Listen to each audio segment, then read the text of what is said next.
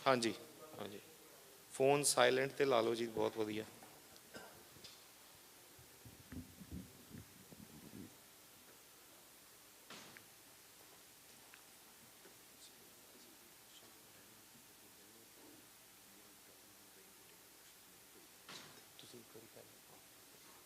During ਦ session ਜੇ by chance ਕਿਸੇ ਨੂੰ ਕੋਈ ਕੁਐਸਚਨ ਹੈਗਾ ਤਾਂ ਪਲੀਜ਼ ਤੁਸੀਂ ਸਲਿੱਪ ਬਣਾ ਕੇ ਉਹ ਤੁਸੀਂ ਮੇਰੇ ਵੱਲ ਭੇਜ ਸਕਦੇ ਹੋ। ਮੈਂ ਇੱਥੇ ਬੈਠਾ ਹੋਵਾਂਗਾ ਆਪੋਜ਼ਿਟ, ਮੈਂ ਇਕੱਠੀਆਂ ਕਰਕੇ ਸਪੀਕਰ ਸਾਹਿਬ ਕੋਲ ਲੈ ਜਾਵਾਂਗਾ।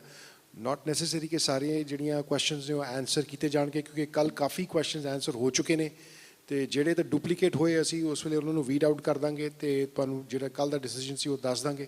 ਬਟ ਅਦਰਵਾਈਜ਼ ਜਿਹੜੇ ਨਵੇਂ ਕੁਐਸਚਨ ਨੇ ਉਹ ਫਿਰ ਸਪੀਕਰ ਸਾਹਿਬ ਕੋਲ ਜਾ ਕੇ ਉਹ ਉਹਨਾਂ ਨੂੰ ਆਨਸਰ ਜਿਸ ਤਰੀਕੇ ਨਾਲ ਸੈਸ਼ਨ ਚੱਲ ਰਿਹਾ ਹੋਏਗਾ ਉਹਦੇ ਮੁਤਾਬਿਕ ਆਨਸਰ ਕਿਸੇ ਨੂੰ ਕਿਸੇ ਦੀ ਡਿਊਟੀ ਲਾ ਸਕਦੇ ਨੇ ਦੇਣ ਲਈ, ਜਾਂ ਆਪ ਉਹਦਾ ਸੁਝਾਅ ਦੇ ਸਕਦੇ ਨੇ। ਹਾਂਜੀ, ਸੋ ਇੱਕ ਲਾਈਵ ਜਾਣ ਤੋਂ ਪਹਿਲਾਂ ਬਾਜਵਾ ਸਾਹਿਬ ਸਾਡੇ ਅੱਗੇ ਕੋਈ ਗੱਲ ਰੱਖਣਾ ਚਾਹੁੰਦੇ ਨੇ। ਹਾਂਜੀ ਬਾਜਵਾ।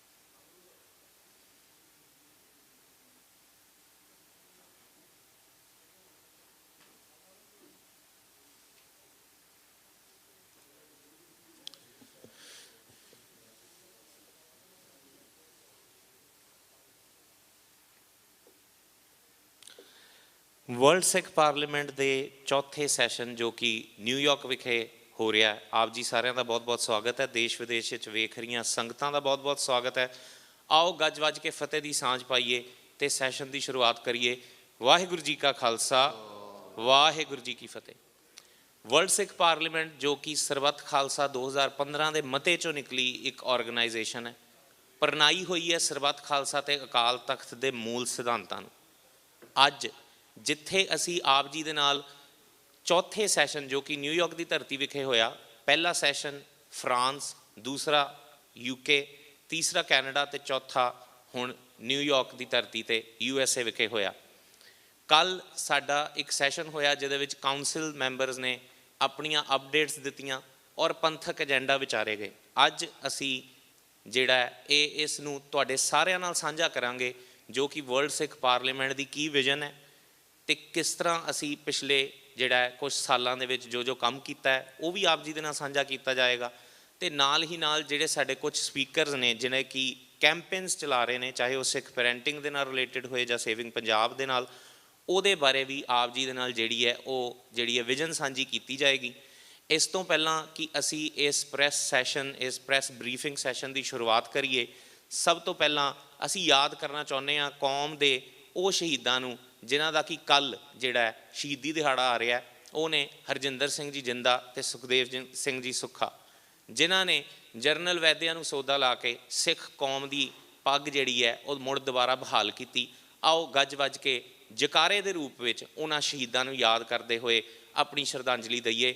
ਬੋਲੇ ਸੋ ਨਿਹਾਲ। ਸੋ ਅੱਜ ਜਿੱਥੇ ਅਸੀਂ ਕੌਮ ਦੇ ਸ਼ਹੀਦਾਂ ਨੂੰ ਯਾਦ ਕਰ ਰਹੇ ਹਾਂ, ਉੱਥੇ ਵਰਤਮਾਨ ਸਮੇਂ ਵਿੱਚ ਸਿੱਖ ਕੌਮ ਦੇ ਦਰਪੇਸ਼ ਚੁਣੌਤੀਆਂ ਅਤੇ ਨਾਲ ਹੀ ਨਾਲ ਜਿਹੜੀਆਂ ਅਚੀਵਮੈਂਟਸ ਨੇ ਉਹਨਾਂ ਦੇ ਬਾਰੇ ਵੀ ਗੱਲ ਕਰਾਂਗੇ। ਇਸ ਤੋਂ ਪਹਿਲਾਂ ਅਸੀਂ ਇਸ ਪ੍ਰੈਸ ਸੈਸ਼ਨ ਦੀ ਸ਼ੁਰੂਆਤ ਕਰੀਏ।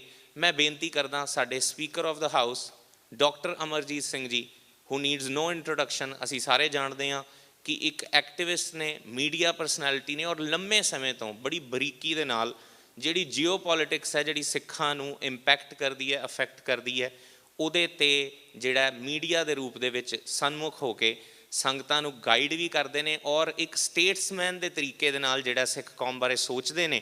ਅਤੇ ਅੱਜ ਅਸੀਂ ਬਹੁਤ ਇਸ ਨੂੰ ਵਡਭਾਗੀ ਆਪਣੇ ਆਪ ਨੂੰ ਸਮਝਦੇ ਹਾਂ ਕਿ ਜਿਨ੍ਹਾਂ ਨੇ ਕੱਲ੍ਹ ਦੇ ਸੈਸ਼ਨ ਵਿੱਚ ਜਿਹੜੀ ਹੈ ਉਹ ਸਾਡੇ ਸਪੀਕਰ ਦੀ ਸੇਵਾ ਨਿਭਾਈ। ਸੋ ਅੱਜ ਅਸੀਂ ਬੇਨਤੀ ਕਰਦੇ ਹਾਂ ਸਪੀਕਰ ਸਾਹਿਬ ਨੂੰ ਕਿ ਅੱਜ ਦੇ ਇਸ ਪ੍ਰੈਸ ਬਰੀਫਿੰਗ ਸੈਸ਼ਨ ਬਾਰੇ ਵੀ ਸੰਗਤਾਂ ਨਾਲ ਇਨਫੋਰਮੇਸ਼ਨ ਦੀ ਜਿਹੜੀ ਹੈ ਉਹ ਸਾਂਝ ਪਾਉਣ, ਅਤੇ ਨਾਲ ਹੀ ਨਾਲ ਥੋੜ੍ਹੇ ਸਮੇਂ ਵਿੱਚ ਸਿੱਖਾਂ ਦੇ ਸਨਮੁਖ, ਸਿੱਖ ਸੰਗਤਾਂ ਦੇ ਸਨਮੁਖ ਵਰਲਡ ਸਿੱਖ ਪਾਰਲੀਮੈਂਟ ਦੀ ਐਂਬਿਸ਼ਨ ਅਤੇ ਉਹਦੇ ਜਿਹੜਾ ਕਹਿ ਲਓ ਵੀ ਕੈਰੈਕਟਰ ਹੈ ਉਹ ਆਪ ਜੀ ਸਾਰਿਆਂ ਦੇ ਸਾਹਮਣੇ ਰੱਖਣ। ਬੇਨਤੀ ਹੈ ਡਾਕਟਰ ਅਮਰਜੀਤ ਸਿੰਘ ਜੀ, ਸਪੀਕਰ ਆਫ ਦਾ ਹਾਊਸ। ਬਲ ਛੁਟਕਿਓ ਬੰਧਨ ਭਰੈ, ਕਛੂ ਨ ਹੋਤ ਉਪਾਏ, ਕਹੁ ਨਾਨਕ ਅਬ ਓਟ ਹਰ, ਗਜ ਜਿਉ ਹੋ ਸਹਾਏ। ਬਲ ਹੋਆ ਬੰਧਨ ਛੁਟੈ, ਸਭ ਕਿਛ ਹੋਤ ਉਪਾਏ, ਨਾਨਕ ਸਭ ਕਿਛ ਤੁਮਰੇ ਹਾਥ ਮੈਂ, ਤੁਮ ਹੀ ਹੋਤ ਸਹਾਏ। ਵਾਹਿਗੁਰੂ ਜੀ ਕਾ ਖਾਲਸਾ, ਵਾਹਿਗੁਰੂ ਜੀ ਕੀ ਫਤਿਹ। ਨਿਊਯਾਰਕ ਸ਼ਹਿਰ ਦੇ ਪਲਾਜ਼ਾ ਲਗਾੜੀਆ ਹੋਟਲ 'ਚ ਆਡੀਟੋਰੀਅਮ ਤੋਂ ਅੱਜ ਦੁਨੀਆ ਭਰ ਤੋਂ ਵਰਲਡ ਸਿੱਖ ਪਾਰਲੀਮੈਂਟ ਦੇ ਡੈਲੀਗੇਟ ਜਿਹੜੇ ਪਿਛਲੇ ਕੱਲ੍ਹ ਤੋਂ ਪੰਥਕ ਵਿਚਾਰਾਂ ਕਰ ਰਹੇ ਸਨ, ਅੱਜ ਫਾਈਨਲ ਸੈਸ਼ਨ ਹੈ ਅਤੇ ਇਹ ਦੁਨੀਆ ਭਰ ਦੇ ਅੱਡ-ਅੱਡ ਟੀਵੀ ਚੈਨਲਸ ਰਾਹੀਂ, ਰੇਡੀਓ ਸਟੇਸ਼ਨਸ ਰਾਹੀਂ ਜਾਂ ਆਉਣ ਵਾਲੇ ਦਿਨਾਂ 'ਚ ਪ੍ਰਿੰਟ ਮੀਡੀਆ ਰਾਹੀਂ ਸਾਡੇ ਵੀਰਾਂ ਭੈਣਾਂ ਤੱਕ ਵਰਲਡ ਸਿੱਖ ਪਾਰਲੀਮੈਂਟ ਦੇ ਇਸ ਚੌਥੇ ਸੈਸ਼ਨ ਦਾ ਸੁਨੇਹਾ ਪਹੁੰਚ ਰਿਹਾ ਹੈ ਔਰ ਪਹੁੰਚੇਗਾ। ਇਸ ਗੱਲ ਦਾ ਵੀ ਸਾਡੀਆਂ ਯਾਦਾਂ ਦੇ ਵਿੱਚ ਠੀਕ ਅੱਜ ਤੋਂ 31 ਵਰ੍ਹੇ ਪਹਿਲਾਂ ਜਦੋਂ ਇੱਥੇ ਅੱਜ ਅਸੀਂ ਗੱਲਬਾਤ ਕਰ ਰਹੇ ਹਾਂ, ਸਾਡੇ ਸਾਊਥ ਏਸ਼ੀਆ ਦੇ ਹੋਰਾਈਜ਼ਨ 'ਤੇ 9 ਅਕਤੂਬਰ ਦੀ ਸਵੇਰ ਹੋਣ ਵਾਲੀ ਹੈ ਅਤੇ ਸਾਡੇ ਦੋ ਕੌਮੀ ਨਾਇਕ, ਮਹਾਨ ਯੋਧੇ, ਖਾਲਿਸਤਾਨੀ ਗਗਨ ਦੇ ਚਮਕਦੇ ਸਿਤਾਰੇ ਭਾਈ ਹਰਜਿੰਦਰ ਸਿੰਘ ਜਿੰਦਾ, ਭਾਈ ਸੁਖਦੇਵ ਸਿੰਘ ਸੁੱਖਾ ਦੀ ਵੀ ਇਹ ਅਖੀਰਲੀ ਰਾਤ ਹੈ ਇਸ ਪਲੈਨਟ 'ਤੇ। ਉਹ ਇਸ ਵੇਲੇ ਨੀਂਦ 'ਚੋਂ ਜਾਗਣ ਵਾਲੇ ਹੋਣਗੇ ਅਤੇ ਜਿਵੇਂ ਉਹਨਾਂ ਨੇ ਸ਼ਹੀਦੀ ਵਾਲੇ ਦਿਨ ਕੀ ਕਰਨਾ ਉਸ ਦਾ ਵੇਰਵਾ ਉਹਨਾਂ ਨੇ ਖੁਦ ਹੀ ਦਿੱਤਾ ਸੀ। ਸਾਡੇ ਮਨ ਦੀਆਂ ਅੱਖਾਂ ਸਾਹਮਣੇ ਮਹਾਰਾਸ਼ਟਰਾ ਦੇ ਪੂਨਾ ਸ਼ਹਿਰ ਦੀ ਯਰਬਦਾ ਜੇਲ੍ਹ, ਜਿੱਥੇ ਇਹ ਯੋਧੇ ਅਖੀਰਲੀ ਰਾਤ ਦੇ ਵਿੱਚ ਗੁਰੂ ਦੀ ਗੋਦ ਜਿਹੜੀ ਕਿ ਅਰਲੀ ਮਾਰਨਿੰਗ ਆਵਰਸ 9 ਅਕਤੂਬਰ ਦੀ ਸਵੇਰ ਨੂੰ ਸ਼ਹੀਦੀ ਦੀ ਦਾਤ ਉਹਨਾਂ ਨੂੰ ਮਿਲਣੀ ਹੈ, ਔਰ ਜਿੱਥੇ 2 ਦਿਨਾਂ ਤੋਂ ਇਹਨਾਂ ਦੇ ਇੱਥੋਂ ਦੇ ਸੈਸ਼ਨ ਦੇ ਵਿੱਚ ਖਾਲਿਸਤਾਨ ਜ਼ਿੰਦਾਬਾਦ ਗੂੰਜਿਆ, ਇਸ ਗੱਲ ਦਾ ਧਿਆਨ ਰਹੇ ਕਿ ਉਹ ਦੋਵੇਂ ਯੋਧੇ ਖਾਲਿਸਤਾਨ ਜ਼ਿੰਦਾਬਾਦ ਅਤੇ ਝੂਲ 'ਤੇ ਨਿਸ਼ਾਨ ਰਹੇ ਪੰਥ ਮਹਾਰਾਜ ਕੇ ਇਹ ਜੈਕਾਰੇ ਨਾਅਰੇ ਲਾਉਂਦਿਆਂ ਹੋਇਆਂ ਫਾਂਸੀ ਦੇ ਤਖਤੇ ਵੱਲ ਵਧੇ ਸਨ। ਔਰ ਉਹਨਾਂ ਦੀ ਜੇ ਅਸੀਂ ਅਖੀਰਲੀ ਖਾਹਿਸ਼ ਜਿਹੜੀ ਉਹਨਾਂ ਨੇ ਕੌਮ ਨੂੰ ਇਕਜੁੱਟ ਹੋ ਕੇ ਖਾਲਿਸਤਾਨ ਦਾ ਨਿਸ਼ਾਨਾ ਹਾਸਲ ਕਰਨ ਦੀ ਆਪਣੀ ਚਾਹਨਾ ਦਿੱਤੀ ਸੀ, ਅਤੇ ਜਦੋਂ ਅਸੀਂ ਮੌਤ ਨੂੰ ਕਲੋਲਾਂ ਕਰਨ ਦਾ ਮੁਹਾਵਰਾ ਪੰਜਾਬੀ ਜ਼ਬਾਨ 'ਚ ਵਰਤਦੇ ਹਾਂ ਅਤੇ ਉਹਨਾਂ ਦਾ ਜਲਾਦ ਨਾਲ ਕੀਤਾ ਉਹ ਜਿਸ ਅੰਦਾਜ਼ ਦੇ ਵਿੱਚ ਕਿ ਭਾਈ ਅਸੀਂ ਤੇਰਾ ਮੂੰਹ ਮਿੱਠਾ ਕਰਵਾਉਣਾ, ਤੂੰ ਅੱਜ ਉਸ ਪੁਜਾਰੀ ਦਾ ਕੰਮ ਕਰ ਰਿਹਾ, ਉਸ ਗ੍ਰੰਥੀ ਦਾ ਕੰਮ ਕਰ ਰਿਹਾ, ਉਸ ਰਿਬਾਈ ਦਾ ਕੰਮ ਕਰ ਰਹੇ ਹਾਂ, ਜਿਹੜਾ ਮੌਤ ਲਾੜੀ ਦਾ ਸਾਡੇ ਨਾਲ ਵਿਆਹ ਕਰਵਾ ਰਹੇ। ਸੋ ਇਹ ਸਾਡੇ ਲਈ ਅਹਿਮੀਅਤ ਵਾਲਾ ਦਿਨ ਹੈ। ਔਰ ਜਦੋਂ ਅਸੀਂ ਜੀਓ ਪੋਲੀਟੀਕਲ ਸਿਨੇਰੀਓ ਦੇ ਵਿੱਚ ਗੱਲ ਕਰਦੇ ਤਾਂ ਫਿਰ ਜਿਵੇਂ ਇਹਨਾਂ ਪਿਛਲੇ ਦਿਨਾਂ ਦੇ ਵਿੱਚ ਜੇ ਅਸੀਂ 18 ਮਾਰਚ ਤੋਂ ਗੱਲ ਸ਼ੁਰੂ ਕਰੀਏ, 18 ਮਾਰਚ ਨੂੰ ਭਾਈ ਅੰਮ੍ਰਿਤਪਾਲ ਸਿੰਘ ਤੇ ਉਹਨਾਂ ਦੇ ਸਾਥੀਆਂ ਦੇ ਖਿਲਾਫ ਗ੍ਰਿਫਤਾਰੀ ਦੀ ਨੌਟੰਕੀ ਭਾਰਤੀ ਏਜੰਸੀਆਂ ਸ਼ੁਰੂ ਕਰਦੀਆਂ ਨੇ। 18 ਜੂਨ ਨੂੰ ਜਿਸ ਅੰਦਾਜ਼ ਦੇ ਵਿੱਚ ਭਾਈ ਅਵਤਾਰ ਸਿੰਘ ਖੰਡਾ ਕੈਮੀਕਲ ਵੈਪਨ ਰਾਹੀਂ ਸ਼ਹੀਦ ਕੀਤੇ ਜਾਂਦੇ ਨੇ ਯੂਕੇ ਬਰਮਿੰਘਮ ਦੀ ਧਰਤੀ ਤੇ ਠੀਕ 18 ਸਤੰਬਰ ਵਾਲੇ ਦਿਨ ਹੀ ਕੈਨੇਡਾ ਦੀ ਪਾਰਲੀਮੈਂਟ 'ਚ ਆਟਵਾ 'ਚ ਖਲੋ ਕੇ ਜਸਟਨ ਟਰੂਡੋ ਉਸ ਫਰਜ਼ੀ ਜਮਹੂਰੀਅਤ, ਉਸ ਰੌਕ ਸਟੇਟ ਭਾਰਤ ਦਾ ਪਰਦਾਫਾਸ਼ ਕਰਦੇ ਨੇ ਜਿਸ ਨੇ ਦੁਨੀਆ ਨੂੰ ਲੰਮੇ ਵਕਤ ਤੋਂ ਸਭ ਤੋਂ ਵੱਡੀ ਜਮਹੂਰੀਅਤ ਦਾ ਜਿਹੜਾ ਆਪਣਾ ਦਾਅਵੇ ਦਾ ਢੋਲ ਹੈ ਉਹ ਬੜਾ ਉੱਚੀ ਵਜਾਇਆ ਹੋਇਆ ਸੀ। ਇਹ ਤਿੰਨੋਂ ਡੇਟ ਲਾਈਨਸ ਕਰੰਟ ਪੀਰੀਅਡ ਦੀਆਂ ਨੇ, ਪਰ ਇਸ ਦੇ ਪਸਮੰਜਰ ਵਿੱਚ, ਇਸ ਦੇ ਪਿਛੋਕੜ ਵਿੱਚ ਦੇਖੀਏ ਤੇ ਜਦੋਂ ਅਸੀਂ ਵਰਲਡ ਸਿੱਖ ਪਾਰਲੀਮੈਂਟ ਜਿਸ ਦਾ ਚੌਥਾ ਸੈਸ਼ਨ ਹੈ, ਇਸ ਵਰਲਡ ਸਿੱਖ ਪਾਰਲੀਮੈਂਟ ਦਾ ਕਾਨਸੈਪਟ 2015 ਦੇ ਵਿੱਚ ਇਸ ਗੱਲ ਦਾ ਧਿਆਨ ਰਹੇ ਕਿ ਪੋਸਟ 15 ਅਗਸਤ 1947 ਬੇਸ਼ੱਕ ਜੇ ਅਸੀਂ ਉਸ ਖਿੱਤੇ ਦੇ ਵਿੱਚ ਸਿੱਖ ਵਿਚਾਰਧਾਰਾ ਦੇ ਦੁਸ਼ਮਣ ਦੀ ਗੱਲ ਕਰੀਏ, ਇਨਸਾਨੀਅਤ ਦੇ ਕਾਤਲ ਦੀ ਗੱਲ ਕਰੀਏ ਤੇ ਉਸ ਨੂੰ ਗੁਰੂ ਨਾਨਕ ਸਾਹਿਬ ਨੇ ਡਿਫਾਈਨ ਕੀਤਾ ਸੀ, ਮੱਥਾ ਟਿੱਕਾ ਤੇੜ ਧੋਤੀ ਕਾ ਖਾਈ, ਹੱਥ ਛੁਰੀ ਜਗਤ ਕਸਾਈ। ਜਗਤ ਕਸਾਈ ਬੁੱਚਰ ਆਫ ਦਾ ਵਰਲਡ। ਇਹ ਗੱਲ ਸਾਨੂੰ ਸਮਝ ਨਹੀਂ ਆਈ। 10ਵੇਂ ਪਾਤਸ਼ਾਹ ਨੇ ਫਿਰ ਸਟੈਂਪ ਕੀਤਾ, ਜਬ ਲਗ ਖਾਲਸਾ ਰਹਿ ਨਿਆਰਾ, ਤਬ ਲਗ ਤੇਜ ਦਿਓ ਮੈਂ ਸਾਰਾ, ਜਬ ਇਹ ਗਹੇ ਵਿਪਰਨ ਕੀ ਰੀਤ, ਮੈਂ ਨਾ ਕਰੂੰ ਇਨਕੀ ਪ੍ਰਤੀਤ। ਵਿਪਰ ਬ੍ਰਾਹਮਣ। ਔਰ ਠੀਕ ਇਹ ਵਿਪਰ ਜਿਹਦੇ ਕੋਲ 5 ਸਦੀਆਂ ਤੋਂ ਰਾਜ ਸ਼ਕਤੀ ਨਹੀਂ ਸੀ, 15 ਅਗਸਤ 1947 ਨੂੰ ਇਹਨਾਂ ਦੇ ਕੋਲ ਪੋਲੀਟੀਕਲ ਪਾਵਰ ਆਈ। ਇਹਨਾਂ ਨੇ 10 ਅਕਤੂਬਰ 1947 ਨੂੰ ਸਿੱਖਾਂ ਨੂੰ ਜ਼ਰਾਇਮ ਪੇਸ਼ਾ ਕਬੀਲਾ, ਕ੍ਰਿਮੀਨਲ ਟਰਾਈਬ ਐਲਾਨਿਆ ਤੇ ਠੀਕ 37 ਸਾਲ ਬਾਅਦ ਜੂਨ 84 ਦੇ ਪਹਿਲੇ ਹਫਤੇ ਇੰਡੀਅਨ ਸਟੇਟ ਨੇ ਅਨਡਿਕਲੇਅਰਡ ਵਾਰ ਸਿੱਖਾਂ ਦੇ ਉੱਤੇ ਭਰਪਾ ਕੀਤੀ, ਜਿਸ ਨੂੰ ਸਾਡੇ ਲਹਿੰਦੇ ਪੰਜਾਬ ਦੇ ਸ਼ਾਇਰ ਅਫਜ਼ਲ ਅਹਿਸਨ ਰੰਧਾਵਾ ਨੇ ਕਿਹਾ ਕਿ ਵੈਰੀਆਂ ਕੱਢ ਵਿਖਾਲਿਆ 5 ਸਦੀਆਂ ਦਾ ਵੈਰ। ਇਹ 5 ਸਦੀਆਂ ਦਾ ਵੈਰ ਇਹਨਾਂ ਦੇ ਕੋਲ ਪੋਲੀਟੀਕਲ ਪਾਵਰ ਆਈ। ਜ਼ਾਹਰ ਹੈ ਕਿ ਜਿਹੜੇ ਦੁਨੀਆ ਭਰ ਦੇ ਵਿੱਚ ਇਸ ਪਾਰਲੀਮੈਂਟ, ਵਰਲਡ ਸਿੱਖ ਪਾਰਲੀਮੈਂਟ ਦੀ ਇਸ ਕਾਰਵਾਈ ਨੂੰ ਦੇਖ ਰਹੇ ਨੇ, ਵਾਕਫ ਨੇ ਕਿ ਹਰ ਹੀਲਾ 47 ਤੋਂ 84 ਤੱਕ 37 ਵਰੇ ਸਿੱਖ ਕੌਮ ਨੇ ਵਰਤਿਆ ਜਸਟਿਸ ਲੈਣ ਲਈ, ਉਸ ਗੱਲ ਲਈ ਜੋ ਇਹਨਾਂ ਦੇ ਇਕਰਾਰ ਸਨ।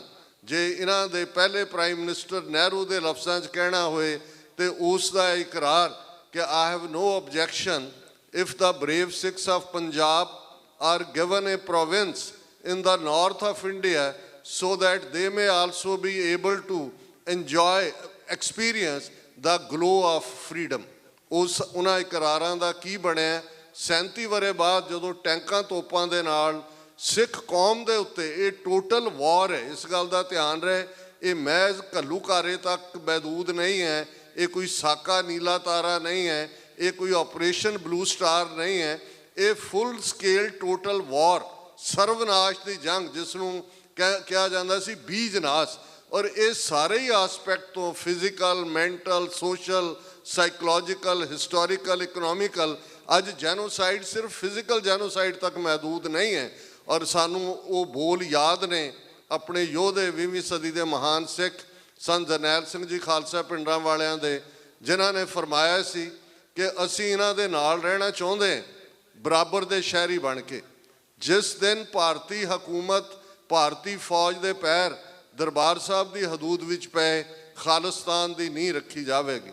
ਜ਼ਾਹਰ ਹੈ ਜੂਨ 84 ਦਾ ਪਹਿਲਾ ਹਫਤਾ ਸਾਡਾ ਫਾਈਨਲ ਵਾਟਰਸ਼ੈਡ ਸੀ ਸਿੱਖ ਕੌਮ ਔਰ ਇੰਡੀਅਨ ਸਟੇਟ ਦੀ ਰਿਲੇਸ਼ਨਸ਼ਿਪ ਦੇ ਵਿੱਚ। ਖਾਲਿਸਤਾਨ ਦਾ ਨਕਸ਼ਾ, ਖਾਲਿਸਤਾਨ ਦਾ ਮੁੱਦਾ, ਇਹ ਸਾਰੇ ਜੇ 39 ਵਰੇ ਤੋਂ ਅਸੀਂ ਦੇਖੀਏ ਤੇ ਇਸ ਦੀ ਨੀਂਹ ਤਾਂ ਜੂਨ 84 ਦੇ ਪਹਿਲੇ ਹਫਤੇ 'ਚ ਰੱਖੀ ਜਾਂਦੀ ਹੈ, ਪਰ ਉਸ ਖੰਡਰਾਤ ਬਣਾਏ ਗਏ ਅਕਾਲ ਤਖਤ ਤੇ 26 ਜਨਵਰੀ 1986 ਦਾ ਪਹਿਲਾ ਸਰਬੱਤ ਖਾਲਸਾ ਜਿਹੜਾ ਦਮਦਮੀ ਟਕਸਾਲ ਵੱਲੋਂ ਸੱਦਿਆ ਜਾਂਦਾ ਹੈ, ਉਸ ਦੇ ਵਿੱਚ ਲੱਖਾਂ ਦੇ ਉਸ ਇਕੱਠ ਦੇ ਵਿੱਚ 5 ਮੈਂਬਰੀ ਪੰਥਕ ਕਮੇਟੀ ਬਾਬਾ ਗੁਰਬਚਨ ਸਿੰਘ ਮਾਨੋਚਾਲ ਦੀ ਅਗਵਾਈ ਵਿੱਚ ਬਣਾਈ ਜਾਂਦੀ ਹੈ, ਜਿਹੜੀ ਪੰਥ ਨੂੰ ਅਗਵਾਈ ਦੇਗੀ। ਔਰ ਉਸ ਪੰਥਕ ਕਮੇਟੀ ਵੱਲੋਂ 29 ਅਪ੍ਰੈਲ 1986 ਨੂੰ ਖਾਲਿਸਤਾਨ ਦਾ ਐਲਾਨਨਾਮਾ ਜਾਰੀ ਕਰਕੇ ਫਾਈਨਲੀ ਜਿਸ ਦੇ ਵਿੱਚ ਇਹ ਕਿਹਾ ਗਿਆ ਹੈ ਕਿ ਅਸੀਂ ਦੁਨੀਆ ਦੀਆਂ ਸਰਕਾਰਾਂ, ਯੂਨਾਈਟਿਡ ਨੇਸ਼ਨਸ, ਨੈਟੋ, ਇਹਨਾਂ ਸਾਰੇ ਪਲੇਟਫਾਰਮਸ ਨੂੰ ਅਪੀਲ ਕਰਦੇ ਹਾਂ ਕਿ ਖਾਲਿਸਤਾਨ ਨੂੰ ਮਾਨਤਾ ਦਿੱਤੀ ਜਾਏ। ਔਰ ਭਾਰਤ ਸਰਕਾਰ ਨੂੰ ਵੀ ਕਿਹਾ ਗਿਆ ਕਿ ਅਸੀਂ ਅਜਾਈਂ ਲਹੂ ਡੋਲਣ ਦੇ ਹੱਕ ਵਿੱਚ ਨਹੀਂ ਤੇ ਹਰ ਮਸਲੇ ਦਾ ਹੱਲ ਗੱਲਬਾਤ ਰਾਹੀਂ ਚਾਹੁੰਦੇ ਹਾਂ। ਸੋ ਇਹ ਸਾਡਾ ਖਾਲਿਸਤਾਨ ਦੇ ਸਫ਼ਰ ਦੀ ਬਿਲਕੁਲ ਕਲੀਅਰ ਸ਼ੁਰੂਆਤ ਸੀ। 2015 ਤੱਕ ਆਉਂਦਿਆਂ ਅਸੀਂ ਦੇਖਦੇ ਹਾਂ ਕਿ ਜਿੱਥੇ ਉਹਨਾਂ ਨੇ ਗੁਰੂ ਗ੍ਰੰਥ, ਗੁਰੂ ਪੰਥ ਦੇ ਖਿਲਾਫ ਪਹਿਲੇ ਦਿਨ ਤੋਂ ਹੀ 15 ਅਗਸਤ ਤੋਂ ਇਮੀਡੀਏਟ ਬਾਅਦ 10 ਅਕਤੂਬਰ ਦੇ ਸਰਕੂਲਰ ਦੀ ਅਸੀਂ ਗੱਲ ਕਰਦੇ ਹਾਂ, ਜੰਗ ਵਿੱਢ ਦਿੱਤੀ ਸੀ।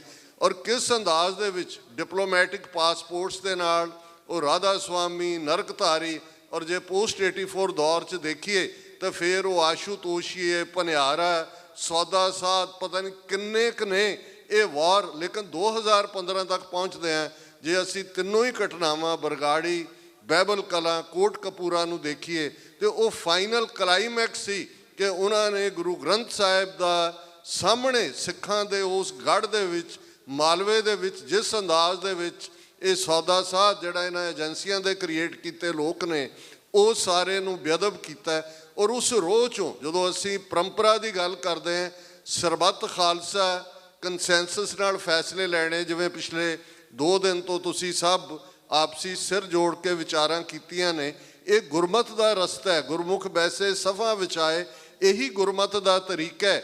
ਔਰ ਇਸੇ ਤਰੀਕੇ ਨੂੰ ਜਦੋਂ 26 ਜਨਵਰੀ 1986 ਦਾ ਪਹਿਲਾ ਸਰਬੱਤ ਖਾਲਸਾ ਸ਼ਾਇਦ ਸਦੀਆਂ ਬਾਅਦ ਹੋਇਆ, ਤੇ ਇਹ ਵੀ ਰੂਟਸ ਵੱਲ ਮੁੜਨ ਦੀ ਗੱਲ ਸੀ। ਔਰ 2015 'ਚ ਜਦੋਂ ਇਹ ਸਭ ਵਾਪਰ ਰਿਹਾ ਸੀ, ਇੱਕ ਬੇਬਸੀ ਦਾ ਆਲਮ ਸੀ, ਆਪਣੇ ਗੁਰੂ, ਆਪਣੇ ਇਸ਼ਟ ਦੀ ਬੇਅਦਬੀ ਨੂੰ ਕੋਈ ਸਿੱਖ ਸਹਾਰ ਨਹੀਂ ਸਕਦਾ, ਉਹ ਜਾਨਾਂ ਕੁਰਬਾਨ ਕਰ ਦਿੰਦੇ ਨੇ।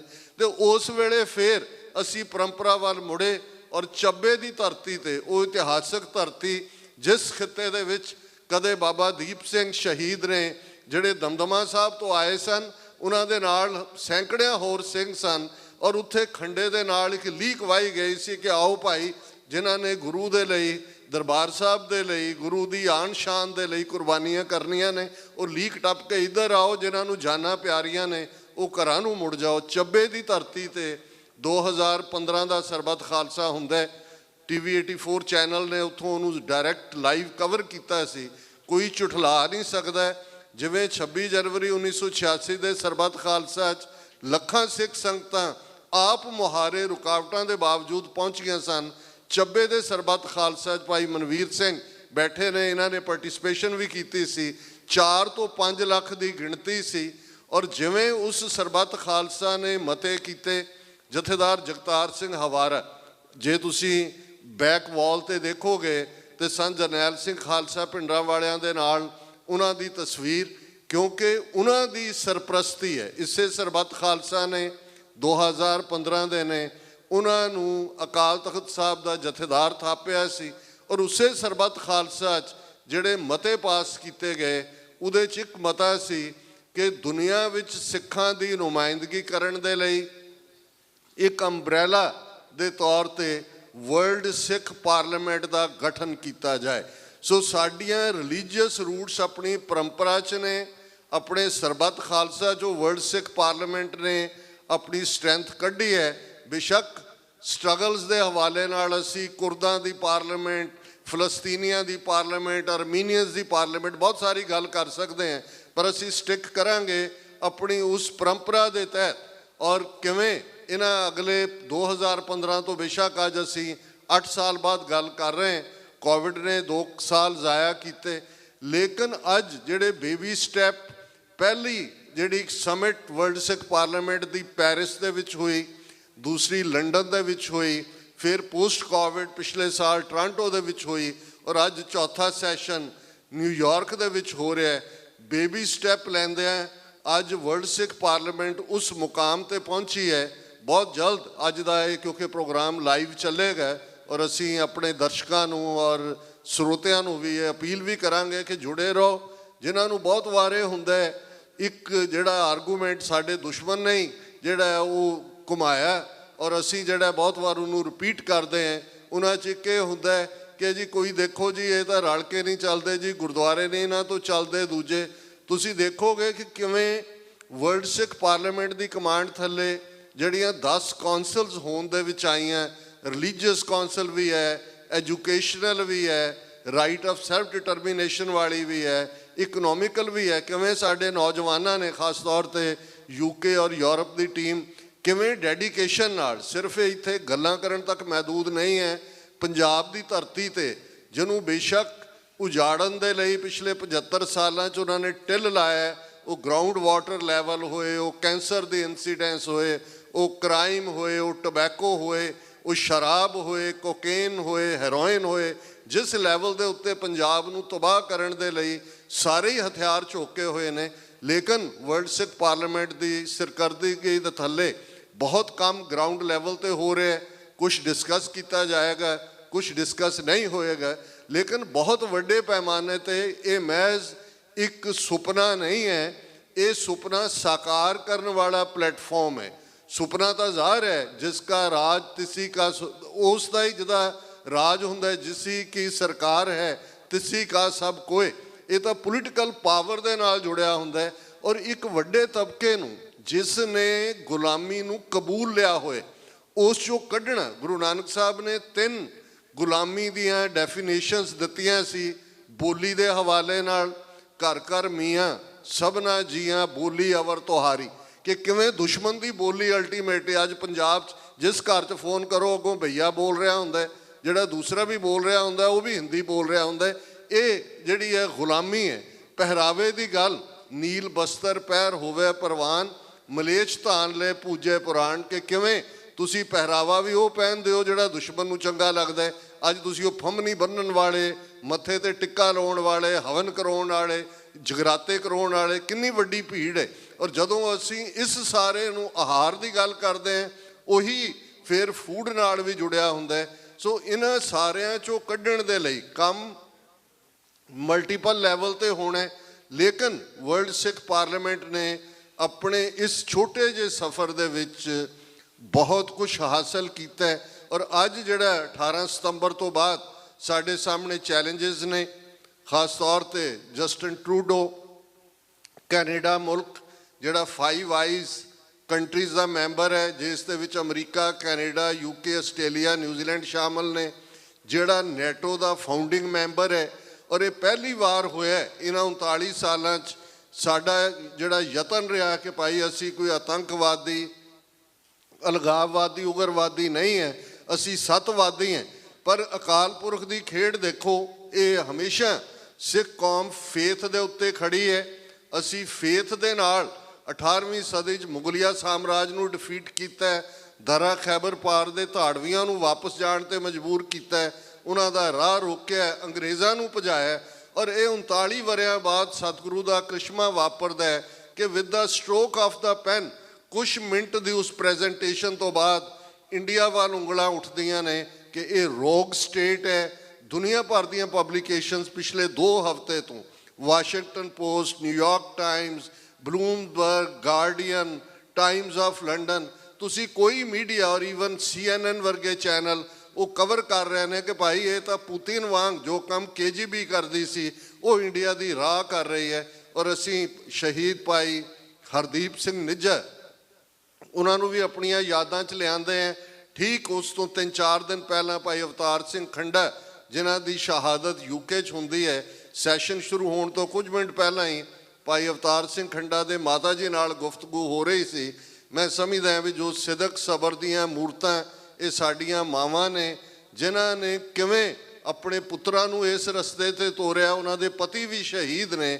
ਔਰ ਅਸੀਂ ਜਦੋਂ ਭਾਈ ਪਰਮਜੀਤ ਸਿੰਘ ਪੰਜਵੜ ਦਾ ਜ਼ਿਕਰ ਕਰਦੇ ਹਾਂ, ਸਾਡੇ ਸਟਰਗਲ ਦਾ ਉਹ ਬਹਾਦਰ ਯੋਧਾ ਜਿਨ੍ਹਾਂ ਨੇ 3 ਦਹਾਕੇ ਕੌਮ ਨੂੰ ਲੀਡ ਕੀਤਾ ਲਾਹੌਰ ਦੇ ਵਿੱਚ, ਕਿਵੇਂ ਇਹੀ ਰਾਹ ਦੀ ਗੰਦੀ ਖੇਡ, ਪਹਿਲਾਂ ਭਾਈ ਪਰਮਜੀਤ ਸਿੰਘ ਪੰਜਵੜ, ਫਿਰ ਭਾਈ ਅਵਤਾਰ ਸਿੰਘ ਖੰਡਾ, ਫਿਰ ਭਾਈ ਹਰਦੀਪ ਸਿੰਘ ਨਿੱਜਰ, ਔਰ ਉਹਨਾਂ ਦੀਆਂ ਕਿਲਿੰਗ ਗੈਂਗਸ ਹੁਣੇ ਸਾਹਮਣੇ ਆ ਰਿਹਾ। FBI ਨੇ ਕਿਵੇਂ ਕਿੰਨਿਆਂ ਨੂੰ ਵਾਰਨ ਕੀਤਾ। ਔਰ ਇਸ ਦੇ ਨਾਲ ਅਸੀਂ ਸਮਝਦੇ ਹਾਂ ਕਿ ਇਹ ਜਿਹੜੀ ਸਾਰੀ ਤਬਦੀਲੀ ਇਹਨਾਂ 2 ਹਫ਼ਤਿਆਂ ਦੇ ਵਿੱਚ ਹੋਈ ਹੈ, ਇਹ ਬੜੀਆਂ ਕ੍ਰੂਸ਼ਲ ਮੋਮੈਂਟਸ ਨੇ। ਸਿੱਖਸ ਫਾਰ ਜਸਟਿਸ ਜਿਸ ਨੇ ਖਾਲਿਸਤਾਨ ਰੈਫਰੈਂਡਮ ਦੇ ਕੈਂਪੇਨ ਰਾਹੀਂ ਇਹ ਮਿੱਥ ਵੀ ਤੋੜਿਆ ਭਾਰਤੀ ਹਕੂਮਤ ਦਾ ਕਿ ਐਵੇਂ ਇਹ ਚੰਦ ਲੋਕ ਨੇ, ਦੁਕਾਨਾਂ ਇਹਨਾਂ ਨੇ ਚਲਾਈਆਂ ਹੋਈਆਂ ਨੇ। ਅੱਜ ਉਸ ਆਸਟ੍ਰੇਲੀਆ ਦੀ ਧਰਤੀ ਤੋਂ ਲੈ ਕੇ ਉਹ ਮੈਲਬਰਨ ਹੋਏ, ਸਿਡਨੀ ਹੋਏ, ਬ੍ਰਿਸਬੇਨ ਹੋਏ, ਵੈਨਕੂਵਰ ਔਰ ਟੋਰਾਂਟੋ ਤੱਕ ਜਿਹੜੇ ਜਿੱਥੇ ਖਾਲਿਸਤਾਨ ਦੇ ਰੈਫਰੈਂਡਮ ਹੋਏ, ਲੱਖਾਂ ਦੀ ਗਿਣਤੀ 'ਚ ਸਿੱਖ ਨਿਕਲੇ। ਸੋ ਇਹ ਜਿਹੜੀ ਅੱਜ ਦੀ ਸਾਡੀ ਓਪਰਚੁਨ ਮੂਵਮੈਂਟ ਹੈ, ਇਹ ਉਸ ਦੌਰ 'ਚ ਦਾਖਲ ਹੋ ਚੁੱਕੀ ਹੈ ਜਿਵੇਂ ਸਾਨੂੰ ਦਸਤਕ ਦੇ ਰਿਹਾ ਹੈ ਸਾਡਾ ਕੌਮੀ ਨਿਸ਼ਾਨਾ ਖਾਲਿਸਤਾਨ।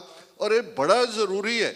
ਅਲਟੀਮੇਟਲੀ ਕੌਮਾਂ ਦੀ ਜ਼ਿੰਦਗੀ ਦੇ ਵਿੱਚ ਉਹ ਮੌਕੇ ਆਉਂਦੇ ਨੇ। ਔਰ ਜਿਵੇਂ ਮੈਂ ਕੱਲ੍ਹ ਵੀ ਕਿਹਾ ਸੀ, ਸਾਡੇ ਬਾਰੇ ਅਕਸਰ ਜਿਹੜੇ ਦੁਨੀਆ ਦੇ ਸਟੇਟਸਮੈਨ ਲਾਈਕ ਹਿਸਟੋਰੀਅਨ ਨੇ, ਚਰਚਲ ਵਰਗੇ, ਉਹ ਹਮੇਸ਼ਾ ਇਹ ਸ਼ਾਇਦ ਕਹਿੰਦੇ ਨੇ ਕਿ we don't miss an opportunity to miss an opportunity, ਕਿ ਅਸੀਂ ਮੌਕਾ ਗਵਾਉਣ ਦਾ ਕੋਈ ਮੌਕਾ ਹੱਥੋਂ ਨਹੀਂ ਜਾਣ ਦਿੰਦੇ। ਪਰ ਇਸ ਵਾਰ ਅਸੀਂ ਇਵੇਂ ਨਹੀਂ ਹੋਣ ਦੇਣਾ। ਕੰਸੈਂਸਸ ਦੇ ਨਾਲ ਫੈਸਲੇ ਲੈਣਾ ਗੁਰਮਤ ਦੀ ਪਰੰਪਰਾ ਹੈ। ਵਰਲਡ ਸਿੱਖ ਪਾਰਲੀਮੈਂਟ ਨੇ ਉਹ ਰਾਹ ਜਿਹੜਾ ਹੈ ਉਹ ਪੱਧਰਾ ਵੀ ਕੀਤਾ, ਰੁਸ਼ਨਾਇਆ ਵੀ ਹੈ। ਸੁਗੰਧ ਸਮੀਰ ਦੀਆਂ ਇਹ ਲਾਈਨਾਂ ਮੈਂ ਅਕਸਰ ਦੁਹਰਾਉਂਦਾ, ਝਲਕ ਸੁੰਦਰ ਤੋਂ ਰੋਸ਼ਨ ਪੰਦ ਹੋਏ ਕੀ ਗਮ ਜੇ ਸਿਰ 'ਤੇ ਪੰਡਾਂ ਭਾਰੀਆਂ ਨੇ।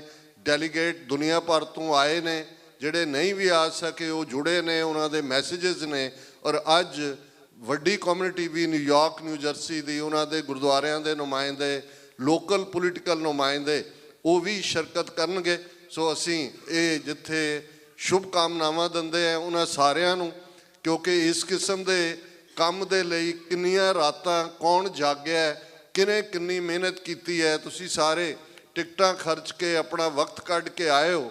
ਔਰ ਅਸੀਂ ਜਿੱਥੇ ਤੁਹਾਨੂੰ ਸਭ ਨੂੰ ਮੁਬਾਰਕਬਾਦ ਦਿੰਦੇ ਹਾਂ ਕਿ ਭਾਈ ਇਹ ਪੇਸ਼ਕਦਮੀ ਤੁਸੀਂ ਕੀਤੀ ਹੈ, ਉੱਥੇ ਅਸੀਂ ਆਪਣੇ ਜਥੇਦਾਰ ਜਗਤਾਰ ਸਿੰਘ ਹਵਾਰਾ, ਜਿਨ੍ਹਾਂ ਨੂੰ ਤਿਹਾੜ ਜੇਲ੍ਹ 'ਚੋਂ ਉਹਨਾਂ ਨੇ ਹੁਣ ਯੂਪੀ ਦੀ ਕਿਸੇ ਜੇਲ੍ਹ ਦੇ ਵਿੱਚ ਗਾਜ਼ੀਆਬਾਦ ਸ਼ਾਇਦ ਸ਼ਿਫਟ ਕੀਤਾ, ਕਨੈਕਸ਼ਨ ਵੀ ਘਟੇ ਹੋਏ ਨੇ।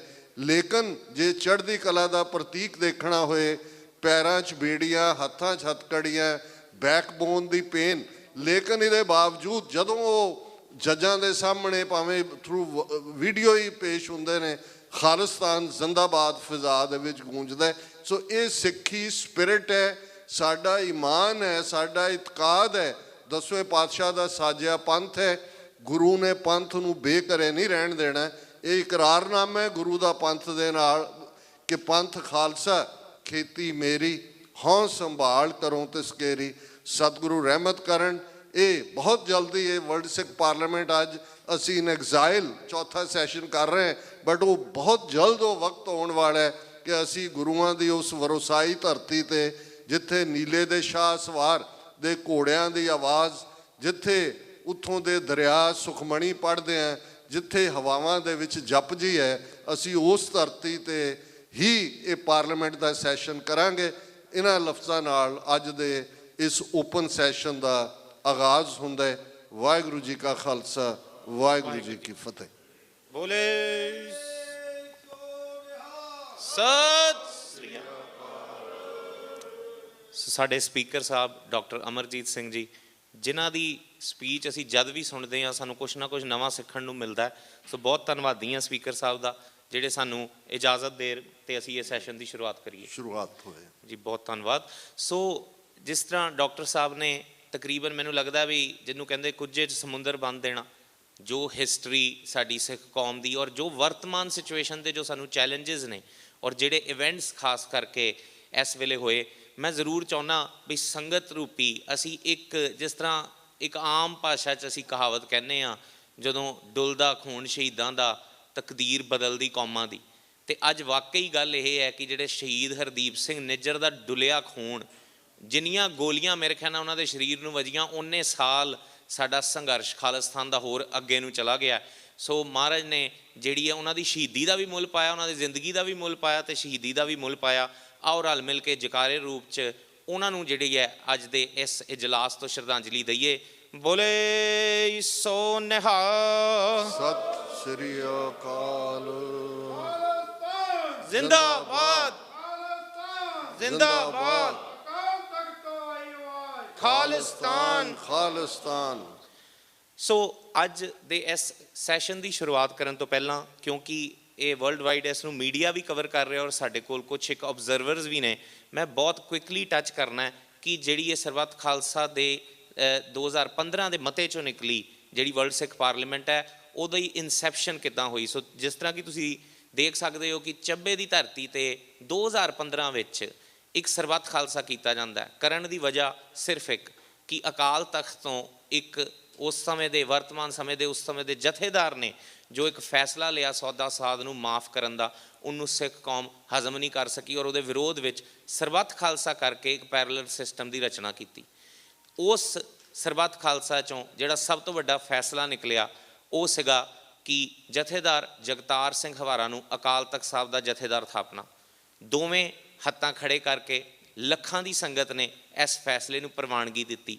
ਨਾਲ ਹੀ ਨਾਲ ਮਤੇ ਰੂਪਾਂ ਵਿੱਚ 5ਵਾਂ ਨੰਬਰ ਮਤਾ, ਜਿਸ ਦੇ ਵਿੱਚ ਵਰਲਡ ਸਿੱਖ ਪਾਰਲੀਮੈਂਟ ਦੀ ਰਚਨਾ ਕਰਨ ਵਾਸਤੇ ਜਿਹੜਾ ਸਿੱਖ ਕੌਮ ਨੂੰ ਤਤਪਰ ਹੋਣ ਲਈ ਕਿਹਾ।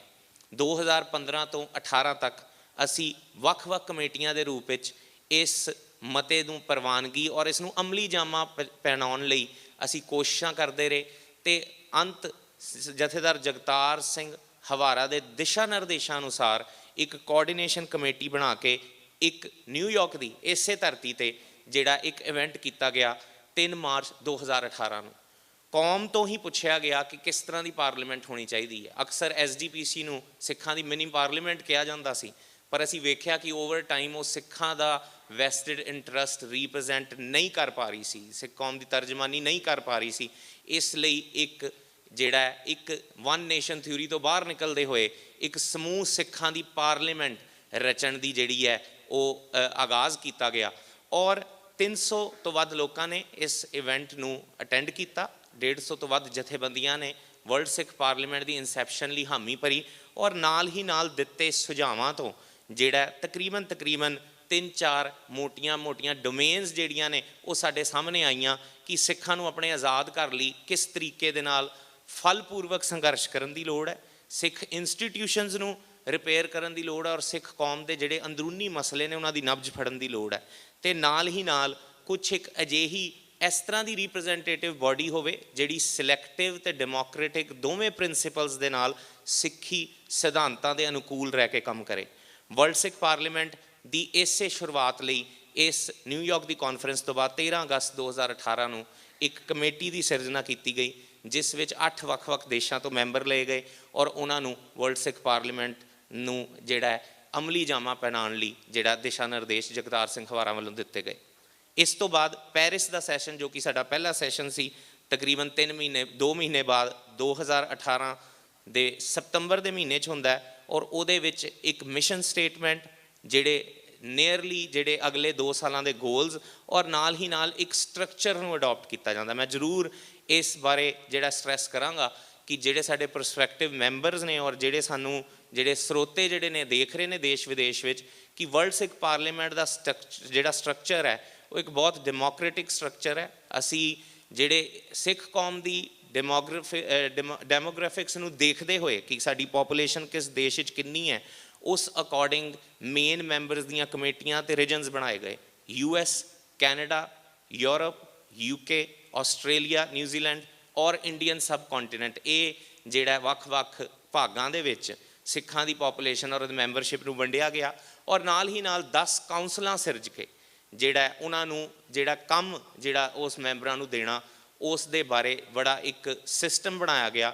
ਔਰ ਇਹ 10 ਕਾਉਂਸਲਾਂ ਜੇ ਮੈਂ ਗੱਲ ਕਰਾਂ, ਇਹਦੇ ਵਿੱਚ ਸਿੱਖ self determination the council, religious council, civil and human rights council, finance council, education council ਔਰ ਇੰਟਰਨਲ ਹੋਮ ਅਫੇਅਰ ਕਾਉਂਸਿਲ ਅਤੇ ਵੈਲਫੇਅਰ ਕਾਉਂਸਿਲ, ਇਹੋ ਜਿਹੀਆਂ ਕਾਉਂਸਲਾਂ ਰਚੀਆਂ ਗਈਆਂ ਤਾਂ ਕਿ ਹਰ ਇਨਸਾਨ, ਹਰ ਸਿੱਖ ਵੱਖ-ਵੱਖ ਡੋਮੇਨਸ ਦੇ ਕੰਮ ਕਰ ਸਕੇ ਇੱਕੋ ਨਿਸ਼ਾਨ ਦੇ ਥੱਲੇ, ਵਰਲਡ ਸਿੱਖ ਪਾਰਲੀਮੈਂਟ ਦੇ ਥੱਲੇ। ਇਹਦਾ ਇੱਕ ਡੈਮੋਕ੍ਰੇਟਿਕ ਪ੍ਰੋਸੈਸ ਵੀ ਬਣਾਇਆ ਗਿਆ ਤਾਂ ਕਿ ਹਰ ਮੈਂਬਰ ਦੇ ਕੋਲ ਇਕੁਅਲ ਪਾਵਰਸ ਹੋਣ ਡਿਸੀਜਨ ਮੇਕਿੰਗ ਦੀਆਂ, ਜਿਸ ਨੂੰ ਕਿ ਸੁਪਰੀਮ ਐਗਜ਼ੈਕਟਿਵ ਕਾਉਂਸਿਲ ਦੇ ਰੂਪ ਦੇ ਵਿੱਚ ਐਗਜ਼ੀਕਿਊਟ ਕੀਤਾ ਗਿਆ ਤਾਂ ਕਿ ਜਿਹੜੀ ਡਿਸੀਜਨ ਮੇਕਿੰਗ ਹੈ ਉਹ ਸਾਰਿਆਂ ਦੀ ਸਾਂਝੀ ਹੋ ਸਕੇ।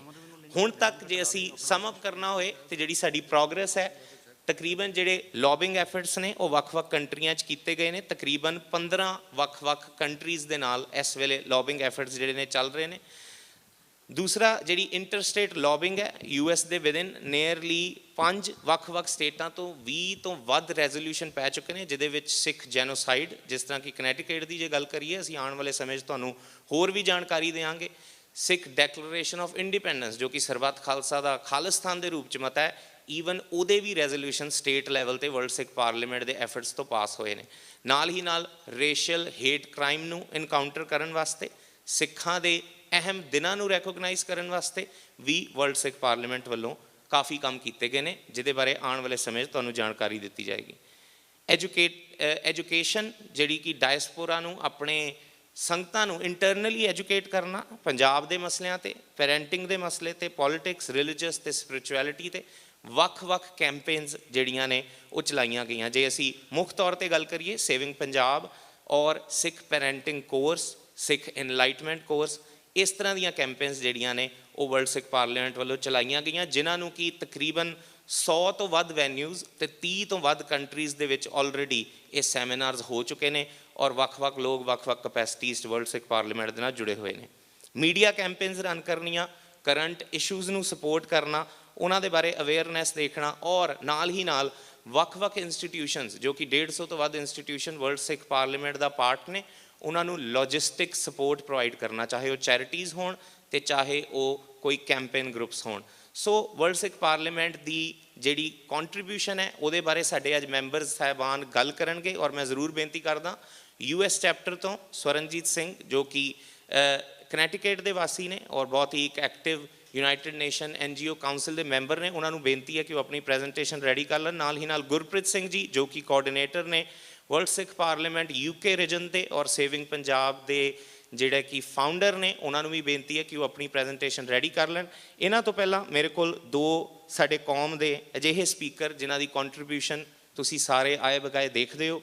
ਸਭ ਤੋਂ ਪਹਿਲਾਂ ਗੁਰਚਰਨ ਸਿੰਘ ਜੀ ਜਰਮਨੀ ਤੋਂ, ਉਹਨਾਂ ਨੂੰ ਬੇਨਤੀ ਹੈ ਕਿ ਉਹ ਕੁਛ ਅਲਫਾਜ਼ ਜਿਹੜੇ ਨੇ ਸੰਗਤਾਂ ਦੇ ਨਾਲ ਸਾਂਝੇ ਕਰਨ। ਮੈਂ ਜ਼ਰੂਰ ਇਹਨਾਂ ਬਾਰੇ ਦੱਸ ਦੇਵਾਂ ਕਿ ਲੰਮੇ ਸਮੇਂ ਤੋਂ ਸੰਘਰਸ਼ ਦੇ ਵਿੱਚ ਆਪਣਾ ਹਿੱਸਾ ਪਾਉਣ ਤੋਂ ਬਾਅਦ ਜਰਮਨੀ ਦੇ ਵਿੱਚ ਬਹੁਤ ਹੀ ਤਕੜੇ ਤੌਰ 'ਤੇ ਇਹ ਕੌਮੀ ਤੌਰ 'ਤੇ ਐਕਟਿਵ ਨੇ, ਵੱਖ-ਵੱਖ ਸੰਸਥਾਵਾਂ ਵਿੱਚ ਇਹਨਾਂ ਨੇ ਰੋਲ ਨਿਭਾਇਆ ਔਰ ਅੱਜ ਸਾਡੀ ਵਰਲਡ ਸਿੱਖ ਪਾਰਲੀਮੈਂਟ ਦੇ ਇਹ ਕੋਆਰਡੀਨੇਟਰ ਵੀ ਨੇ ਇੰਟਰਨੈਸ਼ਨਲ ਲੈਵਲ 'ਤੇ।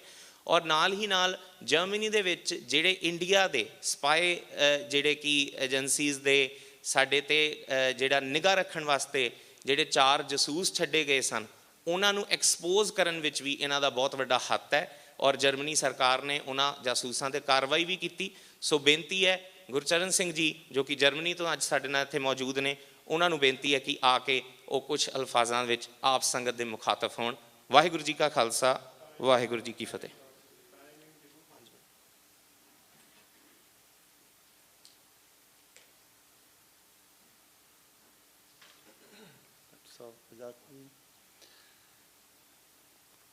ਸੋਹਣੇ ਦੇਸ਼ ਖਾਲਿਸਤਾਨ ਦੀ ਪਵਿੱਤਰ ਧਰਤੀ ਦੇ ਸ਼ਹਿਰ ਚੱਬੇ ਵਿੱਚ 2015 ਦੀ ਸਰਬੱਤ ਖਾਲਸਾ ਦੁਆਰਾ ਚੁਣੇ ਗਏ, ਥਾਪੇ ਗਏ ਜਥੇਦਾਰ ਭਾਈ ਜਗਤਾਰ ਸਿੰਘ ਜੀ ਹਵਾਰਾ ਦੇ ਦਿਸ਼ਾ ਨਿਰਦੇਸ਼ਾਂ ਦੇ ਹੋਂਦ ਵਿੱਚ ਆਈ ਵਰਲਡ ਸਿੱਖ ਪਾਰਲੀਮੈਂਟ ਦੇ 4ਥੇ ਸੈਸ਼ਨ ਵਿੱਚ ਪਹੁੰਚੇ ਸਮੂਹ ਸਿੱਖ ਰਾਜ ਦੇ ਵਾਰਸੋ, ਬੁਲਾਓ ਫਤਿਹ। ਵਾਹਿਗੁਰੂ ਜੀ ਕਾ ਖਾਲਸਾ, ਵਾਹਿਗੁਰੂ ਜੀ ਕੀ ਫਤਿਹ। ਜਿੱਥੇ ਕਿ ਸਾਡੀ ਸਿੱਖ ਕੌਮ ਦੇ ਵਿਦਵਾਨ ਸਿੱਖ ਸੰਘਰਸ਼ ਦੇ ਮੋਢੀਆਂ ਵਿੱਚੋਂ ਤੇ ਲਗਾਤਾਰ ਜਿਨ੍ਹਾਂ ਤੋਂ ਅਸੀਂ ਸੇਧ ਲੈਂਦੇ, ਸਾਡੇ ਇਸ ਸੈਸ਼ਨ ਦੇ ਸਪੀਕਰ ਸਾਹਿਬਾਨ ਡਾਕਟਰ ਅਮਰਜੀਤ ਸਿੰਘ ਜੀ, ਉਹਨਾਂ ਦੇ ਸਾਹਮਣੇ ਸਾਡੇ ਵਿਚਾਰ ਰੱਖਣ ਤੋਂ ਝਿਜਕ ਜਿਹੀ ਮਹਿਸੂਸ ਹੁੰਦੀ ਆ, ਪਰ ਫਿਰ ਵੀ ਦਾਸ ਆਪ ਜੀ ਦੇ ਸਾਹਮਣੇ ਵਿਚਾਰ ਰੱਖ ਰਿਹਾ ਹਾਂ। ਅੱਜ ਸਿੱਖ ਕੌਮ ਲਈ ਜਿੱਥੇ ਚੁਣੌਤੀਆਂ ਭਰਿਆ ਸਮਾਂ ਹੈ, ਉੱਥੇ ਇਸ ਵਿੱਚ ਸੁਭਾਵਨਾ ਵੀ ਬਹੁਤ ਹਨ।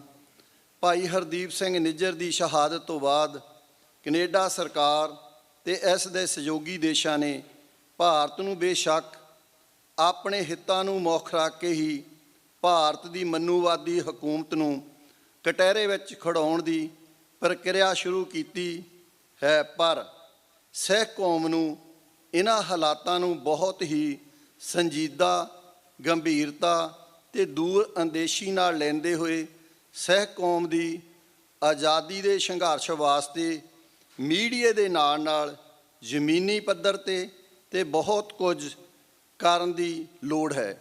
ਅੱਜ ਕੌਮ ਨੂੰ ਪੂਰੀ ਤਰ੍ਹਾਂ ਇਹਨਾਂ ਸਰਕਾਰਾਂ 'ਤੇ ਨਿਰਭਰ ਨਹੀਂ ਰਹਿਣਾ ਚਾਹੀਦਾ, ਸਗੋਂ ਇਹਨਾਂ ਹਾਲਾਤਾਂ ਦਾ ਲਾਭ ਲੈਂਦੇ ਹੋਏ ਭਵਿੱਖ ਦੀਆਂ ਨੀਤੀਆਂ ਬਣਾਉਣੀਆਂ ਚਾਹੀਦੀਆਂ ਹਨ, ਜੋ ਕਿ ਵਰਲਡ ਸਿੱਖ ਪਾਰਲੀਮੈਂਟ ਵਿੱਚ ਕੌਮ ਦਾ ਭਵਿੱਖ ਸਿਰਜਣ ਵਾਲੇ ਬਹੁਤ ਹੀ ਸੂਝਵਾਨ ਨੌਜਵਾਨ ਹਨ। ਸਾਨੂੰ ਉਹਨਾਂ 'ਤੇ ਆਸ ਹੈ।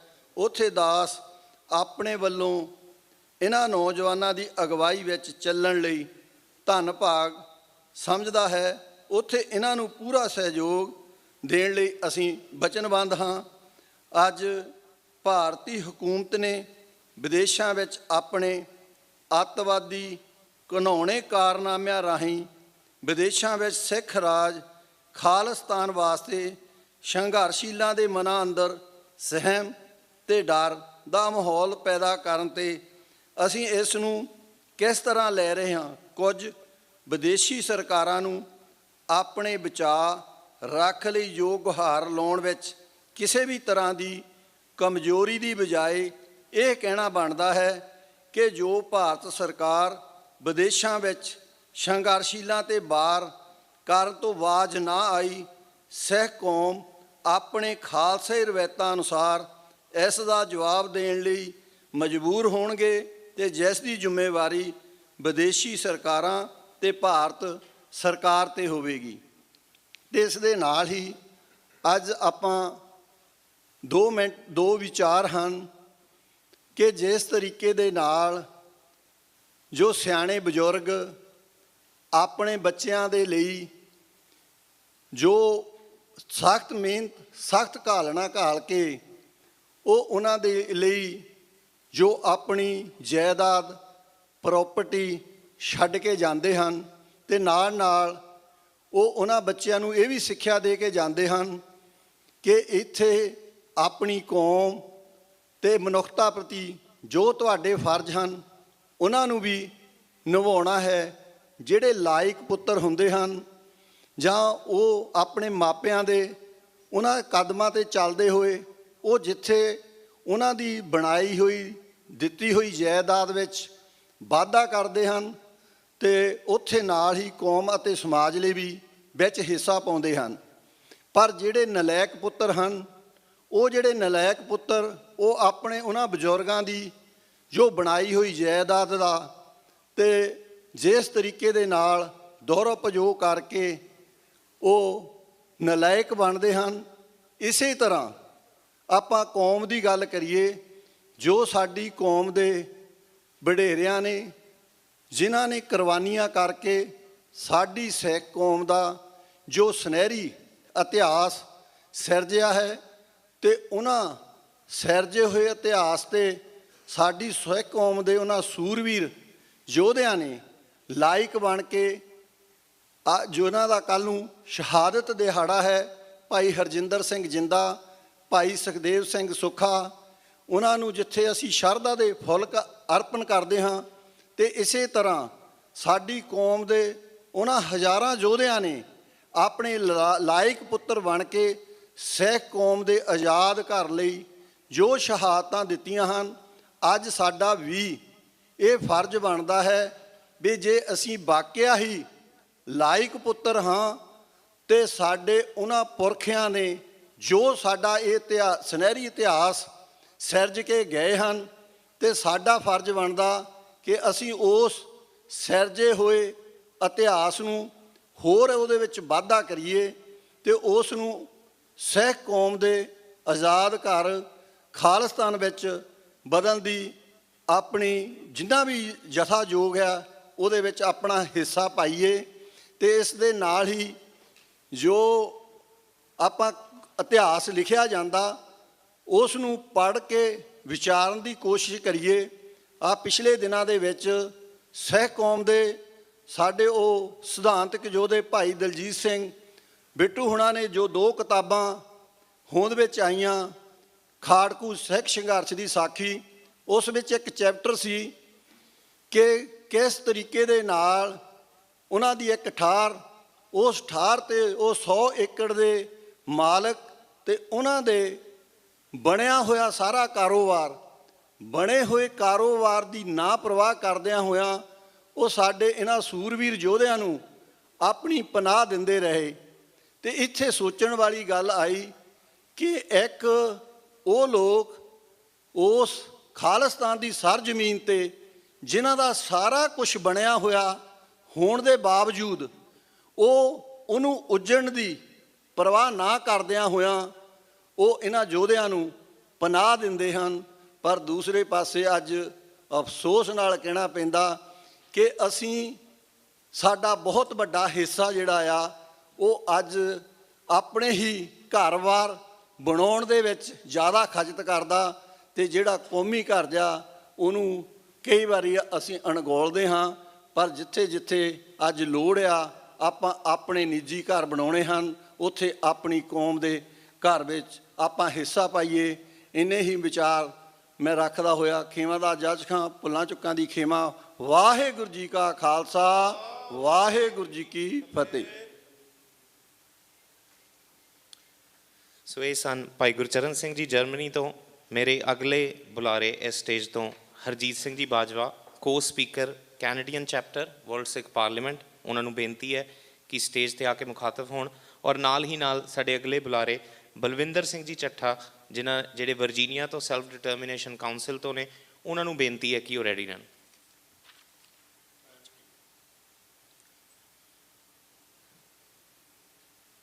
ਸਤਿਕਾਰਯੋਗ ਸਪੀਕਰ ਸਾਹਿਬ ਜੀ ਅਤੇ ਸਮੂਹ ਜੁਝਾਰੂ ਵੀਰੋ, ਜੋ ਵਰਲਡ ਸਿੱਖ ਪਾਰਲੀਮੈਂਟ ਦੇ ਚੌਥੇ ਸੈਸ਼ਨ ਵਿੱਚ ਬੈਠੇ ਹੋ, ਫਤਿਹ ਅਰਜ ਕਰੀਏ। ਵਾਹਿਗੁਰੂ ਜੀ ਕਾ ਖਾਲਸਾ, ਵਾਹਿਗੁਰੂ ਜੀ ਕੀ ਫਤਿਹ। ਸੂਰਾ ਸੋ ਪਹਿਚਾਨੀਐ ਜੋ ਲਰੈ ਦੀਨ ਕੇ ਹੇਤ, ਪੁਰਜਾ ਪੁਰਜਾ ਕਟ ਮਰੈ ਕਬੂ ਨਾ ਛਾਡੇ ਖੇਤ। ਅੱਜ ਕੌਮ ਦੇ ਮਹਾਨ ਸ਼ਹੀਦ ਭਾਈ ਹਰਜਿੰਦਰ ਸਿੰਘ ਜੀ ਜਿੰਦਾ ਅਤੇ ਭਾਈ ਸੁਖਦੇਵ ਸਿੰਘ ਦੀ ਸੁੱਖਾ, ਉਹਨਾਂ ਦੀ ਬਰਸੀ ਹੈ, ਸ਼ਹੀਦੀ ਦਿਹਾੜਾ ਹੈ। ਸੋ ਮੈਂ ਇੱਥੋਂ ਹੀ ਗੱਲ ਸ਼ੁਰੂ ਕਰਾਂਗਾ, ਜ਼ਿਆਦਾ ਸਮਾਂ ਨਹੀਂ, ਕਿਉਂਕਿ ਆਪ ਜੀ ਦੇ ਵਿਚਾਰ ਸੁਣਨੇ ਚਾਹੁੰਦੇ ਹਾਂ, ਕੁਝ ਸਿੱਖਣਾ ਚਾਹੁੰਦੇ ਹਾਂ। ਗੁਰੂ ਸਾਹਿਬ ਨੇ ਬਖਸ਼ਿਸ਼ ਕੀਤੀ ਹੈ, ਉਹਨਾਂ ਸ਼ਹੀਦਾਂ ਦਾ ਡੁੱਲਿਆ ਹੋਇਆ ਖੂਨ, ਸੰਤ ਬਾਬਾ ਜਰਨੈਲ ਸਿੰਘ ਜੀ ਖਾਲਸਾ ਪਿੰਡਰਾਂ ਵਾਲੇ, ਜਿਨ੍ਹਾਂ ਨੇ ਕਿ ਮੋਰਚੇ ਦੀ ਅਗਵਾਈ ਕੀਤੀ, ਕੌਮ ਨੂੰ ਹੁਲਾਰਾ ਦਿੱਤਾ, ਪੰਥ ਨੂੰ ਨਵੀਂ ਜਾਗ੍ਰਿਤੀ ਦਿੱਤੀ, ਆਪਣੇ ਕੌਮੀ ਘਰ ਲਈ ਅੱਗੇ ਵਧਦੇ ਹੋਏ। 1986 ਦੇ ਵਿੱਚ ਸਰਬੱਤ ਖਾਲਸਾ, ਜੋ ਡਾਕਟਰ ਸਾਹਿਬ ਉਹਨਾਂ ਨੇ ਕਲੀਅਰ ਕਰ ਦਿੱਤਾ ਹੈ, ਬਹੁਤ ਕੁਛ ਚੂਕ ਮਾਤਰ ਹੀ ਸਾਂਝ ਪਾਵਾਂਗਾ। ਖਾਲਿਸਤਾਨ ਦੀ ਗੱਲ ਚੱਲੀ, ਚੱਬੇ ਦੀ ਧਰਤੀ 'ਤੇ ਦੁਬਾਰਾ ਸਰਬੱਤ ਖਾਲਸਾ ਹੋਇਆ। ਜਥੇਦਾਰ ਜਗਤਾਰ ਸਿੰਘ ਜੀ ਹਵਾਰਾ ਉਹਨਾਂ ਨੂੰ ਜਥੇਦਾਰ ਥਾਪਿਆ ਗਿਆ। ਉੱਥੋਂ ਹੀ ਨਾਲ ਹੀ ਵਰਲਡ ਸਿੱਖ ਪਾਰਲੀਮੈਂਟ ਦੀ ਹੋਂਦ ਬਣੀ, ਜੋ ਕਿ ਅੱਜ ਵਰਲਡ ਭਰ ਵਿੱਚ ਸਾਰੇ ਹੀ ਆਪਾਂ ਵੱਖ-ਵੱਖ ਕੰਟਰੀਆਂ ਤੋਂ ਆਏ ਹਾਂ। ਜਿਸ ਤਰ੍ਹਾਂ ਡਾਕਟਰ ਸਾਹਿਬ ਹੁਣਾਂ ਨੇ ਦੱਸਿਆ ਹੈ ਕਿ ਆਪਾਂ ਸਲੋ ਉੱਪਰ ਨੂੰ ਜਾ ਰਹੇ ਹਾਂ, ਆਪਣੇ ਕੌਮੀ ਘਰ ਵੱਲ ਨੂੰ ਵੱਧ ਰਹੇ ਹਾਂ। ਮੈਂ ਜ਼ਿਆਦਾ ਗੱਲ ਆਪਣੇ ਸ਼ਹੀਦਾਂ ਦੀ ਕਰਦਾ ਹੋਇਆ, ਕੌਮ ਦੇ ਜਰਨੈਲ ਪਰਮਜੀਤ ਸਿੰਘ ਜੀ ਪੰਜਵਾਲ, ਅਵਤਾਰ ਸਿੰਘ ਜੀ ਖੰਡਾ ਅਤੇ ਸਾਡੇ ਬਹੁਤ ਹੀ ਹਰਮਨ ਪਿਆਰੇ ਕੈਨੇਡਾ ਦੇ ਖਾੜਕੂ, ਜੁਝਾਰੂ, ਹਰਦੀਪ ਸਿੰਘ ਜੀ ਨਿੱਜਰ ਹੋਣਾ ਦੀ ਕਰਦਾ ਹਾਂ। ਏਜੰਸੀਆਂ ਨੇ, ਹਿੰਦੁਸਤਾਨ ਗੌਰਮੈਂਟ ਨੇ ਕੈਨੇਡਾ ਦੀ ਧਰਤੀ 'ਤੇ ਉਹਨੂੰ ਸ਼ਹੀਦ ਕਰਵਾਇਆ ਹੈ। ਕੈਨੇਡਾ, ਟਰੂਡੋ ਸਾਹਿਬ ਅਤੇ ਪਾਰਲੀਮੈਂਟ ਨੇ ਬਹੁਤ ਵੱਡਾ ਸਟੈਂਡ ਲਿਆ।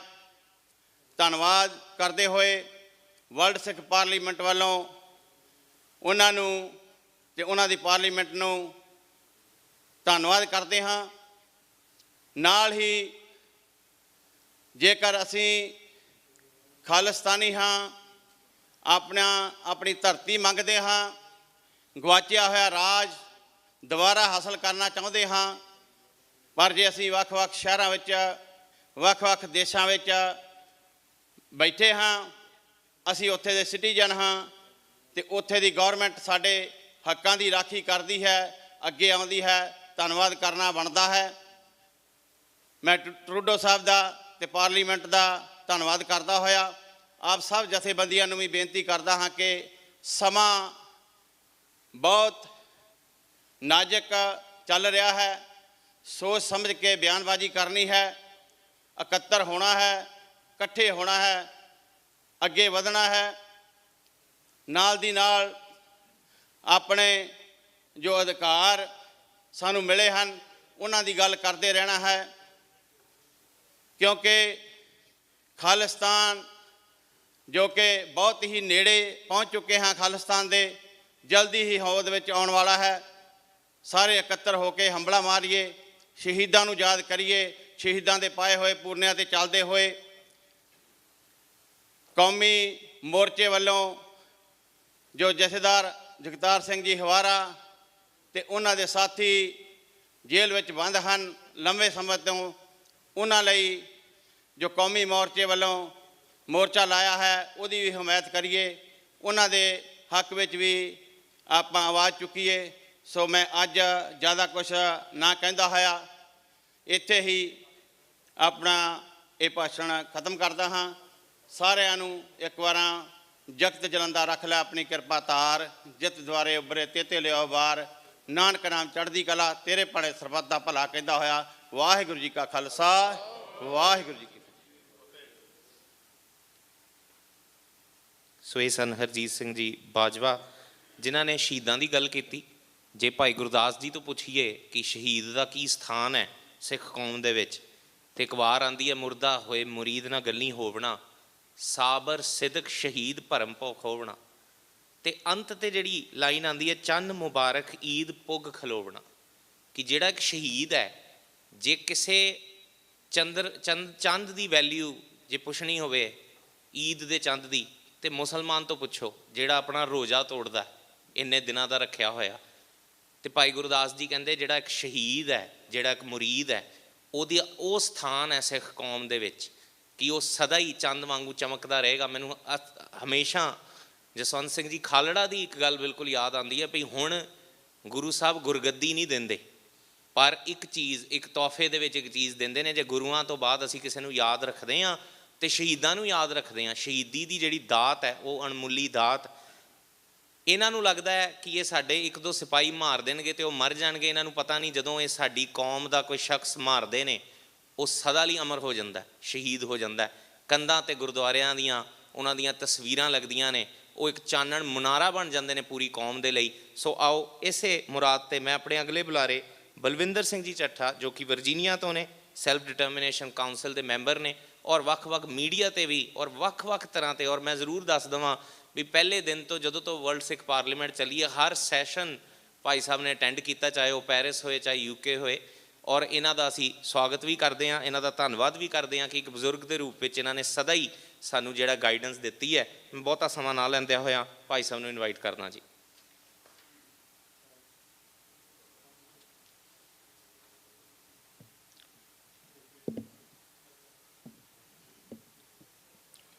ਸਪੀਕਰ ਸਾਹਿਬ ਡਾਕਟਰ ਅਮਰਜੀਤ ਸਿੰਘ ਜੀ, ਵਰਲਡ ਸਿੱਖ ਪਾਰਲੀਮੈਂਟ ਦੇ ਸਾਰੇ ਸੰਸਾਰ ਭਰ ਵਿੱਚੋਂ ਆਏ ਹੋਏ ਮੈਂਬਰ ਸਾਹਿਬਾਨ,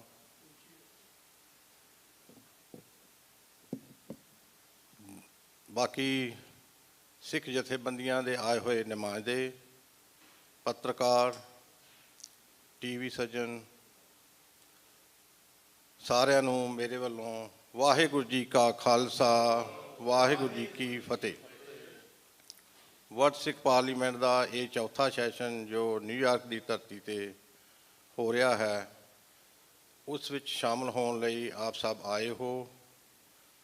ਕੱਲ੍ਹ ਜੋ ਵਰਲਡ ਸਿੱਖ ਪਾਰਲੀਮੈਂਟ ਦਾ ਇੰਟਰਨਲ ਮੈਂਬਰ ਸਾਹਿਬਾਨ ਦਾ ਜੋ ਡਿਸਕਸ਼ਨ ਸੀ, ਪਰਸਨਲ ਸੈਸ਼ਨ ਸੀ, ਅਤੇ ਅੱਜ ਇਹ ਓਪਨ ਸੈਸ਼ਨ ਜੋ ਹੈ ਜਿਸ ਵਿੱਚ ਪੰਥਕ ਵਿਚਾਰਾਂ ਹੋਣੀਆਂ ਹਨ, ਜੋ ਜਥੇਬੰਦੀਆਂ ਬਾਹਰੋਂ ਆਈਆਂ ਹਨ, ਜੋ ਇਲੈਕਟਿਡ ਮੈਂਬਰ ਸਾਹਿਬਾਨ ਆਉਣਗੇ, ਉਹਨਾਂ ਨੇ ਆਪਣੇ ਵਿਚਾਰ ਦੇਣੇ ਹਨ। 1984 ਦੇ ਵਿੱਚ ਜਦੋਂ ਹਿੰਦੁਸਤਾਨ ਦੀ ਸਰਕਾਰ ਨੇ ਦਰਬਾਰ ਸਾਹਿਬ ਅਤੇ ਅਕਾਲ ਤਖ਼ਤ 'ਤੇ ਹਮਲਾ ਕਰਕੇ ਸਿੱਖ ਕੌਮ ਦੇ ਉੱਤੇ ਅਨਡਿਕਲੇਅਰਡ ਵਾਰ ਦਾ ਐਲਾਨ ਕੀਤਾ, ਅਤੇ ਉਸ ਵੇਲੇ ਹੀ ਜਦੋਂ 3 ਜੂਨ ਨੂੰ ਫੌਜ ਨੇ ਦਰਬਾਰ ਸਾਹਿਬ ਵਿੱਚ ਪੈਰ ਰੱਖੇ ਸੀ, ਤਾਂ ਸ਼ਹੀਦ ਸੰਤ ਜਰਨੈਲ ਸਿੰਘ ਜੀ ਭਿੰਡਰਾਂਵਾਲਿਆਂ ਦੇ ਇਹ ਵਚਨ ਸਨ ਕਿ ਜਿਸ ਦਿਨ ਭਾਰਤੀ ਫੌਜ ਦੇ ਨਾਪਾਕ ਪੈਰ ਜੋ ਹੈ ਦਰਬਾਰ ਸਾਹਿਬ ਵਿੱਚ ਪੈਣਗੇ, ਉਸ ਦਿਨ ਖਾਲਿਸਤਾਨ ਦੀ ਨੀਂਹ ਰੱਖੀ ਜਾਵੇਗੀ। ਸੋ ਉਸ ਦਿਨ ਜੂਨ ਦੇ ਪਹਿਲੇ ਹਫ਼ਤੇ ਵਿੱਚ ਖਾਲਿਸਤਾਨ ਦੀ ਨੀਂਹ ਜੋ ਰੱਖੀ ਗਈ ਹੈ, ਹੁਣ ਕੌਮ ਨੇ ਉਹ ਬਿਲਡਿੰਗ ਉਸਾਰਨੀ ਹੈ, ਉਹ ਘਰ ਉਸਾਰਨਾ ਹੈ, ਉਹ ਆਪਣਾ ਦੇਸ਼ ਆਜ਼ਾਦ ਕਰਾਉਣਾ ਹੈ। ਉਸ ਦਿਨ ਤੋਂ ਹੀ ਸਭ ਜਥੇਬੰਦੀਆਂ ਆਪੋ ਆਪਣੇ ਤੌਰ 'ਤੇ ਉਪਰਾਲੇ ਕਰ ਰਹੀਆਂ ਹਨ ਆਪਣੇ ਦੇਸ਼ ਖਾਲਿਸਤਾਨ ਨੂੰ ਆਜ਼ਾਦ ਕਰਾਉਣ ਵਾਸਤੇ।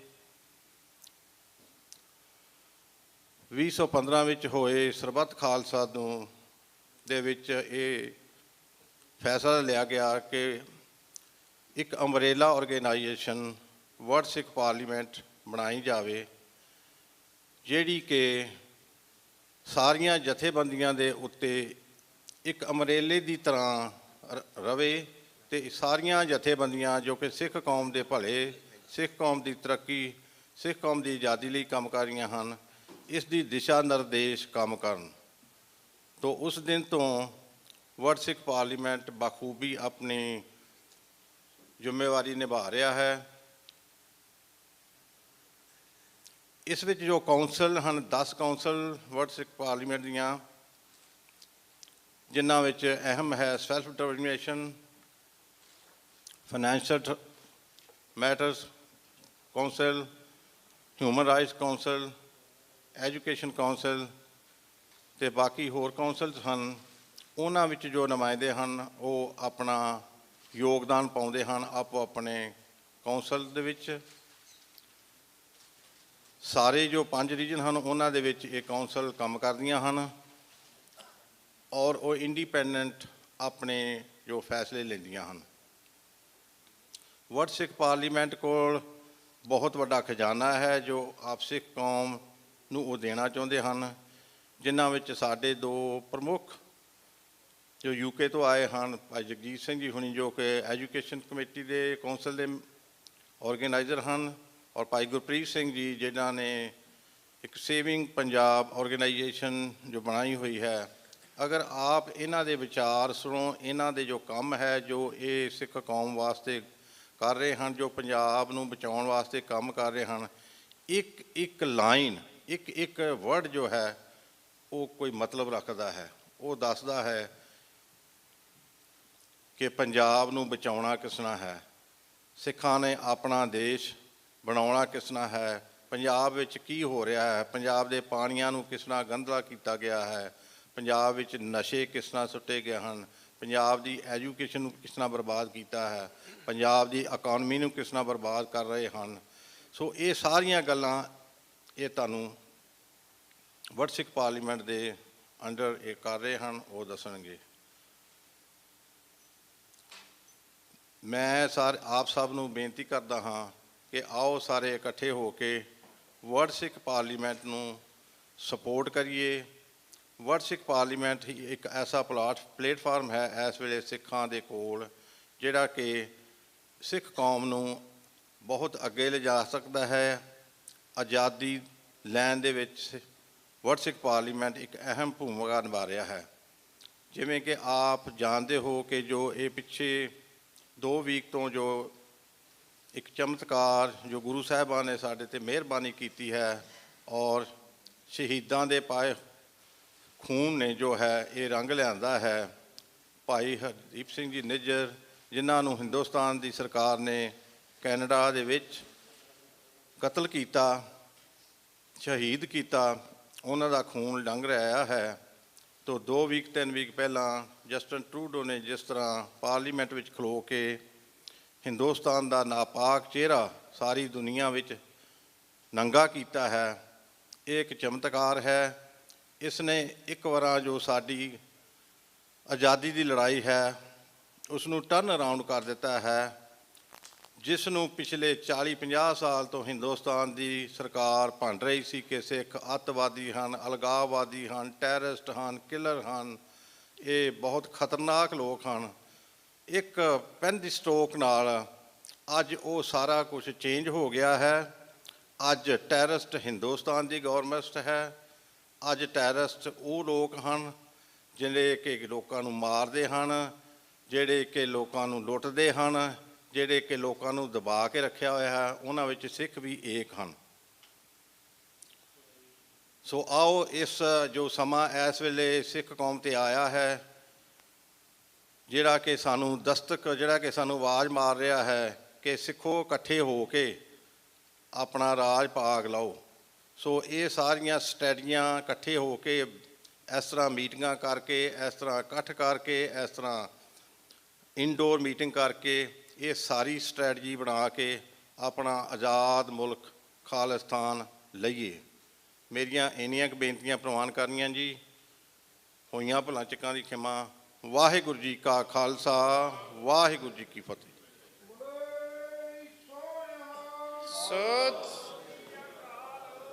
ਸੋ ਇਹ ਸਨ ਬਲਵਿੰਦਰ ਸਿੰਘ ਜੀ ਚੱਠਾ, ਜਿਨ੍ਹਾਂ ਨੇ ਬਹੁਤ ਡੀਟੇਲ ਦੇ ਵਿੱਚ ਸਾਨੂੰ ਆਪਣੇ ਜਿਹੜਾ ਜਜ਼ਬਾਤਾਂ ਬਾਰੇ ਵੀ ਦੱਸਿਆ ਔਰ ਜੋ ਸਿੱਖ ਕੌਮ ਦੇ ਪਰਥਾਈ ਮੁਸ਼ਕਿਲਾਂ, ਚੈਲੰਜਸ, ਓਪਰਚੁਨਿਟੀਜ਼ ਚੱਲ ਰਹੀਆਂ ਉਹਦੇ ਬਾਰੇ ਵੀ ਜਿਹੜਾ ਚਾਨਣ ਪਾਇਆ। ਮੇਰੇ ਅਗਲੇ ਬੁਲਾਰੇ ਗੁਰਪ੍ਰੀਤ ਸਿੰਘ ਜੀ, ਜੋ ਕਿ ਵਰਲਡ ਸਿੱਖ ਪਾਰਲੀਮੈਂਟ ਦੇ UK ਚੈਪਟਰ ਦੇ ਕੋਆਰਡੀਨੇਟਰ ਨੇ ਔਰ ਨਾਲ ਹੀ ਨਾਲ ਸੇਵਿੰਗ ਪੰਜਾਬ ਨਾਮਕ ਸੰਸਥਾ, ਜੋ ਕਿ ਸੋਸ਼ਲ ਮੀਡੀਆ 'ਤੇ ਇਸ ਵੇਲੇ ਬਹੁਤ ਮੀਡੀਆ ਅਟਰੈਕਸ਼ਨ ਲੈ ਰਹੀ ਹੈ, ਉਸ ਦੇ ਮੁਖੀ ਨੇ ਔਰ ਉਸਦੇ ਫਾਊਂਡਰ ਵੀ ਨੇ, CEO ਵੀ ਨੇ।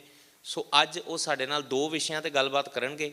ਮੈਂ ਜ਼ਰੂਰ ਦੱਸ ਦੇਵਾਂ ਕਿ ਸਾਡੀ ਜਿਹੜੀ ਆਰਗੇਨਾਈਜ਼ਿੰਗ ਕਮੇਟੀ ਹੈ ਉਹਨਾਂ ਨੇ ਸਪੋਰਟ ਕਰ ਲਿਆ ਵੀ ਬਹੁਤ ਸਾਰੇ ਗੁਰਦੁਆਰਿਆਂ ਦੇ ਪ੍ਰਬੰਧਕ ਔਰ ਜਥੇਬੰਦੀਆਂ ਦੇ ਮੁਖੀ ਵੀ ਜਿਹੜੇ ਨੇ ਉਹ ਵੀ ਇੱਥੇ ਮੌਜੂਦ ਨੇ, ਆ ਚੁੱਕੇ ਨੇ। ਅਸੀਂ ਜ਼ਰੂਰ ਜਿਹੜਾ ਉਹਨਾਂ ਦੇ ਇੱਕ ਮੈਂਬਰ ਨੂੰ ਜ਼ਰੂਰ ਜਿਹੜਾ ਉਹ ਵੀ ਸਮਾਂ ਦੇਵਾਂਗੇ।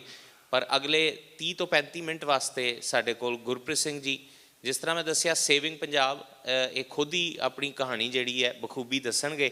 ਸੋ ਆਓ ਸਰਵਣ ਕਰਦੇ ਹਾਂ ਵਰਲਡ ਸਿੱਖ ਪਾਰਲੀਮੈਂਟ, UK ਤੇ EU ਦੀ ਅਪਡੇਟ ਔਰ ਉਸ ਤੋਂ ਉਪਰੰਤ ਸੇਵਿੰਗ ਪੰਜਾਬ ਦੀ ਜਿਹੜੀ ਹੈ ਪ੍ਰੈਜੈਂਟੇਸ਼ਨ।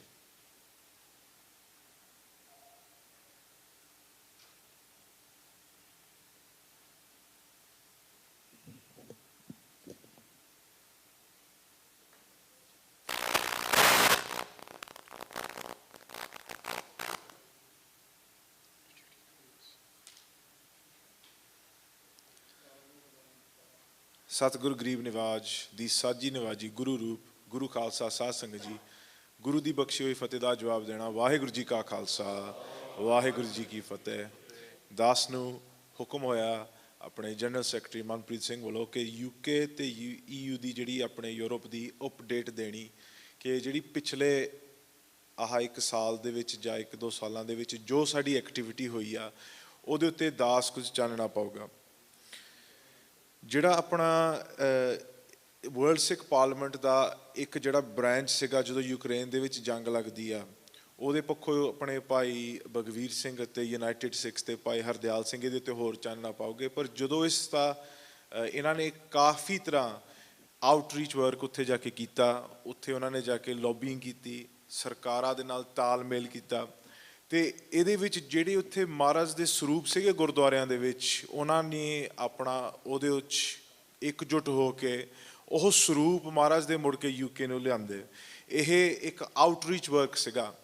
ਇਸ ਤੋਂ ਇਲਾਵਾ ਜਿਹੜਾ ਆਊਟਰੀਚ ਵਰਕ ਹੋਰ ਹੋ ਰਿਹਾ ਹੈ ਆਪਣੇ, ਤੁਸੀਂ ਕਹਿ ਸਕਦੇ ਆ ਵਰਲਡ ਸਿੱਖ ਪਾਰਲੀਮੈਂਟ ਦੇ ਨਾਲ ਉਹ ਇੱਕ ਜਿਹੜੀ ਆਪਣੀ ਆਊਟਰੀਚ ਵਰਕ ਹੋਰ ਕਮਿਊਨਿਟੀ ਦੇ ਨਾਲ ਆ, ਉਹ ਹੈਗੀ ਆਪਣੇ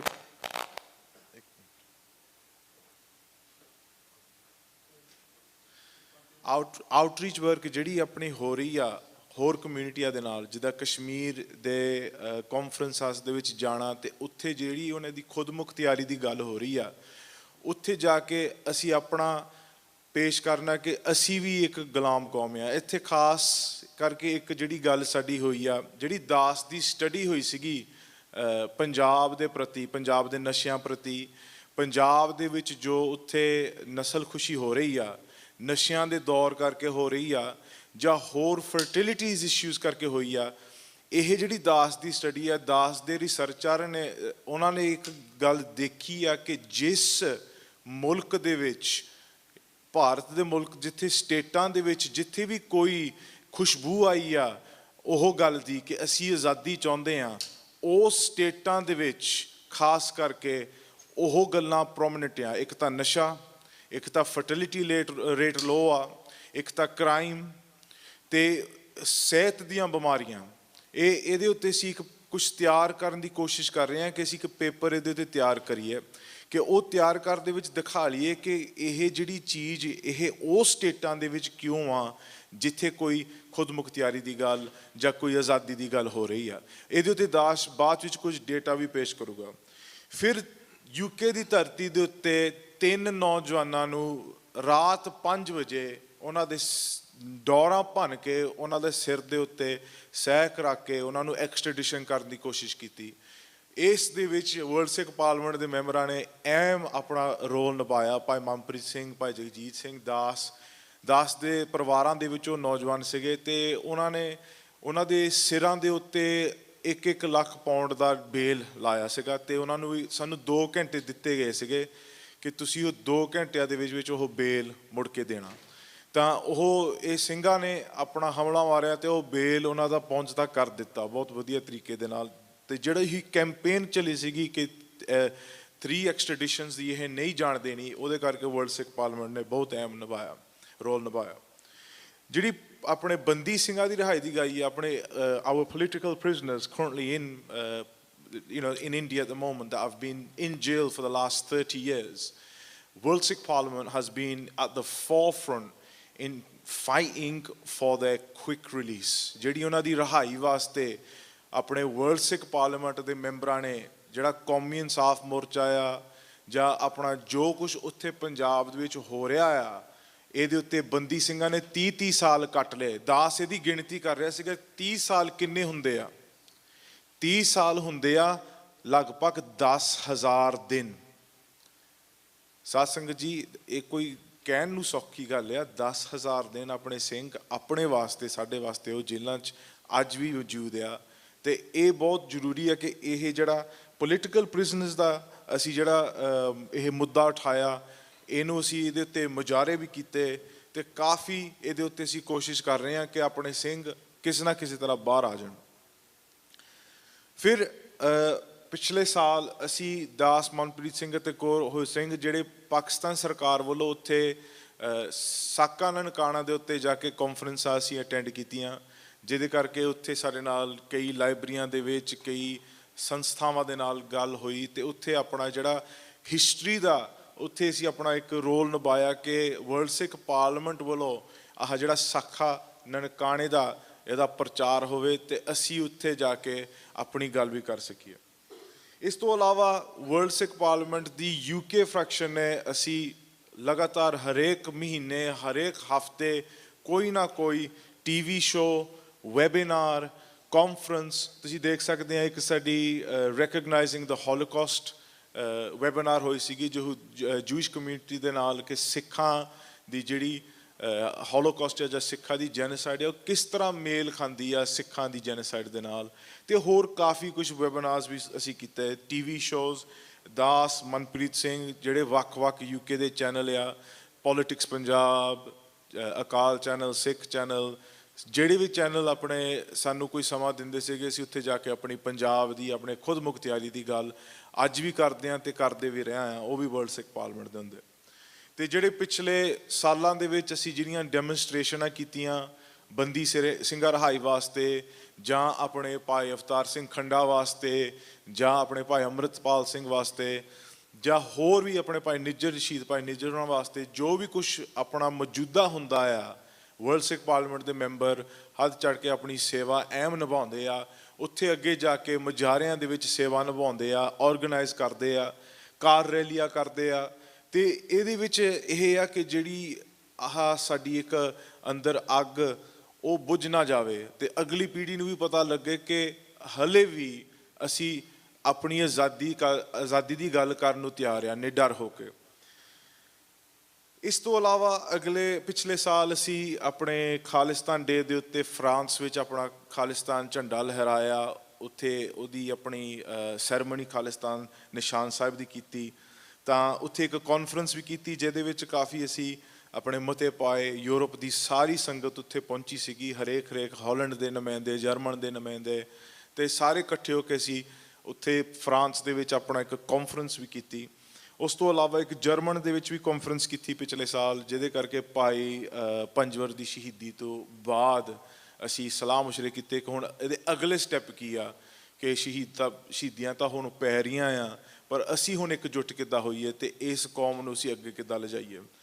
ਤਾਂ ਉਸ ਤੋਂ ਇਲਾਵਾ ਉਸ ਤੋਂ ਬਾਅਦ ਵਿੱਚ ਅਸੀਂ UN ਯੂਨਾਈਟਿਡ ਨੇਸ਼ਨਸ ਦੇ ਜਾ ਕੇ ਬਾਹਰ ਮੁਜ਼ਾਹਰੇ ਕੀਤੇ ਸ਼ਾਇਦ ਤੁਹਾਨੂੰ ਨਹੀਂ ਦਿਸ ਪਾਏਗਾ ਕਿ ਪਰ ਰਾਈਟ ਹੈਂਡ ਸਾਈਡ ਦੇ ਵਿੱਚ ਇੱਕ ਇਮੇਜ ਆ ਜਿਹਦੇ ਕਰਕੇ ਮੰਗੋਲੀਆ ਟਰਕੀ ਅਤੇ ਅਲਜੀਰੀਆ ਦੇ ਨੁਮਾਇੰਦਗੀਆਂ ਦੇ ਨਾਲ ਸਾਡੀ ਫੋਟੋ ਆ ਜਿਹਦੇ ਕਰਕੇ ਉਹਨਾਂ ਦੇ ਵੀ ਬੰਦੀ ਸਿੰਘਾਂ ਰਿਹਾਈ ਦੇ ਉੱਤੇ ਮੁਜ਼ਾਹਰੇ ਹੋ ਰਹੇ ਸੀਗੇ ਤੇ ਦਾਸ ਨੇ ਉਹਨਾਂ ਦੇ ਨਾਲ ਕਾਫੀ ਨੈਟਵਰਕਿੰਗ ਕੀਤੀ ਕਿਉਂਕਿ ਜੇ ਉਹਨਾਂ ਦੇ ਵਿੱਚ ਵੀ ਉਹਨਾਂ ਦੀ ਕੌਮਾਂ ਦੇ ਵਿੱਚ ਬੇਇਨਸਾਫੀ ਹੋ ਰਹੀ ਆ ਉਹਨਾਂ ਦੇ ਵੀ ਬੰਦੀ ਸਿੰਘ ਉਹ ਚਾਹੁੰਦੇ ਕਿ ਉਹ ਬਾਹਰ ਆਉਣ ਤੇ ਫਿਰ ਅਸੀਂ ਇਕਜੁੱਟ ਹੋ ਕੇ ਉਹ ਆਪਣਾ ਜਿਹੜੀ ਸਾਡੀ ਲੜਾਈ ਆ ਅਸੀਂ ਇਕੱਠੀ ਹੋ ਕੇ ਲੜ ਸਕਦੇ ਹਾਂ ਕਿ ਜੇ ਸਾਡੇ ਵੀ ਬੰਦੀ ਸਿੰਘ ਪਿਛਲੇ 30 ਸਾਲਾਂ ਤੋਂ ਅੰਦਰ ਕੈਦ ਕੀਤੇ ਹੋਏ ਆ ਤਾਂ ਉਹਦਾ ਮਤਲਬ ਕਿ ਸਾਨੂੰ ਵੀ ਉਹਨਾਂ ਦੀ ਗੱਲ ਉਠਾਉਣੀ ਆ ਤੇ ਉਹ ਵੀ ਸਾਡੀ ਗੱਲ ਉਠਾ ਸਕਦੇ ਆ।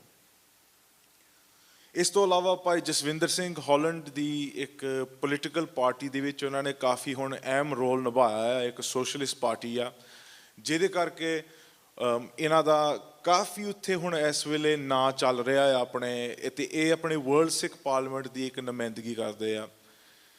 ਭਾਈ ਜਸਵਿੰਦਰ ਸਿੰਘ ਅਤੇ ਭਾਈ ਮਨਪ੍ਰੀਤ ਸਿੰਘ ਹੋਣੀ ਵੀ ਇਹਨਾਂ ਦਾ ਆਪਣੇ ICJ ਵਿੱਚ ਇੰਟਰਨੈਸ਼ਨਲ ਕੋਰਟ ਆਫ ਜਸਟਿਸ ਦੇ ਵਿੱਚ ਇੱਕ ਚਿੱਠੀ ਪੱਤਰ ਇਹਨਾਂ ਨੇ ਦਿੱਤਾ ਗਿਆ ਜਿਹਦੇ ਕਰਕੇ ਜਿਹੜੇ ਅੱਜ ਮੌਜੂਦਾ ਉੱਥੇ ਹਾਲਾਤ ਆ ਪੰਜਾਬ ਦੇ ਵਿੱਚ ਉਹਨਾਂ ਦੇ ਉੱਤੇ ਇਹਨਾਂ ਨੇ ਕਾਫੀ ਕੁਝ ਗੱਲਾਂ ਕੀਤੀਆਂ। ਆਪਣੇ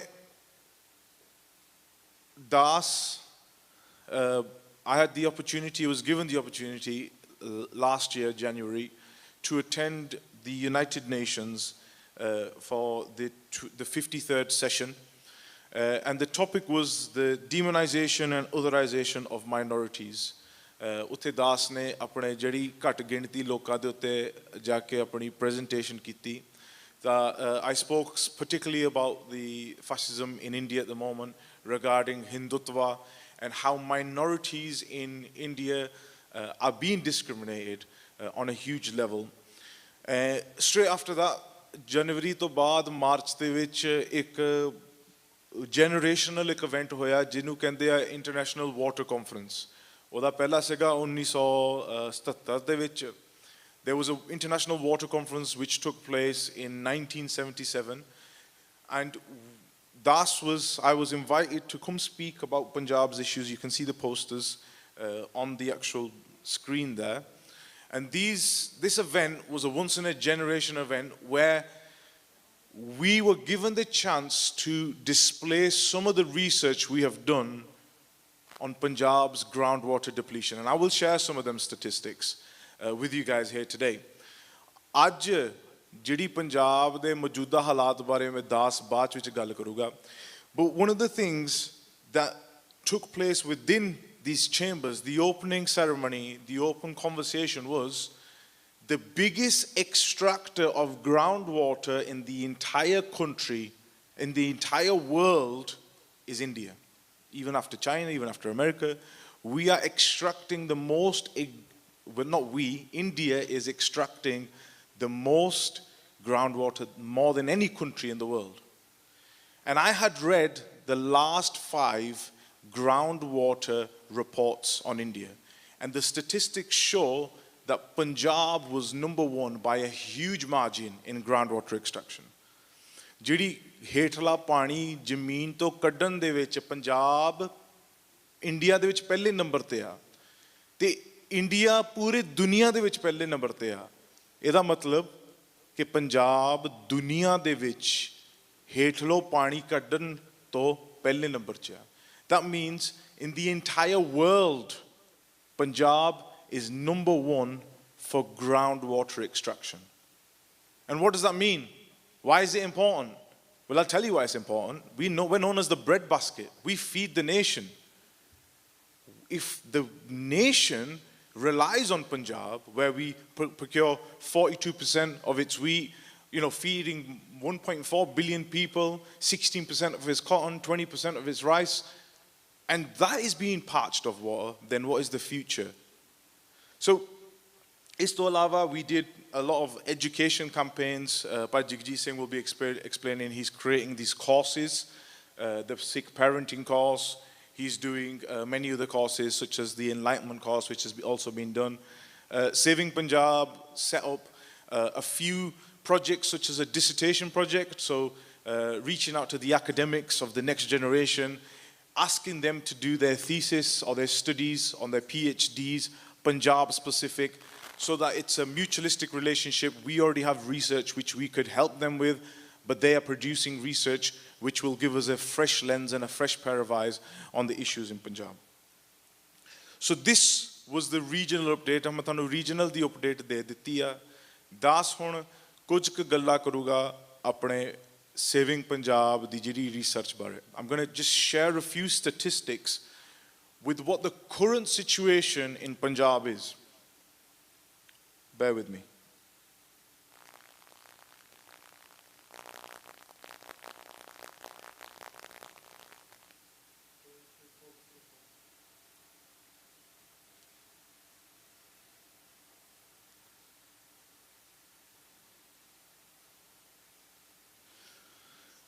World Sikh Parliament ਇੱਕ ਬਹੁਤ ਵੱਡੀ umbrella organization. The World Sikh Parliament is a huge umbrella organization spanning across many countries and many organizations coming together to be a government in exile. I feel it. I feel like it's a nation. We're acting like a nation without a state.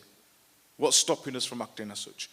Within that organization, there's a small organization named Saving Punjab. And all what we are a research-based educational organization. What do we do? In simple terms, we research what is currently going on in Punjab using both secondary and primary data. Our researchers are collecting data to understand the scale, the magnitude, and exactly how specific and what the sustainable solutions to these issues in Punjab could be.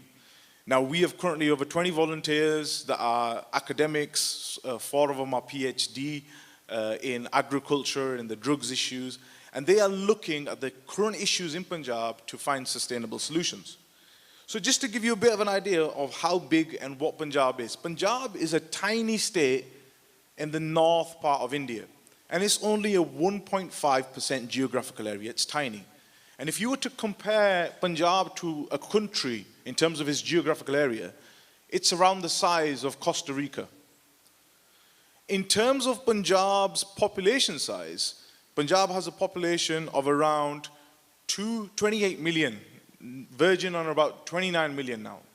And Punjab is only 1.9% of India's total population. So we are just a tiny fraction with a tiny percentage. But 28 million as a population is not a small amount. 30 million ਜਿਹੜਾ ਹੁੰਦਾ ਆ population size ਕੋਈ ਛੋਟਾ ਜਿਹਾ ਨਹੀਂ ਹੈਗਾ ਮੈਂ ਤੁਹਾਨੂੰ ਕੁਝ ਕੰਟਰੀਆਂ ਦੇ ਨਾਂ ਦੱਸਦਾ ਤੁਸੀਂ ਸੋਚੋ ਕਿ ਉਹਨਾਂ ਦੀ population ਕੀ ਹੋਊਗੀ ਜੇ ਮੈਂ ਤੁਹਾਨੂੰ ਕਹੂੰਗਾ ਕਿ ਨੇਪਾਲ ਇੱਕ ਕੰਟਰੀ ਆ ਨੇਪਾਲ ਦੀ population size ਕੀ ਹੈ what is the population size of Nepal it's around the same 28 million Nepal has the same population size as Punjab.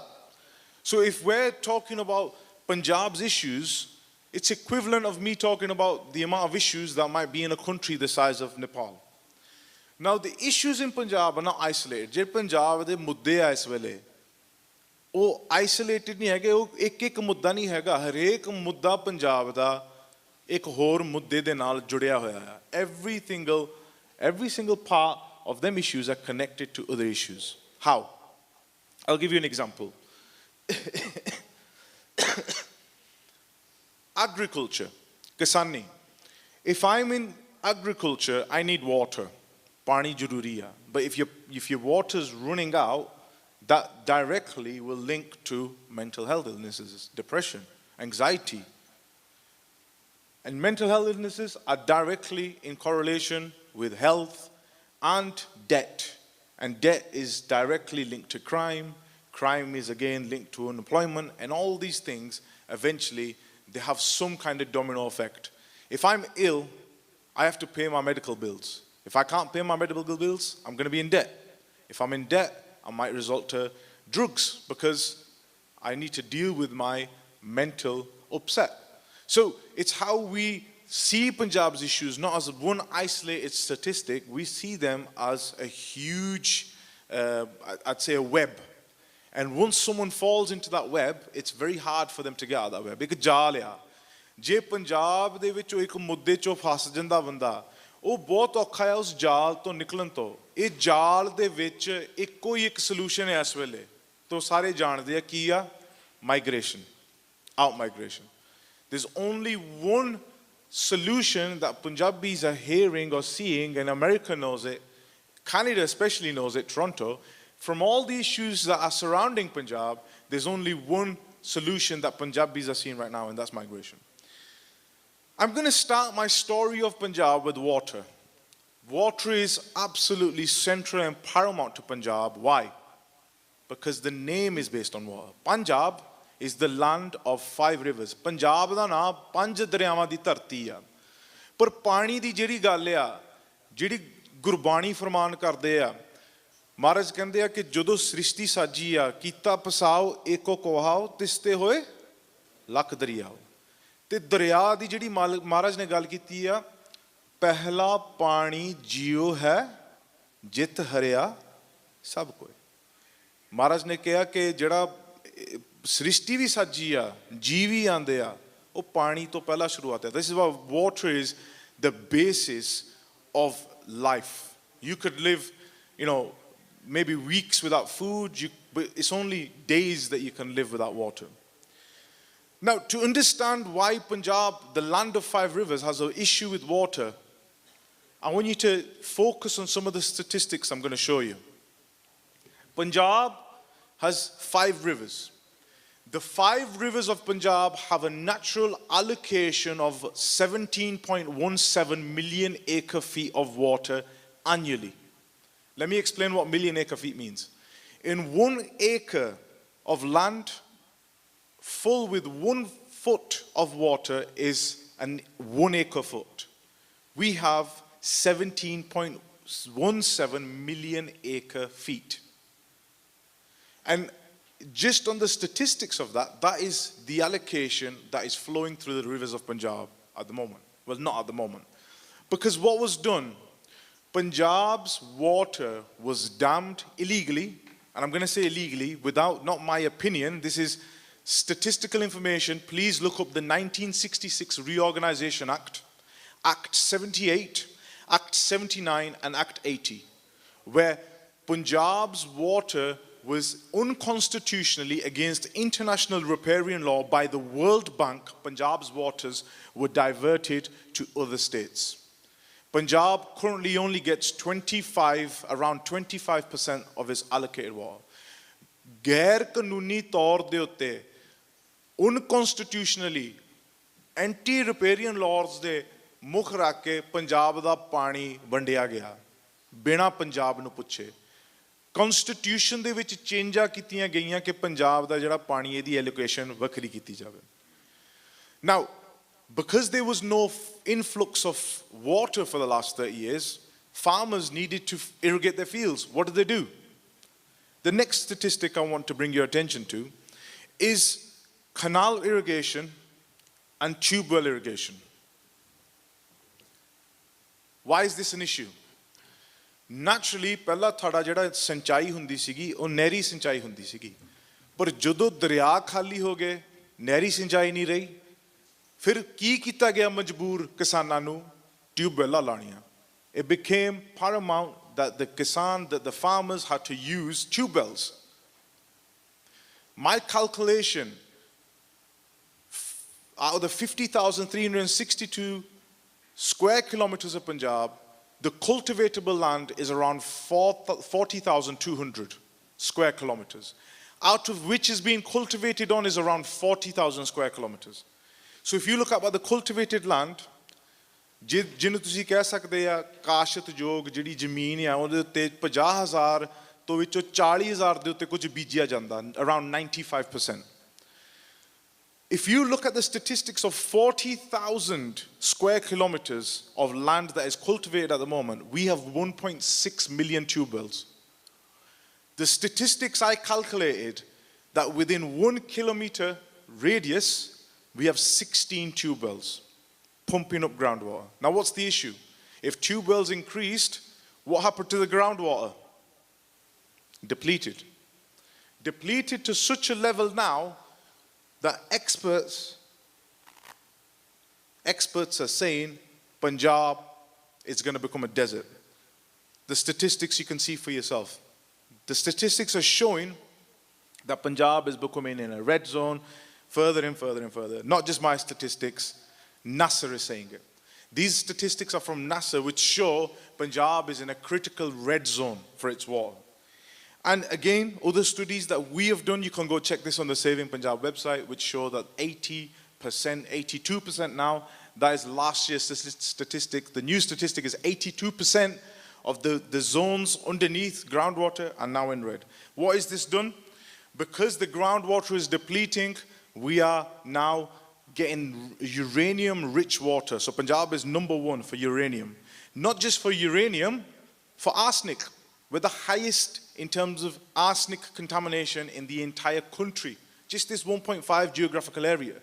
And out of that, the majority of Punjab's budget is going to water issues where it's being used to reline canals where the water's been taken out of Punjab. Fluoride. If you look, anyone that knows where fluoride and what that does to mental development, it's huge. You can see Punjab is the highest in terms of its arsenic, but when you see it in terms of its fluoride contamination, #2. Why? Look at the increase from the Green Revolution in pesticides, fertilizers. Punjab was used as an experimental state in which these pesticides and fertilizers were originally given for free to farmers. They became hooked. The land became hooked on these pesticides and fertilizers. And then we had so many problems. Pesticide consumption, Punjab the highest.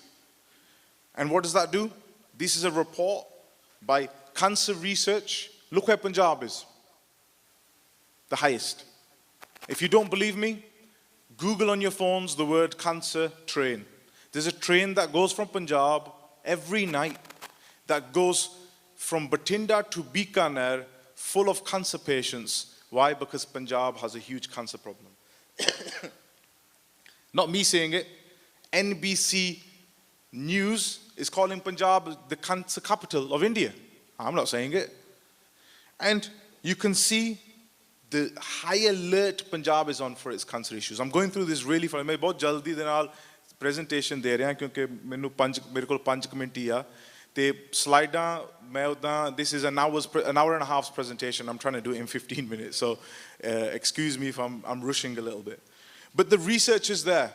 The academics, I presented these research at the United Nations in the side room events of how Punjab the highest in terms of frequency for cancer, Punjab the highest for hepatitis C.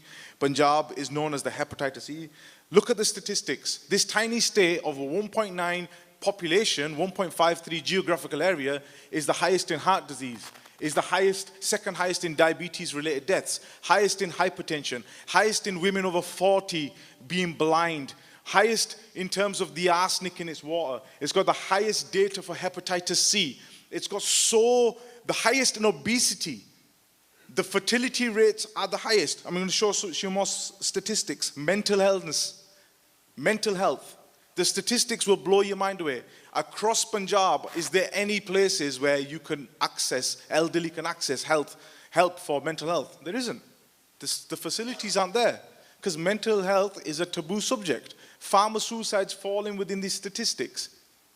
So moving on, you can see again, the statistics speak for themselves. We're the highest in the entire country for medical expenses, more than the capital of India.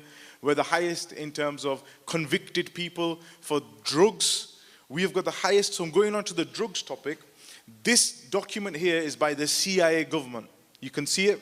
I can give anyone the reference that wants to have the reference to this document. It's by the CIA. It's about international drug trafficking. And they give a special mention to a place, Punjab, which they call the Golden Crescent.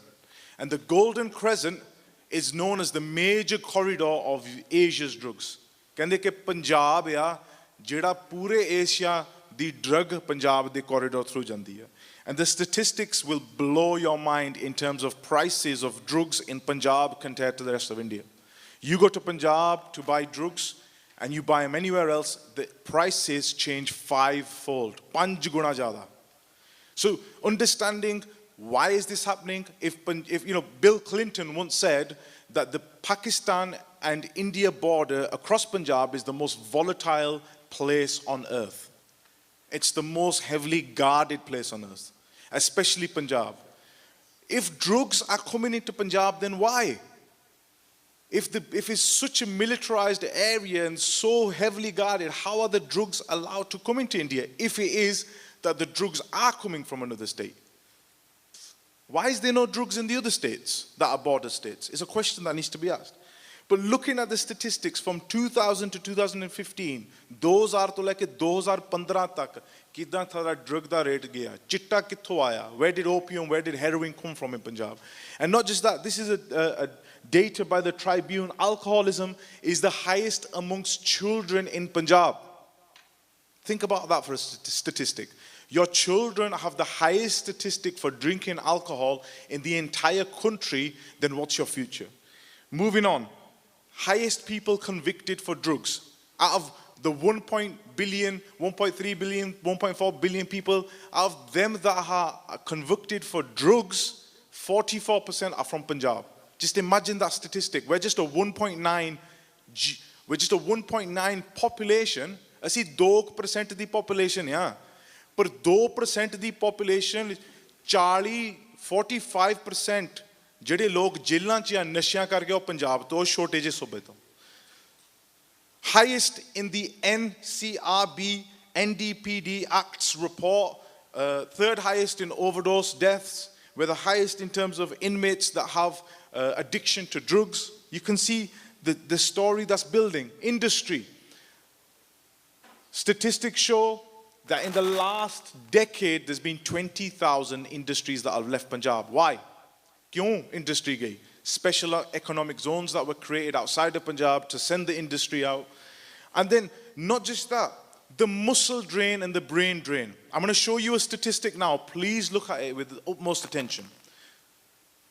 This is a statistic from last month about the migration out of Punjab. Believe it or not, that top number, that top line there is Punjab. Compared to India, we have 10-fold out-migration, more than any other state. The national average for people migrating per 10,000 is 132, but the average of India is 1,000. Fertility. Look at the statistics for yourself. The percentage of contraception being sold in Punjab, more than any other state. The percentage of people getting vasectomies for free, higher than any state. And what's that done to our population? What's that done to our actual fertility rates? It's the lowest in the country. Kashmir and Punjab have the lowest fertility rates in the country. And these two statistics I'm about to show you, one is where language, and the other one is fertility rates in India. So you could say, is there a correlation between them two sets of data? One, you can see is the fertility rates are high in those places where Hindi is spoken. Where Hindi is not spoken, the fertility rates are low. That is just an observation. I can't say correlation is causation. I can't say that the two sets of data have a definite correlation between them, but I'm just presenting you the data. You make your own findings. Why is it where Hindi is spoken in India, the fertility rates are higher? Why is it where Hindi is not spoken, the fertility rates are lower? What is the correlation between language and fertility rates? And on top of that, the amount of people leaving Punjab has caused so many issues. The out-migration, the students on the streets of Toronto, on the streets of America, trying to make a living, but they're struggling. And again, Punjab has so many more issues. I am going through these really fast. मैं बहुत छेती दे नाल थानू statistics दिखा रहा हूं. Soil fertility issues, debt issues, unemployment issues, drugs issues, migration issues. You can see the statistic after statistic. This tiny geographical area, tiny percentage of population is being absolutely squeezed dry of its sources, of its people, of its energy, and eventually it will collapse. Eventually it will come to a point where Punjab will struggle to prosper. Again, statistics. Just look at this statistic, and this is a cultural issue. We're the highest in feticide, gendercide, female discrimination, and that's something every single person in this room can work on. Education. Imagine the American government saying that the main language in American schools should not be American or English. What would you think? Well, it happened in Punjab. The main language in Punjab, which name is Punjab, is a language. The main language of Punjab at the moment is Hindi. The court hearings from the union territories of Delhi, which are given down to Chandigarh, direct control, all the court proceedings are now done in Hindi. The schools, Punjabi is taught at a tertiary language, Hindi, English, then Punjabi. Not just that, the education that's been taught in Punjab. I'm going to show you 5 books, and this is one of the last slides. These 5 books you can see on the left hand side, ਇਹ ਜਿਹੜੀਆਂ 5 ਕਿਤਾਬਾਂ, ਇਹ 5 ਕਿਤਾਬਾਂ ਦੇ ਵਿੱਚ ਜੋ ਕੁਝ ਲਿਖਿਆ ਆ ਤੁਹਾਡੇ ਇਤਿਹਾਸ ਬਾਰੇ ਤੁਹਾਡੇ ਸਟੇਟ ਦੇ ਵਿੱਚ ਪੜ੍ਹ ਲਓ. It says Guru Tegh Bahadur Ji was a darpok. He was in Gwalior jail because he was killing people. It says Guru Arjan Dev Ji committed suicide. It says Guru Gobind Singh Ji committed suicide. It says Guru Har Gobind Sahib Ji was a darpok. That Banda Sikh Bahadur was a rapist. This is the history that's been taught in the schools of Punjab to Punjabi students to absolutely destroy the future that Punjab might have. Now, my last concluding comments to you is to end on a bit of a positive. Punjab has many issues.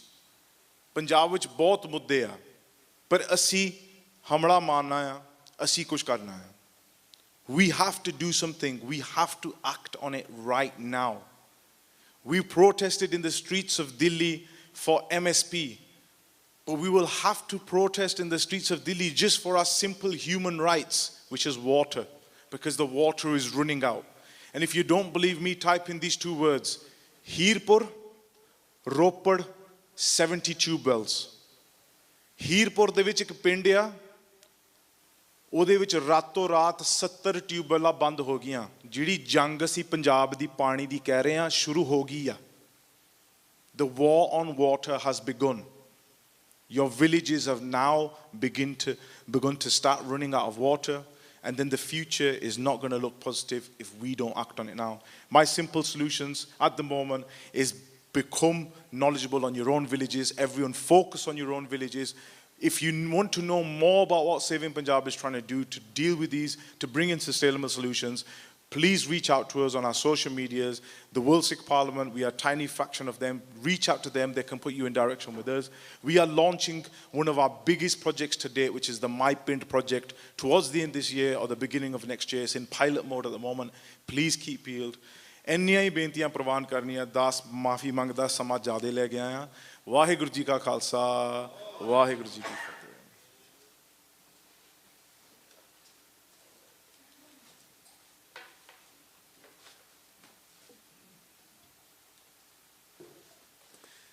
ਸੋ ਇਹ ਸਨ Gurpreet Singh ji saving Punjab ਤੋਂ. ਸਾਡੇ ਕੋਲ ਕੁਝ guest ਵੀ ਆਏ ਹੋਏ ਨੇ, ਸੋ ਅਸੀਂ ਕੋਸ਼ਿਸ਼ ਕਰਾਂਗੇ ਬਾਇਲਿੰਗੁਅਲੀ ਆਪਾਂ ਐਡਰੈਸ ਕਰੀਏ. So today we have Ambassador Dr. Seema Krithnaya. I hope I'm pronouncing it right, yeah? Right, so she is a Global Peace Ambassador and a Country Director with the United Nations Public Health Expert at the WHO, World Health Organization. She works on cultural inclusivity issues. So I would like to invite her next and speak on behalf of the organization she works for, the issues that she highlights at the UN, and how does these kind of issues relate to the Sikh community. Thank you. Dr. Seema.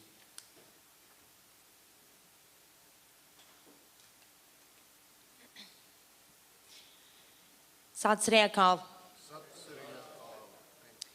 Dear honorable members of the World Sikh Parliament, I congratulate all of you on the 4th session of the World Sikh Parliament, and I am honored to be present here today.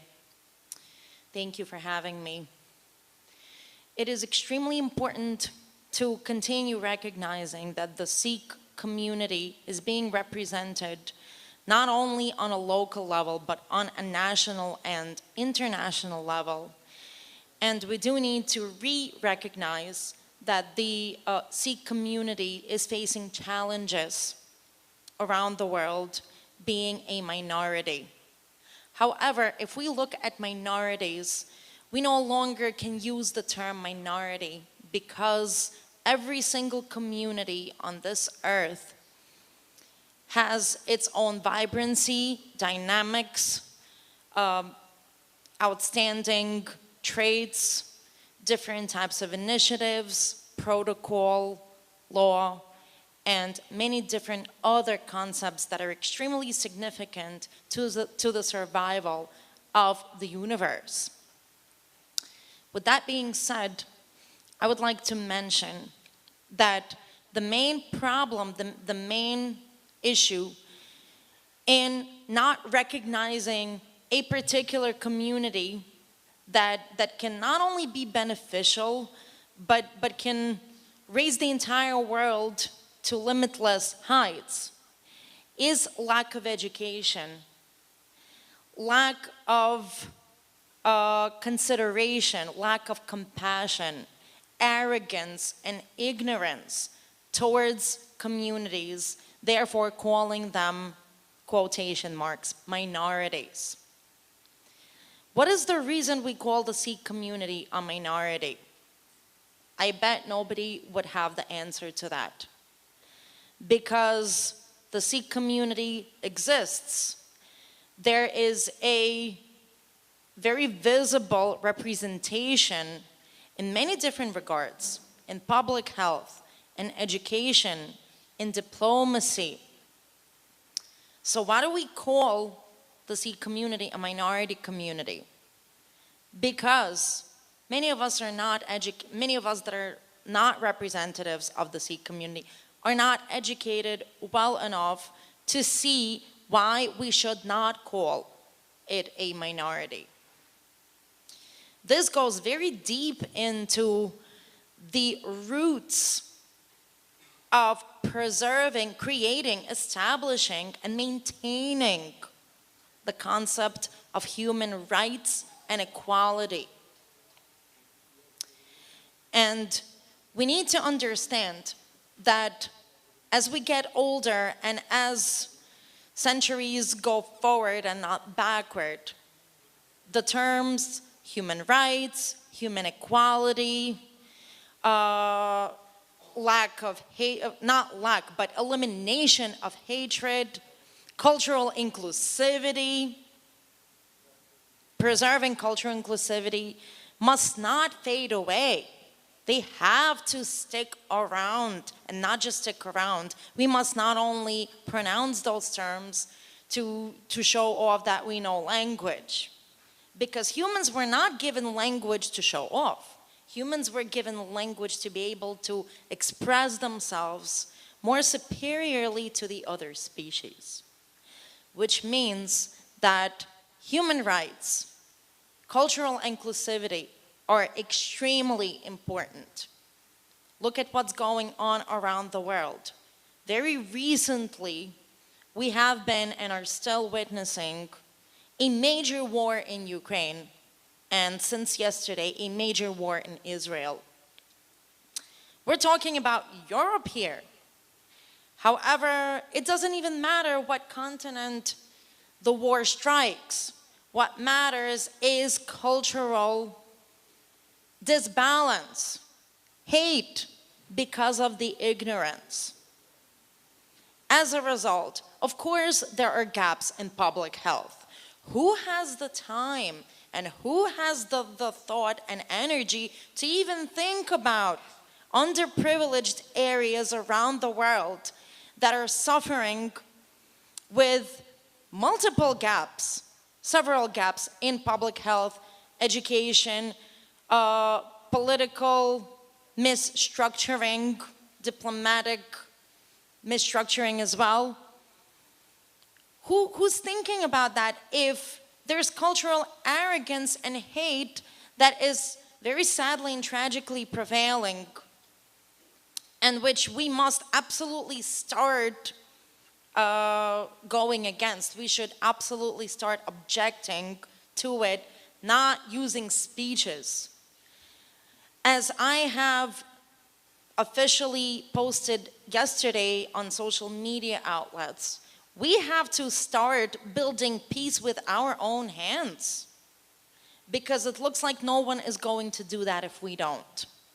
We have to absolutely condemn any different forms of inequality, whether it's economic, cultural, racial, gender.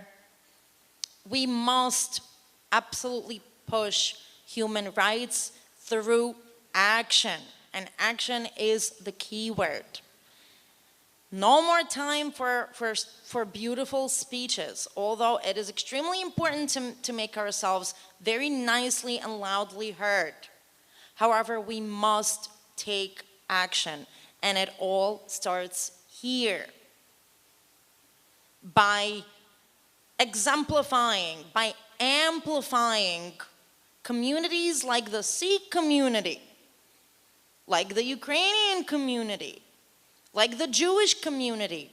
And you may say that the Ukrainian and the Jewish community are very largely represented. Yes, they are. However, they are also considered minorities, very sadly.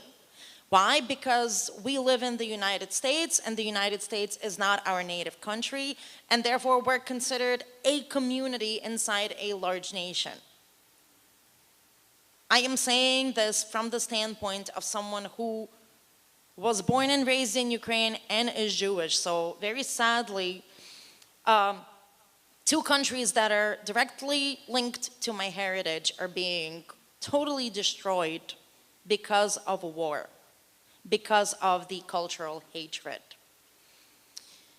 We must absolutely condemn, not condemn, once again, we must act to fight cultural hate and start recognizing all the different, vibrant, brilliant, wise, beautiful, colorful, flavorful concepts of all the different cultures and communities around the world.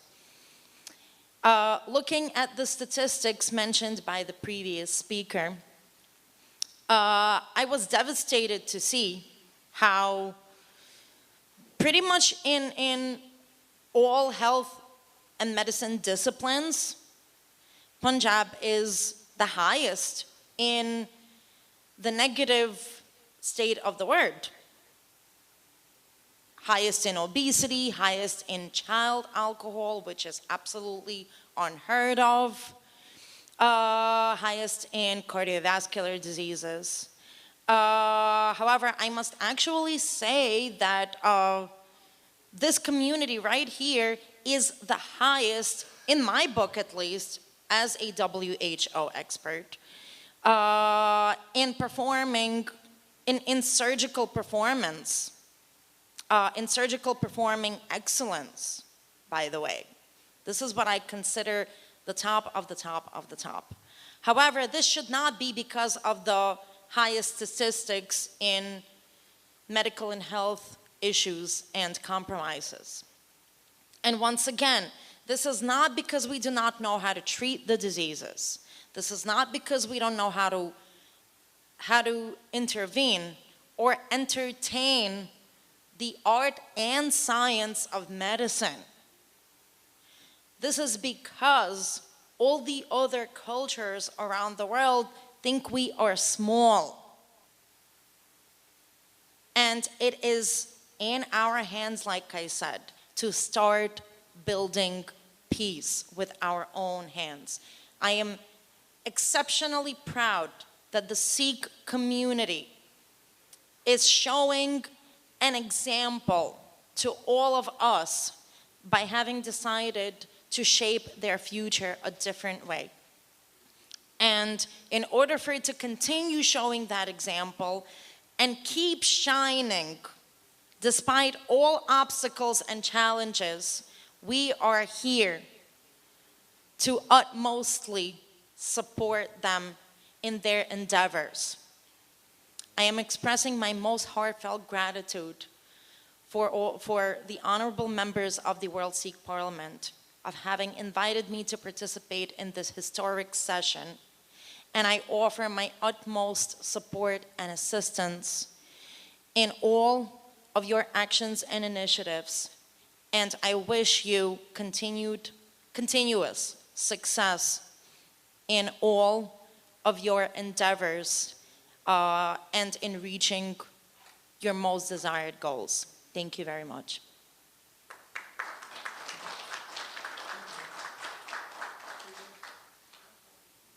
Thank you, Dr. Seema, for your kind words. ਅੱਜ ਅਸੀਂ ਇਹਨਾਂ ਨੂੰ ਇੱਥੇ honour ਵੀ ਕਰਨਾ ਚਾਹੁੰਦੇ ਹਾਂ। ਸੋ ਸਾਡੇ ਕੋਲ ਇੱਕ ਪਲੈਕ ਹੈ, ਡਾਕਟਰ ਪ੍ਰਿਤਪਾਲ ਸਿੰਘ ਜੀ ਨੂੰ ਬੇਨਤੀ ਹੈ ਪਲੀਜ਼ ਆ ਜਾਣ ਤੇ ਇਹਨਾਂ ਨੂੰ ਸਨਮਾਨਿਤ ਕਰਨ।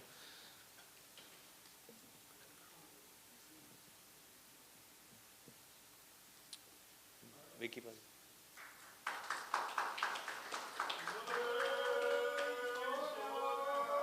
ਸਤਿ ਸ੍ਰੀ ਅਕਾਲ।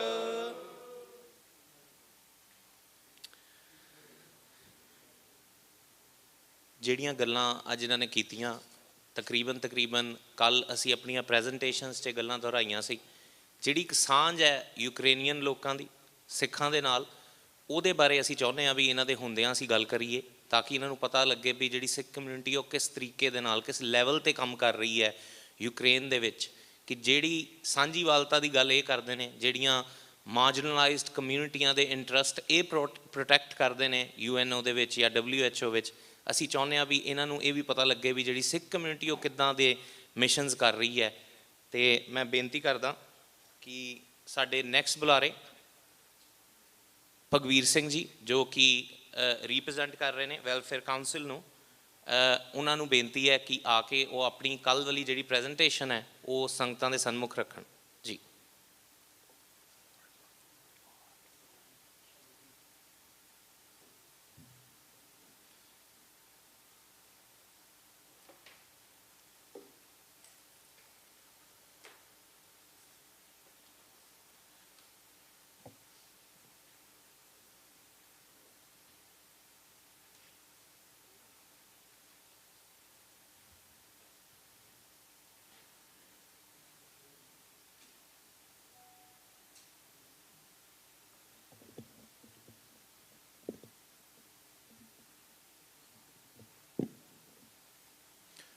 ਹਾਂਜੀ, ਵਾਹਿਗੁਰੂ ਜੀ ਕਾ ਖਾਲਸਾ, ਵਾਹਿਗੁਰੂ ਜੀ ਕੀ ਫਤਿਹ। First of all, thank you, Ambassador Dr. Seema, for your very kind words. And I think this will be very beneficial talk to go over, just to kind of outline the work that we were doing in Ukraine as well, from World Sikh Parliament and United Sikhs. ਨਾਲ ਦੀ ਨਾਲ, I'll be just giving an update on the Welfare Council as well. I'll try and stick to the time as much as I can. But this was a quick summary of our work in Ukraine, Ukraine War Relief on behalf of World Sikh Parliament and United Sikhs. So you have some stats and figures there of over 1 million Ukrainians served, with 130,000 plus sanitarian and dental hygiene kits provided.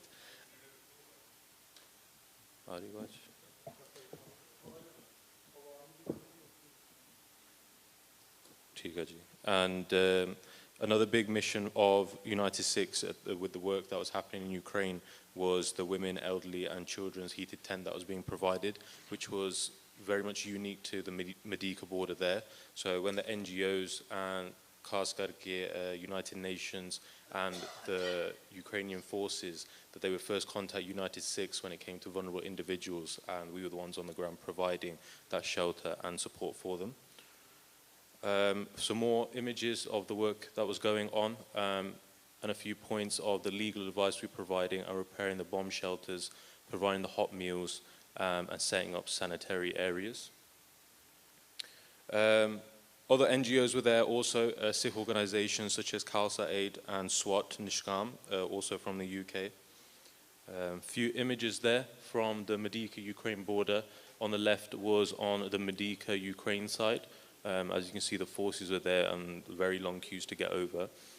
In the middle there is one of our other Sevadar from Spain, United Sikhs, and on the right were the Polish authorities there that were also working on the ground.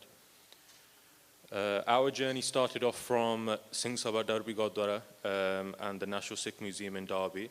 It was a 40-hour drive in our local minibus that was full of supplies, and once we reached the Medica border, those supplies were offloaded and the work continued there with United Sikhs.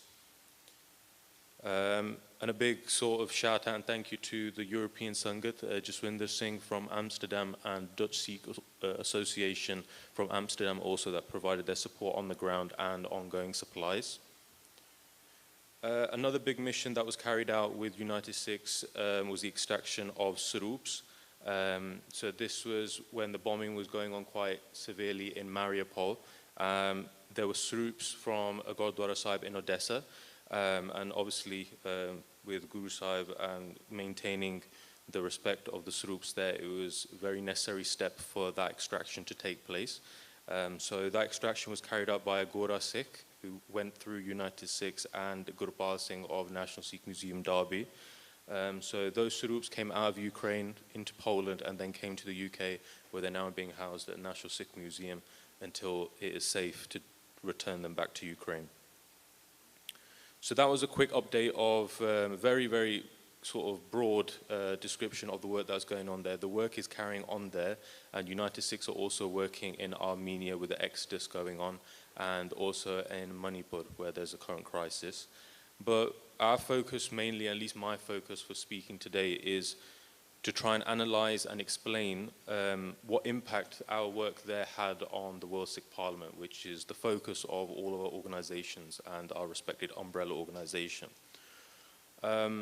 So this is what I wanted to try and promote with our talks yesterday amongst ourselves, is that with the work that we do in our own personal organizations, we should analyze the work we're doing and see how we're benefiting our father organization, being World Sikh Parliament. So with that mindset at the forefront, these are some points that I'd come from, at least the work that's happening in Ukraine, is that we were able to firsthand develop the World Sikh Parliament media coverage going on there. The benefit of this is that we portrayed our narrative and how Ukraine fits with our own current struggle. It was surprising to see the similarities of the struggles that the Ukrainian citizens faced and the struggles that we faced for not only since '84 but from many, many centuries before that, the Gulami that we faced and still face today. We established World Sikh Parliament's credibility within the global media space, which on the third point there allowed for other media outlets to collaborate and also work with us to portray our narrative.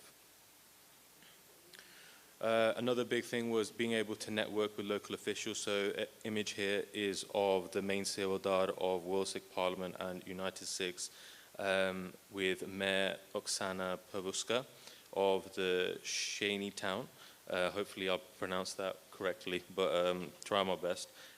So what this allows is for us to legitimize our seat on the world stage and again sort of share that shared experience of the Gulami that they face currently and what we faced, and work in collaboration and building those long-lasting political relationships. And also we want to exemplify the selflessness and determination of the Sikh nation, not only for our own struggles, but for other marginalized communities. Again, within that point, we furthered relations with governments. So here is just a few images of a meeting that took place with our United Sikh Sevadar and the Ukrainian President Zelensky's head of humanitarian affairs. And this happened within New York as well. Again, the benefits of this and the effect that had on World Sikh Parliament were that we'd be able to further build those strategic relationships and work in collaboration again with the Ukrainians, and also learn from their shared experience as well, and the lessons that they learned from their experience, that we can kind of take them on board and learn from their experiences. Another big thing was having global media coverage of the work that was going on in Ukraine.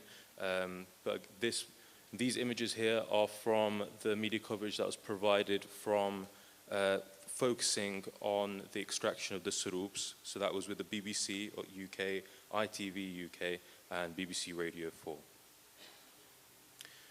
Now, with those benefits in mind, we should, yes, celebrate our targets being reached and the positives, but we should also look at how we should go forward. And this is what I wanted to present in terms of the Welfare Council's vision going forward to next year. So at least the first vision point is having a meaty approach. At least that's the term that I coined for it. A summary of this approach is within the action point there. Alongside providing humanitarian aid, we must network and build long-lasting alliances with governments, non-government organizations, charities, media outlets, to further the legacy of the Sikh nation and to further establish World Sikh Parliament's world status. We're very good at providing humanitarian aid and working with marginalized communities. And again, like I said before, it's something to celebrate. But we must capitalize within this space also. And we must keep that a long-standing relationship, like we're having these very well-respected people from Ukraine coming to World Sikh Parliament to speak about their experiences also. Our aim as a World Sikh Parliament, again being a parliament of no nation currently, we shouldn't feel like we need a geography. We shouldn't feel like we need a physical nation right now. We should work in a way where we can collaborate with other people, but World Sikh Parliament being that strong umbrella organization that has its factions globally in different countries, which I think we're doing a great job, but we should keep that as a focus point going forward. And I'm hoping that other organizations that within the welfare space use that approach also. Vision point 2, I know many other councils and many other individuals have mentioned, is promoting youth involvement. We need to reach out to the youth. We need to incentivize their involvement in World Sikh Parliament to help within the political efforts, especially skilled youth. I know Saving Punjab are doing amazing work in their educational space when it comes to university outreach, but that's something for the Welfare Council also to capitalize on. So hoping with the help of the Education Council, we can use their strategies of reaching out to Sikh societies, setting up competitions like they do in Derby, weightlifting competitions and boxing competitions, to have that outreach and build that bridge.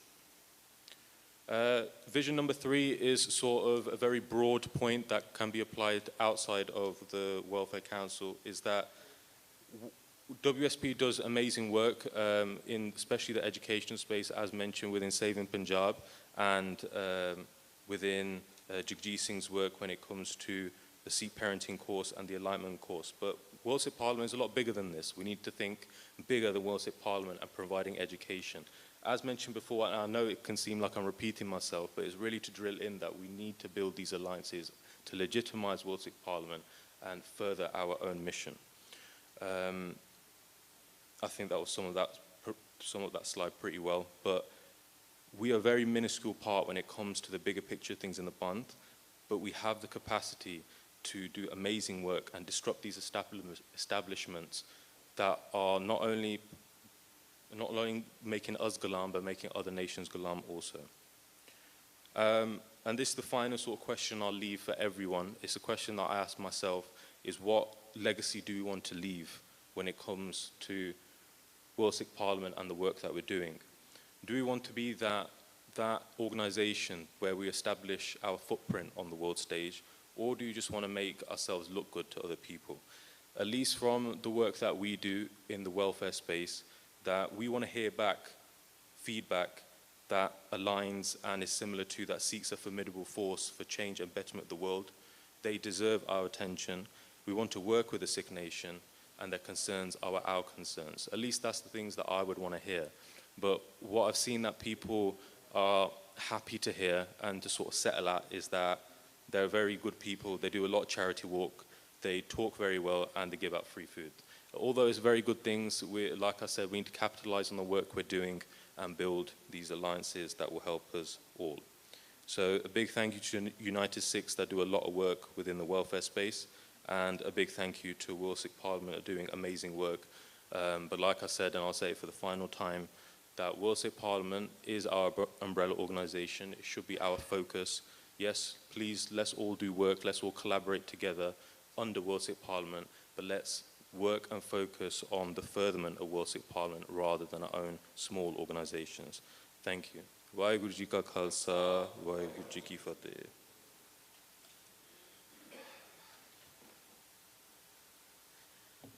ਸੋ ਇਹ ਸਨ ਭਗਵੀਰ ਸਿੰਘ ਜੀ ਜਿਨ੍ਹਾਂ ਨੇ welfare council ਦੀਆਂ ambitions ਤੁਹਾਡੇ ਨਾਲ ਸਾਂਝੀਆਂ ਕੀਤੀਆਂ। ਸਾਡੇ ਕੋਲ ਇਸ ਵੇਲੇ Sikh youth of America, Shiromani Akali Dal Amritsar, Baba Banda Singh Bahadur international Sikh society, Sikh congressional caucus, American Gurdwara Prabandhak committee, Shaheed Kartar Singh Sarabha sports club New York, Sikhs for justice ਔਰ Sikh coordination committee east coast, ਇਹਨਾਂ ਦੇ ਮੈਂਬਰ ਸਾਹਿਬਾਨ ਜਿਹੜੇ ਨੇ ਸਾਡੇ ਵਿੱਚ ਇੱਥੇ ਪਹੁੰਚ ਚੁੱਕੇ ਨੇ। ਅਸੀਂ ਸਾਰਿਆਂ ਨੂੰ ਕੋਸ਼ਿਸ਼ ਕਰਾਂਗੇ ਅਕੋਮੋਡੇਟ ਕਰਕੇ ਵੀ ਥੋੜ੍ਹਾ ਸਮਾਂ ਦਈਏ। ਨਾਲ ਹੀ ਨਾਲ ਯੂਨਾਈਟਿਡ ਨੇਸ਼ਨ ਦੇ ਅੰਬੈਸਡਰ ਜਿਹੜੇ ਕਿ ਇਕਤਦਾਰ ਚੀਮਾ ਜੀ ਵੀ ਜਿਹੜੇ ਨੇ ਉਹ ਪਹੁੰਚ ਚੁੱਕੇ ਨੇ। ਸੋ ਅਸੀਂ ਉਹਨਾਂ ਦੇ ਵੀ ਵਿਚਾਰਾਂ ਦੀ ਸਾਂਝ ਕਰਨੀ ਹੈ। ਸਾਡੇ ਕੋਲ ਇਸ ਵੇਲੇ ਇੱਕ ਖਾਸ ਮਹਿਮਾਨ justice Karen Gopee, she is ਜੱਜ at the New York supreme court 11th judicial district, ਔਰ ਸਾਡੇ ਕੋਲ ਜਿਹੜੇ ਕਿ ਸਾਡੇ ਇੱਕ ਸਿੱਖ ਕਮਿਊਨਿਟੀ ਦੇ ਵਰਿੰਦਰ ਸਿੰਘ ਵਿੱਕੀ, ਜੋ ਕਿ ਅਸੀਂ ਸਾਰੇ ਜਾਣਦੇ ਹਾਂ ਕਿ ਜਿਹੜੇ ਕੁਈਨਜ਼ ਦੀ ਡੈਮੋਕ੍ਰੈਟਿਕ ਪਾਰਟੀ ਦੇ ਮੈਂਬਰ ਨੇ, ਮੈਂ ਉਹਨਾਂ ਨੂੰ ਬੇਨਤੀ ਕਰਾਂਗਾ ਕਿ ਉਹ ਜੱਜ ਸਾਹਿਬਾਨ ਦੀ ਇੱਕ ਵਧੀਆ ਇੰਟਰੋਡਕਸ਼ਨ ਸਾਡੇ ਸਾਹਮਣੇ ਰੱਖ ਸਕਣ, ਔਰ ਫਿਰ ਅਸੀਂ ਜਿਹੜਾ ਜੱਜ ਸਾਹਿਬਾਨ ਨੂੰ ਵੀ ਬੇਨਤੀ ਕਰਾਂਗੇ ਕਿ ਉਹ ਆ ਕੇ ਕੁਛ ਇੱਕ ਸਾਡੇ ਨਾਲ ਅਲਫਾਜ਼ ਜਿਹੜੇ ਨੇ ਸਾਂਝੇ ਕਰਨ। ਵਾਹਿਗੁਰੂ ਜੀ ਕਾ ਖਾਲਸਾ, ਵਾਹਿਗੁਰੂ ਜੀ ਕੀ ਫਤਿਹ। ਵਾਹਿਗੁਰੂ ਜੀ ਕਾ ਖਾਲਸਾ, ਵਾਹਿਗੁਰੂ ਜੀ ਕੀ ਫਤਿਹ। First of all, I want to welcome the Sikh leaders around the world, from Germany, US, Canada, Australia, UK, and around the world, and from different states. You are welcome in New York City, the most diverse city around the nation. And today's Sikh community's friend, and who stand for the community all the time, stand for justice or any hate crime with the Sikh communities, or any discriminations for the Sikh community, or safety and security of Sikhs in the United States of America. So I want to welcome Judge Kiran Gopi. She is first elected Supreme Court judge from South Asian judge in the Supreme Court, and she is here. And I also want to welcome Orlando Brenda. She worked for United States President Joe Biden transition team, and also work in the administrations of Barack Obama, and now Chief Executive Director of Gracie Mansion. And also I want to welcome Judge Andra Ogle. She is first South Asian judge elected to Queen's Civil Court. So I want to welcome all, and Attorney Shaniza Hack, and United States Ambassador Seema. Thank you so much. And now please, Judge Gopi, be here and introduce the Sangat. address the Sangat. Thank you.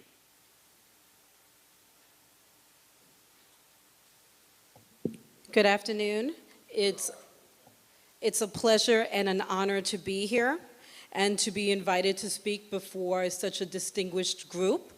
So I thank you for inviting me and allowing me to talk to you. Just to give you a little bit of a background, I am an immigrant from Trinidad and Tobago. I was born there and immigrated with my family here when I was an infant. I grew up in the United States, and I grew up in the United States at a time where there was not a lot of diversity. People did not understand the culture and the traditions of Indian Americans. They didn't understand that Trinidad had a mixture of people who practiced Hinduism, Muslim, Catholic, other faiths. And so I stood out, but not necessarily for good reasons, growing up. So I struggled in this country. But thankfully, through education and through a lot of hard work, I was successful. Now, I got involved with the law, and I became an attorney because I was very interested in human rights, domestic violence, working with the vulnerable people in our community to be their voice and to make sure that someone spoke up to them and looked out for them. I also, as an immigrant with a lot of immigrant families and friends, were really concerned about the way that immigrants were treated when they went to seek rights, green card, citizenship, etc., in terms of how we were marginalized and how the reality is that other nationalities were considered more favorable and given more favorable immigration policies.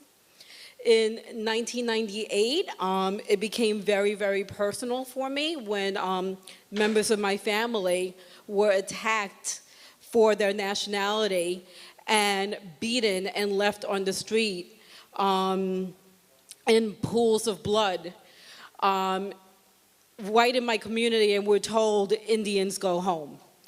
Based on that, my family started working with the politicians to pass hate crimes legislation, which thankfully did pass in the 2000s, which made crimes that were committed with a hateful intent more punishable or more strictly punishable. So this is something that I've been working on for my entire life: female rights, human rights, and immigrant rights. So it's something I feel very strongly about. 8 years ago, I was appointed by the mayor to criminal court, and 2 years ago, I was elected to Supreme Court. And I try to continue to work with the community to make sure that inclusion and diversity matter, that we're inviting everyone to sit at the table where it is important so that we can be heard and politicians will know and give us a voice so that changes can be made to affect our community. And I constantly am going out to make sure that that message is being sent. At this time, I'm working with different organizations, continuing with my work on domestic violence, in human rights, in human trafficking, we've created, and Andrea, who you're going to hear, Judge Ogle, is going to also speak about it, I'm sure. We formed an organization, a bar association, that combines the South Asian and the Indo-Caribbean countries so that we can advocate for our own, and we can create positions, and we can create opportunities to advance in the careers, not only on the bench, but in our local communities. So that's just a little bit of the work that I do, and I am really impressed with the work that you do, and I would love to hear from you to see if there's any way that we can collaborate and work together. One of the projects that I'm working on right now is trying to work with parties who are planning Diwali at Times Square, which is going to be the second annual event. It's at the end of this month. And that's to raise awareness about our culture, our traditions, our religion, but it's also to create inclusivity in the United States, because for so long, unfortunately, we've allowed ourselves to be segregated, and it doesn't make sense, because when we work together and we come together as diverse communities, we can only be stronger. So thank you for hearing from me, and continue the good work. Thank you.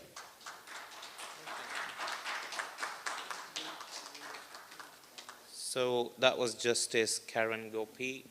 She hinted on three main areas which are very dear to the Sikh ethos: female, human, immigrant rights. And we all have been working in different capacities to try and echo the voices of the minorities so they get some sort of justice. And I know we are a marginalized community, and sometimes, as Dr. Seema hinted, sometimes minority human rights get marginalized the way they shouldn't be.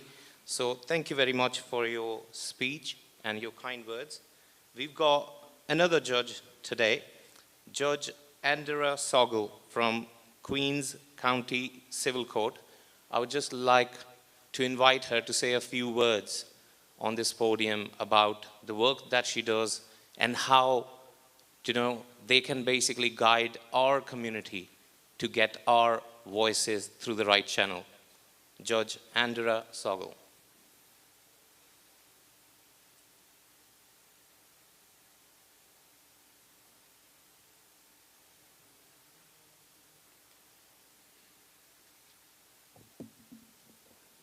Thank you. Sat Sri Akal. Honorable members of the World Sikh Parliament attending the session from more than 10 countries, I congratulate you and your members on the fourth global session and the World Sikh Parliament. I am very happy to participate in the historical global session of the Parliament in New York City today. It is truly my honor. We recognize that the World Sikh Parliament represents the interest of the Sikh nation and community at a national and international level, and we understand that the Sikh community globally is undergoing a period of turmoil, being a minority. The bright side is that the community with the Parliament has taken to decide how they want to shape their future, and we look forward to assist. At this time, I'm humbled to be here this morning to be a part of this, a part of this particular meeting that you're having today. And like Judge Gopi, I am an immigrant as well. My family came to the United States from Guyana in South America. When we migrated to the United States, Queens County did not look like it does now. My family and I have lived in Queens County for more than 40 years. The footprint was very, very different. It was not as diverse as it is now, and we did not quite fit in. When we moved into the neighborhoods, people would move out because they did not accept us. I also come from a multicultural background and a multi-religious background. My mother is Hindu and my father is Christian. We were raised in a household where we had to identify with both religions and both cultures, which was not an easy thing to do. But my parents gave us the opportunity to experience both cultures and both religions so that it could help us to become the people that we are today. When I began my practice in law, I started in the family courts. And I spent more than 20 years representing people who looked like us in the family court. And as an attorney representing people in the family court, I represented predominantly indigent individuals. And part of the reason why I was given certain cases, especially cases for people who came from Asia, South Asia, and from the Caribbean, is because I had an understanding of the culture. My Hindi was not that great, but it was enough for me to speak to my clients.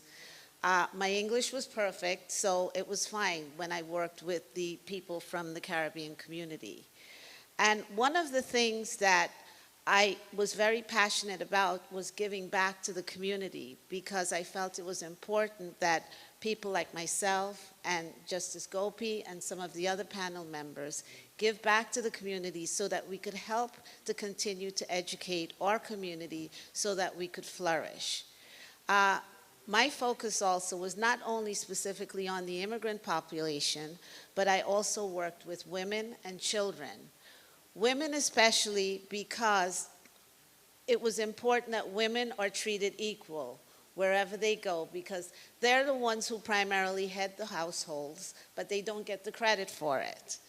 They also have led nations, they've held corporations, and without a woman, none of us could be here today. So it's important that we continue to remember that women and girls, our future, should be treated as equal as a man is and should always be on par with a man.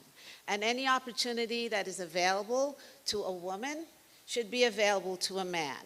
Having said that, I come from a family with 5 children, 4 are boys. I'm the only girl. Everybody else became a doctor and a surgeon. I wanted to serve. That is why I went to law school, and that is why I continue to serve the people in the civil court in Queens County. I also work as a member of the South Asian Indo-Caribbean Bar Association that Justice Gopi mentioned. Justice Gopi and I have worked hand in hand, putting together community programs to educate the community. We've also worked hand in hand with the Bar Association to educate members of the Bar Association and people from our cultural backgrounds, to show them the opportunities that they could have, regardless of whether or not they're an immigrant, regardless of whether or not they're a man or a woman. We have the same opportunities that everyone else is entitled to, and we should have them available to us. So working together, we try to guide people to make them get to where they need to be, or to show them how they can achieve and excel in terms of building their future, because the immigrant community right now is the future of America. And at this time, I continue to offer my support to the World Sikh Parliament, and once again, I continue to congratulate you on this particular occasion, and I wish you continued success in the future. And as Judge Gopi said, I am happy to lend my services in any way that you see fit, that we are able to do in order to continue to empower not only our people, but the entire community as a whole. And I thank you.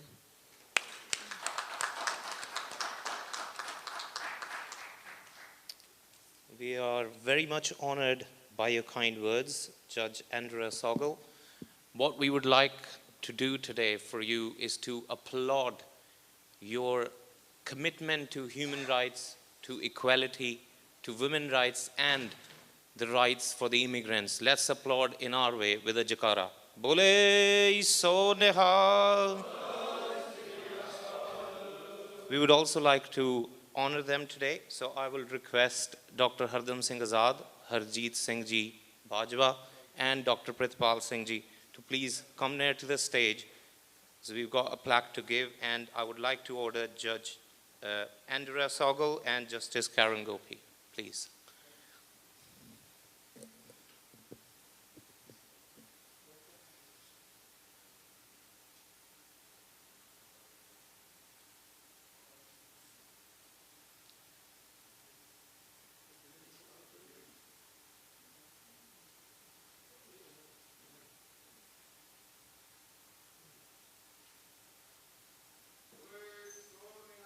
Sat Sri Akal.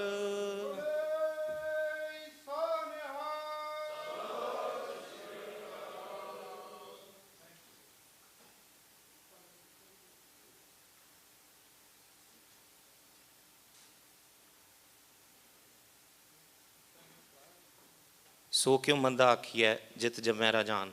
ਅਸੀਂ ਹਰ ਵੇਲੇ ਇਹ ਗੱਲ ਕਰਦੇ ਹਾਂ ਕਿ ਗੁਰੂ ਨਾਨਕ ਪਾਤਸ਼ਾਹ ਨੇ ਜਿੱਥੇ ਜਿਹੜੀਆਂ ਉਸ ਵੇਲੇ ਦੀਆਂ ਮਾਰਜਨਲਾਈਜ਼ ਕਮਿਊਨਿਟੀਆਂ ਸਨ ਜਿਨ੍ਹਾਂ ਦੀ ਕੋਈ ਗੱਲ ਨਹੀਂ ਸੀ ਸੁਣਦਾ, ਉਹਨਾਂ ਦੀ ਆਵਾਜ਼ ਉਠਾਈ ਔਰ ਨਾਲ ਹੀ ਨਾਲ ਇੱਕ ਸਿਧਾਂਤ ਰੱਖਿਆ ਇਕੁਐਲਿਟੀ ਦਾ।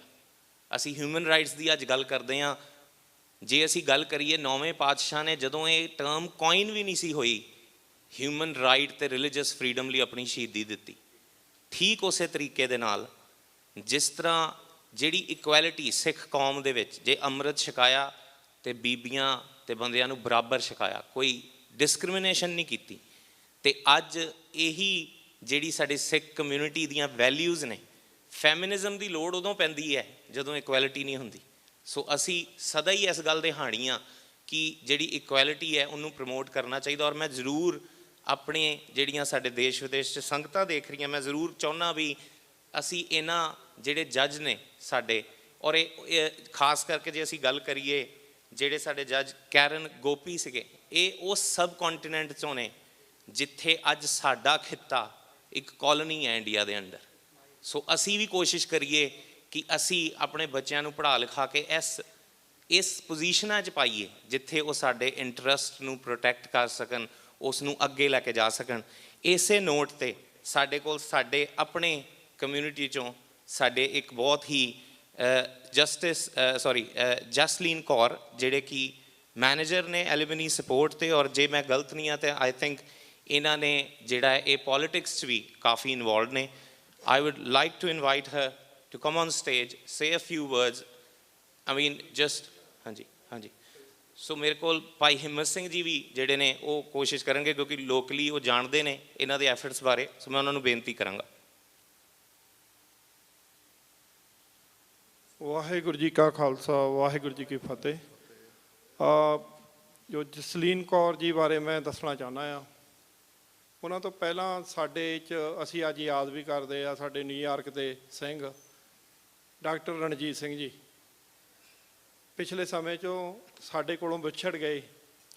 ਉਹਨਾਂ ਨੇ ਜਦੋਂ ਬੇਟੀ ਜਸਲੀਨ ਕੌਰ ਪਿੱਛੇ ਇਲੈਕਸ਼ਨ ਲੜੀ ਇਹਨਾਂ ਨੇ ਸਿਟੀ ਕੌਂਸਲ ਦੀ, ਉਹਨਾਂ ਨੇ ਜਸਲੀਨ ਕੌਰ ਬਾਰੇ ਇੱਕ ਛੋਟੀ ਜਿਹੀ ਮੈਨੂੰ ਜਦੋਂ ਗੱਲਾਂ ਚੱਲਦੀਆਂ ਸਨ, ਕਿਉਂਕਿ ਥੋੜ੍ਹੀਆਂ ਜਿਹੀਆਂ ਵੋਟਾਂ ਦੇ ਪਿੱਛੋਂ ਰਹਿ ਗਈ ਜਦੋਂ ਇਹ ਇਲੈਕਸ਼ਨ ਲੜ ਰਹੇ ਸੀ ਸਿਟੀ ਕੌਂਸਲ ਦੇ ਨਿਊਯਾਰਕ ਦੇ ਵਿੱਚ, ਤਾਂ ਉਹਨਾਂ ਨੇ ਇੱਕ ਬੜਾ ਵਧੀਆ ਸ਼ਬਦ ਕਿਹਾ, ਕਹਿੰਦਾ ਹਿੰਮਤ ਸਿੰਘ ਇਹ ਸੈਮੀਫਾਈਨਲ ਸੀਗਾ ਜਸਲੀਨ ਕੌਰ ਵਾਸਤੇ। ਇਹਨਾਂ ਜਿਹੜਾ ਅਪਰੂਵ ਕੀਤਾ ਕਿ ਮੈਂ ਫਾਈਨਲ ਦੇ ਵਿੱਚ ਆਪਣੀ ਕਮਿਊਨਿਟੀ ਵਾਸਤੇ ਸ਼ੀਲਡ ਜਿਹੜੀ ਆ ਉਹ ਜਿੱਤ ਕੇ ਲਿਆ ਸਕਦੀ ਆ। ਸੋ ਇਹ ਬੱਚੇ ਆ ਸਾਡੀ ਕੌਮ ਦੇ। ਹੋਰ ਵੀ ਸਵਰਨਜੀਤ ਸਿੰਘ ਹੋਣੀ ਬੈਠੇ ਆ, ਇਹ ਵੀ ਕਨੈਕਟੀਕਟ ਦੇ ਵਿੱਚ ਸਿਟੀ ਕੌਂਸਲ ਆ। ਹੋਰ ਵੀ ਬਰਿੰਦਰ ਸਿੰਘ ਹੋਣੀ ਵੀ ਇਸ ਪਾਸੇ ਇਨਵੋਲਵ ਆ। ਸਾਡਾ ਵਰਲਡ ਸਿੱਖ ਪਾਰਲੀਮੈਂਟ ਦਾ ਮਕਸਦ ਆ ਨੌਜਵਾਨ ਜਿੱਥੇ ਵਰਲਡ ਸਿੱਖ ਪਾਰਲੀਮੈਂਟ ਦੇ ਨਾਲ ਜੁੜਨ, ਉੱਥੇ ਆਪਣੀਆਂ ਸਟੇਟਾਂ ਕੰਟਰੀਆਂ ਦੇ ਵਿੱਚ ਜਿੱਥੇ ਵੀ ਤੁਸੀਂ ਹੈਗੇ ਹੋ। ਸਾਡੇ 'ਚ ਜਸਵਿੰਦਰ ਸਿੰਘ ਹੋਣੀ ਯੂਰਪ ਦੇ ਵਿੱਚ ਇਹਨਾਂ ਦੀ ਆਪਣੀ ਉੱਥੇ ਪੋਲੀਟੀਕਲ ਪਾਰਟੀ ਰੀਜਨਲ, ਉਹਦੇ ਵਿੱਚ ਚੇਅਰਮੈਨ ਆ। ਸੋ ਵਰਲਡ ਸਿੱਖ ਪਾਰਲੀਮੈਂਟ ਜਿਹੜੀਆਂ ਦੁਨੀਆ ਦੀਆਂ ਅਲੱਗ-ਅਲੱਗ ਪਾਵਰਫੁਲ ਕੰਟਰੀਆਂ ਦੇ ਵਿੱਚ ਜਿੱਥੇ ਸਾਡੇ ਨੌਜਵਾਨ ਆ ਉਹ ਲੋਕਲ ਪੋਲੀਟਿਕਸ ਦੇ ਵਿੱਚ ਵੀ ਇਨਵੋਲਵ ਹੋਣ। ਸੋ ਮੈਂ ਬੱਚੀ ਬਾਰੇ ਦੱਸਣਾ ਵੀ ਇੱਕ ਦਿਨ ਇਹ ਉਸ ਪਾਸੇ ਵਧੇਗੀ ਤਾਂ ਇਹਦੇ ਵਿੱਚ ਉਹ ਪ੍ਰੋਟੈਕਸ਼ਨ ਹੈਗੀ ਆ, ਇਹ ਕੌਮ ਵਾਸਤੇ ਕੰਮ ਕਰ ਸਕਦੀ ਆ। ਸੋ ਮੈਂ ਇਹ ਦੱਸਣਾ ਚਾਹੁੰਦਾ ਸੀ ਵੀ ਭਾਵੇਂ ਥੋੜ੍ਹੀਆਂ ਵੋਟਾਂ ਪਿੱਛੇ ਰਹਿ ਗਈ ਪਰ ਆਉਣ ਵਾਲੇ ਸਮੇਂ ਦੇ ਵਿੱਚ ਕਮਿਊਨਿਟੀ ਦਾ ਮਾਣ ਵਧਾਏਗੀ ਜੀ। ਵਾਹਿਗੁਰੂ ਜੀ ਕਾ ਖਾਲਸਾ, ਵਾਹਿਗੁਰੂ ਜੀ ਕੀ ਫਤਿਹ।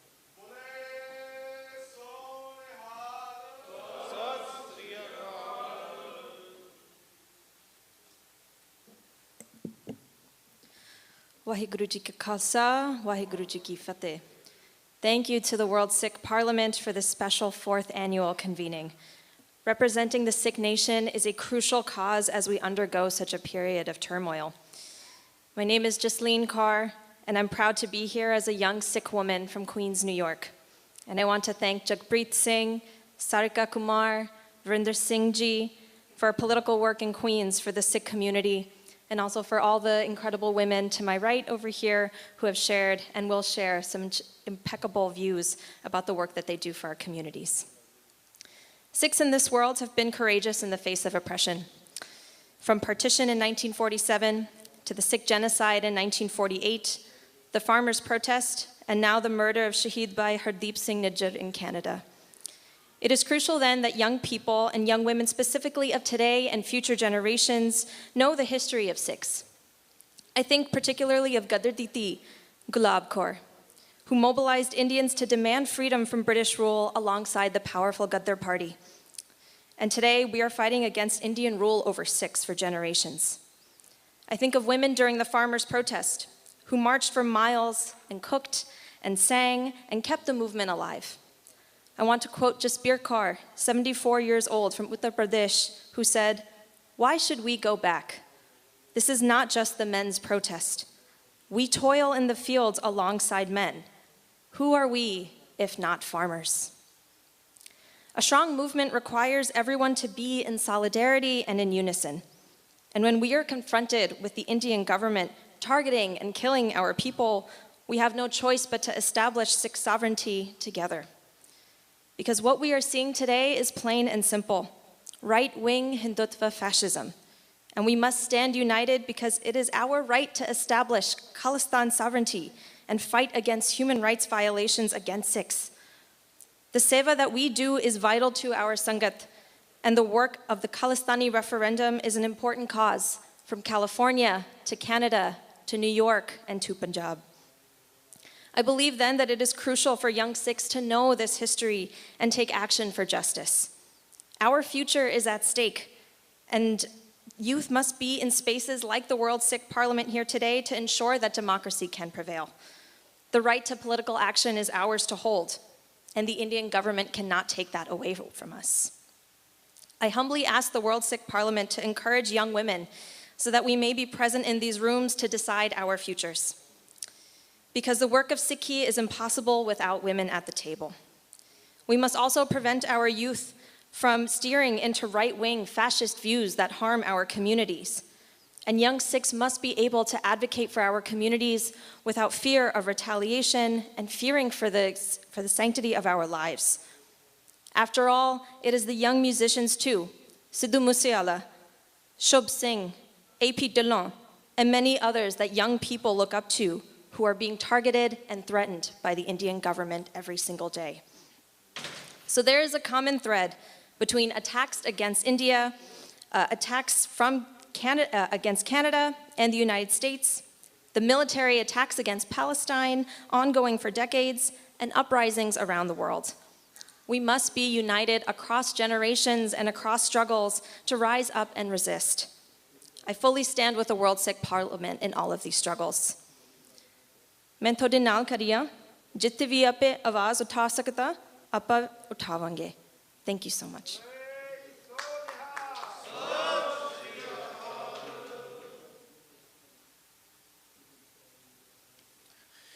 Thank you, Jasleen Kaur, for your kind words. I think it's rare to find people who are working on this level and still advocating for the very basic rights of our community. So we applaud you for that. Please continue supporting World Sikh Parliament, assisting us with whatever we can do for you and whatever you can do for the Parliament. ਜਿਹੜੀ ਮੈਨੂੰ ਇੱਕ ਇਹ ਵੀ ਥੋੜਾ ਵਿਸ਼ਾ ਆਇਆ ਕਿ ਸਾਡੇ ਕੋਲ ਜਿਹੜੇ ਮੈਂਬਰਸ ਨੇ ਔਰ ਜਿਹੜੇ ਸਾਡੇ ਸੁਣ ਰਹੇ ਨੇ ਉਹ ਕਹਿੰਦੇ ਤੁਸੀਂ ਇੰਗਲਿਸ਼ 'ਚ ਗੱਲ ਕਰ ਰਹੇ ਹੋ ਸਾਨੂੰ ਜਾਂ ਪੰਜਾਬੀ ਸਮਝ ਆਉਂਦੀ ਹੈ ਤੇ ਜਾਂ ਜਰਮਨ ਸਮਝ ਆਉਂਦੀ ਹੈ ਜਾਂ ਫ੍ਰੈਂਚ ਆਉਂਦੀ ਹੈ ਜਾਂ ਡੱਚ ਆਉਂਦੀ ਹੈ ਸੋ ਕੋਸ਼ਿਸ਼ ਕਰਾਂਗੇ ਕਿ ਅਸੀਂ ਬਾਇਲਿੰਗੁਅਲੀ ਇਸ ਸੈਸ਼ਨ ਨੂੰ ਚਲਾਈਏ ਜਿਹੜੀਆਂ ਗੱਲਾਂ ਜਸਲੀਨ ਕੌਰ ਨੇ ਕੀਤੀਆਂ ਤਕਰੀਬਨ ਜੋ ਗੱਲਾਂ ਅਸੀਂ ਕੱਲ੍ਹ ਸੈਸ਼ਨ ਦੇ ਵਿੱਚ ਇੱਥੇ ਕੀਤੀਆਂ ਸੀ ਹਰ ਗੱਲ 'ਤੇ ਉਹਨਾਂ ਦੀ ਜਿਹੜੀ ਗ੍ਰਿਪ ਸੀ ਉਹ ਬੜੀ ਸਟਰੋਂਗ ਸੀ ਔਰ ਬਿਲਕੁਲ ਸਿੱਧੀ ਗੱਲ ਸੀ ਕੋਈ ਕੰਪਰੋਮਾਈਜ਼ ਨਹੀਂ ਹੈ ਇਨਸਾਫ 'ਤੇ ਦੇਖੋ ਜੇ ਅਸੀਂ if we want a table at the seat and we are compromising basic values then there is no point doing any politics especially for Sikh men and women cause ਸਾਡਾ ਜਿਹੜਾ ਸਿਧਾਂਤ ਹੈ ਉਹ ਵਿਲੱਖਣ ਹੈ ਅਸੀਂ ਕੁਛ ਵੀ ਕਰ ਲੈਂਦੇ ਹਾਂ ਆਪਣੇ ਸਿਧਾਂਤ 'ਤੇ ਕੰਪਰੋਮਾਈਜ਼ ਨਹੀਂ ਕਰਦੇ ਸੋ ਇਹਦੇ ਲਈ ਅਸੀਂ ਬਹੁਤ ਧੰਨਵਾਦੀ ਹਾਂ ਜਿਹੜੇ ਅੱਜ ਉਹਨਾਂ ਨੇ ਸ਼ਬਦ ਸਾਨੂੰ ਕਹੇ ਔਰ ਖਾਸ ਕਰਕੇ ਜਿਹੜੀਆਂ ਮੈਂ ਸਮਝਾਂਗਾ ਵੂਮਨ ਆਫ ਦਿਸ ਐਰਾ ਜਿਹੜੀਆਂ ਨੇ ਜਸਟਿਸ ਕੈਰਨ ਗੋਪੀ ਔਰ ਜਿਹੜੇ ਸਾਡੇ ਦੂਸਰੇ ਜੱਜ ਸੀਗੇ ਉਹਨਾਂ ਦੇ ਜੋ ਵੀ ਜਿਹੜੀਆਂ ਵੈਲਿਊਜ਼ ਉਹ ਅਪਹੋਲਡ ਕਰ ਰਹੇ ਨੇ ਸਾਡੇ ਇਮੀਗ੍ਰੈਂਟਸ ਦੇ ਰਾਈਟ ਲਈ ਵੂਮਨ ਰਾਈਟ ਲਈ ਇਕੁਐਲਿਟੀ ਲਈ that is to be applauded. It's commendable the work that they're doing. Thank you so much for coming to the 4th General Session of the World Sikh Parliament. Now we have some special guests from Ukraine. and they're going to speak to us directly. ਜਿਹੜਾ ਕੰਮ ਸਿੱਖਾਂ ਨੇ Ukraine 'ਚ ਕੀਤਾ, we will try and run some sort of a video so they can see what sort of effort the Sikh community has put in.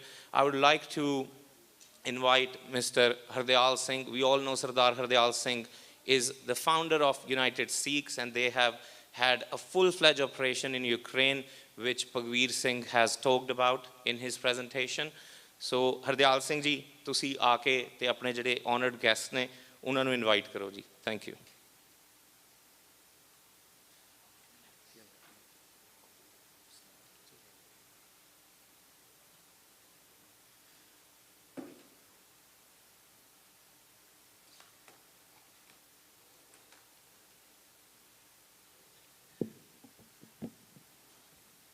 Esteemed members and guests who are attending the 4th Global Sikh Conference or Assembly or for the World Sikh Parliament, I would like to thank all of you for being here, specifically the esteemed guests who have come from far and different places. One of the most important things is that we discussed even yesterday as to what's going on in Ukraine. As you all know, how Russia has invaded Ukraine and the damages that are ongoing. We showcase the work that's going on in Ukraine. You also see that the Sikh community globally stands with the sovereignty of Ukraine. You can see the Ukraine flag over here. Yesterday, we had Mikta Puturov also join in from Ukraine. He couldn't travel, so he was able to join in through Zoom. He was the humanitarian aid minister from Kyiv. And today amongst us, we have one of the largest Ukrainian organizations called Razom. Maria, who's right over there, she is come with 2 kids of hers, and also, expecting, and we, congratulate her and wish her good health. She's a fighter. We know her for many, I would say almost 2.5 years now, when we collectively with the Sikh community and NGOs have been working on the Ukrainian front. She is the executive director of Razom. Razom in Ukrainian language means getting together. So they have collected and formed a coalition of all Ukrainian NGOs that do a lot of work on Washington, D.C. through the Ukrainian summit, and very tactical work in Ukraine, where the need is, as you know, in various fronts, humanitarian, in terms of issues and that impact, the soldiers and also the civilians.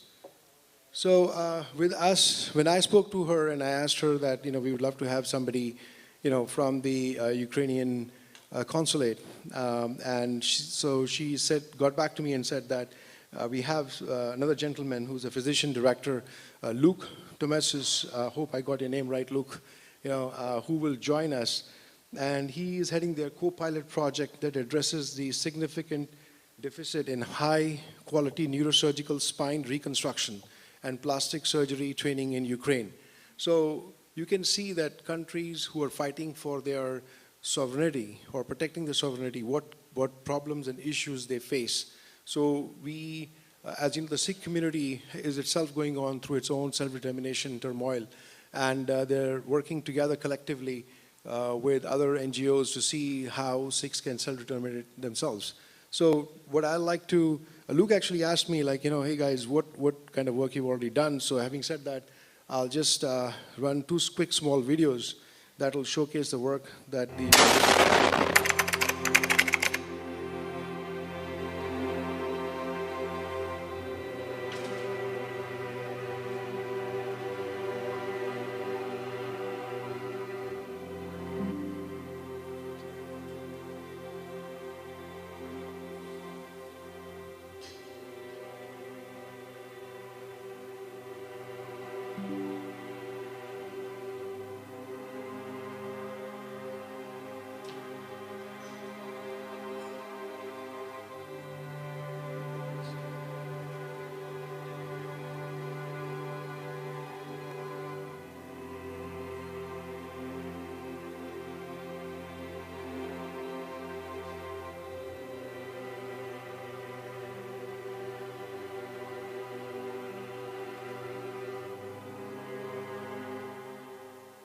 So there's another project that talks about the tactical combat care, which we are looking for volunteers, doctors, of course, like Luke and others, and he'll probably talk more about in the same tone of things.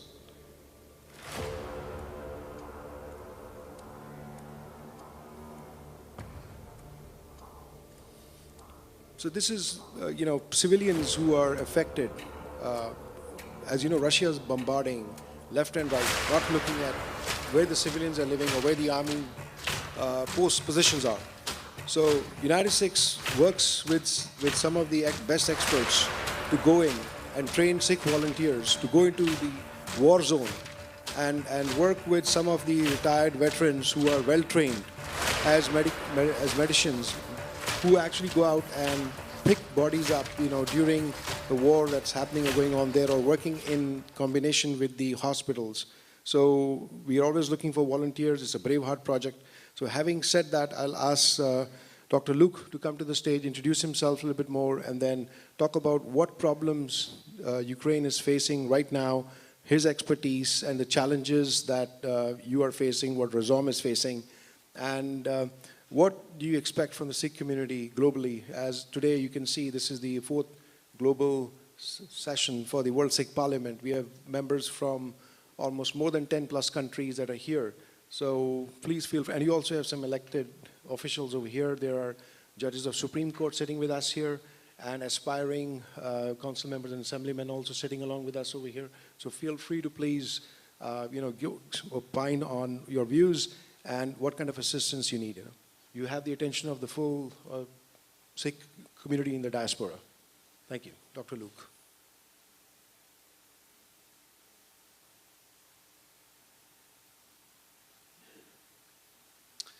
Well, thanks so much for the invitation today. When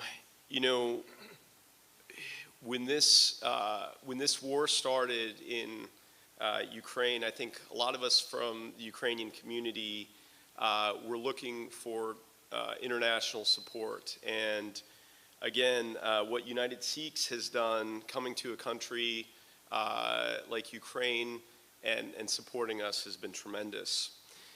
So,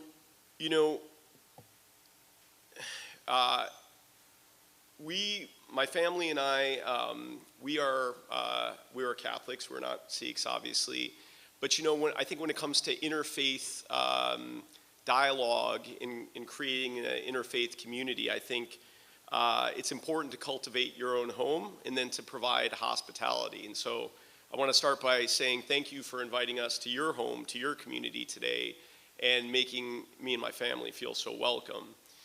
I do think when we look at what is happening in Russia, or when we look at what is happening today in Armenia, or when we look at the violence that has been going on for many years and continues in Israel and Palestine, people of faith, whether we be Sikhs or we be Catholics, I think we have something in common.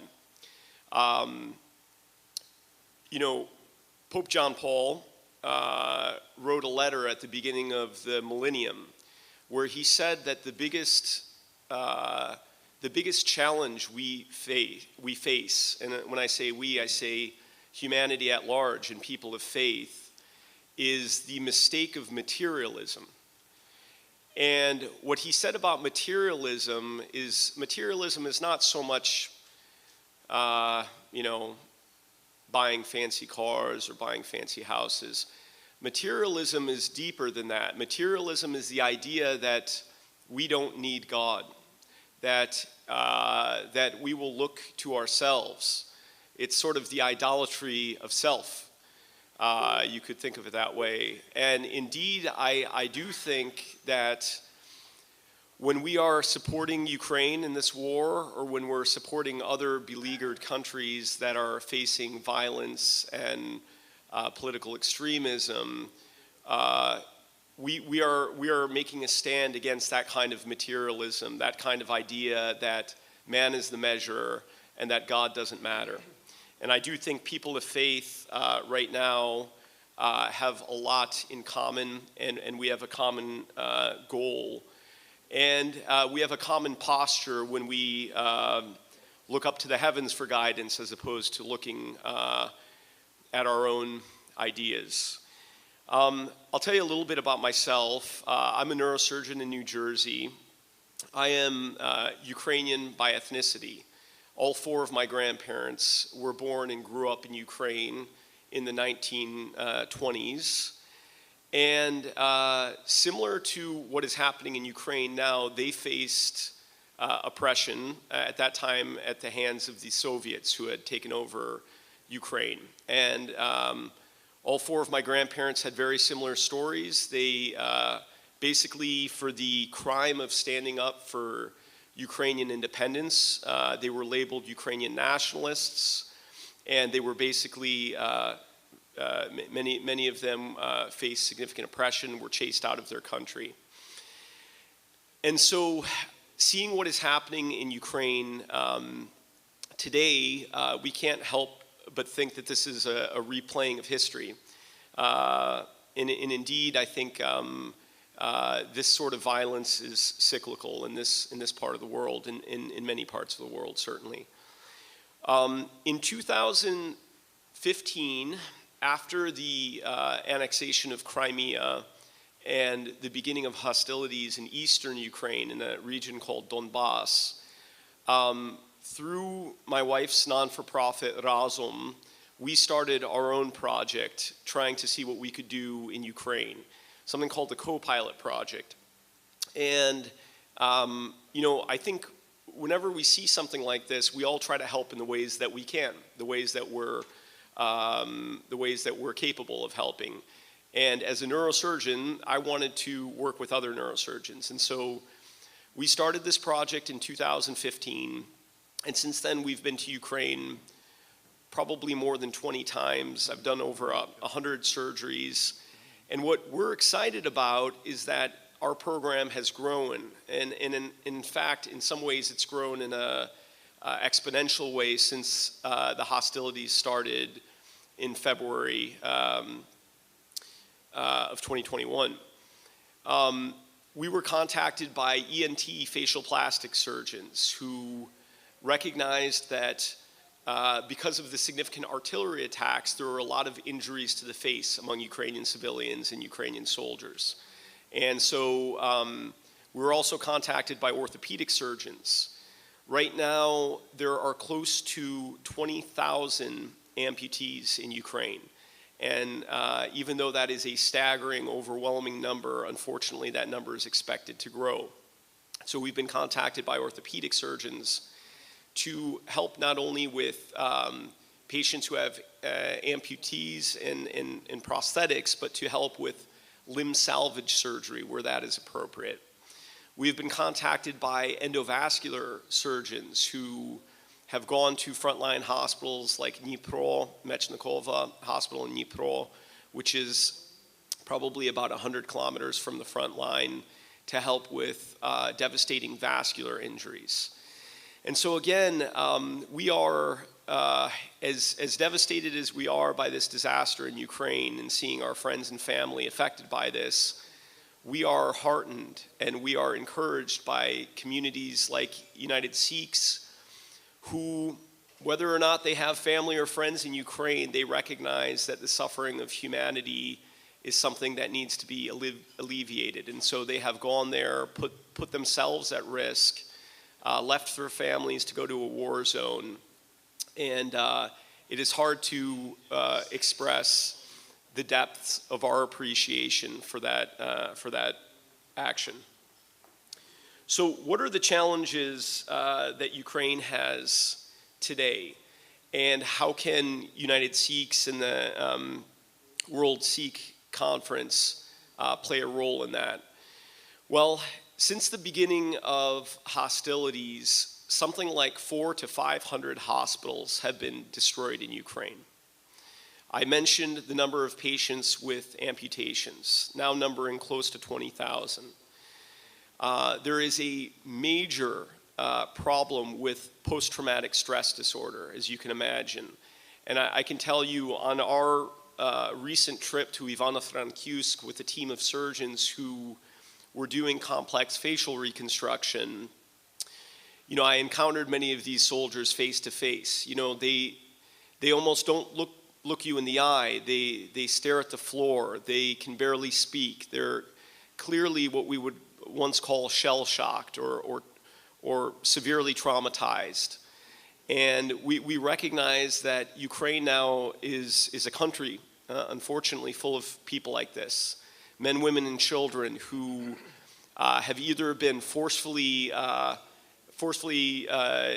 sent from their homes and had to live in exile, or have seen just unimaginable horrors. And so, as the medical community, specifically with our co-pilot project, we are trying to widen this network of physicians who can go to Ukraine.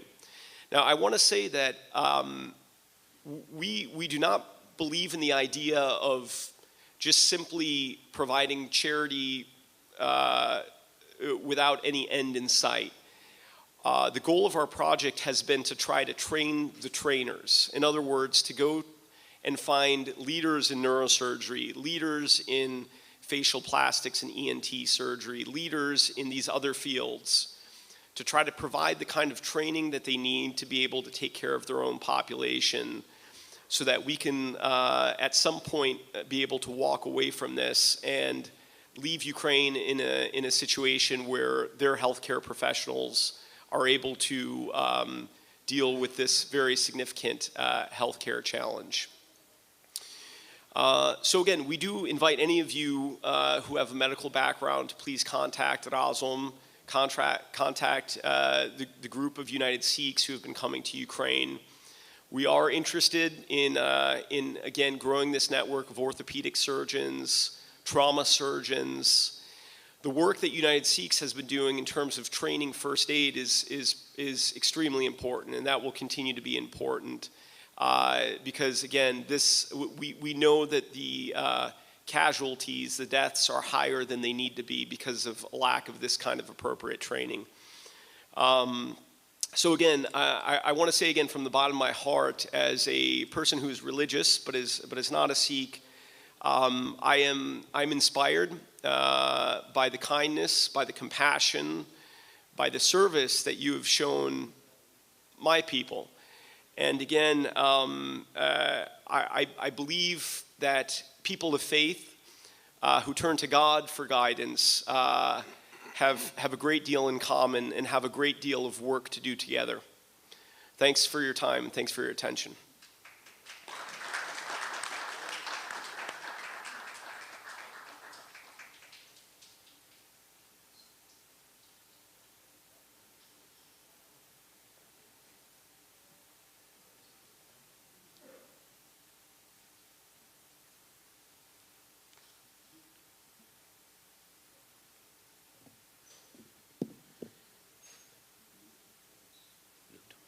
Well, thank you very much to Luke Thomas for his kind words. And trust me, the whole Sikh community is with you on this. We will continue our support. We'll continue to rally even further support, because what you have been going through right now, we have gone through this in 1984 at the hand of Indian government, the genocide they committed, which is still ongoing in some sort of economic form and other forms, but we are there with you. Thank you very much for attending this session today.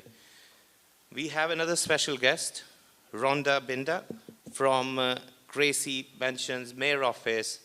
She's the Executive Director and former Queen's Deputy Borough President. So I would just like to invite her to say a few words on the 4th General Session of the World Sikh Parliament. Thank you.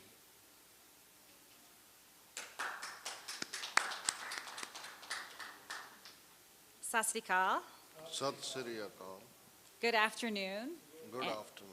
And I just want to thank Mr. Virender Singh, the World Sikh Parliament. Manpreet, thank you so much. Thank you, Doctor.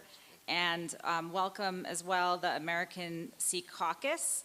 And a warm welcome from our 110th Mayor, Mayor Eric Adams, to New York City.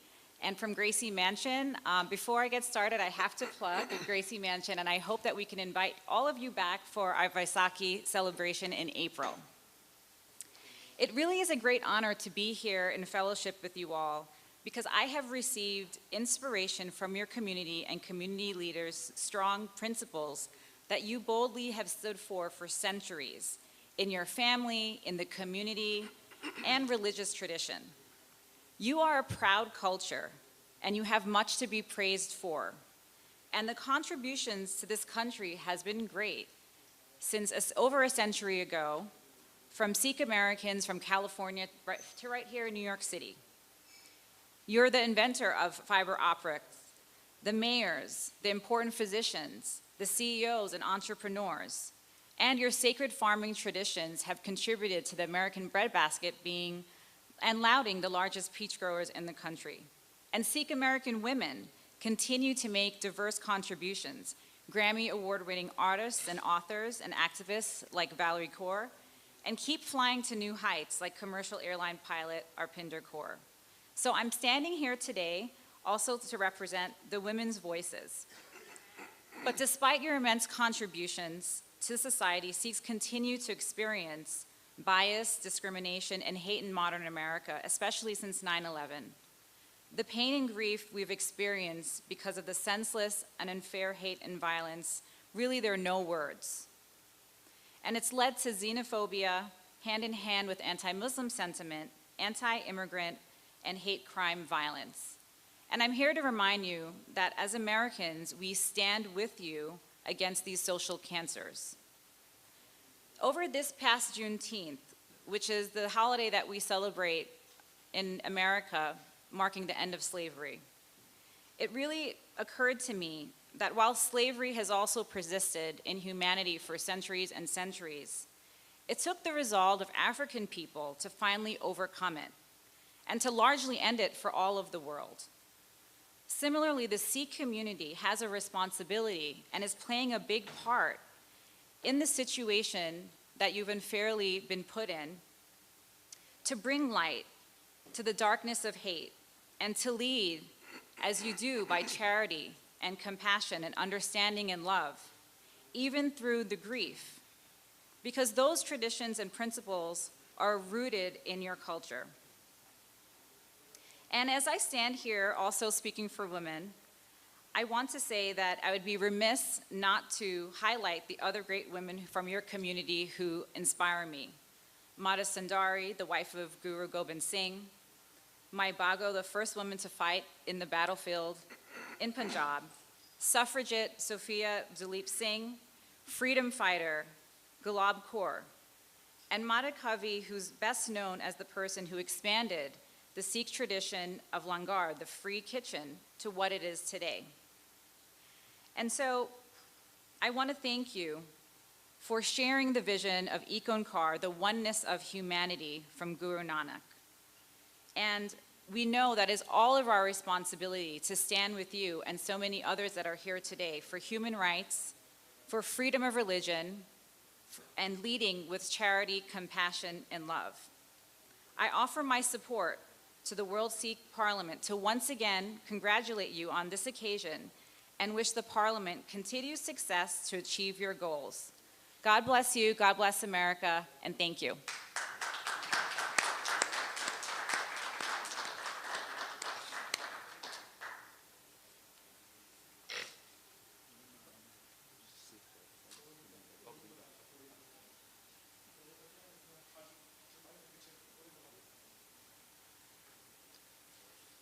Thank you so much, Rhonda Binda, for your kind words.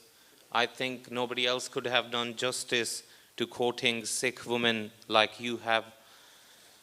Thank you very much.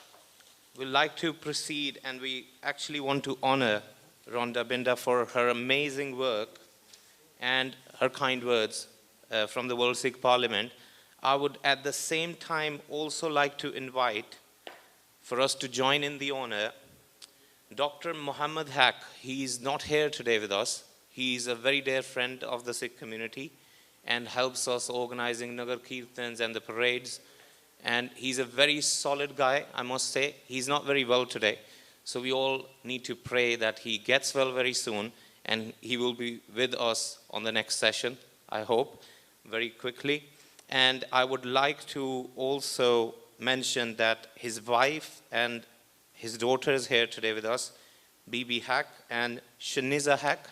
So the institution that Muhammad works for, Dr. Muhammad works for, is the Interfaith Council of Community Development. It's an NGO that supports minorities in anything that they need, and as I said earlier, a very dear friend to our Sikh community. So I would like Bhai Himmat Singh, Bhai Hardyal Singh, and Bhai Gurcharan Singh from Germany, and we will be honoring Rhonda Binder, and if Shaniza Haq can join us in this honor. Thank you. And yes, sorry, last but not the least, we would like to invite Dr. Luke Thomas and Maria Soroke, please. I would like to invite you guys near to the stage so we can honor you on behalf of World Sikh Parliament. Thank you all. Yeah. And like to also invite Jasleen Kaur to please come in and join us near the stage.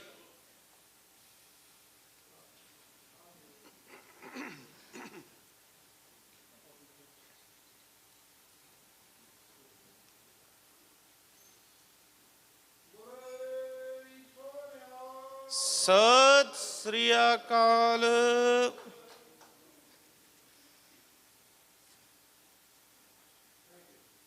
Thank you.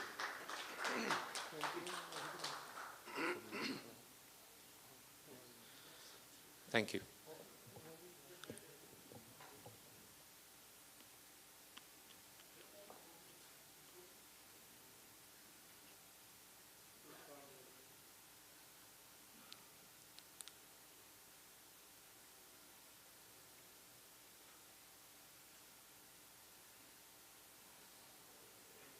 Thank you very much, guys. We congratulate you again for your commendable work on human rights. And we hope and we wish that we'll collaborate again with you guys. We can learn so much from you guys. Thank you so much for attending today's session. ਹੁਣ ਸਾਡੇ ਕੋਲ ਸਾਡੇ ਅਗਲੇ ਬੁਲਾਰੇ Surjit Singh ji Kalar, president Shiromani Akali Dal Amritsar American chapter. ਉਹਨਾਂ ਨੂੰ ਬੇਨਤੀ ਹੈ ਕਿ ਪਲੀਜ਼ ਸਟੇਜ ਤੇ ਆ ਕੇ ਸਾਡੇ ਨਾਲ ਦੋ ਸ਼ਬਦ ਸਾਂਝੇ ਕਰਨ। ਮੈਂ ਜ਼ਰੂਰ ਦੱਸ ਦੇਵਾਂ, ਸ਼੍ਰੋਮਣੀ ਅਕਾਲੀ ਦਲ ਅੰਮ੍ਰਿਤਸਰ, ਜਿਸ ਤਰ੍ਹਾਂ ਕਿ ਅਸੀਂ ਸਾਰੇ ਜਾਣਦੇ ਹਾਂ, ਸਿਮਰਨਜੀਤ ਸਿੰਘ ਮਾਨ ਜਿਹੜੇ ਕਿ ਇੱਕ, ਜੇ ਅਸੀਂ ਕਹੀਏ ਵੀ ਵਰਤਮਾਨ ਸਮੇਂ ਦੇ ਇੱਕ ਅਜਿਹੇ ਖਾਲਿਸਤਾਨੀ ਜਿਨ੍ਹਾਂ ਨੇ ਆਪਣੇ ਸਟੈਂਡ 'ਤੇ ਕੰਪਰੋਮਾਈਜ਼ ਨਹੀਂ ਕੀਤਾ ਔਰ ਅੱਜ ਵੀ ਖਾਲਿਸਤਾਨ ਦੇ ਮੁੱਦੇ 'ਤੇ ਇਲੈਕਸ਼ਨ ਲੜ ਕੇ he is a representative in the Parliament of India. So ਅਸੀਂ ਜਿੱਥੇ ਉਹਨਾਂ ਦੇ ਇਸ US ਚੈਪਟਰ ਦਾ ਇੱਕ ਬਹੁਤ ਵੱਡਾ ਹੱਥ ਹੈ, ਜੇ ਉੱਥੇ ਇਲੈਕਸ਼ਨਾਂ ਹੁੰਦੀਆਂ ਅਤੇ ਜਿਹੜਾ ਸਪੋਰਟ ਅਤੇ ਲੌਜਿਸਟਿਕ ਜੋ ਮੋਬਿਲਾਈਜੇਸ਼ਨ ਹੁੰਦੀ ਹੈ ਉਹਦੇ ਵਿੱਚ ਕਲਾਰ ਸਾਹਿਬ ਦਾ ਬਹੁਤ ਵੱਡਾ ਹੱਥ ਹੈ। ਸੋ ਬੇਨਤੀ ਕਰਦੇ ਹਾਂ ਅਗਲੇ 5 ਮਿੰਟ ਵਾਸਤੇ ਉਹ ਸੰਗਤਾਂ ਨੂੰ ਮੁਖਾਤਬ ਹੋਣ ਜੀ।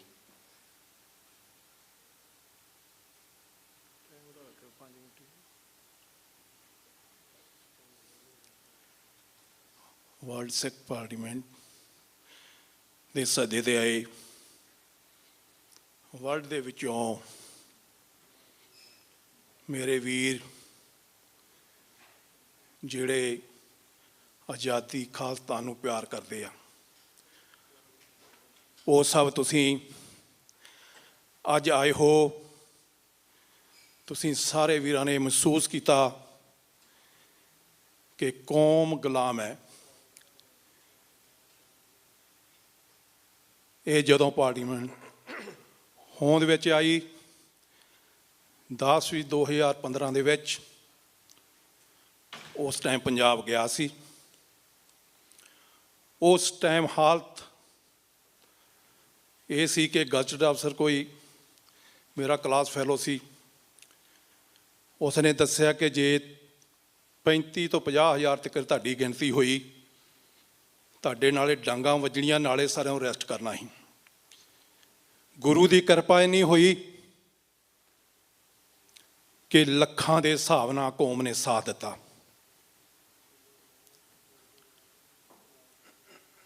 ਉਸ ਦੇ ਵਿੱਚੋਂ ਕਿਉਂਕਿ ਉਸ ਟਾਈਮ ਝੂਠੇ ਸਾਧ ਨੂੰ ਮਾਫੀ ਦਿੱਤੀ ਗਈ ਸੀ, ਧੰਨ ਧੰਨ ਗੁਰੂ ਗ੍ਰੰਥ ਸਾਹਿਬ ਦਾ ਨਰਾਦਰ ਹੋ ਰਿਹਾ ਸੀ, ਕੌਮ ਨੇ ਸੋਚਿਆ ਕਿ ਅੱਜ ਟਾਈਮ ਜਿਹੜਾ ਆ ਇਹ ਜ਼ਰੂਰੀ ਪਹੁੰਚਣਾ ਚਾਹੀਦਾ। ਪੁਲਿਸ ਨੇ ਹਰ ਪਾਸੇ ਨਾਕਾਬੰਦੀ ਕਰਨ ਦੇ ਬਾਵਜੂਦ ਵੀ ਲੱਖਾਂ ਦੇ ਵਿੱਚ ਗਿਣਤੀ ਹੋਈ, ਜਿਸ ਦੇ ਵਿੱਚ ਕੌਮ ਦਾ ਬਚਾਅ ਹੋਇਆ। ਵਰਲਡ ਪਾਰਲੀਮੈਂਟ ਨਿਕਲੀ। ਸਿੰਘ ਸਾਹਿਬ, ਜਥੇਦਾਰ ਜਗਤਾਰ ਸਿੰਘ ਹਵਾਰਾ ਜੀ ਆਏ। ਇਸ ਤਰ੍ਹਾਂ ਦਾਸ ਉਸ ਦਿਨ ਹੀ ਇਹਨਾਂ ਨੇ, ਸੁਖਬੀਰ ਬਾਦਲ ਨੇ ਜ਼ਿਆਦੀ ਅੱਖ ਫੌਰਨ ਵਾਲੇ ਬੰਦਿਆਂ 'ਤੇ ਰੱਖੀ ਸੀ। ਮਾਨ ਸਾਹਿਬ ਨੂੰ ਅਰੈਸਟ ਕਰ ਲਿਆ ਸੀ। ਦਾਸ ਦਾ ਨਾਂ ਵੀ TV 'ਤੇ ਆਉਣ ਲੱਗ ਗਿਆ। ਮੈਨੂੰ ਕਾਲ ਗਈ ਵੀ ਤੇਰਾ ਨਾਂ ਆਉਣ ਦਿਆ। ਮੈਂ ਰਾਤੋਂ ਰਾਤ ਅਸੀਂ ਨਿਕਲਣ ਵਿੱਚ ਕਾਮਯਾਬ ਹੋ ਗਏ। ਦੇਸ਼ ਧਰੋਹੀ ਸਰ 'ਤੇ ਕੇਸ ਪਾਏ, ਪਰ ਗੁਰੂ ਦੀ ਕਿਰਪਾ ਰਹੀ। ਇਹ ਖਾਲਸਾ ਜੀ, ਇਹ ਕੌਮ ਦਾ ਏਜੰਡਾ ਆ। ਅੱਜ ਵਰਲਡ ਸਿੱਖ ਪਾਰਲੀਮੈਂਟ ਨੇ ਬਹੁਤ ਹੀ ਵੱਡਾ ਉਪਰਾਲਾ ਕੀਤਾ। ਅਸੀਂ ਇਹਨਾਂ ਦੇ ਨਾਲ ਜਿੰਨੀਆਂ ਵੀ ਖਾਲਸਤਾਨੀ ਧਿਰਾਂ ਆ, ਸ਼੍ਰੋਮਣੀ ਅਕਾਲੀ ਦਲ ਅੰਮ੍ਰਿਤਸਰ ਅਮਰੀਕਾ ਨੇ ਫੈਸਲਾ ਲਿਆ ਵੀ ਉਹਨਾਂ ਦੇ ਨਾਲ ਚੱਲਣਾ। ਕੋਈ ਪ੍ਰੋਗਰਾਮ ਹੀ ਭਾਵੇਂ ਵਾਸ਼ਿੰਗਟਨ DC ਹੋਵੇ, UN 'ਚ ਹੋਵੇ, ਕੈਲੀਫੋਰਨੀਆ ਮੈਸਕੀਆਂ ਅੱਗੇ ਹੋਵੇ, ਸਾਡੇ ਭਰਾ ਜਿਹੜੇ ਅਸਲੀ ਭਰਾ ਆ ਉਹ ਖਾਲਸਤਾਨੀ ਭਰਾ ਆ। ਦਨਾਵੀ ਭਰਾ ਤੇ ਆਪਣੇ ਹੁੰਦੇ ਹੀ ਆ ਸਾਰਿਆਂ ਦੇ, ਪਰ ਅਸਲੀ ਭਰਾ ਜਿਹੜੇ ਆ, ਜਿਹੜੇ ਖਾਲਸਤਾਨ ਵਾਸਤੇ ਲੜ ਰਹੇ ਆ, ਆਪਣੀ ਜਾਨ ਤਲੀ ਤੇ ਰੱਖ ਰਹੇ, ਅਸਲੀ ਭਰਾ ਸਾਰੇ ਉਹ ਆ।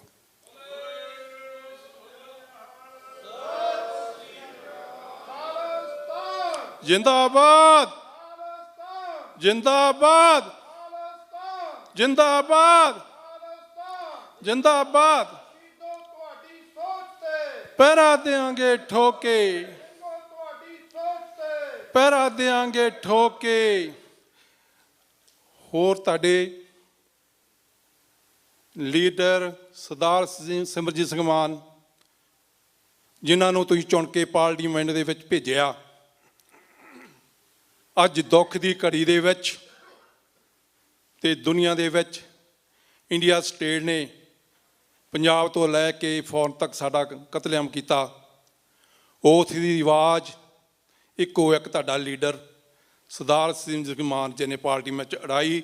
ਇੰਡੀਆ ਗੌਰਮੈਂਟ ਨੂੰ ਵਾਰਨਿੰਗ ਦਿੱਤੀ ਇਹ ਚੀਜ਼ ਦੀ, ਇਹਦੇ ਤੁਸੀਂ ਜ਼ਿੰਮੇਵਾਰ ਹੋ। ਤੇ ਅੱਜ ਬਹੁਤ ਹੀ ਖੁਸ਼ੀ ਵਾਲੀ ਗੱਲ ਹੋਈ ਤੁਹਾਡੇ ਆਪਣੇ ਸਾਰਿਆਂ ਵਾਸਤੇ, ਜੋ ਭਾਈ ਹਰਦੀਪ ਸਿੰਘ ਨਿੱਜਰ ਦੀ ਸ਼ਹੀਦੀ ਨੇ ਰੰਗ ਲਿਆਂਦਾ ਦੁਨੀਆ ਦੇ ਵਿੱਚ, ਜਿਹੜਾ ਅਸੀਂ 39 ਸਾਲ ਤੋਂ ਲੱਭ ਨਹੀਂ ਰਿਹਾ ਸੀ, ਸਾਨੂੰ ਕੋਈ ਰੈਕੋਗਨਾਈਜ਼ ਨਹੀਂ ਕਰ ਰਿਹਾ ਸੀ। ਇੰਡੀਆ ਸਟੇਟ ਸਾਨੂੰ ਵੱਖਵਾਦੀ, ਅੱਤਵਾਦੀ ਕਹਿੰਦੀ ਸੀ। ਅੱਜ ਦੁਨੀਆ ਦੇ ਵਿੱਚ ਸਿੱਖ ਸੱਤਿਆਧਾਰੀ ਹੋ ਗਿਆ ਤੇ ਇੰਡੀਆ ਗੌਰਮੈਂਟ ਅੱਤਵਾਦੀ ਬਣ ਗਈ। ਅੱਜ ਇਹ ਤੁਹਾਡੀ ਸਾਰਿਆਂ ਭਰਾਵਾਂ ਦੀ ਮਿਹਨਤ, ਅੱਜ ਆਪਾਂ ਸਾਰਿਆਂ ਭਰਾਵਾਂ ਨੇ ਮਿਹਨਤ 84 ਤੋਂ ਲੈ ਕੇ ਹੁਣ ਤੱਕ ਕੀਤੀ, ਉਹਨੂੰ ਬੂਰ ਲੱਗਣਾ ਸ਼ੁਰੂ ਹੋ ਗਿਆ। ਭਰਾਵੋ ਤਗੜੇ ਹੋ ਕੇ, ਹੁਣ ਤਗੜੇ ਹੋ ਕੇ ਆਪਾਂ ਸਾਰਿਆਂ ਰਲ ਕੇ ਕੰਮ ਸਾਰਿਆਂ ਨੇ ਕਰਨਾ।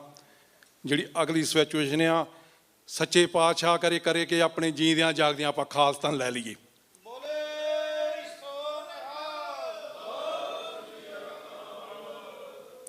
ਅੱਜ ਸਾਡੇ ਮੇਰੇ ਨਾਲ ਵੀਰ ਭਾਈ ਜੋਗਾ ਸਿੰਘ ਜੀ ਆਏ ਆ।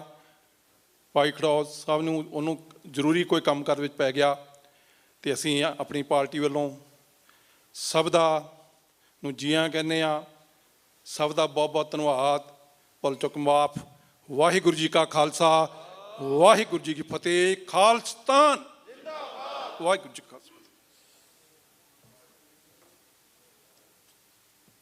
ਸੋ ਇਹ ਸਨ ਸੁਰਜੀਤ ਸਿੰਘ ਜੀ ਕਲਾਰ, ਸ਼੍ਰੋਮਣੀ ਅਕਾਲੀ ਦਲ ਅੰਮ੍ਰਿਤਸਰ। ਮੇਰੇ ਕੋਲ ਅੱਗੇ 3 ਬੁਲਾਰੇ ਨੇ, ਮੈਂ ਸਾਰਿਆਂ ਨੂੰ ਬੇਨਤੀ ਕਰਦਾ ਵੀ ਉਹ ਤਿਆਰ ਰਹਿਣ। ਸਭ ਤੋਂ ਪਹਿਲਾਂ ਸੰਤੋਖ ਸਿੰਘ ਜੀ ਇੰਡੀਆਨਾ ਤੋਂ, ਵੈਲਫੇਅਰ ਕਾਉਂਸਲ ਦੇ ਕੋਆਰਡੀਨੇਟਰ ਨੇ ਵਰਲਡ ਸਿੱਖ ਪਾਰਲੀਮੈਂਟ ਦੇ। ਉਸ ਤੋਂ ਬਾਅਦ ਸਾਡੇ ਅਗਲੇ ਬੁਲਾਰੇ ਡਾਕਟਰ ਹਰਦਮ ਸਿੰਘ ਜੀ ਆਜ਼ਾਦ, ਕੋ ਸਪੀਕਰ WSP US ਰੀਜਨ।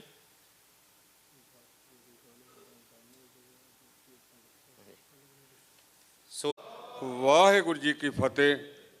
ਸਰਬੱਤ ਖਾਲਸੇ ਦਾ ਜ਼ਿਕਰ ਹੋਇਆ। ਉਹ ਸਰਬੱਤ ਖਾਲਸੇ ਦੇ ਵਿੱਚੋਂ ਵਰਲਡ ਸਿੱਖ ਪਾਰਲੀਮੈਂਟ ਦੀ ਮੰਗ ਨਿਕਲੀ, ਅਤੇ ਉਸ ਮਤੇ ਦੇ ਅਨੁਸਾਰ ਵਰਲਡ ਸਿੱਖ ਪਾਰਲੀਮੈਂਟ ਹੋਂਦੇ ਵਿੱਚ ਆਈ, ਜਿਹਦਾ ਅੱਜ ਚੌਥਾ ਸੈਸ਼ਨ ਹੈ।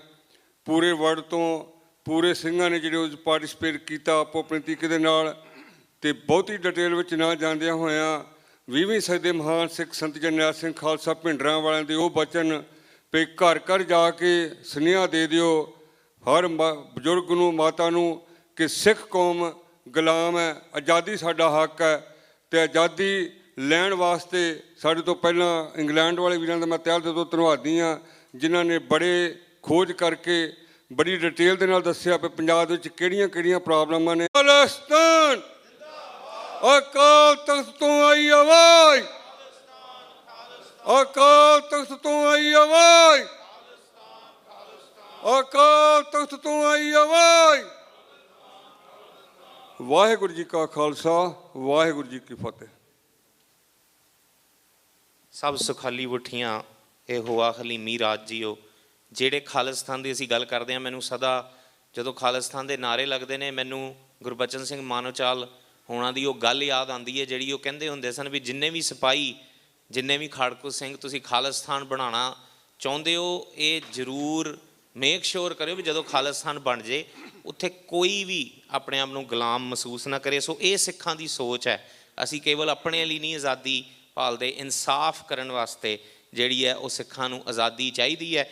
ਡਾਕਟਰ ਹਰਦਮ ਸਿੰਘ ਆਜ਼ਾਦ ਸਾਡੇ ਵਿੱਚ ਕੋ speaker world Sikh parliament US reason, ਜਿਨ੍ਹਾਂ ਨੇ ਕੱਲ੍ਹ ਪ੍ਰੀ ਲੰਚ ਸਾਡੇ ਲਈ ਸਪੀਕਰ ਦੀ ਵੀ ਭੂਮਿਕਾ ਨਿਭਾਈ।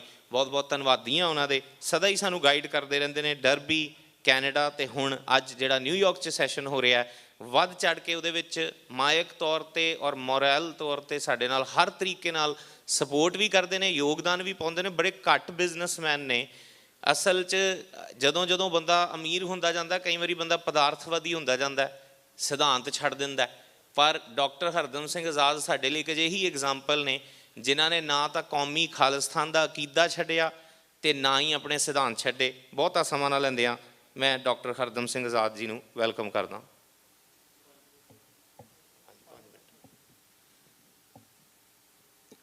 ਗੁਰੂ ਪਿਆਰੀ ਸਾਧ ਸੰਗਤ, ਵਾਹਿਗੁਰੂ ਜੀ ਕਾ ਖਾਲਸਾ, ਵਾਹਿਗੁਰੂ ਜੀ ਕੀ ਫਤਿਹ।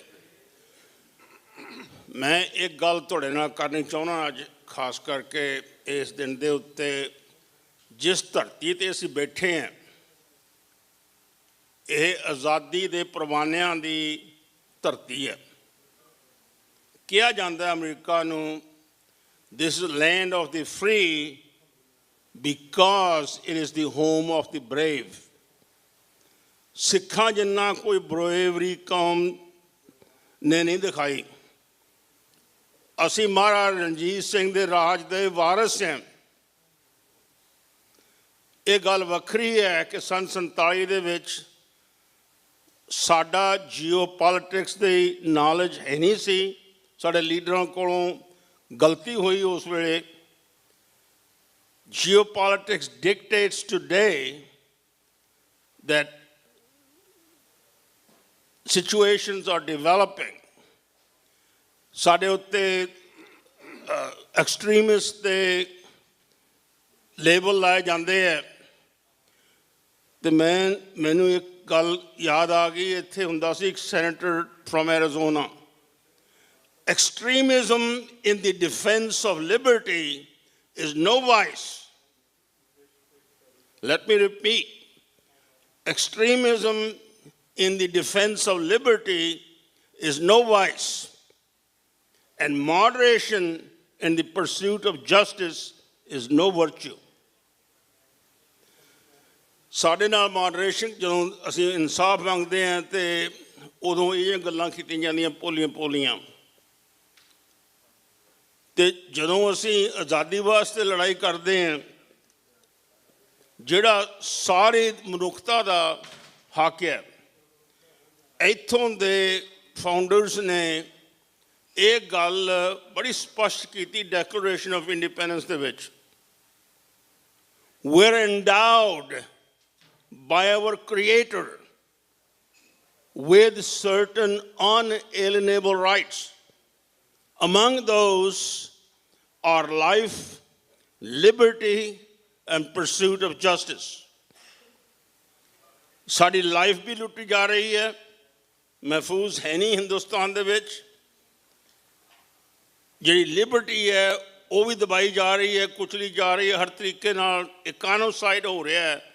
ਕਈ ਬੁਲਾਰਿਆਂ ਨੇ ਕੱਲ੍ਹ ਬੜੇ ਵਿਸਥਾਰ ਨਾਲ ਗੱਲਬਾਤ ਕੀਤੀ ਸਾਡਾ ਸਾਰਿਆਂ ਦਾ ਫਰਜ਼ ਬਣਦਾ ਹੈ ਕਿ ਜੋ ਸਾਡੀ ਵਿਰਾਸਤ ਬਣਦੀ ਹੈ, ਸਾਡੇ ਬਣਦੇ ਹੱਕ ਨੇ, ਉਹਨਾਂ ਵਾਸਤੇ ਅਸੀਂ ਜੋ ਕੁਝ ਵੀ ਅਸੀਂ ਕਰ ਸਕਦੇ ਹਾਂ, ਸਾਡਾ ਫਰਜ਼ ਬਣਦਾ ਕਿ ਅਸੀਂ ਉਹ ਕਰੀਏ। ਕੋਈ ਤਿਲਫੁਲ ਨਾਲ, ਕੋਈ ਸਰੀਰਕ ਤੌਰ ਦੇ ਉੱਤੇ, ਕੋਈ ਆਪਣੇ ਦਿਮਾਗੀ ਤੌਰ ਦੇ ਉੱਤੇ, ਹਰ ਤਰ੍ਹਾਂ ਦੇ। ਸੋ ਮੈਨੂੰ ਇਹ ਸੰਨ 84 ਦੇ ਵਿੱਚ ਮੈਂ ਇੱਥੇ ਸੀਗਾ, ਇਸੇ ਮੈਡੀਸਨ ਸਕੁਅਰ ਗਾਰਡਨ ਦੇ ਵਿੱਚ ਖਾਸਾ ਭਾਰੀ ਇਕੱਠ ਹੋਇਆ ਸੀਗਾ। ਉਦੋਂ WHO ਹੋਂਦ ਵਿੱਚ ਆਈ ਅਤੇ ਮੈਨੂੰ ਯਾਦ ਹੈ ਮੈਂ ਉਹਨਾਂ ਦਿਨਾਂ ਦੇ ਵਿੱਚ ਸਟੇਜ ਤੋਂ ਕਿਹਾ ਸੀ ਇਹ ਗੱਲ ਮੈਡੀਸਨ ਸਕੁਅਰ ਗਾਰਡਨ ਦੇ ਵਿੱਚ ਕਿ ਅੱਜ ਸਿੱਖ ਮੂਵਮੈਂਟ ਹਾਈਜੈਕ ਹੋ ਰਹੀ ਹੈ।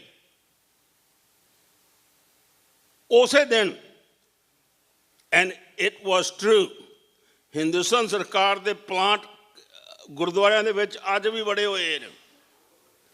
ਸਾਡਾ ਫਰਜ਼ ਬਣਦਾ ਹੈ ਕਿ ਦੇ ਵਰਕ ਲਾਈਕ ਬ੍ਰੇਕਸ, ਜਿਹੜੇ ਆਪਣੀ ਵਿਰਾਸਤ ਨੂੰ ਲੱਭਦੇ ਨੇ, ਉਹ ਮਿਹਨਤ ਕਰ ਰਹੇ ਨੇ ਉਸ ਪਾਸੇ, ਅਤੇ ਹਿੰਦੁਸਤਾਨ ਸਰਕਾਰ ਦੇ ਵੀ ਪੂਰਾ ਜ਼ੋਰ ਲੱਗਿਆ ਹੋਇਆ ਹੈ RS ਥਰੂ ਉਹਨਾਂ ਨੂੰ।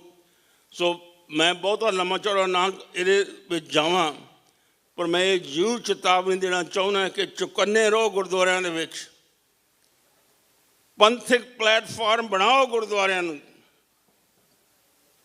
ਜਿਹੜੇ ਲੋਕ ਇਹ ਕਹਿੰਦੇ ਸੀ ਕਿ ਜੀ ਗੁਰਦੁਆਰੇ ਵਿੱਚ ਤੁਸੀਂ ਸਿਆਸਤ ਨਾ ਕਰ, ਉਹ ਭਾਈ ਤੁਹਾਡੀ ਆਪਣੀ life Liberty and pursuit of happiness ਇਹ ਸਿਆਸਤ ਹੈ?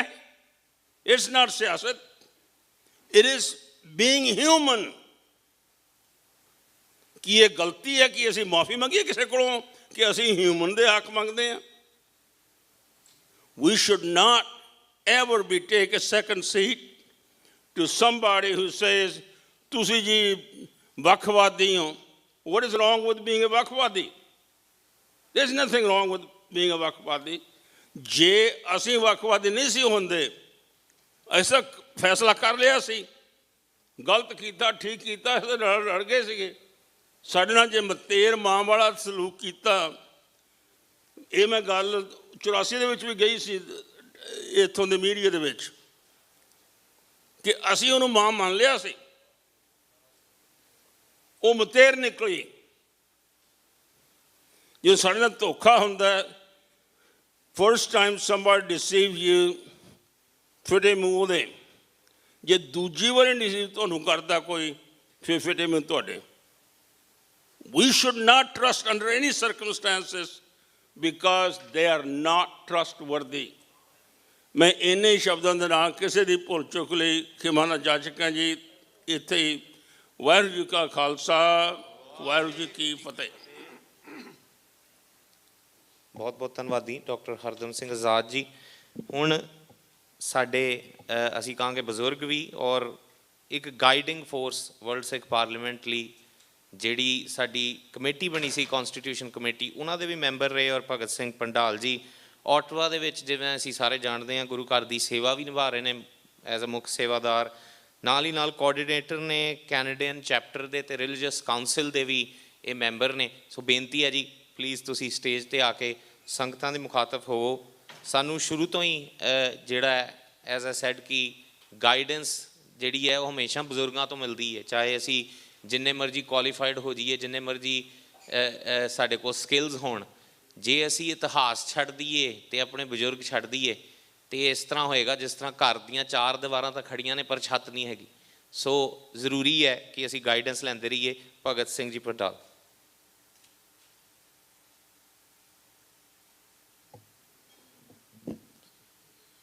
ਧੰਨ ਧੰਨ ਸਾਹਿਬ ਸ੍ਰੀ ਗੁਰੂ ਗ੍ਰੰਥ ਸਾਹਿਬ ਮਹਾਰਾਜ ਸੱਚੇ ਪਾਤਸ਼ਾਹ ਦੀ ਓਟ 'ਤੇ ਆਸਰਾ ਲੈ ਕੇ ਵਰਲਡ ਸਿੱਖ ਪਾਰਲੀਮੈਂਟ ਦੇ ਚੌਥੇ ਸੈਸ਼ਨ ਵਿੱਚ ਪਹੁੰਚੇ ਗੁਰੂ ਪਿਆਰੀ ਸਾਧ ਸੰਗਤ ਜੀ, ਗੱਜ ਕੇ ਬੁਲਾਓ ਫਤਿਹ। ਵਾਹਿਗੁਰੂ ਜੀ ਕਾ ਖਾਲਸਾ, ਵਾਹਿਗੁਰੂ ਜੀ ਕੀ ਫਤਿਹ।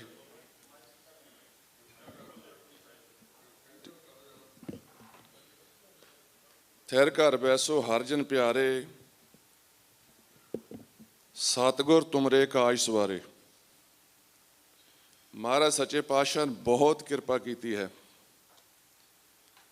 ਤੇ ਨਾਲ ਦੀ ਨਾਲ ਪ੍ਰਣਾਮ ਸ਼ਹੀਦਾਂ ਨੂੰ, ਜਿਨ੍ਹਾਂ ਦੀ ਸ਼ਹੀਦੀਆਂ ਦਾ ਸਦਕਾ ਅੱਜ ਕੈਨੇਡਾ ਦੀ ਪਾਰਲੀਮੈਂਟ ਵਿੱਚ ਹਿੰਦੁਸਤਾਨ ਦੀ ਸਰਕਾਰ ਦਾ ਚਿਹਰਾ ਨੰਗਾ ਹੋਇਆ। ਇਹ ਮਾਣ, ਇਹ ਸਿਹਰਾ, ਇਹ ਸਾਡੇ ਸ਼ਹੀਦਾਂ ਦੇ ਸਿਰ ਤੇ ਆ। ਨਾਲ ਦੀ ਨਾਲ ਉਹਨਾਂ ਸ਼ਹੀਦਾਂ ਦੇ ਸਾਥੀ ਜਿਹੜੇ ਅਜੇ ਵੀ ਜਿਉਂਦੇ ਹਨ, ਕੁਛ ਜੇਲ੍ਹਾਂ ਵਿੱਚ ਬੰਦ ਹਨ, ਕੁਛ ਜਲਾ ਵਤਨੀ ਘਟ ਰਹੇ ਹਨ, ਉਹਨਾਂ ਨੂੰ ਵੀ ਸਾਡਾ ਕੋਟਾਨ ਕੋਟ ਪ੍ਰਣਾਮ ਹੈ। ਉਹਨਾਂ ਦੀ ਕਮਾਈ ਦਾ ਸਦਕਾ ਜਦੋਂ ਖਾਲਿਸਤਾਨ ਦਾ ਨਾਂ ਲੈਣਾ ਇੱਕ ਜ਼ੁਲਮ ਸੀ, ਇੱਕ ਕ੍ਰਾਈਮ ਸੀ ਸਾਡੀ ਆਪਣੀ ਕਮਿਊਨਿਟੀ ਦੇ ਵਿੱਚ, ਸਾਡੀਆਂ ਆਪਣੀਆਂ ਸੰਗਤਾਂ ਦੇ ਵਿੱਚ, ਚੰਦਕ ਮੁੱਠੀ ਭਰ ਲੋਕਾਂ ਨੇ ਇਸ ਮੁਹਿੰਮ ਨੂੰ ਔਖੇ ਸੌਖੇ ਹੋ ਕੇ ਚੱਲਦੇ ਰੱਖਿਆ ਤੇ ਅੱਜ ਉਸ ਨੂੰ ਬੂਰ ਪਿਆ ਹੈ। ਸਾਧ ਸੰਗਤ ਜੀ, ਮਹਾਰਾਜ ਕਿਰਪਾ ਕਰੇ ਜਲਦੀ ਤੋਂ ਜਲਦੀ ਸਾਡਾ ਆਪਣਾ ਦੇਸ਼ ਖਾਲਿਸਤਾਨ ਬਣੇ। ਉਹਦੇ ਵਿੱਚ ਬਹੁਤੀਆਂ ਲੋਕਾਂ ਦਾ ਇਹ ਹੁੰਦਾ ਵੀ ਕੀ ਕਰੋਗੇ ਤੁਸੀਂ, ਕਿੱਦਾਂ ਕੰਮ ਚੱਲੇਗਾ। ਉਹਦੇ ਵਾਸਤੇ ਸਾਡੇ ਬਹੁਤ ਹੀ ਪਿਆਰੇ ਇੰਗਲੈਂਡ ਤੋਂ ਆਏ ਸਿੰਘਾਂ ਨੇ, ਸਰਦਾਰ ਗੁਰਪ੍ਰੀਤ ਸਿੰਘ ਅਤੇ ਭਾਈ ਜਗਜੀਤ ਸਿੰਘ ਉਹਨਾਂ ਨੇ ਕਿਸ ਤਰੀਕੇ ਦੀ ਖੋਜ ਕਰਕੇ ਪੈਟਰਨ ਤਿਆਰ ਕਰਕੇ ਸਾਨੂੰ ਦੱਸ ਦਿੱਤਾ ਕਿ ਜੇ ਸਾਡਾ ਦੇਸ਼ ਕੱਲ੍ਹ ਹੀ ਆਜ਼ਾਦ ਹੁੰਦਾ, ਸਾਨੂੰ ਆਪਣਾ ਦੇਸ਼ ਮਿਲ ਜਾਏ ਤਾਂ ਅਸੀਂ ਚੰਦ ਸਾਲਾਂ ਦੇ ਵਿੱਚ ਹੀ ਸਾਰਾ ਕੁਝ ਨੋਰਮਲ ਕਰ ਦਿਆਂਗੇ। ਸਾਡੇ ਕੋਲ ਇੰਨੀ ਕੈਪੇਬਿਲਿਟੀ ਹੈਗੀ ਆ, ਇੰਨੇ ਸਾਡੇ ਕੋਲ ਸਾਧਨ ਵੀ ਹੋ ਸਕਦੇ ਹਨ, ਸਾਨੂੰ ਕਿਸੇ ਦੇ ਤਾਲੇ ਕਰਨ ਦੀ ਲੋੜ ਨਹੀਂ ਪੈਣੀ। ਪੰਜਾਬ ਦੀ ਤਰੱਕੀ ਵਿੱਚ ਕੰਮ ਕਰਨ ਵਾਸਤੇ ਸਾਡੇ ਕੋਲ ਬਹੁਤ ਪ੍ਰੋਫੈਸ਼ਨਲ ਤੇ ਬਹੁਤ ਸੇਵਾਦਾਰ ਹਨ, ਜਿਹੜੇ ਕਿ ਆਪਣੀਆਂ ਸੇਵਾਵਾਂ ਬਾਖੂਬੀ ਨਿਭਾ ਸਕਦੇ ਹਨ। ਖਾਲਸਾ ਜੀ, ਜਿਸ ਬੂਟੇ ਨੂੰ ਸ਼ਹੀਦਾਂ ਨੇ ਆਪਣਾ ਖੂਨ ਪਾ ਕੇ ਸਿੰਜਿਆ ਸੀ, ਉਸ ਨੂੰ ਹੁਣ ਬੂਰ ਲੱਗਾ ਹੈ। ਮੇਰੇ ਤੋਂ ਪਹਿਲਾਂ ਬੁਲਾਰੇ ਸਰਦਾਰ ਮਾਨ ਸਾਹਿਬ ਨੂੰ ਰਿਪਰੈਜ਼ੈਂਟ ਕਰਦੇ ਬੁਲਾਰੇ ਬੋਲ ਕੇ ਗਏ ਹਨ। ਉਹਨਾਂ ਨੇ ਵੀ ਇਹ ਗੱਲ ਕਹੀ ਸੀ ਕਿ ਬੂਰ ਲੱਗਾ ਹੈ। ਇਸ ਬੂਟੇ ਦੇ ਬੂਰ ਦਾ ਕਿਸ ਤਰੀਕੇ ਨਾਲ ਅਸੀਂ ਫਲ ਵੰਡਣ ਤੱਕ ਇਹਦੀ ਰਾਖੀ ਕਿਸ ਤਰੀਕੇ ਨਾਲ ਕਰਨੀ ਹੈ, ਉਹ ਹੁਣ ਸਾਡੀ ਜ਼ਿੰਮੇਵਾਰੀ ਹੈ। ਵਰਲਡ ਸਿੱਖ ਪਾਰਲੀਮੈਂਟ ਵੱਖ-ਵੱਖ ਜਥੇਬੰਦੀਆਂ ਨੂੰ ਜਿਹੜੀਆਂ ਆਪਣੇ ਤਰੀਕੇ ਨਾਲ ਕਿਸੇ ਵੀ ਤਰ੍ਹਾਂ ਖਾਲਿਸਤਾਨ ਦੀ ਪ੍ਰਾਪਤੀ ਵਾਸਤੇ ਜਾਂ ਸਿੱਖਾਂ ਦੀ ਬਿਹਤਰੀ ਵਾਸਤੇ ਕੰਮ ਕਰ ਰਹੀਆਂ ਹਨ, ਉਹਨਾਂ ਨੂੰ ਸੱਦਾ ਦਿੰਦੀ ਹੈ ਕਿ ਸਾਡੇ ਨਾਲ ਰਲ ਕੇ ਕੰਮ ਕਰੋ। ਜੇ ਸਾਡੀ ਤੁਹਾਨੂੰ ਕਿਤੇ ਲੋੜ ਹੈ, ਅਸੀਂ ਤੁਹਾਡੀ ਮਦਦ ਕਰਾਂਗੇ। ਜੇ ਸਾਨੂੰ ਲੋੜ ਹੈ ਤੇ ਤੁਸੀਂ ਸਾਡੀ ਮਦਦ ਕਰੋ। ਕੈਨੇਡਾ ਦੇ ਵਿੱਚ ਲੋਕਾਂ ਨੇ ਲੱਖਾਂ ਦੀ ਤਾਦਾਦ ਦੇ ਵਿੱਚ ਵੋਟਾਂ ਪਾ ਕੇ ਸਿੱਖ ਫੋਰ ਜਸਟਿਸ ਦੀ ਮਦਦ ਕਰਕੇ ਇਹ ਦੱਸ ਦਿੱਤਾ ਹੈ ਕਿ ਸੰਗਤਾਂ ਵਿੱਚ ਕੋਈ ਕਮੀ ਨਹੀਂ। ਜੇ ਹੁਣ ਕਮੀ ਨਿਕਲੀ ਤੇ ਸਾਡੇ ਲੀਡਰਾਂ ਵਿੱਚ ਨਿਕਲਣੀ ਹੈ। ਲੀਡਰੋ, ਜੋ ਬਹੁਤ ਚਿਰ ਤੋਂ ਚੱਲੇ ਆ ਰਹੇ ਹੋ ਤਕੜੇ ਹੋ ਕੇ, ਇਹ ਭਾਰ ਤੁਸੀਂ ਚੱਕਣਾ ਹੈ। ਹੁਣ ਜੇ ਮੌਕਾ ਹੱਥੋਂ ਨਿਕਲ ਗਿਆ ਤਾਂ ਫਿਰ ਅਸੀਂ ਕਿਸੇ ਹੋਰ ਨੂੰ ਇਹਦਾ ਜ਼ਿੰਮੇਵਾਰ ਨਹੀਂ ਬਣਾ ਸਕਦੇ। ਜ਼ਿੰਮੇਵਾਰੀ ਸਾਡੀ ਹੋਵੇਗੀ। ਖਾਲਸਾ ਜੀ, ਕਈ ਵਾਰੀ ਸਾਨੂੰ ਆਪਣੀ ਤਾਕਤ ਦਾ ਪਤਾ ਨਹੀਂ ਹੁੰਦਾ। ਮੈਂ ਗੱਲ ਕਰ ਰਿਹਾ ਨਿਊਯਾਰਕ ਦੀ। ਨਿਊਯਾਰਕ ਦੇ ਸਿੰਘੋ, ਹੋ ਸਕਦਾ ਤੁਹਾਨੂੰ ਆਪਣੀ ਤਾਕਤ ਦਾ ਪਤਾ ਨਾ ਹੋਵੇ। ਹੁਣ ਹੈਗਾ 100 ਹੱਥ ਰੱਸਾ ਤੇ ਸਿਰੇ ਤੇ ਗੰਢ। ਸਿੱਖ ਰਾਜਨੀਤੀ ਵਿੱਚ ਸਭ ਤੋਂ ਵੱਧ ਪ੍ਰਭਾਵਸ਼ਾਲੀ ਜੇ ਕੋਈ ਖਿੱਤਾ ਹੈ ਤਾਂ ਉਹ ਨਿਊਯਾਰਕ ਦਾ ਹੈ। ਜੇ ਹੁਣ ਮੌਕਾ ਖੁੱਝ ਗਿਆ ਸਿੰਘੋ ਜੇ ਹੁਣ ਮੌਕਾ ਖੁੰਝ ਗਿਆ ਤਾਂ ਇਹਦੇ ਜ਼ਿੰਮੇਵਾਰ ਬਹੁਤ ਤਾਦਾਦ ਦੇ ਵਿੱਚ ਨਿਊਯਾਰਕ ਵਾਲੇ ਸਿੰਘ ਹੋਣਗੇ। ਤੁਹਾਡੇ ਸਿਰ ਤੇ ਐਡੀ ਤਕੜੀ ਜ਼ਿੰਮੇਵਾਰੀ ਹੈ, ਤੁਸੀਂ ਚਾਹੋ ਤਾਂ ਸਿੱਖਾਂ ਦੀ ਰਾਜਨੀਤੀ ਨੂੰ ਬਦਲ ਸਕਦੇ ਹੋ, ਦੇਸ਼ਾਂ ਵਿੱਚ ਵੀ ਤੇ ਉੱਥੇ ਵਿਦੇਸ਼ ਵਿੱਚ ਵੀ। ਮਹਾਰਾਜ ਸੱਚੇ ਪਾਤਸ਼ਾਹ ਅੱਗੇ ਅਰਦਾਸ ਬੇਨਤੀ ਹੈ ਕਿ ਸੱਚੇ ਪਾਤਸ਼ਾਹ ਕਿਰਪਾ ਕਰਕੇ ਮਿਹਰ ਕਰਕੇ ਤੁਹਾਨੂੰ ਇੱਕ ਮੁੱਠ ਹੋ ਕੇ ਕੰਮ ਕਰਨ ਦੀ ਸੱਚੇ ਪਾਤਸ਼ਾਹ ਜੀ ਸਮੱਤ ਬਖਸ਼ਣ ਤੇ ਬਲ ਬਖਸ਼ਣ। ਤੁਸੀਂ ਥੋੜ੍ਹੇ ਚਿਰ ਵਾਸਤੇ ਆਪਣੇ ਬਖਤੇਵੇਂ ਛੱਡ ਕੇ ਇਕੱਠੇ ਹੋ ਕੇ ਹਮਲਾ ਮਾਰੋ। ਜਿਸ ਤਰ੍ਹਾਂ ਕੈਨੇਡਾ ਦੇ ਵਿੱਚ ਸੰਗਤਾਂ ਨੇ ਦੱਸ ਦਿੱਤਾ ਕਿ ਸਾਨੂੰ ਖਾਲਿਸਤਾਨ ਚਾਹੀਦਾ, ਲੱਖਾਂ ਦੀ ਵੋਟਾਂ ਗਿਣਤੀ ਵਿੱਚ ਵੋਟਾਂ ਪਈਆਂ ਹਨ, ਇਸ ਤਰੀਕੇ ਨਾਲ ਕੱਲ੍ਹ ਨੂੰ ਹੋ ਸਕਦਾ ਤੁਹਾਡੇ ਵੀ ਵੋਟਾਂ ਪੈਣ, ਤੇ ਤਕੜੇ ਹੋ ਕੇ ਹਮਲਾ ਮਾਰ ਕੇ ਹੁਣ ਇਸ ਵੇਲੇ ਦਾ ਮੌਕਾ ਜਿਹੜਾ ਆ ਇਹ ਨਾ ਖਜਾਇਓ। ਜਿਸ ਤਰੀਕੇ ਨਾਲ ਅਸੀਂ ਕਹਿੰਦੇ ਕਿ ਸਾਡੇ ਪੁਰਾਣੇ ਲੀਡਰ ਗਦਾਰੀਆਂ ਕਰ ਗਏ, ਪਤਾ ਨਹੀਂ ਉਹਨਾਂ ਦੀਆਂ ਕੀ ਮਜਬੂਰੀਆਂ ਸੀ, ਹੁਣ ਤੱਕ ਆਪਾਂ ਉਹਨਾਂ ਨੂੰ ਕੋਸਦੇ ਹਾਂ, ਪਰ ਇਹ ਨਾ ਹੋਵੇ ਕੱਲ੍ਹ ਨੂੰ ਲੋਕ, ਕੱਲ੍ਹ ਨੂੰ ਸਾਡੀਆਂ ਨਸਲਾਂ ਸਾਨੂੰ ਕੋਸਣ। ਖਾਲਸਾ ਜੀ, ਸਦਾ ਕਾਮਯਾਬੀ ਚੁੰਮੇ ਪੈਰ ਉਹਦੇ, ਸਦਾ ਕਾਮਯਾਬੀ ਚੁੰਮੇ ਪੈਰ ਉਹਦੇ, ਜਿਹੜੀ ਕੌਮ ਨੂੰ ਮਰਨ ਦਾ ਝੱਲ ਪੈ ਜਾਏ। ਮੁੱਲ ਪਵੇਗਾ ਕਦੇ ਕੁਰਬਾਨੀਆਂ ਦਾ, ਚਾਹੇ ਅੱਜ ਪੈ ਜਾਏ ਤੇ ਚਾਹੇ ਕੱਲ੍ਹ ਪੈ ਜਾਏ। ਸਤਿ ਸ੍ਰੀ ਅਕਾਲ। ਮੈਂ ਭਾਈ ਹਿੰਮਤ ਸਿੰਘ ਤੇ ਉਸ ਦੀ ਟੀਮ ਦਾ ਤੇ ਬਾਕੀ ਨਿਊਯਾਰਕ ਦੀਆਂ ਸੰਗਤਾਂ ਦਾ, ਸੰਸਥਾਵਾਂ ਦਾ ਤੇ ਗੁਰਦੁਆਰਾ ਕਮੇਟੀਆਂ ਦਾ ਤਹਿ ਦਿਲੋਂ ਧੰਨਵਾਦ ਕਰਦਾ ਹਾਂ, ਜਿਨ੍ਹਾਂ ਨੇ ਬਹੁਤ ਸੋਹਣਾ ਪਲੇਟਫਾਰਮ ਬਣਾ ਕੇ ਵਰਲਡ ਸਿੱਖ ਪਾਰਲੀਮੈਂਟ ਦੇ ਚੌਥੇ ਸੈਸ਼ਨ ਨੂੰ ਕਾਮਯਾਬ ਕਰਨ ਦੀ ਕੋਸ਼ਿਸ਼ ਕੀਤੀ ਹੈ। ਹੋਈਆਂ ਬੇਅੰਤ ਭੁੱਲਾਂ ਦੀ ਖਿਮਾ ਜੀ। ਵਾਹਿਗੁਰੂ ਜੀ ਕਾ ਖਾਲਸਾ, ਵਾਹਿਗੁਰੂ ਜੀ ਕੀ ਫਤਿਹ।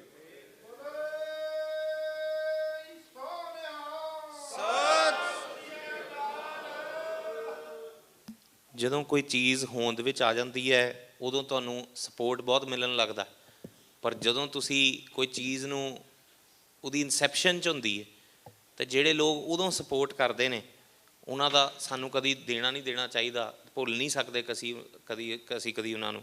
ਔਰ ਭਗਤ ਸਿੰਘ ਜੀ ਉਹਨਾਂ 'ਚੋਂ ਇੱਕ ਨੇ।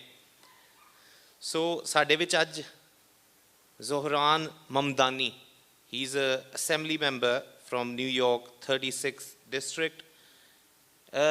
He's a different kind of a politician.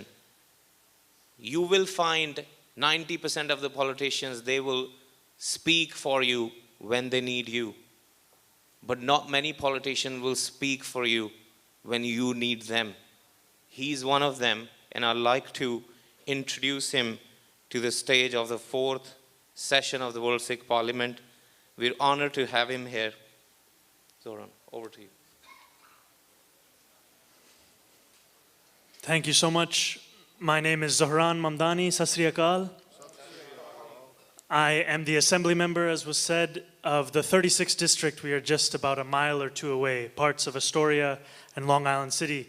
And in 2020, when I was elected, I became the first Indian man to be elected to the New York State Assembly. I am here today to say in no uncertain terms that 3 weeks ago, when the Canadian Prime Minister Justin Trudeau announced that there was credible evidence that the Indian government had extrajudiciously assassinated Hardeep Singh Nijjar, in that same time period, we had the FBI alert Dr. Amarjit Singh, as well as others in our community in Queens and across the country, that there were credible threats to their life from the same Indian government. It shouldn't be controversial to say that no matter what your political beliefs, no matter your political expressions, no matter your political organizing, every single person in this country should be safe from the threats of a foreign government. And so I say very clearly that it is unacceptable that we have residents of Queens who are fearful for their lives because of what they are doing in Queens and across this country.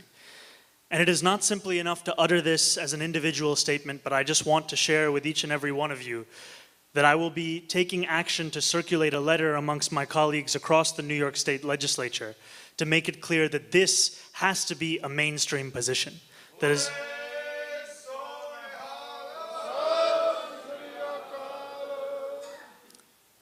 Because while we have seen the Canadian government, the Canadian opposition, every Canadian party has come out to say this is unacceptable, we have seen in our own country a reluctance from the Biden administration as well as leading political figures to take a stance on this. That is unacceptable. It should not be difficult to say that the Indian government cannot assassinate and threaten individuals across this country for their political expressions and their political organizing. And I will be working towards making it clear to my colleagues and making that clear to the public. So thank you all so much for having me in Sat Sri Akal.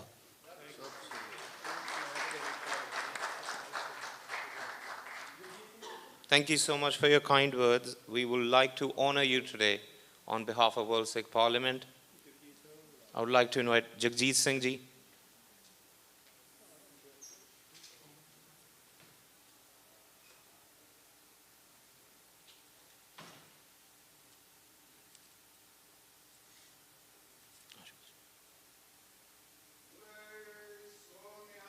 Sat Sri Akal.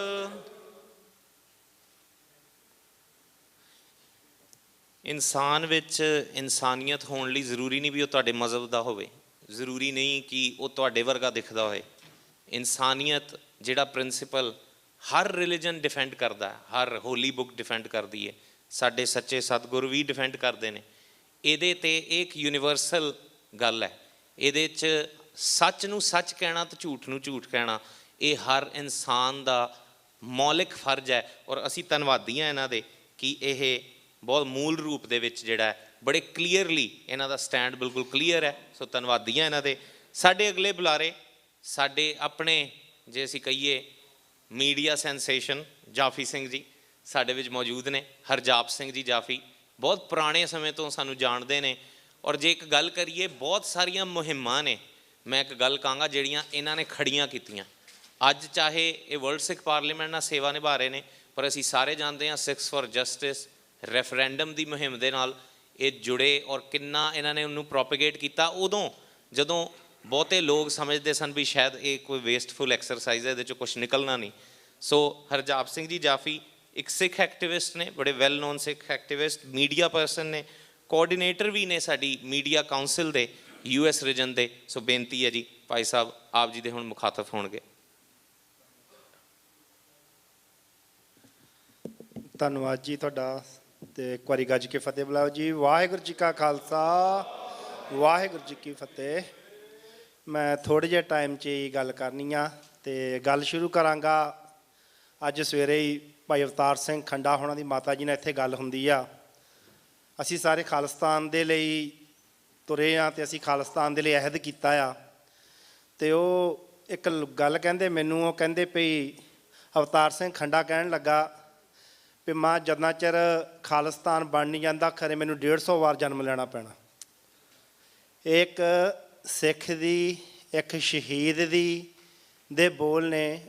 ਉਹ ਆਪਣੀ ਮਾਤਾ ਨੂੰ ਕਹਿ ਰਿਹਾ ਵੀ ਜਿੰਨਾ ਚਿਰ ਖਾਲਿਸਤਾਨ ਨਹੀਂ ਬਣ ਜਾਂਦਾ ਮੈਨੂੰ ਖਰੇ 150 ਵਾਰ ਜਨਮ ਲੈਣਾ ਪੈਣਾ। ਇਹ ਸਪਿਰਿਟ ਜਿੰਨਾ ਚਿਰ ਸਾਡੇ 'ਚ ਸਾਰਿਆਂ 'ਚ ਨਹੀਂ ਆਉਂਦੀ ਉਨਾ ਚਿਰ ਸ਼ਹੀਦੀ ਨਹੀਂ ਸਾਨੂੰ ਪ੍ਰਾਪਤ ਹੋਣੀ। ਜਿੰਨਾ ਚਿਰ ਤੁਹਾਨੂੰ ਸ਼ਹੀਦੀ ਨਹੀਂ ਪ੍ਰਾਪਤ ਹੁੰਦੀ ਉਨਾ ਚਿਰ ਤੁਸੀਂ ਖਾਲਿਸਤਾਨ ਦੇ ਨੇੜੇ ਨਹੀਂ ਜਾਓਗੇ। ਭਾਈ ਹਰਦੀਪ ਸਿੰਘ ਨਿੱਜਰ ਦਾ ਚਾਅ ਦੇਖਿਆ ਸੀ ਤੁਸੀਂ? ਉਹ ਹਰ ਦਿਨ ਉਹ ਜਦੋਂ ਧਮਕੀਆਂ ਆਉਣ ਲੱਗੀਆਂ ਉਹ ਬਹਿ ਜਾ ਕਰੇ, ਲੰਮਾ ਪੈ ਜਾ ਕਰੇ, ਲਿਆਓ ਮੇਰੀ ਫੋਟੋ ਖਿੱਚੋ, ਮੈਂ ਇੱਦਾਂ ਦਾ ਲੱਗੂੰਗਾ, ਮੈਂ ਐਵੇਂ ਦਾ ਲੱਗੂੰਗਾ। ਇਹ ਜਿਹੜੇ ਸਿਰੜ ਕਰਕੇ ਸਿਰ ਦੇ ਕੇ ਤੁਰਦੇ ਨਾ, ਗੁਰੂ ਪਾਤਸ਼ਾਹ ਕਹਿੰਦੇ ਵੀ ਸਿਰ ਧਰ ਤਲੀ ਗਲੀ ਮੁਹਿਆਓ, ਇਹ ਚਾਓ ਦੀ ਖੇਡ ਆ। ਆਮ ਲੋਕ ਤੁਹਾਡੇ ਹਿਰਦੇ ਦੀ ਗੱਲ ਕਦੀ ਵੀ ਨਹੀਂ ਸਮਝਣਗੇ ਕਿ ਤੁਸੀਂ ਕਿਹੜੇ ਚਾਅ ਲਈ ਤੁਰੇ ਫਿਰਦੇ ਹੋ। ਜਿਹੜੇ ਆਪਣੀ ਕੌਮ ਦੇ ਨਿਆਰੇਪਨ ਦਾ ਚਾਅ ਸੀ ਉਹ ਹਿੰਦੂਆਂ ਦੇ ਨਹਿਰੂ ਨੂੰ ਸੀ, ਉਹਨੇ ਮੁਲਕ ਬਣਾ ਦਿੱਤਾ। ਇਹ ਪਾਕਿਸਤਾਨ ਦੇ ਜਿਨਾਹ ਨੂੰ ਸੀ, ਉਹਨੇ ਆਪਣਾ ਮੁਲਕ ਬਣਾ ਦਿੱਤਾ। ਉਹਨਾਂ ਦੇ ਲੋਕਾਂ ਨੇ ਆਪਣੇ ਲੀਡਰਾਂ ਦੇ ਲਈ ਕੰਟਰੋਵਰਸੀਜ਼ ਨਹੀਂ ਕੀਤੀਆਂ।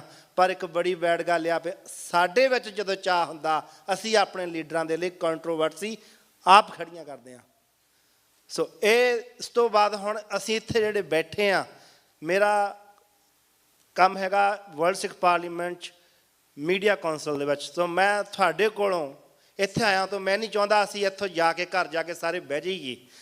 ਆਪਾਂ ਇੱਥੋਂ ਅਹਿਦ ਲੈਣਾ ਇੱਕ ਗੱਲ ਦਾ ਵੀ ਅਸੀਂ ਕੰਮ ਕਰਨਾ। ਦੇਖੋ ਹਿੰਦੁਸਤਾਨ ਦੀ ਹਕੂਮਤ ਨੇ ਹਜ਼ਾਰਾਂ ਦੀ ਗਿਣਤੀ ਦੇ ਵਿੱਚ ਲੋਕ ਬਿਠਾਲੇ ਹੋਏ ਨੇ, ਉਹਨਾਂ ਨੂੰ ਰੂਮ ਲੈ ਕੇ ਦਿੱਤੇ ਹੋਏ ਨੇ।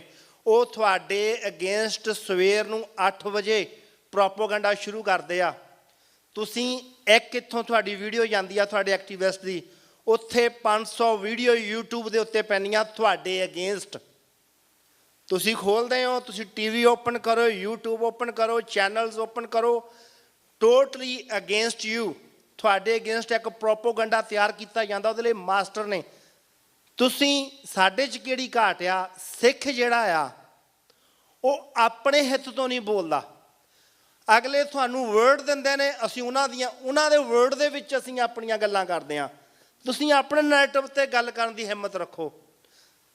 ਸਾਡੇ ਬੈਠਿਆਂ ਦੇ ਵਿੱਚ ਇੱਕ ਹਿੰਦੂ ਆ ਕੇ ਬਹਿ ਜਾਵੇ ਨਾ, ਮੈਂ ਬਹੁਤ ਸਾਰੀਆਂ ਕਾਨਫਰੰਸਾਂ ਦੇਖੀਆਂ, ਸਾਡੇ ਬੁਲਾਰੇ ਹਿੰਦੁਸਤਾਨ ਲਈ ਲਾਇਲ ਹੋ ਜਾਂਦੇ ਆ, ਤੜ ਨਹੀਂ ਰੱਖਦੇ ਗੱਲ ਕਹਿਣ ਦੀ ਵੀ ਹਾਂ ਨਾ ਹਮ ਹਿੰਦੂ ਨਾ ਮੁਸਲਮਾਨ। ਗੁਰੂ ਪਾਤਸ਼ਾਹ ਨੇ ਕਿਹਾ ਤੁਮਕੋ ਤੁਮਰਾ ਖੂਬ ਹਮਕੋ ਹਮਰਾ ਖੂਬ। ਅਸੀਂ ਆਪਣੇ ਖੂਬ ਦੇ ਲਈ ਲੜਨਾ, ਅਸੀਂ ਆਪਣੇ ਨਿਆਰੇ ਲਈ ਲੜਨਾ। ਅਸੀਂ ਵਰਲਡ ਸਿੱਖ ਪਾਰਲੀਮੈਂਟ ਵੱਲੋਂ ਤੁਹਾਨੂੰ ਸਾਰੇ ਜਿੰਨੇ ਇੱਥੇ ਨੌਜਵਾਨ ਜਿਹੜੇ ਐਕਟੀਵਿਸਟ ਹੈਗੇ ਨੇ, ਅਸੀਂ ਉਹਨਾਂ ਨੂੰ ਇਹ ਕਹਿੰਦੇ ਆ ਤੁਸੀਂ ਆਓ ਸਾਡੇ ਨਾਲ ਜੁੜੋ। ਅੱਜ ਲੜਾਈਆਂ ਮੀਡੀਆ 'ਚ ਲੜੀਆਂ ਜਾਂਦੀਆਂ ਆ, ਅੱਜ ਦੁਨੀਆ ਵੇਖਦੀ ਹੈ। ਤੁਸੀਂ ਵੇਖੋ ਕਿਵੇਂ ਵਾਰ ਚੱਲ ਰਹੀਆਂ, ਕਿਵੇਂ ਪ੍ਰੋਪੋਗੈਂਡਾ ਚੱਲ ਰਿਹਾ, ਕਿਵੇਂ ਇੱਕ ਮੁਲਕ ਜਿਹੜੇ ਨੇ ਉਹ ਇੱਕ ਸਟ੍ਰੈਜਡੀਆਂ ਕਰਦੇ ਨੇ ਮੀਡੀਆ ਦੇ ਉੱਤੇ। ਅੱਜ ਹਿੰਦੁਸਤਾਨ ਦਾ ਜਿਹੜਾ ਝੂਠ ਦਾ ਪ੍ਰੋਪੇਗੈਂਡਾ ਆ, ਤੁਸੀਂ ਉਹਨੂੰ ਤਹਿਸ ਨਹਿਸ ਕਰ ਸਕਦੇ ਹੋ। ਮੈਂ ਕਹਿੰਦਾ 5 ਬੰਦੇ ਕੌਮ ਸਿਰੜ ਕਰ ਲਵੇ, ਮੈਨੂੰ ਸੌਰੀ ਟੂ ਸੇ ਹੰਕਾਰ ਨਹੀਂ ਹੈ, ਬਿਲਕੁਲ ਅਸੀਂ ਮੁਹਿੰਮਾਂ ਖੜੀਆਂ ਕੀਤੀਆਂ। 200 WhatsApp ਦਾ ਗਰੁੱਪ ਮੈਂ 2015 ਦੇ ਵਿੱਚ, ਇੱਕ ਸਾਬੀ ਸੀ ਸਾਡਾ ਸਿੰਘ ਮੁੰਡਾ ਸ਼ਹੀਦ ਹੋ ਗਿਆ, ਬਾਹਰ ਸੀ ਉੱਧਰ, 200 WhatsApp ਦਾ ਗਰੁੱਪ ਮੈਂ ਹੈਂਡਲ ਕਰਦਾ 2015 'ਚ। ਪਤਾ ਨਹੀਂ ਕਿੰਨੇ ਕੁ ਪੇਜ ਸੀਗੇ, ਪਤਾ ਨਹੀਂ ਕੀ ਸੀ ਉਹ, ਮੈਂ ਫਨ ਨਹੀਂ ਸੀ ਕਰਦਾ ਉਹਨਾਂ 'ਤੇ। ਉਹਨਾਂ ਨੂੰ ਇੱਕ ਸਟੱਡੀ ਬਣਾਈ ਹੁੰਦੀ ਸੀ। ਮੈਂ ਪਹਿਲੀ ਵਾਰੀ ਆਪਣੇ ਨੌਜਵਾਨਾਂ ਨੂੰ ਦੱਸਿਆ ਕਿ ਤੁਸੀਂ ਇਸ ਸੋਸ਼ਲ ਮੀਡੀਆ ਨੂੰ ਕਿੱਦਾਂ ਕੌਮ ਦੇ ਹਿੱਤ ਲਈ ਵਰਤਣਾ ਆ। ਉਹਦੇ 'ਚ ਵੀਡੀਓ ਬਣਾਉਣੀਆਂ, ਕਲਿੱਪਸ ਬਣਾਉਣੀਆਂ, ਕਿਤੇ ਡਾਕਟਰ ਸਾਹਿਬ ਉਹਨਾਂ ਦੀ ਕੋਈ ਪੁਆਇੰਟ ਕੱਢ ਲੈਣਾ, ਕਿਸੇ ਸਿੰਘ ਦਾ ਕੱਢ ਲੈਣਾ, ਉਹਨੂੰ ਕਿਸ ਢੰਗ ਦੇ ਨਾਲ ਉਹਦੇ ਵਿੱਚ ਸ਼ੇਅਰ ਕਰਨਾ ਜਾਂ ਉਹਨੂੰ ਗਾਂਹ ਪਹੁੰਚਾਉਣਾ। ਅੱਜ ਤੁਸੀਂ 5 ਬੰਦੇ ਦੇ ਦਿਓ ਨਾਲ, ਮੈਂ ਕਿਹਾ ਹਿੰਦੁਸਤਾਨ ਦੇ 500 ਮੀਡੀਆ ਹੈ ਜਾਂ 1500 ਮੀਡੀਆ ਉਹਨੂੰ ਭਾਜਣਾ ਪਵਾ ਦੇਵਾਂਗਾ, ਪ੍ਰੋਪੋਗੈਂਡਾ ਤੋੜ ਕੇ ਰੱਖ ਦਿਆਂਗੇ। ਉਹਨਾਂ 'ਚ ਹਿੰਮਤ ਨਹੀਂ, ਮੇਰੇ ਸਾਡੇ ਖੜੇ ਕੀਤੇ 5 ਬੰਦਿਆਂ ਦਾ ਵੀ ਉਹ ਮੁਕਾਬਲਾ ਕਰ ਲੈਣ। ਕਿਉਂ? ਤੁਸੀਂ ਸੱਚਾਈ 'ਤੇ ਖੜੇ ਹੋ ਅਤੇ ਉਹ ਇੱਕ ਫੇਕ ਆਈਡੀਓਲੋਜੀ ਖੜੀ ਕਰਦੇ ਨੇ, ਉਹ ਝੂਠ ਕਰਦੇ ਨੇ। ਤੁਸੀਂ ਸੱਚ, ਗੁਰੂ ਦੀ ਰਹਿਮਤ ਬਹੁਤ ਵੱਡੀ ਚੀਜ਼ ਹੁੰਦੀ ਆ। ਤੁਸੀਂ ਗੁਰੂ ਦੀ ਰਹਿਮਤ ਦੇ ਉੱਤੇ ਖੜਨਾ, ਗੱਲ ਖੜੇ ਰਹਿ ਕੇ, ਸਟੈਂਡ ਰਹਿ ਕੇ ਉਹਦੇ 'ਤੇ ਪਹਿਰਾ ਦੇਣ ਦੀ ਆ। ਇੱਕ ਵਾਰੀ ਇੱਕ ਯੂਨਿਟੀ ਦੇ ਵਿੱਚ ਇਸ ਗੱਲ ਦੇ ਉੱਤੇ ਆਪਾਂ ਜ਼ਰੂਰ ਇਸ ਗੱਲ ਦਾ ਅਹਿਦ ਕਰਕੇ ਜਾਣਾ ਇੱਥੋਂ ਵੀ ਅਸੀਂ ਸਿਰਫ ਸਪੀਚਿਸ ਨਹੀਂ ਕਰਨੀਆਂ। ਬੁਲਾਰੇ ਸਾਡੇ ਧੰਨਤਾ ਦੇ ਯੋਗ ਨੇ, ਪਰ ਸਾਨੂੰ ਕੰਮ ਕਰਨਾ। ਆਹ ਜਿਹੜੀ ਗੱਲ ਅੱਜ ਵਰਲਡ ਲੈਵਲ 'ਤੇ ਹੋਈ ਆ, ਗੁਰੂ ਪਿਆਰਿਓ, ਪਹਿਲਾਂ ਕਦੀ ਵੀ ਇਸ ਤਰ੍ਹਾਂ ਨਹੀਂ ਸੀ ਹੋਈ। ਜਿਵੇਂ ਭਾਈ ਸਾਹਿਬ ਪਹਿਲਾਂ ਕਹਿ ਕੇ ਗਏ ਆ ਨਾ, ਜੇ ਹੁਣ ਤੁਸੀਂ ਵੇਲਾ ਖੁੰਝਾ ਲਿਆ ਤਾਂ ਫਿਰ ਪਤਾ ਨਹੀਂ ਕਦੋਂ ਆਉਣਾ। ਦੁਸ਼ਮਣ ਇਹਨਾਂ ਗੱਲਾਂ ਦੀ ਵੇਟ ਕਰਦਾ ਹੁੰਦਾ ਆ, ਜਦੋਂ ਉਹਦਾ ਮੋਢਲਾ ਵਿਰੋਧੀ ਡਾਊਨ ਜਾਵੇ ਤਾਂ ਉਹਨੂੰ ਹੋਰ ਕਿਸ ਤਰੀਕੇ ਨਾਲ ਡਾਊਨ ਕਰਨਾ। ਅੱਜ ਜਿਹੜੀ ਵੀ ਧਿਰ ਖਾਲਿਸਤਾਨ ਦੀ ਗੱਲ ਕਰਦੀ ਆ ਬਿਨਾਂ ਮਤਭੇਦ ਤੋਂ, ਸਿੱਖ for justice referendum the campaign Hindustan ਦੀ ਧੌਣ ਦੇ ਉੱਤੇ ਗੋਡਾ ਧਰ ਰਹੀ ਹੈ ਨਾ, ਖੁੱਲ੍ਹ ਕੇ ਸਪੋਰਟ ਕਰੋ, ਕੋਈ ਮਤਭੇਦ ਨਹੀਂ। ਸਾਡੀ ਇੱਕ ਵੋਟ ਦੇ ਨਾਲ ਜੇ ਹਿੰਦੁਸਤਾਨ ਦੇ ਤਖਤ ਹਿਲਦੇ ਆ, ਪਾਵਾਂਗੇ, ਹੋਰ ਵੀ ਪਵਾਵਾਂਗੇ। ਖੁੱਲ੍ਹ ਕੇ ਸਪੋਰਟ ਕਰੋ, ਕੋਈ ਮਤਭੇਦ ਨਹੀਂ ਸਾਡੇ। ਕੌਮੀ ਘਰ ਦੇ ਲਈ ਜਾਂ ਆਪਣੇ ਸਿੱਖਾਂ ਦੇ ਨਿਆਰੇਪਨ ਦੇ ਲਈ ਮਿਸਲਾਂ ਦੇ ਕੋਈ ਮਤਭੇਦ ਨਹੀਂ ਸੀ। ਆਪਸ ਵਿੱਚ ਹੋਣਗੇ, ਜਿਹੜੇ ਹੋਣਗੇ ਉਹ ਬਹਿ ਲੈਂਦੇ ਸੀ, ਗੁਰਮਤੇ ਕਰਿਆ ਕਰਦੇ ਸੀ। ਇਹਨਾਂ ਗੱਲਾਂ ਨੂੰ ਅਸੀਂ ਸਮਝੀਏ, ਸੋਚੀਏ। ਜੇ ਸਾਡੇ ਕਿਸੇ ਇੱਕ ਵੀਰ ਭਾਈ ਦੇ ਵਿੱਚ ਕਿਸੇ ਗੱਲ ਦਾ ਕੋਈ ਲੱਗਦੀ ਹੈ ਨਾ ਘਾਟ, ਉਹਨੂੰ ਬਿਠਾ ਲਈਏ। ਸਾਡੇ 'ਚ ਪੰਜਾਂ ਦਾ ਸਿਸਟਮ ਆ, ਸਾਡੇ 'ਚ ਗੁਰਮਤਿਆਂ ਦਾ ਸਿਸਟਮ ਸੀ। ਜਿੰਨਾ ਚਿਰ ਸਾਡੀ ਸੋਚ ਦੇ ਵਿਚਾਰਾਂ ਚੱਲਦੀਆਂ ਰਹਿਣਗੀਆਂ, ਅਸੀਂ ਵਧਾਂਗੇ। ਵੱਖਰੇ ਵਿਚਾਰ ਹਮੇਸ਼ਾ ਕ੍ਰਾਂਤੀ ਲਿਆਉਂਦੇ ਆ, ਵੱਖਰੇ ਵਿਚਾਰ ਕਦੇ ਵੀ ਡਾਊਨ ਨਹੀਂ ਹੁੰਦੇ, ਪਰ ਉਹਨਾਂ ਚਿਰ ਜਿੰਨਾ ਚਿਰ ਤੁਸੀਂ ਬੈਠ ਕੇ ਉਹਨਾਂ ਦੇ ਨਾਲ ਗੁਰਮਤਾ ਨਹੀਂ ਕਰਦੇ। ਜੇ ਤੁਸੀਂ ਆਪਣੇ ਬਣਾਈ ਜਾਂਦੇ ਹੋ ਉੱਧਰ ਆਪਣੇ ਬਣਾਈ ਜਾਂਦਾ ਉੱਧਰ ਰਿਊਮਰਸ ਫਲਾਈ ਜਾਂਦਾ ਉੱਧਰ, ਦੈਨ ਤੁਸੀਂ ਕਦੇ ਵੀ ਇਕੱਠੇ ਨਹੀਂ ਹੋ ਸਕੋਗੇ। ਅਸੀਂ ਇਸ ਚੀਜ਼ ਦੇ ਲਈ ਜ਼ਰੂਰ ਟਰਾਈ ਕਰੀਏ ਵੀ ਅਸੀਂ ਲੜਨਾ ਆ, ਅਤੇ ਜਿਹੜਾ ਲੜਾਕਾ ਹੁੰਦਾ ਆ ਉਹ ਫਿਰ ਗੱਲਾਂ ਨਹੀਂ ਮਾਰਦਾ, ਉਹਦਾ ਹਰ ਇੱਕ ਪਲ ਐਕਸ਼ਨ ਦੇ ਲਈ ਜਾਓ, ਫਿਰ ਜਿਸ ਮਰਜ਼ੀ ਫੀਲਡ 'ਚ ਹੋਵੇ। That's what we can do. World Sikh parliament ਤੁਸੀਂ ਹਿੰਦੁਸਤਾਨ ਦੇ ਮੂਹਰੇ ਅੱਜ ਅਸੀਂ ਇਹ ਸ਼ੁਰੂ ਕਰਨ ਜਾ ਰਹੇ ਹਾਂ। ਹਿੰਦੁਸਤਾਨ ਦੇ ਅੱਗੇ ਅਸੀਂ ਸਿੱਖ ਨੈਰੇਟਿਵ, ਤੁਸੀਂ ਕਹਿੰਦੇ ਸਿੱਖ ਕੀ ਕਰਨਗੇ, ਆਹ ਦੇਖੋ ਅਸੀਂ ਪਾਰਲੀਮੈਂਟ 'ਚ ਜਾ ਕੇ ਬੈਠੇ ਹਾਂ। ਹਾਂ ਸਤਿ ਸ੍ਰੀ ਅਕਾਲ।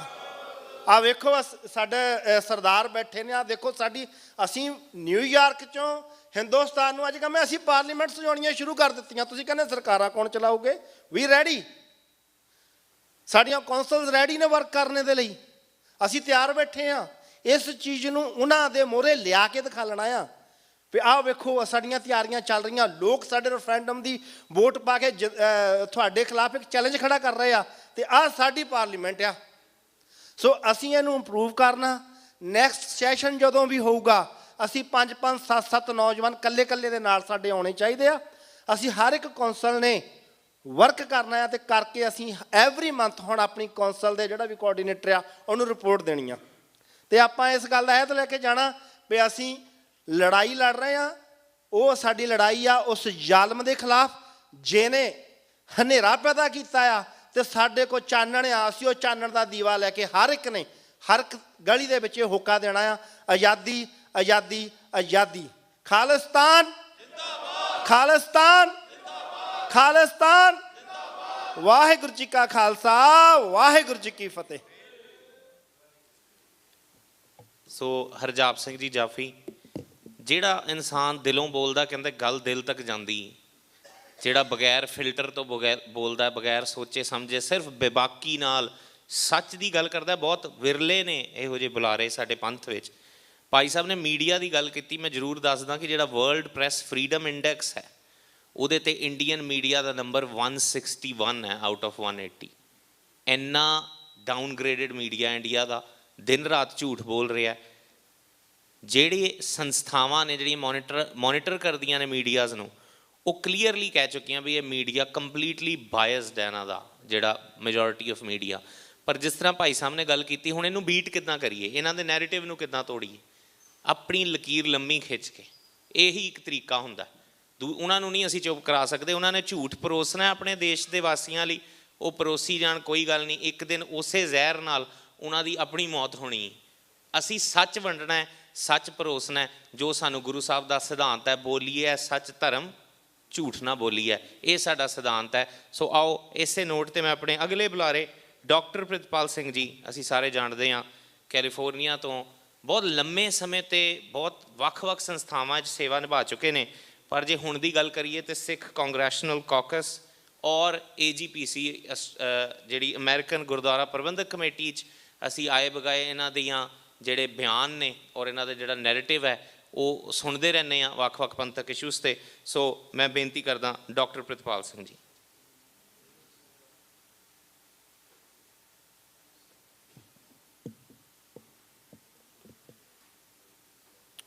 ਵਾਹਿਗੁਰੂ ਜੀ ਕਾ ਖਾਲਸਾ, ਵਾਹਿਗੁਰੂ ਜੀ ਕੀ ਫਤਿਹ। ਸਭ ਤੋਂ ਪਹਿਲਾਂ ਸਾਡੇ ਪੰਥ ਦੇ ਸ਼ਹੀਦ ਭਾਈ ਹਰਦੀਪ ਸਿੰਘ ਜੀ ਨਿੱਜਰ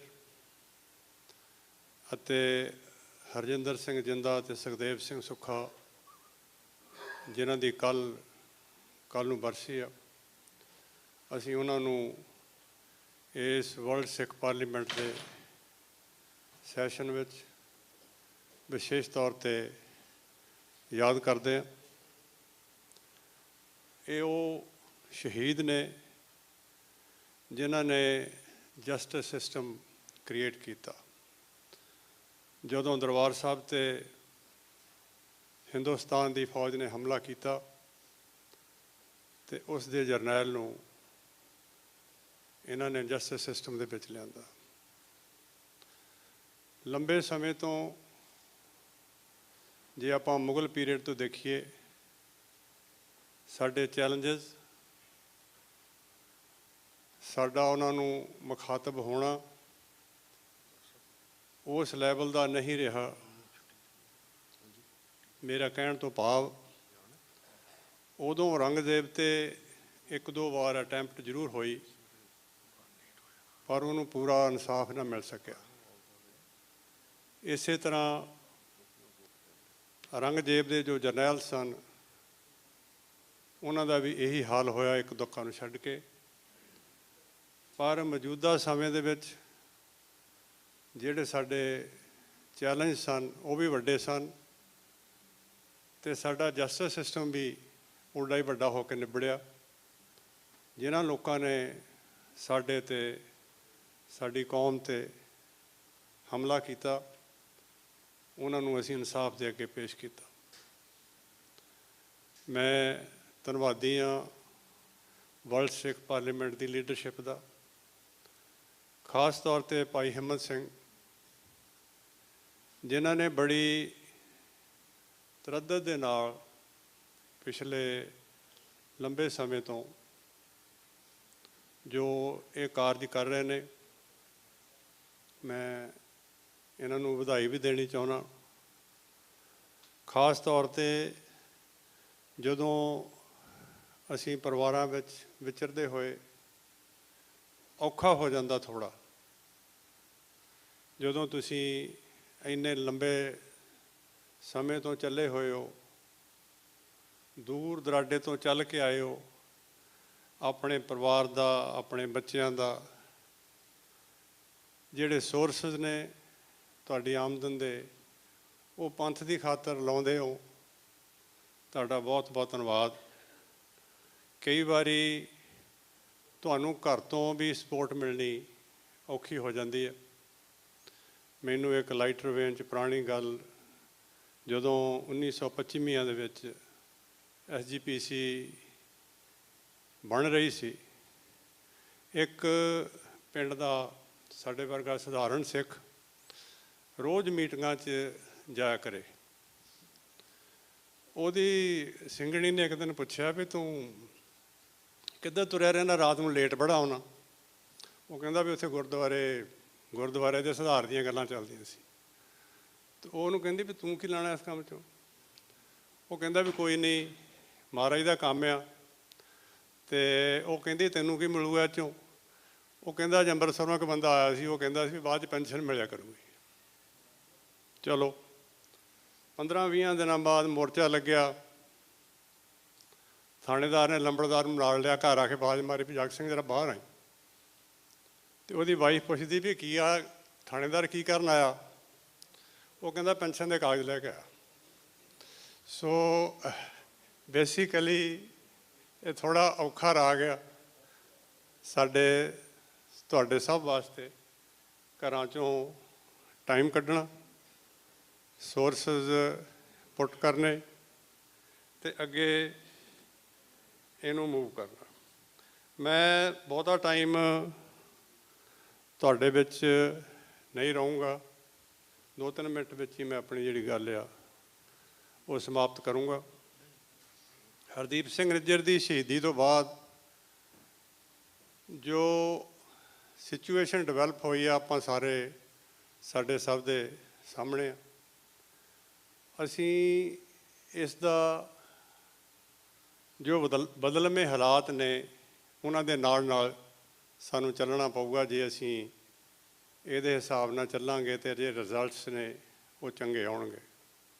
ਇਸ ਲਈ ਜਿਹੜੀ ਜੀਓ ਪੋਲੀਟੀਕਲ ਸਿਚੁਏਸ਼ਨ ਆ ਬਿਲਕੁਲ ਪਲਟਾ ਖਾ ਕੇ ਚੇਂਜ ਹੋ ਰਹੀ ਹੈ। ਕੱਲ੍ਹ ਦੀ ਪਰਸੋਂ ਦੀ ਸਿਚੁਏਸ਼ਨ ਹੋਰ ਵੀ ਨਵੇਂ ਪਾਸੇ ਨੂੰ ਤੁਰੀ ਆ। ਅੱਜ ਜਸਟਿਨ ਟਰੂਡੋ ਅਤੇ ਜਿਹੜੇ UAE ਦੇ ਪ੍ਰੈਜ਼ੀਡੈਂਟ ਨੇ, ਉਹਨਾਂ ਦੀ ਸਵੇਰੇ ਗੱਲ ਹੋ ਰਹੀ ਸੀ। ਤੁਸੀਂ ਦੇਖੋ ਜਿਹੜੇ ਸਿਚੁਏਸ਼ਨ ਮਿਡਲ ਈਸਟ ਦੀ ਸਿਚੁਏਸ਼ਨ ਹੈ ਕਿੱਦਾਂ ਟਰਨ ਲੈ ਰਹੀ ਆ। ਉਹ ਲੋਕ ਜਿਹੜੇ ਆਪਣੀ ਗੱਲ ਛੱਡਣਾ ਨਹੀਂ ਸੀ ਚਾਹੁੰਦੇ, ਧਾਰਮਿਕ ਤੌਰ 'ਤੇ ਕੋਈ ਕਿਸੇ ਨਾਲ ਸੀ, ਕੋਈ ਕਿਸੇ ਨਾਲ ਸੀ, ਅੱਜ ਜੀਓ ਪੋਲੀਟੀਕਲ ਸਿਚੁਏਸ਼ਨ ਦੇ ਵਿੱਚ ਸਾਈਡਸ ਚੇਂਜ ਹੋ ਰਹੀਆਂ। ਸਾਨੂੰ ਵੀ ਇਹਨਾਂ ਬਦਲਦੇ ਹਾਲਾਤਾਂ ਦੇ ਵਿੱਚ ਇਹਨਾਂ ਗੱਲਾਂ ਦਾ ਧਿਆਨ ਕਰਨਾ ਪਏਗਾ ਕਿ ਸਾਡੇ ਆਉਣ ਵਾਲੇ ਸਮੇਂ 'ਚ ਸਾਡੇ ਡਿਸੀਜਨਸ ਕੀ ਹੋਣਗੇ, ਅਸੀਂ ਰੁਖ ਕੀ ਅਖਤਿਆਰ ਕਰਨਾ। ਔਰ ਮੈਂ ਤੁਸੀਂ ਸਾਰੇ ਹੀ ਅਲੱਗ-ਅਲੱਗ ਖੇਤਰਾਂ 'ਚੋਂ ਆਏ ਹੋ, ਮੈਂ ਤੁਹਾਨੂੰ ਸਭ ਨੂੰ ਵੀ ਬੇਨਤੀ ਕਰਾਂਗਾ ਕਿ ਕੋਈ ਵੀ ਗੱਲ ਕਹਿਣ ਤੋਂ ਪਹਿਲਾਂ, ਕੋਈ ਵੀ ਡਿਸੀਜਨ ਲੈਣ ਤੋਂ ਪਹਿਲਾਂ ਜਾਂ ਕੋਈ ਵੀ ਕਾਮੈਂਟ ਕਰਨ ਤੋਂ ਪਹਿਲਾਂ ਜਿਹੜਾ ਕੌਮੀ ਪੱਖ ਆ ਉਹਨੂੰ ਹਮੇਸ਼ਾ ਧਿਆਨ 'ਚ ਰੱਖੋ। ਤੁਹਾਡੀ ਕਹੀ ਹੋਈ ਗੱਲ ਸਾਨੂੰ ਕਿਸੇ ਹੋਰ ਜਗ੍ਹਾ 'ਤੇ ਲੈਂਡ ਨਾ ਕਰਵਾ ਦੇਵੇ। ਸੋ ਇਹ ਮੇਰੀ ਬੇਨਤੀ ਪ੍ਰਵਾਨ ਕਰਨੀ। ਸਾਡਾ ਪਿਛਲੇ 10-12 ਸਾਲ ਤੋਂ ਇੱਕ ਛੋਟਾ ਜਿਹਾ ਯਤਨ ਰਿਹਾ ਕਿ ਪੋਲੀਟੀਕਲ ਲੈਵਲ 'ਤੇ ਅਸੀਂ ਇੱਥੋਂ ਦੀ ਕਾਂਗਰਸ ਦੇ ਵਿੱਚ ਇੱਕ ਕੌਕਸ ਬਣਾਇਆ ਹੋਇਆ। ਅਸੀਂ ਕੌਕਸ ਕਮੇਟੀ ਦੇ ਤੌਰ 'ਤੇ ਉਹਨਾਂ ਦੇ ਨਾਲ ਕੰਮ ਕਰਦੇ ਹਾਂ। ਇਸ ਸਿਚੁਏਸ਼ਨ ਤੋਂ ਬਾਅਦ ਅਸੀਂ ਆਪਣੇ ਜਿਹੜੇ ਕੌਕਸ ਦੇ ਮੈਂਬਰ ਨੇ, ਸਿੱਖ ਕੌਕਸ ਦੇ, ਉਹਨਾਂ ਨੂੰ ਅਪਰੋਚ ਕੀਤਾ।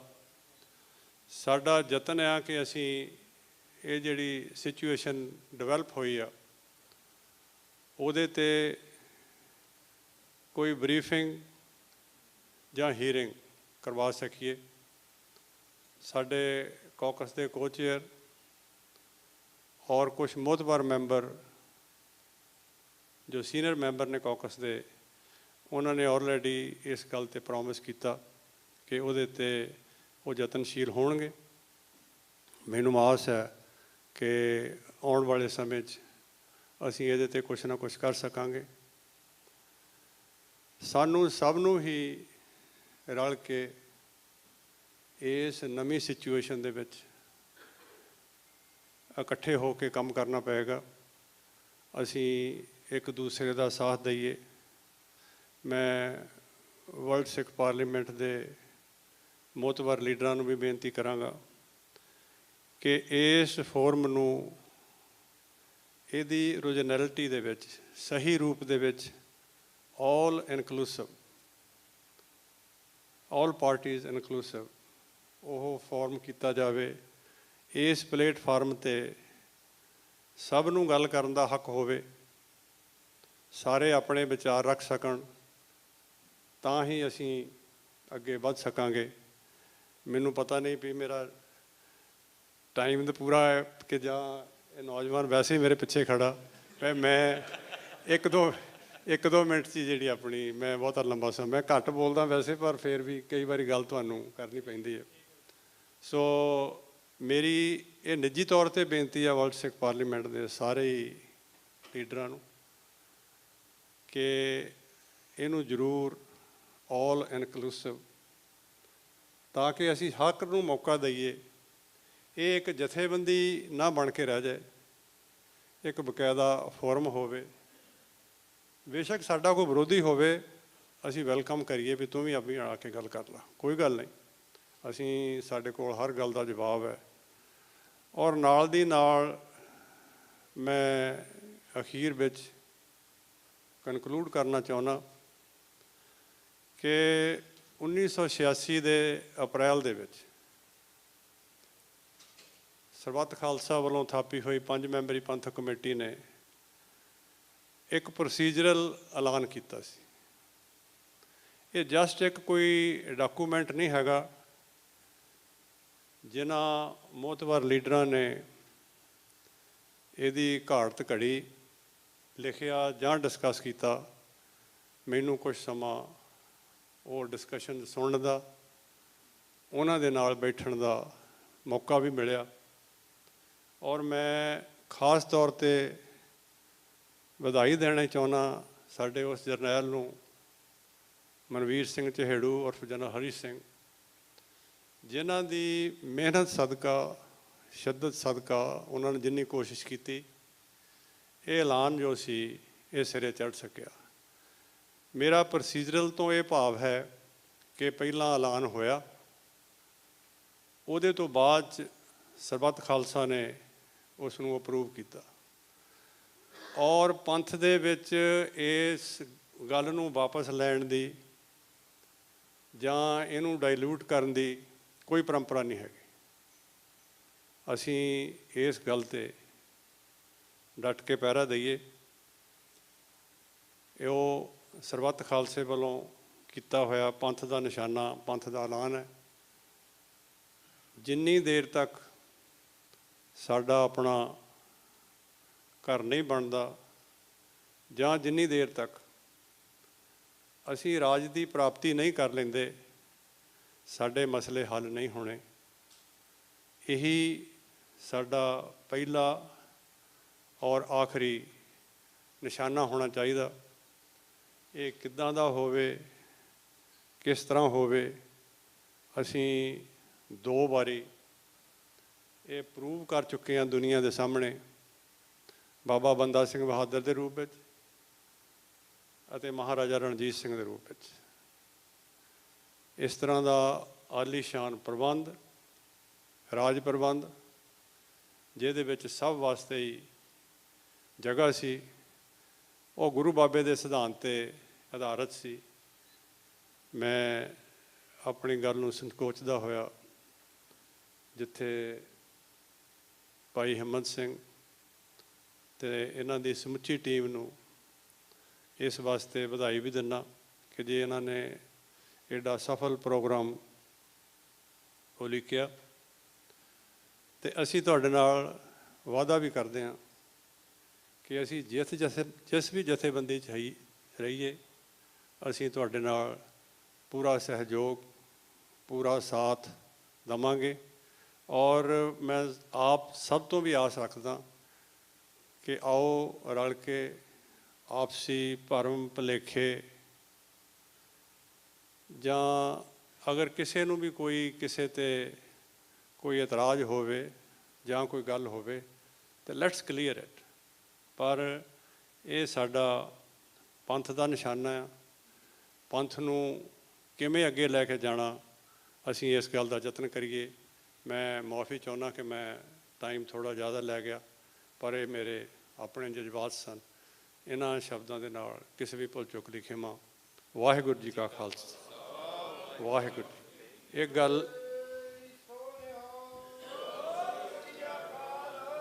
ਇੱਕ ਗੱਲ ਮੈਂ ਅਖੀਰ 'ਚ ਜ਼ਰੂਰ ਕਹਾਂਗਾ ਕਿ ਸਾਡੇ ਬਹੁਤ ਹੀ ਪਿਆਰੇ ਡਾਕਟਰ ਚੀਮਾ, ਇਕਤਦਾਰ ਕਰਾਮਾਤ ਚੀਮਾ, ਜਿਨ੍ਹਾਂ ਦੇ ਨਾਲ ਕੋਈ ਪਿਛਲੇ 20-25 ਸਾਲ ਤੋਂ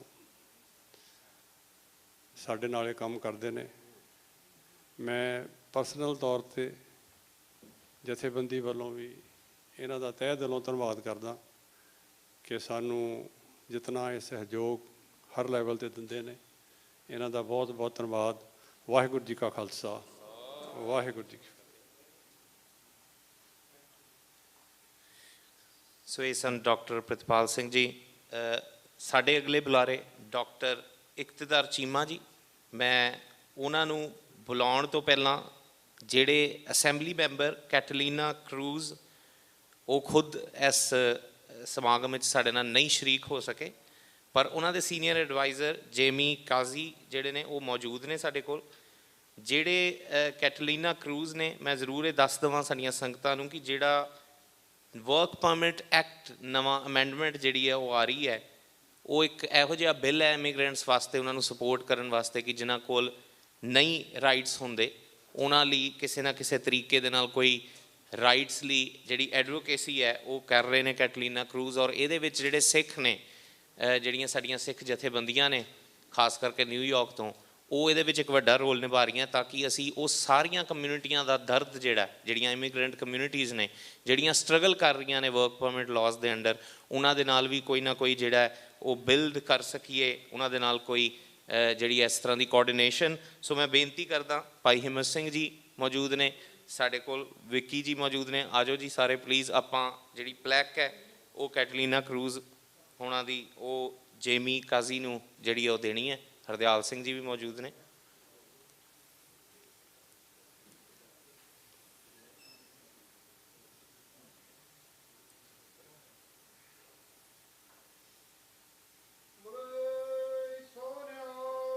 ਸਤਿ ਸ੍ਰੀ ਅਕਾਲ। ਸੋ ਡਾਕਟਰ ਇਕਤਦਾਰ ਚੀਮਾ ਅਸੀਂ ਸਾਰੇ ਜਾਣਦੇ ਹਾਂ, adviser to the United Nation, co-founder Sikh congressional caucus. ਔਰ ਜਿਸ ਤਰ੍ਹਾਂ ਮੈਂ ਕੱਲ੍ਹ ਕਿਹਾ ਸੀ ਕਿ ਇਹ ਅਜਿਹੇ ਸਾਡੇ ਇੱਕ ਇਹੋ ਜਿਹੇ ਦੋਸਤ ਨੇ ਜਿਨ੍ਹਾਂ ਨੇ ਕਿ ਸਾਡੇ ਲਈ ਸਾਡੇ ਨਾਲੋਂ ਬੈਟਰ ਐਡਵੋਕੇਸੀ ਕਰ ਲਈ ਕਈ ਖੇਤਰਾਂ 'ਚ, ਯੂਨਾਈਟਿਡ ਨੇਸ਼ਨ 'ਚ ਜੇ ਖਾਸ ਕਰਕੇ ਗੱਲ ਕਰੀਏ। ਔਰ ਮੈਂ ਕੱਲ੍ਹ, ਕਿਉਂਕਿ ਇੰਟਰਨਲ ਸੈਸ਼ਨ ਸੀ, ਅੱਜ TV 'ਤੇ ਟੈਲੀਵਾਈਜ਼ ਹੋ ਰਿਹਾ, ਜ਼ਰੂਰ ਦੱਸ ਦੇਵਾਂ ਕਿ ਇਹਨਾਂ ਦੀਆਂ ਸੇਵਾਵਾਂ ਲਈ ਵਰਲਡ ਸਿੱਖ ਪਾਰਲੀਮੈਂਟ ਨੇ ਇਹਨਾਂ ਨੂੰ ਜਿਹੜਾ ਅਵਾਰਡ ਵੀ ਕੀਤਾ ਸੀ, ਸਾਈਂ ਮੀਆਂ ਮੀਰ ਅਵਾਰਡ। ਕਿਉਂਕਿ ਜਿਸ ਤਰ੍ਹਾਂ ਦੀ ਸਾਂਝ ਸਾਈਂ ਮੀਆਂ ਮੀਰ ਜੀ ਨੇ ਗੁਰੂ ਸਾਹਿਬ ਨਾਲ ਨਿਭਾਈ, ਇੱਦਾਂ ਦੀ ਸਾਂਝ ਹੀ ਸਿੱਖ ਪੰਥ ਦੇ ਨਾਲ ਡਾਕਟਰ ਇਕਤਦਾਰ ਚੀਮਾ ਜੀ ਨਿਭਾ ਰਹੇ ਨੇ। ਸੋ ਆਓ ਬਹੁਤਾ ਸਮਾਂ ਨਾ ਉਡੀਕਦੇ ਹਾਂ, ਆਓ ਉਹਨਾਂ ਨੂੰ ਬੇਨਤੀ ਕਰੀਏ ਕਿ ਉਹ ਆਪ ਜੀ ਸਾਰਿਆਂ ਦੇ ਮੁਖਾਤਬ ਹੋਣ। ਸਪੀਕਰ ਸਾਹਿਬ ਤੇ ਸੰਗਤ ਜੀ, ਵਾਹਿਗੁਰੂ ਜੀ ਕਾ ਖਾਲਸਾ, ਵਾਹਿਗੁਰੂ ਜੀ ਕੀ ਫਤਿਹ। ਮੈਨੂੰ ਪਤਾ ਦੁਪਹਿਰ ਦਾ ਸਮਾਂ, ਭੁੱਖ ਲੱਗੀ ਹੈ ਤੁਹਾਨੂੰ, એનર્ਜੀ ਥੋੜੀ ਲੋ ਹੈ, ਪਰ ਵਾਹਿਗੁਰੂ ਜੀ ਕਾ ਖਾਲਸਾ, ਵਾਹਿਗੁਰੂ ਜੀ ਕੀ ਫਤਿਹ।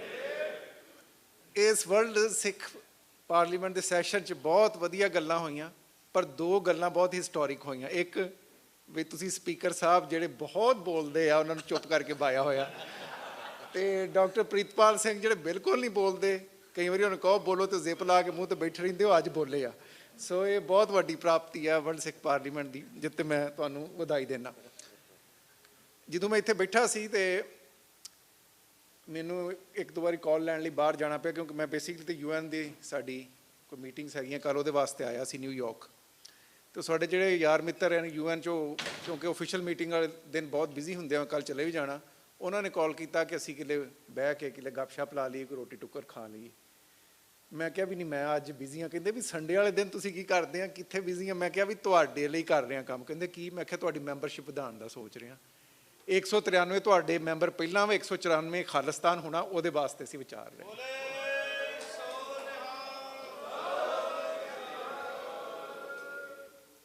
ਇਹ ਜਦੋਂ ਵੀ ਆਪਾਂ ਗੱਲ ਕਰੀਦੀ ਆ ਨਾ, ਕਈ ਲੋਕਾਂ ਦੀ ਤਾਂ ਵੈਸੇ ਲੱਤਾਂ ਕੰਬੀ ਜਾਂਦੀਆਂ ਖਾਲਿਸਤਾਨ ਦੇ ਨਾਂ 'ਤੇ, ਅਤੇ ਕਈ ਵੈਸੇ ਹੀ ਡਰ ਜਾਂਦੇ ਆ। ਖਾਲਸਾ ਜੀ, ਜਿਸ ਸ਼ਹਿਰ 'ਚ ਅਸੀਂ ਬੈਠੇ ਹਾਂ ਅਤੇ ਜਿਸ ਸੰਸਥਾ ਦੀ ਮੈਂ ਗੱਲ ਕੀਤੀ, ਯੂਨਾਈਟਿਡ ਨੇਸ਼ਨਸ ਦੀ, ਮੈਂ ਹਮੇਸ਼ਾ ਉਹਦੇ ਫੋਰਮ 'ਤੇ ਵੀ, ਹਾਲਾਂਕਿ ਲੋਕਾਂ ਨੇ ਬਹੁਤ ਸਾਰੇ ਟਾਈਟਲ ਦਿੱਤੇ ਹੋਏ ਆ। ਜਦੋਂ ਮੇਰੀ United States commission on international religious freedom ਨੇ ਅੰਡਰ ਓਬਾਮਾ ਐਡਮਿਨਿਸਟ੍ਰੇਸ਼ਨ ਰਿਪੋਰਟ ਛਾਪੀ ਸੀ ਔਨ ਇੰਡੀਆ, ਪਹਿਲੀ ਰਿਪੋਰਟ ਸੀਗੀ, ਅਤੇ ਮੈਨੂੰ ਕਿਹਾ ਗਿਆ ਕੁਛ ਇੱਥੇ ਹਿੰਦੂ ਸੰਸਥਾਵਾਂ ਵੱਲੋਂ ਟੈਰਰਿਸਟ ਸਿੰਪਥਾਈਜ਼ਰ, ਵੀ ਇਹ ਗੱਲ ਕਰਦੇ ਆ ਖਾਲਿਸਤਾਨ ਦੀ, ਸੈਲਫ ਡਿਟਰਮੀਨੇਸ਼ਨ ਦੀ। ਮੈਂ ਉਦੋਂ ਵੀ ਧੜੱਲੇ ਨਾਲ ਕਹਿਣਾ ਅਤੇ ਅੱਜ ਵੀ, ਕਿ ਯੂਨਾਈਟਿਡ ਨੇਸ਼ਨ ਦੇ ਚਾਰਟਰ ਦੇ ਹੇਠ ਹਰ ਕੌਮ ਨੂੰ ਆਪਣਾ ਫੈਸਲਾ ਕਰਨ ਦਾ, ਆਪਣਾ ਦੇਸ਼ ਮੰਗਣ ਦਾ ਹੱਕ ਹੈ। UN ਹੋਣ ਚਾਹਿਆ ਜਿਸ ਪ੍ਰਿੰਸੀਪਲ 'ਤੇ ਡਮਬਾਰਟਨ ਓਕ ਪ੍ਰਪੋਜ਼ਲ, ਜਿਹਦਾ ਮੈਂ ਕੱਲ੍ਹ ਵੀ ਜ਼ਿਕਰ ਕੀਤਾ ਸੀਗਾ, ਕਿ UN ਦੇ ਆਉਣ ਤੋਂ ਪਹਿਲਾਂ ਇੱਕ ਡਮਬਾਰਟਨ ਓਕ ਪ੍ਰਪੋਜ਼ਲ ਸੀ, ਉਹਦੀ ਜਿਹੜਾ ਮੁੱਢ ਸੀ ਉਹ ਇਹੀ ਸੀ, ਰਾਈਟ ਟੂ ਸੈਲਫ ਡਿਟਰਮੀਨੇਸ਼ਨ। 1943 'ਚ ਲੀਗ ਆਫ ਨੇਸ਼ਨ ਬਣੀ, ਜਿਹੜੀ UN ਤੋਂ ਪਹਿਲਾਂ ਦੀ ਬਾਡੀ ਸੀ, ਉਹਦੇ ਸਿਰਫ 77 ਮੈਂਬਰ ਸੀਗੇ, ਅਤੇ 1973 ਦੇ ਵਿੱਚ ਯੂਨਾਈਟਿਡ ਨੇਸ਼ਨ ਦੇ 175 ਮੈਂਬਰ ਸੀ। 100 ਹੋਰ ਕੌਮਾਂ ਜਿਹੜੀਆਂ ਉਹ ਰਾਈਟ ਟੂ ਸੈਲਫ ਡਿਟਰਮੀਨੇਸ਼ਨ ਵਰਤ ਕੇ ਹੋਣ ਚਾਹੀਆਂ। ਇਸੇ ਤਰ੍ਹਾਂ ਹੀ ਖਾਲਿਸਤਾਨ ਵੀ ਹੋਣਾ ਚਾਹੇਗਾ। ਕਿਸੇ ਨੂੰ ਪੀੜ ਨਹੀਂ ਹੋਣੀ ਚਾਹੀਦੀ, ਔਰ ਸਾਨੂੰ ਡਟ ਕੇ ਗੱਲ ਕਰਨੀ ਚਾਹੀਦੀ। ਜਾਫੀ ਸਾਹਿਬ ਇੱਥੇ ਗੱਲ ਕਰ ਰਹੇ ਸੀ ਨਹਿਰੂ ਦੀ, ਗਾਂਧੀ ਦੀ, ਜਿਨ੍ਹਾਂ ਦੀ, ਕਿ ਉਹਨਾਂ ਨੇ ਹਿੰਦੁਸਤਾਨ ਲੈ ਲਿਆ, ਉਹਨਾਂ ਨੇ ਪਾਕਿਸਤਾਨ ਲੈ ਲਿਆ, ਉਹਨਾਂ ਨੇ ਬਣਾ ਲਿਆ, ਉਹਨਾਂ ਨੇ ਬਣਾ ਲਿਆ। ਮੈਂ ਸਮਝਦਾ ਨਾ ਨਹਿਰੂ ਅਤੇ ਗਾਂਧੀ ਨੇ ਹਿੰਦੁਸਤਾਨ ਨੂੰ ਆਜ਼ਾਦੀ ਦਿਵਾਈ, ਨਾ ਜਿਨਾਹ ਸਾਹਿਬ ਨੇ ਪਾਕਿਸਤਾਨ ਬਣਾਇਆ। ਪਾਕਿਸਤਾਨ, ਹਿੰਦੁਸਤਾਨ ਅਤੇ ਹੋਰ ਬਹੁਤ ਸਾਰੀਆਂ ਕੌਮਾਂ ਬਣਾਈਆਂ ਪ੍ਰੈਜ਼ੀਡੈਂਟ ਟਰੂਮੈਨ ਨੇ। ਹੁਣ ਕਈ ਬੰਦੇ ਜਿਹੜੇ ਆ ਉਹ ਹੈਰਾਨ ਹੋਣਗੇ ਵੀ ਟਰੂਮੈਨ ਨੇ ਕਿੱਦਾਂ ਬਣਾਈਆਂ।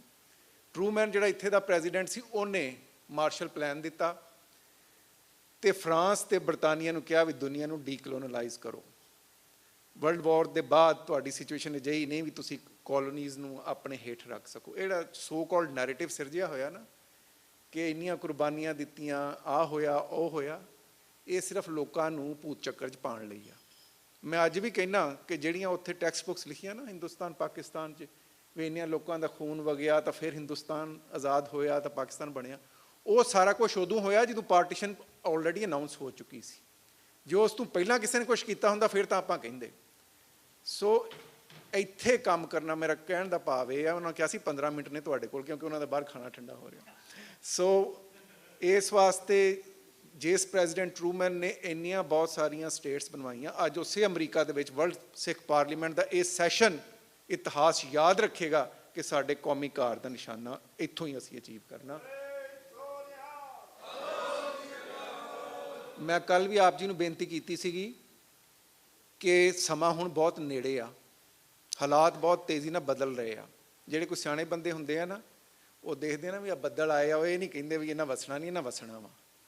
ਕੈਨੇਡਾ 'ਚ ਜਿਸ ਤਰ੍ਹਾਂ ਗੱਲ ਸ਼ੁਰੂ ਹੋਈ ਆ, ਵੈਸਟ ਦੇ ਵਿੱਚ ਜਿਸ ਤਰ੍ਹਾਂ ਗੱਲ ਹੋ ਰਹੀ ਆ, ਔਰ ਵੈਸਟਰਨ ਮੀਡੀਆ ਜਿਸ ਤਰੀਕੇ ਨਾਲ ਅੱਜ ਸਿੱਖਾਂ ਦੀ ਗੱਲ ਨੂੰ ਸਪੋਰਟ ਕਰ ਰਿਹਾ, ਗਾਰਡੀਅਨ ਦੇ ਵਿੱਚ ਜਿਹੜੇ ਆਰਟੀਕਲ ਛਪੇ ਆ, ਹੇਠ ਉੱਤੇ ਡਾਕਟਰ ਸਾਹਿਬ ਦਾ ਇੰਟਰਵਿਊ ਛਪਿਆ, ਡਾਕਟਰ ਪ੍ਰੀਤਪਾਲ ਦੇ ਕਈ ਇੰਟਰਵਿਊ ਮੈਂ ਦੇਖੇ ਆ, ਹਵਾਵਾਂ ਆਪਣਾ ਰੁਖ ਬਦਲ ਰਹੀਆਂ ਵਾ। ਨਰਿੰਦਰ ਮੋਦੀ ਦਾ ਬਹੁਤ ਬਹੁਤ ਧੰਨਵਾਦ ਸਾਡੀ ਕੌਮ ਵੱਲੋਂ, ਸਾਡੇ ਵੱਲੋਂ, ਕਿ ਉਹਨੇ ਸਾਡਾ ਕੰਮ ਬਹੁਤ ਆਸਾਨ ਕਰ ਦਿੱਤਾ।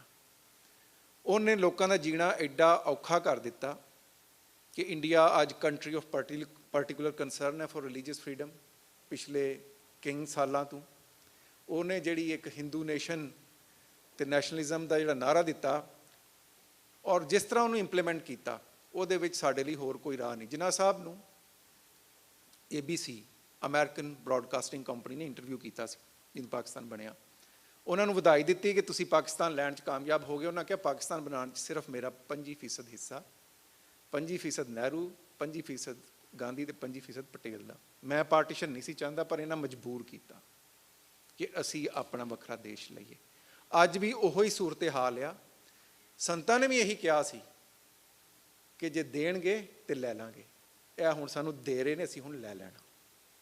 ਸਮਾਂ ਬਹੁਤਾ ਦੂਰ ਨਹੀਂ, ਪਰ ਆਪਾਂ ਮੌਕਾ ਖੰਜਾ ਨਾ ਜਾਈਏ। ਕੁਛ ਮੈਂ ਸਦਾ ਕੱਲ੍ਹ ਦਿੱਤੇ ਸੀਗੇ, ਮੈਂ ਉੱਤੇ ਰਿਪੀਟ ਤਾਂ ਨਹੀਂ ਕਰਨਾ ਚਾਹੁੰਦਾ, ਪਰ ਕੁਛ ਚੀਜ਼ਾਂ ਆਪਾਂ ਖਾਲਿਸਤਾਨ ਦੀ ਗੱਲ ਤਾਂ ਕਰਨੇ ਆ, ਪਰ ਜੇ ਅੱਜ ਸਟੇਟ ਡਿਪਾਰਟਮੈਂਟ ਸਾਨੂੰ ਸੱਦ ਲਏ, ਕਿਉਂਕਿ ਜਿਹੜੀ ਸ਼ਾਇਦ ਆ ਵੀ ਹੋਮਵਰਕ ਨਾ ਕੀਤਾ ਹੋਇਆ, ਮੈਂ ਕੱਲ੍ਹ ਵੀ ਕਿਹਾ ਸੀ ਅੰਗਰੇਜ਼ੀ 'ਚ, ਅੱਜ ਪੰਜਾਬੀ 'ਚ ਕਹਿ ਦੇਣਾ ਵੀ ਸਾਡੀ ਦੇਸੀ ਲੋਕ ਆ ਨਾ, ਸਾਡਾ ਇੱਕ ਆ, ਅਸੀਂ ਕੰਮ ਪਹਿਲਾਂ ਸ਼ੁਰੂ ਕਰ ਲੈਂਦੇ ਤੇ ਬਾਅਦ ਸੋਚਣਾ ਸ਼ੁਰੂ ਕਰਨੇ ਵੀ ਅੱਗੋਂ ਕੀ ਕਰਨਾ। ਵੈਸਟ ਵਾਲੇ ਥੋੜ੍ਹਾ ਜਿਹਾ ਆਪੋਜ਼ਿਟ ਕਰਦੇ, ਉਹ ਪਹਿਲਾਂ ਸੋਚਦੇ ਆ, ਵਿਚਾਰਦੇ ਆ, ਫਿਰ ਪਬਲਿਕ ਡੋਮੇਨ 'ਚ ਲੈ ਕੇ ਆਉਂਦੇ ਆ, ਔਰ ਉਹਨਾਂ ਨੂੰ ਪਤਾ ਹੁੰਦਾ ਵੀ ਅਗਲਾ ਸਟੈਪ ਕੀ ਆ। ਤਾਂ ਹੀ ਉਹਨਾਂ ਦੇ ਇੰਸਟੀਟਿਊਸ਼ਨ ਜਿਹੜੇ ਆ ਉਹ ਸਸਟੇਨੇਬਲ ਆ, ਗੱਲ ਅੱਗੇ ਚੱਲਦੀ ਆ। ਸੋ ਸਾਨੂੰ ਹੋਮਵਰਕ ਬਹੁਤ ਤਗੜਾ ਕਰਨ ਦੀ ਲੋੜ ਹੈ। ਹੋਮਵਰਕ 'ਚ ਕੀ ਕਰਨ ਦੀ ਜ਼ਰੂਰਤ ਹੈ ਕਿ ਸਭ ਤੋਂ ਪਹਿਲਾਂ ਸਟ੍ਰੈਟੇਜਾਈਜ਼ ਕਰੀਏ। ਇੱਥੇ ਅੱਜ ਜਿਹੜਾ ਹਾਲਾਤ ਬਦਲੇ ਆ, ਹਵਾਵਾਂ ਦਾ ਰੁਖ ਬਦਲਿਆ ਵਾ, ਉਹ ਤੋਂ ਫਾਇਦਾ ਚੁੱਕੀਏ, ਵੱਧ ਤੋਂ ਵੱਧ ਲੌਬਿੰਗ ਕਰੀਏ ਆਪਣੇ ਲੋਕਲ ਰਿਪਰੈਜ਼ੈਂਟੇਟਿਵ ਨਾਲ। ਅਮਰੀਕਨ ਸਿੱਖ ਕਾਕਸ ਆਲਰੇਡੀ ਬਹੁਤ ਜ਼ਿਆਦਾ ਕੰਮ ਕਰ ਰਿਹਾ, ਉਹਨਾਂ ਦੇ ਨਾਲ ਮਿਲ ਕੇ, ਔਰ ਇੰਡੀਪੈਂਡੈਂਟਲੀ ਵੀ ਆਪਣੇ ਲੋਕਲ ਰਿਪਰੈਜ਼ੈਂਟੇਟਿਵ ਨੂੰ ਜਿਹੜਾ ਸਾਡਾ ਨੈਰੇਟਿਵ ਸੀ, ਜਿਹਨੂੰ ਭਾਰਤ ਸਰਕਾਰ ਨੇ ਇੰਨੇ ਸਮੇਂ ਤੋਂ ਨਖੇਦੀ ਕਰਨ ਦੀ ਕੋਸ਼ਿਸ਼ ਕੀਤੀ, ਕਦੇ ਸਾਨੂੰ ਟੈਰਰਿਸਟ ਕਿਹਾ, ਕਦੇ ਅੱਤਵਾਦੀ ਕਿਹਾ, ਕਦੇ ਵੱਖਵਾਦੀ ਕਿਹਾ, ਉਹ ਨੈਰੇਟਿਵ ਬਣਾ ਕੇ ਅੱਜ ਆਪਣੇ ਕਾਂਗਰਸਮੈਨਾਂ, ਅਸੈਂਬਲੀਮੈਨਾਂ ਦੇ ਅੱਗੇ ਲੈ ਕੇ ਜਾਈਏ। ਔਰ ਜੋ ਪਿਛਲੇ ਸਮੇਂ 'ਚ ਸਿੱਖ ਕੌਮ ਦਾ ਘਾਣ ਹੋਇਆ, ਜੈਨੋਸਾਈਡ ਹੋਇਆ, ਉਹਦਾ ਨੈਰੇਟਿਵ ਰੱਖੀਏ। ਪਰ ਸਾਡੇ ਕੋਲ ਉਹ ਨੈਰੇਟਿਵ ਰੱਖਣ ਲਈ ਸੰਸਥਾਵਾਂ ਕਿੱਥੇ ਆ? ਇੱਕ TV 84 ਹੀ ਆ ਸਾਡੇ ਕੋਲ, ਜਿਹੜਾ ਖਾਲਸਾ ਪੰਥ ਦੀ ਆਵਾਜ਼ ਬਣ ਕੇ ਉੱਠਿਆ। ਸਾਨੂੰ ਜ਼ਿਆਦਾ ਤੋਂ ਜ਼ਿਆਦਾ ਹੋਰ ਮੀਡੀਆ ਗਰੁੱਪ ਚਾਹੀਦੇ ਆ ਆਪਣੇ, ਕਿਉਂਕਿ ਅੱਜ ਦਾ ਜਿਹੜਾ ਸਮਾਂ ਹੈਗਾ ਉਹ ਮੀਡੀਆ ਦਾ ਸਮਾਂ। ਇੰਡੀਆ ਨੇ ਇੰਨੀਆਂ ਡਿਸਇਨਫੋਰਮੇਸ਼ਨ ਲੈਬਸ ਬਣਾਈਆਂ ਵਾ, ਸਾਨੂੰ ਉਹਦੇ ਮੁਕਾਬਲਾ ਕਰਨ ਲਈ ਆਪਣੀਆਂ ਸਟਰੋਂਗ ਮੀਡੀਆ ਇੰਸਟੀਟਿਊਸ਼ਨਸ ਖੜੀਆਂ ਕਰਨੀਆਂ ਪੈਣਗੀਆਂ। ਖਾਲਿਸਤਾਨ ਮਿੱਤਰੋ, ਮੈਂ ਹੁਣ ਕੁਛ ਗੱਲਾਂ ਅਜਿਹੀਆਂ ਕਰਨ ਲੱਗਾ ਜਿਹੜੀਆਂ ਪ੍ਰੈਕਟੀਕਲ ਵਾਲੇ ਪਾਸੇ ਆ। ਨਾਰੇ ਨੂਰੇ ਅਸੀਂ ਸਾਰੇ ਲਾਉਂਦੇ ਹਾਂ, ਜੇ ਨਾ ਵੀ ਸੰਗਤ ਲਾਏ ਤਾਂ ਅਸੀਂ ਆਪ ਹੀ ਲਵਾ ਦਿੰਦੇ ਹਾਂ। ਜਕਾਰੇ ਜ਼ਰੂਰ ਲਾਈਏ। ਅਸੀਂ ਅੱਜ UN ਦੇ ਮੂਹਰੇ ਜਾ ਕੇ ਜਕਾਰੇ ਲਾਉਂਦੇ ਹਾਂ, ਅਸੀਂ ਹਰ ਥਾਂ ਲਾਉਂਦੇ, ਉਹਨਾਂ ਦੀ ਆਪਣੀ ਇੱਕ ਸਿਗਨੀਫੀਕੈਂਸ ਆ। ਹੁਣ ਉਹ ਜੋ ਕੁਛ ਅਸੀਂ ਉਹਨਾਂ ਦੇ ਬਾਹਰ ਜਾ ਕੇ ਕਰ ਰਹੇ, ਹੁਣ ਅੰਦਰ ਕਰਨ ਦੀ ਜ਼ਰੂਰਤ ਹੈ। ਜਿੱਥੇ ਅਸੀਂ ਅਸੈਂਬਲੀਆਂ ਦੇ ਬਾਹਰ ਨਾਅਰੇ ਲਾਉਂਦੇ ਹਾਂ, UN ਦੇ ਬਾਹਰ ਨਾਅਰੇ ਲਾਉਂਦੇ ਹਾਂ, ਆਪਣਾ ਨੈਰੇਟਿਵ ਲੋਕਾਂ ਸਾਹਮਣੇ ਰੱਖਣੇ, ਅੱਜ UN ਦੇ ਅੰਦਰ, ਅੱਜ ਕਾਂਗਰਸ ਦੇ ਅੰਦਰ, ਅੱਜ ਅਸੈਂਬਲੀਆਂ ਦੇ ਅੰਦਰ ਜਾ ਕੇ ਲੋਕਾਂ ਨੂੰ ਨਾਲ ਜੋੜ ਕੇ ਆਪਣਾ ਨੈਰੇਟਿਵ ਸਿਰਜਣ ਦੀ ਲੋੜ ਹੈ। ਬਗੈਰ ਨੈਰੇਟਿਵ ਦੇ ਕਿਸੇ ਕੌਮ ਦਾ ਕਦੇ ਭਲਾ ਨਹੀਂ ਹੋਇਆ। ਫਿਰ ਮੈਂ ਇੱਕ ਬੇਨਤੀ ਕਰਾਂ ਸਪੀਕਰ ਸਾਹਿਬ, ਮੈਂ ਭਾਈ ਹਰਪਾਲ ਸਿੰਘ ਜੀ ਚੀਮਾ ਨੂੰ ਇਹ ਕਿਹਾ ਸੀ ਜਦੋਂ ਵਰਲਡ ਸਿੱਖ ਪਾਰਲੀਮੈਂਟ ਹੋਣ 'ਚ ਆ ਰਹੀ ਸੀ, ਉਹ ਮੈਨੂੰ ਮਿਲਣ ਆਏ ਸੀ, ਲੰਮੀ ਕੰਸਲਟੇਸ਼ਨ ਹੋਈ ਸਾਡੀ ਉੱਤੇ। ਇਹ ਵਰਲਡ ਸਿੱਖ ਪਾਰਲੀਮੈਂਟ ਹੈ, ਇਹਨੂੰ ਵਰਲਡ ਸਿੱਖ ਪਾਰਲੀਮੈਂਟ ਬਣਾਉਣਾ ਪਵੇਗਾ। ਇਹ ਨਿਰੀ ਖਾਲਿਸਤਾਨੀਆਂ ਦੀ ਪਾਰਲੀਮੈਂਟ ਨਹੀਂ ਗੀ। ਇਹ ਸਾਡਾ ਖਾਲਿਸਤਾਨੀਆਂ ਦਾ ਫਰਜ਼ ਬਣਦਾ ਕਿ ਆਪਣੇ ਉਹ ਭਾਈ ਜਿਹੜੇ ਸਾਡੇ ਨਾਲ ਸਹਿਮਤ ਨਹੀਂ ਪਰ ਖਾਲਸਾ ਪੰਥ ਦਾ ਹਿੱਸਾ ਨੇ, ਉਹਨਾਂ ਨੂੰ ਵੀ ਇਹਦੇ ਵਿੱਚ ਲਿਆਈ, ਜਿਸ ਤਰ੍ਹਾਂ ਡਾਕਟਰ ਪ੍ਰੀਤਪਾਲ ਨੇ ਕਿਹਾ। ਕੁੱਤਾ ਬਿੱਲਾ ਕਹਿਣ ਦਾ, ਏਜੰਟ ਕਹਿਣ ਦਾ ਜਿਹੜਾ ਜ਼ਮਾਨਾ ਉਹ ਹੁਣ ਪਿੱਛੇ ਚਲੇ ਜਾਣਾ ਚਾਹੀਦਾ। ਹਰ ਬੰਦਾ ਦੂਸਰੇ ਨੂੰ ਏਜੰਟ ਕਹੀ ਫਿਰਦਾ। ਮੈਨੂੰ ਲੱਗਦਾ ਕਿ ਦੁਨੀਆ ਭਰ ਦੀਆਂ ਇੰਟੈਲੀਜੈਂਸ ਏਜੰਸੀਆਂ ਸਿਰਫ ਸਿੱਖ ਹੀ ਕੰਮ ਕਰਦੇ ਆ। ਸੋ ਇਹ ਜਿਹੜਾ ਕੰਮ ਆ ਇਹ ਛੱਡ ਦਿਓ। Inclusivity, bring other people on board. ਜਿਹੜੇ ਤੁਹਾਡੇ ਨਾਲ ਨਹੀਂ ਵੀ ਸਹਿਮਤ ਉਹਨਾਂ ਨੂੰ ਸਹਿਮਤ ਕਰੋ। ਫਿਰ ਇਹ ਆ ਖਾਲਿਸਤਾਨ ਬਣਨਾ ਪੰਜਾਬ 'ਚ, ਜਿੱਥੋਂ ਸਾਡੀ ਨੌਜਵਾਨ ਬੱਚੇ ਬੱਚੀਆਂ ਬਾਹਰ ਆ ਰਹੇ ਆ। ਠੀਕ ਹੈ, ਹਾਲਾਤ ਅਜਿਹੇ ਆ ਵੀ ਉੱਥੇ ਹੋਰ ਕੁਛ ਪੁੱਜਸਰ ਨਹੀਂ ਆਉਂਦਾ, ਪਰ ਉਹਨਾਂ ਨੂੰ ਉੱਥੇ ਸਟੇਬਲ ਕਰੋ। ਜਿਹੜੇ ਵੀਰ ਭਾਈ ਬਾਹਰ ਇੱਥੇ ਬੈਠੇ ਆ ਉਹਨਾਂ ਨੂੰ ਚਾਹੀਦਾ ਕਿ ਹਰ ਸੂਰਤ 'ਚ ਆਪਣੇ ਪਿੰਡਾਂ ਨੂੰ ਸਟਰੋਂਗ ਕਰੋ, ਉੱਥੇ ਸਿੱਖਾਂ ਨੂੰ ਪ੍ਰੋਪਰਲੀ ਇਸਟੈਬਲਿਸ਼ ਕਰੋ। ਲੱਗਦਾ ਮੈਂ ਕੁਛ ਗਲਤ ਕਹਿ ਰਿਹਾ, ਮੁੰਡੇ ਹੱਸ ਰਹੇ ਆ ਸਾਹਮਣੇ ਬਹਿ ਕੇ। ਇਹਨਾਂ ਦੋਵਾਂ ਨੂੰ ਤਾਂ ਪਹਿਲਾਂ ਇੰਡੀਆ ਘੱਲੋ, ਇਹਨਾਂ ਨੂੰ ਥੋੜ੍ਹੀ ਜਿਹੀ ਉੱਥੇ ਸੇਵਾ ਕਰਾ ਕੇ ਆਉਣ। ਸੋ ਇਹ ਬਹੁਤ ਜ਼ਰੂਰੀ ਹੈ ਕਿ ਤੁਸੀਂ ਉੱਥੇ ਦੀ ਪੋਲੀਟਿਕਸ 'ਚ ਇਨਵੋਲਵ ਹੋਵੋ। ਦੇਖੋ ਜਿਹੜਾ UN ਦਾ ਸਟਰਕਚਰ ਹੈ, ਜੇ ਇੱਥੇ ਹੁਣ ਨਾ ਮਿਲੀਟੈਂਸੀ ਦਾ ਜ਼ਮਾਨਾ, ਨਾ ਮਿਲੀਟੈਂਸੀ ਨਾਲ ਕੋਈ ਦੇਸ਼ ਬਣਨਾ, ਅਸੀਂ ਡੈਮੋਕ੍ਰੈਟਿਕ ਵੇ ਨਾਲ ਹੀ ਆਪਣਾ ਨਿਸ਼ਾਨਾ ਹਾਸਲ ਕਰਨਾ। ਉਹਦੇ 'ਚ ਇੱਕ ਜਿਹੜਾ ਤਰੀਕਾਕਾਰ ਹੈ, ਪ੍ਰਚਲਿਤ ਹੈ, ਉਹ ਹੈਗਾ ਕਿ ਕੌਮ ਦੇ ਗੱਲ ਵੋਟਾਂ 'ਤੇ ਜਾ ਕੇ ਮੁੱਕਦੀ ਹੈ। ਸਾਨੂੰ ਕੋਸ਼ਿਸ਼ ਕਰਨੀ ਚਾਹੀਦੀ ਹੈ ਵੀ ਘੱਟ ਤੋਂ ਘੱਟ ਜਿਹੜੇ ਆਪਣੇ ਖਾਲਿਸਤਾਨੀ ਜਥੇਬੰਦੀਆਂ ਵੀ ਆ, ਜਿੰਨੀ ਦੇਰ ਅਸੀਂ ਭਾਰਤ ਦੇ ਨਕਸ਼ੇ 'ਚ ਕੈਦ ਹਾਂ, ਸਾਨੂੰ ਉਸੇ ਮੈਕੈਨਿਜ਼ਮ ਨੂੰ ਵੀ ਕਿਸੇ ਨਾ ਕਿਸੇ ਤਰੀਕੇ ਨਾਲ ਕੰਡਿਊਸਿਵ ਬਣਾਉਣ ਦੀ ਲੋੜ ਹੈ ਵੀ ਘੱਟ ਤੋਂ ਘੱਟ ਆਪਣੀ NRI ਵੋਟ ਰਜਿਸਟ੍ਰੇਸ਼ਨ ਕਰਾਈਏ। ਜੇ ਕੱਲ੍ਹ ਨੂੰ UN ਕਹੇ ਜਾਂ ਕੋਈ ਹੋਰ ਕਹੇ ਜੀ ਉੱਥੇ ਅਸੀਂ ਰੈਫਰੈਂਡਮ ਕਰਾਉਣਾ ਵਾ, ਅਤੇ ਸਾਡੀਆਂ ਵੋਟਾਂ ਹੀ ਨਾ ਹੋਣ, ਕਾਊਂਟ ਹੀ ਨਾ ਹੋ ਸਕਣ, ਅਤੇ ਅਸੀਂ ਖਾਲਿਸਤਾਨ ਦਾ ਕੀ ਕਰਾਂਗੇ? ਫਿਰ ਆਪਣਾ ਕੋਈ ਵਿਧੀ ਵਿਧਾਨ ਬਣਾਓ। ਕੋਈ ਗੱਲ ਜਿਸ ਤਰ੍ਹਾਂ ਮੈਂ ਕੱਲ੍ਹ ਕਿਹਾ, ਮੈਂ ਉਹ ਚੀਜ਼ਾਂ ਰਿਪੀਟ ਨਹੀਂ ਕਰਨੀਆਂ, ਕਿ ਵਰਲਡ ਸਿੱਖ ਪਾਰਲੀਮੈਂਟ ਨੂੰ ਸਪੈਸੀਫਿਕ ਟਾਸਕ ਦਿੱਤੇ ਜਾਣ ਔਰ ਹਰ ਸਾਲ ਉਹ ਸਿੱਖ ਕੌਮ ਨੂੰ ਜਵਾਬ ਦੇਣ ਕਿ ਅਸੀਂ ਗੱਲ ਕਿੱਧਰ ਲੈ ਕੇ ਜਾਣੀ ਆ। ਬਾਕੀ ਇੱਕ ਗੱਲ ਇਹ ਆ ਕਿ ਸਾਰੇ ਹੀ ਬੰਦੇ ਸਵਾਏ ਆ 2-4 ਅਨਿਆਣਿਆਂ ਦੇ ਜਿਹੜੇ ਇੱਥੇ ਬੈਠੇ ਆ, ਯੰਗ ਮੈਨ, ਇਹਨਾਂ ਦੇ ਇਲਾਵਾ ਸਾਰੇ ਹੀ ਚਿੱਟੇ ਕੇਸਾਂ ਦਾੜੀਆਂ ਵਾਲੇ ਬੰਦੇ ਆ। ਯੂਥ ਨੂੰ ਜ਼ਿਆਦਾ ਤੋਂ ਜ਼ਿਆਦਾ ਇਨਵੋਲਵ ਕਰੋ ਅਤੇ ਗੁਰੂ ਦੀਆਂ ਸਿੰਘਣੀਆਂ ਨੂੰ, ਕੌਰਾਂ ਨੂੰ ਵੀ ਜ਼ਿਆਦਾ ਤੋਂ ਜ਼ਿਆਦਾ ਵਰਲਡ ਸਿੱਖ ਪਾਰਲੀਮੈਂਟ 'ਚ ਰਿਪਰੈਜ਼ੈਂਟੇਸ਼ਨ ਦਿਓ। ਸਾਡਾ ਇਹ ਹੁਣ ਕਲਚਰ ਬਣਦਾ ਜਾ ਰਿਹਾ ਵੀ ਆਹ ਜਿਹੜੀ ਆਜ਼ਾਦੀ ਦੇ ਸੰਘਰਸ਼ ਆ ਸ਼ਾਇਦ ਬੰਦਿਆਂ ਨੇ ਲੜਨੇ ਆ। ਉਹਨਾਂ ਮਾਵਾਂ ਨੂੰ ਨਾ ਭੁੱਲੋ ਜਿਨ੍ਹਾਂ ਨੇ ਉਹ ਪੁੱਤ ਜੰਮੇ ਸੀ, ਜਿਨ੍ਹਾਂ ਕੁਰਬਾਨੀਆਂ ਦਿੱਤੀਆਂ ਸੀ। ਉਹਨਾਂ ਮਾਵਾਂ ਨੂੰ ਨਾ ਭੁੱਲੋ ਜਿਹੜੀਆਂ ਸਿਰਫ ਗੁਰੂ ਦੀਆਂ ਕੌਰਾਂ ਸੀਗੀਆਂ ਅਤੇ ਦਿੱਲੀ ਦੀਆਂ ਸੜਕਾਂ 'ਤੇ ਜੋ ਕੁਛ ਹੋਇਆ ਸਾਨੂੰ ਪਤਾ। ਸੋ ਜ਼ਿਆਦਾ ਤੋਂ ਜ਼ਿਆਦਾ ਫੀਮੇਲ ਰਿਪਰੈਜ਼ੈਂਟੇਸ਼ਨ ਦੀ ਸਾਨੂੰ ਇਹ 'ਚ ਲੋੜ ਹੈ ਔਰ ਨੈਰੇਟਿਵ ਬਣਾਉਣ ਦੀ ਲੋੜ ਹੈ। ਦੂਸਰਾ ਇਹ ਹੈ ਕਿ ਜਿਹੜੀਆਂ ਕਮਿਊਨਿਟੀਆਂ ਇੱਥੇ ਵਸਦੀਆਂ ਉਹਨਾਂ ਨਾਲ ਵੱਧ ਤੋਂ ਵੱਧ ਆਪਾਂ ਕੰਮ ਕਰੀਏ। ਜਿਸ ਤਰ੍ਹਾਂ ਹੁਣੇ ਗੱਲ ਹੋ ਰਹੀ ਸੀ ਕਿ ਹਾਊਸ ਰੈਜ਼ੋਲੂਸ਼ਨ ਦੀ, ਇਮੀਗ੍ਰੇਸ਼ਨ ਦੇ ਹਵਾਲੇ ਨਾਲ, ਅਜਿਹੀਆਂ ਚੀਜ਼ਾਂ ਨੂੰ ਆਪਾਂ ਵੱਧ ਤੋਂ ਵੱਧ ਸਪੋਰਟ ਕਰੀਏ ਤਾਂ ਕਿ ਹੋਰ ਲੋਕ ਸਾਡੇ ਨੇੜੇ ਆਉਣ। ਜੇ ਅੱਜ ਯੂਨਾਈਟਿਡ ਸਿੱਖਸ ਨੇ ਯੂਕਰੇਨੀਅਨਸ ਦੇ ਨਾਲ ਕੰਮ ਕੀਤਾ, UN ਜਿਹੜੀ ਹੈ ਨਾ, unfortunately it does not represent people, it represent the member states. So ਅਜਿਹੀਆਂ ਮੈਂਬਰ ਸਟੇਟਸ ਜਿਹੜੀਆਂ ਸਾਡੇ ਨਾਲ ਖੜੀਆਂ ਹੋ ਸਕਦੀਆਂ, ਉਹਨਾਂ ਨੂੰ ਆਪਣੇ ਨਾਲ ਜੋੜਨ ਵਾਸਤੇ ਜ਼ਰੂਰੀ ਹੈ ਕਿ ਉੱਥੇ ਦੀ ਜਿਹੜੀ ਇੱਥੇ ਦੀਆਂ ਲੋਕਲ ਕਮਿਊਨਿਟੀਜ਼ ਆ ਉਹਨਾਂ ਨਾਲ ਆਪਾਂ ਵੱਧ ਕੇ ਕੰਮ ਕਰੀਏ। ਅੱਜ ਤੁਸੀਂ ਯੂਕਰੇਨੀਅਨ ਨਾਲ, ਉਹਨਾਂ 'ਤੇ ਸੰਕਟ ਦਾ ਸਮਾਂ ਉਹਨਾਂ ਨਾਲ ਕੰਮ ਕਰ ਰਹੇ ਹੋ, ਕੱਲ੍ਹ ਨੂੰ ਤੁਸੀਂ ਅਪਰੋਚ ਕਰ ਸਕਦੇ ਹੋ ਜੇ ਸਾਡੀ ਕੌਮ ਲਈ ਕੁਛ ਹੁੰਦਾ ਅਤੇ ਉਹ ਸਾਡੇ ਨਾਲ ਖੜੇ ਹੋਣਗੇ। ਬਾਕੀ ਜਿਹੜਾ ਹਿੰਦੂ ਭਾਈਚਾਰਾ ਹੈਗਾ ਸੋ ਕਾਲਡ ਇੱਥੇ, ਜਿਹੜਾ ਉਹਨਾਂ ਨੂੰ ਵੀ ਕਨਵਿੰਸ ਕਰੋ ਕਿ ਸਾਡਾ ਤੁਹਾਡੇ ਨਾਲ ਕੋਈ ਵੈਰ ਨਹੀਂ ਹੈਗਾ, ਅਸੀਂ ਤਾਂ ਆਪਣੀ ਹੋਂਦ ਦੀ ਲੜਾਈ ਲੜ ਰਹੇ। ਹਮੇਸ਼ਾ ਜਿਹੜੀ ਵੀ ਮੈਜੋਰਟੀ ਕਮਿਊਨਿਟੀ ਹੁੰਦੀ ਹੈ, ਜਿੰਨੀ ਦੇਰ ਉਹਦੇ ਵਿਦਨ ਚੇਂਜ ਨਾ ਆਵੇ ਉਨੀ ਦੇਰ ਨਹੀਂ ਆਉਂਦੀ। ਸੋ ਉਹਨਾਂ ਨੂੰ ਵੀ ਕਨਵਿੰਸ ਕਰੋ ਕਿ ਭਾਈ ਸਾਡਾ ਪਹਿਲਾਂ ਰਾਜ ਦਾ ਮਾਡਲ ਸੀ ਜਿਹਦੇ 'ਚ ਤੁਹਾਨੂੰ ਵੀ ਸ਼ਰਨ ਸੀਗੀ, ਮੁਸਲਮਾਨਾਂ ਨੂੰ ਸੀ, ਹਿੰਦੂਆਂ ਨੂੰ ਸੀ, ਸਿੱਖਾਂ ਨੂੰ ਸੀ। ਇਨਕਲੂਸਿਵਿਟੀ ਦੀ ਗੱਲ ਆ। ਜੇ ਤੁਸੀਂ ਹਰ ਇੱਕ ਨੂੰ ਬੁਰਾ ਕਹੋਗੇ, ਹਰ ਇੱਕ ਨੂੰ ਕੁੱਤਾ ਬਿੱਲਾ ਕਹੋਗੇ, ਤੇ ਇੱਦਾਂ ਕੰਮ ਨਹੀਂ ਚੱਲਣਾ। ਉਹਨਾਂ ਨੂੰ ਕਨਵਿੰਸ ਕਰੋ ਕਿ ਖਾਲਿਸਤਾਨ ਅਜਿਹਾ ਹੈ ਜਿਹਦੇ 'ਚ ਹਰ ਇੱਕ ਨੂੰ ਸ਼ਰਨ ਹੋਏਗੀ। ਔਰ ਜਿਹੜੀਆਂ ਇੱਥੇ ਪਾਵਰਸ ਬੈਠੀਆਂ ਉਹਨਾਂ ਨੂੰ ਸਾਡੇ ਨਾਲ ਕੋਈ ਨਹੀਂ, ਤੁਹਾਡੇ ਹਿਊਮਨ ਰਾਈਟਸ ਵਾਇਲੇਟ ਹੁੰਦੇ ਰਹਿਣ, ਕਿਸੇ ਨੂੰ ਕੋਈ ਨਹੀਂ ਹੈਗਾ। ਦੁਨੀਆ ਨੂੰ ਇਹ ਦੱਸਣਾ ਪਏਗਾ। ਮੈਂ ਇੱਥੇ ਜਦੋਂ ਵੀ ਸਟੇਟ ਡਿਪਾਰਟਮੈਂਟ ਜਾਂ ਹੋਰ ਮਿੱਤਰਾਂ ਨਾਲ ਗੱਲ ਹੁੰਦੀ ਹੈ, ਉਹਨਾਂ ਨੂੰ ਕਹਿਣਾ ਕਿ ਜਿਹੜੇ ਤੁਹਾਡੇ ਪੁਰਾਣੇ ਪਾਰਟਨਰ ਸੀਗੇ ਕਨਵੈਨਸ਼ਨਲ, ਪਾਕਿਸਤਾਨ, ਇੰਡੀਆ, ਉਹ ਹੁਣ ਕਿਸੇ ਹੋਰ ਦਿਸ਼ਾ ਨੂੰ ਚਲੇ ਗਏ ਆ। ਤੁਹਾਨੂੰ ਹੁਣ ਨਵੇਂ ਪਾਰਟਨਰਸ ਲੱਭਣ ਦੀ ਲੋੜ ਹੈ। ਔਰ ਸਿੱਖਾਂ ਤੋਂ ਤਗੜੇ ਪਾਰਟਨਰਸ ਨਹੀਂ ਗਏ, ਰਿਲਾਇਬਲ, ਟਰਸਟਵਰਦੀ, ਲੋਇਲ। ਔਰ ਜੋ ਤੁਸੀਂ ਇੱਥੇ ਅਮਰੀਕਨ ਸਿੱਖਸ ਨੇ ਕੀਤਾ ਵਾ ਕਿ ਇੰਨੇ ਕੰਡਿਊਸਿਵਲੀ ਇਸ ਸੁਸਾਇਟੀ ਦਾ ਪਾਰਟ ਬਣੇ ਹੋ। ਹਿੰਮਤ ਸਿੰਘ ਜੀ ਅਤੇ ਸਾਡੇ ਮਿੱਤਰਾਂ ਨੇ ਜਿਹੜੀ ਸੇਵਾ ਕੋਵਿਡ 'ਚ ਕੀਤੀ ਆ, ਉਹ ਤੋਂ ਦੁਨੀਆ ਨੂੰ ਹੋਰ ਪਤਾ ਲੱਗਾ ਕਿ ਜੇ ਕੱਲ੍ਹ ਨੂੰ ਸਿੱਖ ਕੌਮ ਦਾ ਰਾਜ ਹੋਏਗਾ ਤਾਂ ਉਹ ਕਿੱਦਾਂ ਸਭ ਲਈ ਇਨਕਲੂਸਿਵ ਹੋਏਗਾ। ਅਤੇ ਜਿਹੜੇ ਸਾਡੇ ਨਾਲ ਕਨਵਿੰਸ ਨਹੀਂ ਹੁੰਦੇ ਉਹਨਾਂ ਨੂੰ ਇੱਕ ਗੱਲ ਯਾਦ ਕਰਾਇਆ ਕਰੋ। ਇੱਥੇ ਮੈਂ ਸਮਾਪਤੀ ਕਰ ਦਿਆਂਗਾ। ਮਹਾਰਾਜਾ ਰਣਜੀਤ ਸਿੰਘ ਦੇ ਰਾਜ ਦੀ ਆਪਾਂ ਬੜੀਆਂ ਗੱਲਾਂ ਕਰਨੇ ਆ, ਕਹਾਣੀਆਂ ਵੀ ਪਤਾ ਨਹੀਂ ਕਿੱਦਾਂ ਕਿੱਦਾਂ ਦੀਆਂ ਘੜੀਆਂ ਹੋਈਆਂ, ਪਰ ਉਹਦੀ ਪੋਲੀਟਿਕਸ ਨੂੰ ਕਦੇ ਸਮਝਣ ਦੀ ਕੋਸ਼ਿਸ਼ ਨਹੀਂ ਕੀਤੀ। ਮਹਾਰਾਜਾ ਰਣਜੀਤ ਸਿੰਘ ਨੇ ਜੇ ਸਾਡੇ ਨਾਲ ਦਾ ਹੁੰਦਾ ਨਾ ਤੇ ਲੋਕਾਂ ਨਾਲ ਅੰਗੇਜ ਹੀ ਨਾ ਕਰਦਾ। ਮਹਾਰਾਜਾ ਰਣਜੀਤ ਸਿੰਘ ਨੂੰ ਪਹਿਲਾਂ ਦੁਰਾਨੀ ਐਮਪਾਇਰ ਨੇ ਕਿਹਾ ਕਿ ਤੁਸੀਂ ਇੱਥੇ ਦੀ ਗਵਰਨਰੀ ਸੰਭੋ, ਤੇ ਬਾਅਦ 'ਚ ਸਿਚੁਏਸ਼ਨ ਇਹ ਬਣੀ ਕਿ ਮਹਾਰਾਜਾ ਰਣਜੀਤ ਸਿੰਘ ਨੇ, ਹੁਣ ਇਹ ਗੱਲ ਜਿਹੜੀ ਹੈ ਨਾ ਕਈ ਲੋਕਾਂ ਨੂੰ ਹਜ਼ਮ ਨਹੀਂ ਹੋਣੀ, ਪਰ ਦਿਸ ਇਜ਼ ਦਾ ਫੈਕਟ, ਜਦੋਂ ਅਬਦਾਲੀ ਦੇ ਵਾਰਸਾਂ ਦੀ ਸਰਕਾਰ ਅਫਗਾਨਿਸਤਾਨ 'ਚ ਗਈ, ਉਹਨਾਂ ਨੂੰ ਕਿਸੇ ਪਾਸੇ ਸ਼ਰਨ ਨਹੀਂ ਮਿਲੀ, ਉਹਨਾਂ ਨੂੰ ਆ ਕੇ ਪੰਜਾਬ ਸ਼ਰਨ ਮਿਲੀ। ਜਾ ਕੇ ਲੁਧਿਆਣੇ 'ਚ ਦੇਖ ਲਵੋ ਅਬਦਾਲੀਆਂ ਦੇ ਮਕਬਰੇ, ਉਹ ਐਵੇਂ ਨਹੀਂ ਉੱਥੇ ਬਣੇ। ਉਹ ਇਸ ਵਾਸਤੇ ਕਿ ਅਬਦਾਲੀ ਦੇ ਪੋਤਾ ਜਦੋਂ ਅਫਗਾਨਿਸਤਾਨ ਤੋਂ ਮਾਰ ਖਾ ਕੇ ਆਇਆ, ਮਹਾਰਾਜਾ ਰਣਜੀਤ ਸਿੰਘ ਕੋਲ ਸ਼ਰਨ ਮੰਗੀ ਤੇ ਮਹਾਰਾਜਾ ਰਣਜੀਤ ਸਿੰਘ ਨੇ ਰਿਫਿਊਜ਼ ਨਹੀਂ ਕੀਤਾ। ਲੁਧਿਆਣੇ 'ਚ ਜਾ ਕੇ ਉਹ ਵਸਿਆ। ਫਿਰ ਉਹਨੇ ਕਿੰਨੀ ਦੇਰ ਕੋਸ਼ਿਸ਼ ਵੀ ਕੀਤੀ ਅੰਗਰੇਜ਼ਾਂ ਦੇ ਨਾਲ ਰਲ ਕੇ। First and second Anglo Afghan war ਦਾ ਕਾਰਨ ਇਹੀ ਸੀਗਾ। ਜੇ ਮਹਾਰਾਜਾ ਰਣਜੀਤ ਸਿੰਘ ਸਾਡੇ ਨਾਲ ਦਾ ਹੁੰਦਾ ਤਾਂ ਕਹਿੰਦਾ ਨਾ ਨਾ ਭਾਈ, ਮੈਂ ਤੇਰੇ ਨਾਲ ਗੱਲ ਹੀ ਨਹੀਂ ਕਰਦਾ, ਤੂੰ ਅਬਦਾਲੀ ਦੇ ਤੁਸੀਂ ਹੈਗੇ ਹੋ ਐਨਸੈਸਟਰਸ। ਸਾਨੂੰ ਹਰ ਇੱਕ ਨਾਲ ਕਮਿਊਨੀਕੇਟ ਕਰਨਾ ਚਾਹੀਦਾ, ਆਪਣੇ ਹੱਕ ਵਾਸਤੇ, ਆਪਣੇ ਹਿੱਤ ਵਾਸਤੇ, ਆਪਣਾ ਸਟਾਂਸ ਰੱਖ ਕੇ।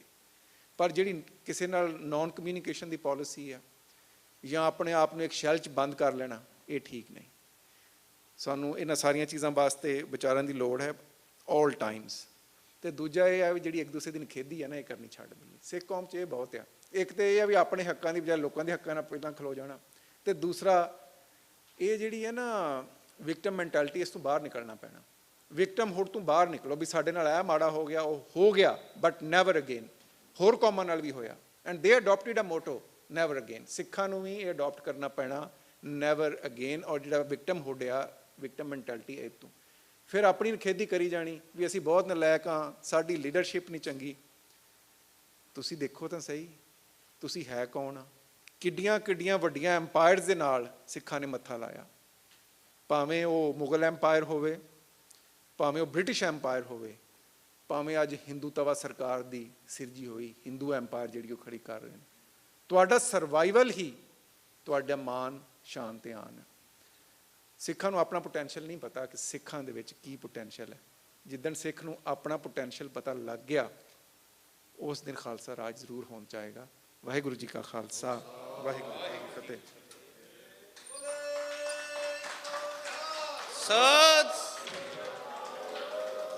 ਸੋ ਇਹ ਸਨ ਡਾਕਟਰ ਇਕਤਦਰ ਚੀਮਾ, ਜਿਨ੍ਹਾਂ ਨੇ ਜਿੱਥੇ ਪੋਲੀਟਿਕਸ 'ਤੇ ਕਮੈਂਟ ਕੀਤਾ, ਉੱਥੇ ਸਾਨੂੰ ਇਹ ਵੀ ਦੱਸਿਆ ਵੀ ਜਿਹੜੀ ਸਟ੍ਰੈਟਜੀ ਹੈ ਉਹ ਸਮੇਂ-ਸਮੇਂ ਸਿਰ ਬਦਲਦੀ ਵੀ ਹੁੰਦੀ ਹੈ। ਸਿਧਾਂਤ ਨਹੀਂ ਬਦਲਦਾ, ਪਰ ਸਟ੍ਰੈਟਜੀ ਬਦਲਦੀ, ਸਿਧਾਂਤ ਉਹੀ ਰਹਿੰਦਾ।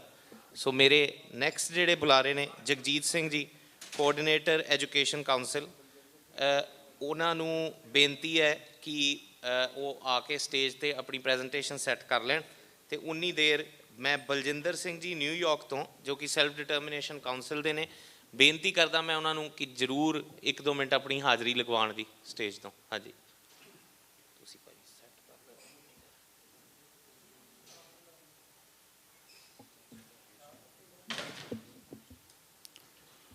ਧੰਨ ਜੀਓ ਤਹਿ ਕੋ ਜਗ ਮੇ, ਮੁਖ ਤੇ ਹਰ ਚਿਤ ਮੈਂ ਜੁਧ ਵਿਚਾਰੇ।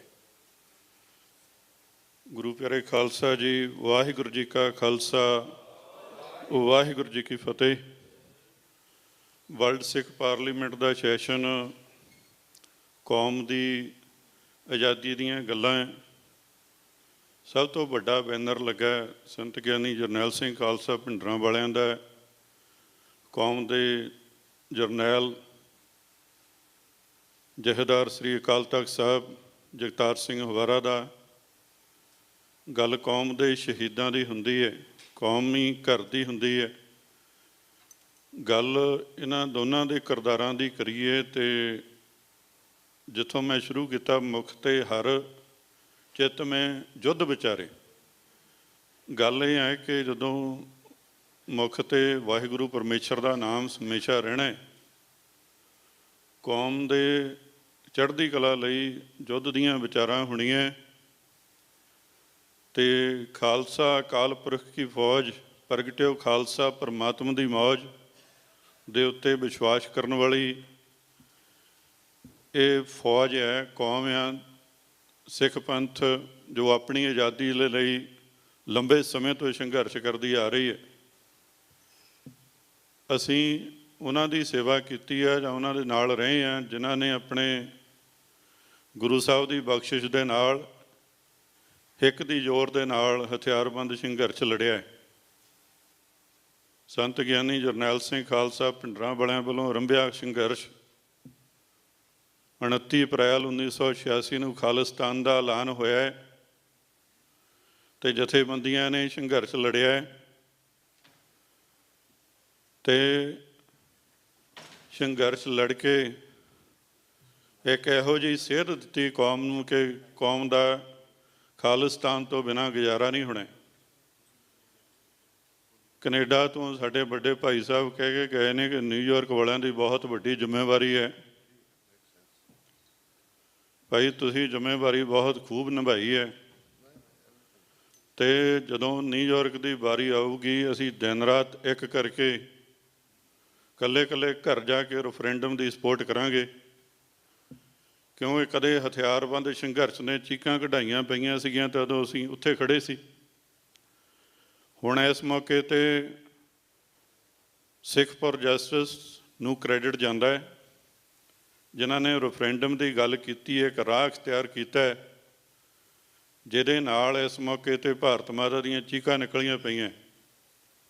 ਵਰਲਡ ਸਿੱਖ ਪਾਰਲੀਮੈਂਟ ਇੱਕ ਪਾਰਲੀਮੈਂਟ ਹੈ, ਅਸੀਂ ਹਰ ਇੱਕ ਉਸ ਜਥੇਬੰਦੀ ਦੀ ਸਪੋਰਟ ਕਰਨੀ ਹੈ ਜਿਹੜੀ ਕੌਮੀ ਘਰ ਦੇ ਲਈ ਆਵਾਜ਼ ਬੁਲੰਦ ਕਰਦੀ ਹੈ, ਸੰਘਰਸ਼ ਲੜਦੀ ਹੈ।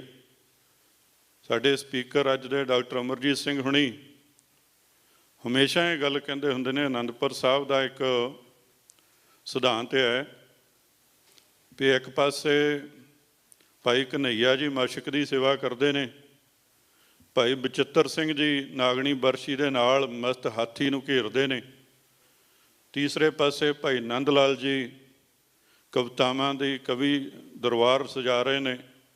ਉਹ ਸਾਰੇ ਹੀ ਉਸ ਚੋਜੀ ਪ੍ਰੀਤਮ ਦੀਆਂ ਖੁਸ਼ੀਆਂ ਪ੍ਰਾਪਤ ਕਰ ਰਹੇ ਨੇ। ਇਸੇ ਢੰਗ ਦੇ ਨਾਲ ਅਸੀਂ ਹਥਿਆਰਬੰਦ ਸੰਘਰਸ਼ ਲੜਿਆ। ਸਾਨੂੰ ਮਾਣ ਹੈ ਉਹਨਾਂ ਯੋਧਿਆਂ 'ਤੇ ਜਿਨ੍ਹਾਂ ਦੀ ਗੱਲ ਕੌਮੀ ਜਰਨੈਲ ਭਾਈ ਪਰਮਜੀਤ ਸਿੰਘ ਪੰਜਵੜ ਦੀ ਕਰੀਏ। ਉਹ ਮਹਾਨ ਯੋਧਾ ਹੈ ਜਿਹਦੇ ਨਾਲ ਕੋਈ 10 ਕੁ ਸਾਲ ਮੈਨੂੰ ਇੱਥੇ ਸੇਵਾ ਕਰਨ ਦਾ ਮੌਕਾ ਮਿਲਿਆ ਹੈ। ਮੈਂ ਉਹਨਾਂ ਦੇ ਪਰਸਨਲ ਸਪੀਕਰ ਦੇ ਤੌਰ 'ਤੇ ਨਿਊਯਾਰਕ ਦੇ ਵਿੱਚ ਰਹਿ ਕੇ ਇੱਕ ਸ਼ਾਂਤਮਈ ਸੰਘਰਸ਼ ਸ਼ੁਰੂ ਕੀਤਾ ਹੈ। ਉਹਨਾਂ ਦੀ ਹਰ ਇੱਕ ਆਵਾਜ਼ ਇੱਥੇ ਬੁਲੰਦ ਕੀਤੀ ਹੈ। ਉਹ ਕਿਹੋ ਜਿਹੇ ਯੋਧੇ ਸੀ, ਕਿਹੋ ਜਿਹੇ ਇਨਸਾਨ ਸੀ, ਉਹ ਮੈਨੂੰ ਪਤਾ, ਜਾਂ ਭਾਈ ਪ੍ਰਿਤਪਾਲ ਸਿੰਘ ਹੁਣੀ ਮੇਰੇ ਤੋਂ ਪਹਿਲਾਂ ਬੋਲ ਕੇ ਗਏ ਨੇ, ਉਹਨਾਂ ਨੂੰ ਪਤਾ ਹੈ, ਅਤੇ ਉਹਨਾਂ ਦੀ ਅਤੇ ਉਹਨਾਂ ਦੇ ਪਰਿਵਾਰ ਦੀ ਕੀ ਕੁਰਬਾਨੀ ਹੈ।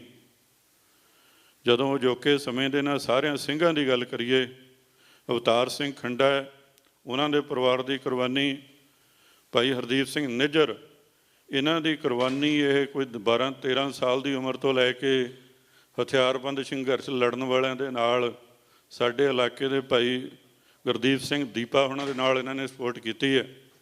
ਹੁਣ ਸਿੱਖ ਫॉर ਜਸਟਿਸ ਦੀ ਗੱਲ ਕੀਤੀ, ਉਹਨਾਂ ਦੇ ਨਾਲ ਬੜਾ ਤਕੜਾ ਅੱਗੇ ਹੋ ਕੇ ਜੁਝਾਰੂ ਬਿਰਤੀ ਦੇ ਨਾਲ ਸ਼ਹਾਦਤ ਪ੍ਰਾਪਤ ਕੀਤੀ। ਇੱਕ ਗੱਲ ਇੱਥੇ ਅਸੀਂ ਲਾ ਦਈਏ, ਅਸੀਂ ਜਿੰਨੇ ਵੀ ਖਾਲਿਸਤਾਨ ਦੀ ਗੱਲ ਕਰਨ ਵਾਲੇ ਹਾਂ, ਸਾਨੂੰ ਆਪਣੇ ਵਿੱਚੋਂ ਇੱਕ ਮੌਤ ਦਾ ਭੈ ਕੱਢ ਦੇਣਾ ਚਾਹੀਦਾ ਹੈ ਜੇ ਦੁਸ਼ਮਣ ਦੇ ਨਾਲ ਲੜਨਾ ਹੈ। ਜੇ ਅਸੀਂ ਪਿਛਲੇ ਦਰਵਾਜ਼ੇ ਖੁੱਲ੍ਹੇ ਰੱਖਣੇ ਹੈ ਅਤੇ ਮੋਹਰ ਨੂੰ ਸੰਘਰਸ਼ ਲੜਨਾ, ਅਮਰੀਕਨ ਕਹਿੰਦੇ ਹੁੰਦੇ ਬਰਨ ਯੂ ਅ ਬ੍ਰਿਜ। ਜੇ ਤੁਹਾਡੇ ਕੋਲ ਪਿੱਛੇ ਬ੍ਰਿਜ ਆ ਭੱਜਣ ਲਈ, ਤੁਸੀਂ ਅੱਗੇ ਨਹੀਂ ਵੱਧ ਸਕਦੇ। ਜੇ ਦਰਵਾਜ਼ੇ ਸਾਡੇ ਪਿਛਲੇ ਖੁੱਲ੍ਹੇ ਨੇ, ਸਾਡੇ ਅਸੀਂ ਜਾਨ ਬਚਾਉਣ ਦੇ ਲਈ ਦਰਵਾਜ਼ੇ ਖੁੱਲ੍ਹੇ ਰੱਖੇ ਨੇ, ਫਿਰ ਅਸੀਂ ਸੰਘਰਸ਼ ਲੜ ਕੇ ਅਸੀਂ ਦੁਸ਼ਮਣ ਨੂੰ ਮਾਤ ਨਹੀਂ ਪਾ ਸਕਦੇ। ਸੋ ਸਤਿਗੁਰ ਸੱਚੇ ਪਾਤਸ਼ਾਹ ਕਿਰਪਾ ਕਰਨ। ਮੇਰੇ ਤੋਂ ਬਿਨਾਂ ਮੈਂ ਭਾਈ ਸਾਹਿਬ ਨੂੰ ਕਿਹਾ ਵੀ ਸੀ, ਭਾਈ ਸਵਰਨਜੀਤ ਸਿੰਘ ਹੁਣੀ ਬੈਠੇ ਨੇ, ਬਹੁਤ ਵੱਡੇ ਵੱਡੇ ਬੁਲਾਰੇ ਬੈਠੇ ਨੇ, ਕੋਈ ਜ਼ਰੂਰੀ ਨਹੀਂ ਸੀਗਾ, ਪਰ ਫਿਰ ਵੀ ਤੁਹਾਡਾ ਸਾਰਿਆਂ ਦਾ ਬਹੁਤ ਬਹੁਤ ਧੰਨਵਾਦ। ਸਾਨੂੰ ਇਸ ਚੀਜ਼ ਤੋਂ ਉੱਪਰ ਉੱਠਣਾ ਪੈਣਾ ਹੈ, ਭਾਰਤੀ ਸਟੇਟ ਦੀ ਵਿਚਾਰਧਾਰਾ ਸਮਝਣੀ ਪੈਣੀ ਹੈ। ਸਾਡੇ ਲੋਕ, ਕਈ ਲੋਕ ਚੜ੍ਹਾਈ ਵੀ ਕਰ ਗਏ ਨੇ, ਲੋਕਾਂ ਨੂੰ ਸਮਝਾਉਂਦੇ ਵੀ ਭਾਈ ਆ ਪਾਰਟੀਬਾਜ਼ੀਆਂ ਤੋਂ ਉੱਠ ਕੇ ਅਸੀਂ ਕੌਮੀ ਘਰ ਦੀ ਪ੍ਰਾਪਤੀ ਦੇ ਲਈ ਭਾਰਤੀ ਸਟੇਟ ਦੀ ਵਿਚਾਰਧਾਰਾ ਸਦਕੇ ਉਹਨਾਂ ਦੇ ਨਾਲ ਸਿੱਧੀ ਟੱਕਰ ਲਈਏ। ਸ਼ਾਂਤਮਈ ਸੰਘਰਸ਼ ਆਪਣੀ ਜਗ੍ਹਾ 'ਤੇ ਹੈ, ਹਰ ਜਗ੍ਹਾ ਸਾਨੂੰ ਬੈਲੈਂਸ ਰੱਖਣਾ ਪੈਣਾ ਹੈ। ਜਦੋਂ ਸਾਡੇ ਕੋਲ ਹਥਿਆਰਬੰਦ ਸੰਘਰਸ਼ ਸੀਗਾ, ਉਸ ਮੌਕੇ 'ਤੇ ਸਾਡਾ ਪੀਸਫੁਲ ਸੰਘਰਸ਼ ਕਾਫੀ ਘੱਟ ਸੀ। ਹੁਣ ਇਸ ਮੌਕੇ 'ਤੇ ਅਸੀਂ ਸ਼ਾਂਤੀ ਇੰਨੀ ਕਰ ਲਈ ਹੈ ਕਿ ਵੀ ਭਾਈ ਜਿੰਨਾ ਚਿਰ ਸਾਡੇ ਜੁਝਾਰੂ ਯੋਧੇ ਅੰਦਰ ਨੇ ਜਿਨ੍ਹਾਂ ਨੇ ਸ਼ਾਂਤੀ ਨਹੀਂ ਰੱਖੀ, ਉਹਨਾਂ ਨੂੰ ਜੇਲ੍ਹਾਂ ਵਿੱਚ ਬੰਦ ਰੱਖਿਆ, ਅਜੇ ਤੱਕ ਵੀ ਉਹ ਰੱਖ ਰਹੇ ਨੇ, ਲੇਕਿਨ ਉਹਨਾਂ ਵੱਲੋਂ ਉਹੀ ਸੰਘਰਸ਼ ਅਜੇ ਚਾਲੂ ਹੈ। ਜਿੰਨਾ ਚਿਰ ਭਾਈ ਜਗਤਾਰ ਸਿੰਘ ਹਵਾਰਾ, ਭਾਈ ਦਵਿੰਦਰਪਾਲ ਸਿੰਘ ਭੁੱਲਰ ਅਤੇ ਹੋਰ ਜਿਹੜੇ ਸਿੰਘ ਨੇ, ਭਾਈ ਜਗਤਾਰ ਸਿੰਘ ਤਾਰੇ ਹੁਣੀ ਅੰਦਰ ਨੇ, ਉਹ ਸ਼ਾਂਤੀ ਵਾਲੇ ਨਹੀਂ ਸੀਗੇ ਅਤੇ ਨਾ ਹੀ ਅਸੀਂ ਸ਼ਾਂਤੀ ਵਾਲੇ ਹਾਂ। ਭੁੱਲ ਚੁੱਕਿਆਂ ਦੀ ਖਿਮਾ। ਵਾਹਿਗੁਰੂ ਜੀ ਕਾ ਖਾਲਸਾ, ਵਾਹਿਗੁਰੂ ਜੀ ਕੀ ਫਤਿਹ।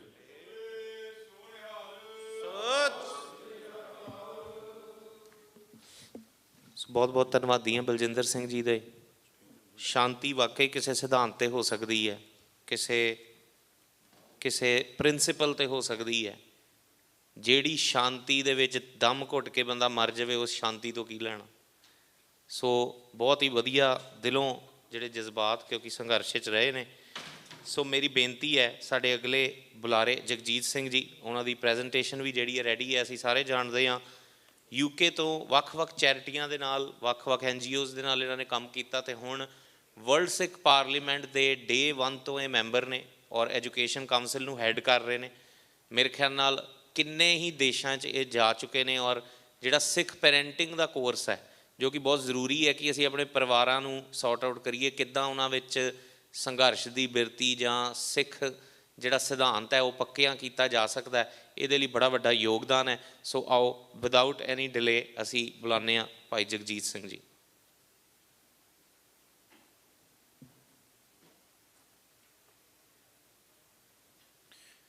ਵਾਹਿਗੁਰੂ ਜੀ ਕਾ ਖਾਲਸਾ, ਵਾਹਿਗੁਰੂ ਜੀ ਕੀ ਫਤਿਹ। I'm going to be very brief. I know people are tired. It's been long 2 days. So, ਮੈਂ ਰੀਸੈਂਟਲੀ ਸਟਾਕਟਨ ਗਿਆ ਸੀਗਾ, ਉੱਥੇ ਸਿੱਖ ਪੈਰੈਂਟਿੰਗ ਕੋਰਸ ਕੀਤਾ ਸੀਗਾ। ਉੱਥੇ ਉਹਨਾਂ ਨੂੰ ਬਹੁਤ ਮਾਣ ਆ ਕਿ ਅਸੀਂ ਗਦਰੀ ਬਾਬਿਆਂ ਦਾ ਗੁਰਦੁਆਰਾ ਨਾ। ਹੋਇਆ ਕੀ ਆ, ਉਹ ਕਹਿੰਦਾ ਕੋਈ ਕਿਸੇ ਮੈਕਸੀਕਨ ਨਾਲ ਵਿਆਹ ਹੋਇਆ ਸੀਗਾ, ਉਹਨਾਂ ਦੇ ਨਿਆਣੇ ਬਾਅਦ 'ਚ ਮੈਕਸੀਕਨ ਬਣ ਗਏ, ਕਿਸੇ ਦੇ ਉੱਦਾਂ ਹੀ ਕੇਸ ਨਹੀਂ ਰੱਖੇ ਅਤੇ ਬਾਅਦ 'ਚ ਹੁਣ ਕਿਸੇ ਨੂੰ ਯਾਦ ਨਹੀਂ ਹੈਗਾ।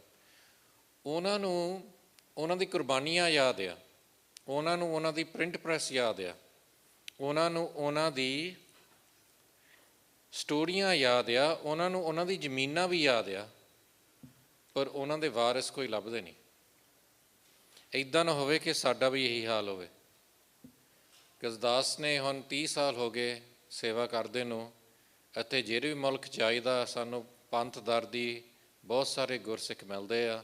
ਸਾਰੇ ਚਿੰਤਤ ਆ ਕਿ ਪੰਜਾਬ ਨਾਲ ਕੀ ਹੋ ਰਿਹਾ ਆ, ਪੰਥ ਨਾਲ ਕੀ ਹੋ ਰਿਹਾ ਆ, ਪਰ ਕਈ ਵਾਰੀ ਆਪਾਂ ਚੇਤਾ ਭੁਲਾ ਦਿੰਦੇ ਸਾਡੇ ਘਰ ਦੇ ਵਿੱਚ ਕੀ ਹੋ ਰਿਹਾ।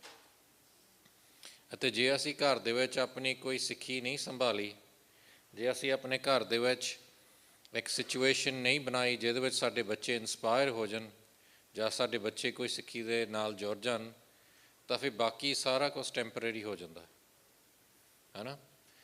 ਸਭ ਤੋਂ ਇੰਪੋਰਟੈਂਟ ਚੀਜ਼ ਹੈ ਨਾ, ਜਦੋਂ ਤੁਸੀਂ ਕਿਸੇ ਵੀ ਤਕੜੀ ਕੌਮ ਨਾਲ ਲੜਨਾ ਆ, ਜਿੱਦਾਂ ਆਪਾਂ ਕੱਲ੍ਹ ਵੀ ਵਿਚਾਰਾਂ ਕੀਤੀਆਂ, ਸਭ ਤੋਂ ਇੰਪੋਰਟੈਂਟ ਚੀਜ਼ ਤੁਹਾਡੀ ਐਗਜ਼ਿਸਟੈਂਸ ਆ, ਹੈ ਨਾ। ਜੇ ਤੁਸੀਂ ਐਗਜ਼ਿਸਟ ਨਹੀਂ ਕਰਦੇ, ਹੈ ਨਾ।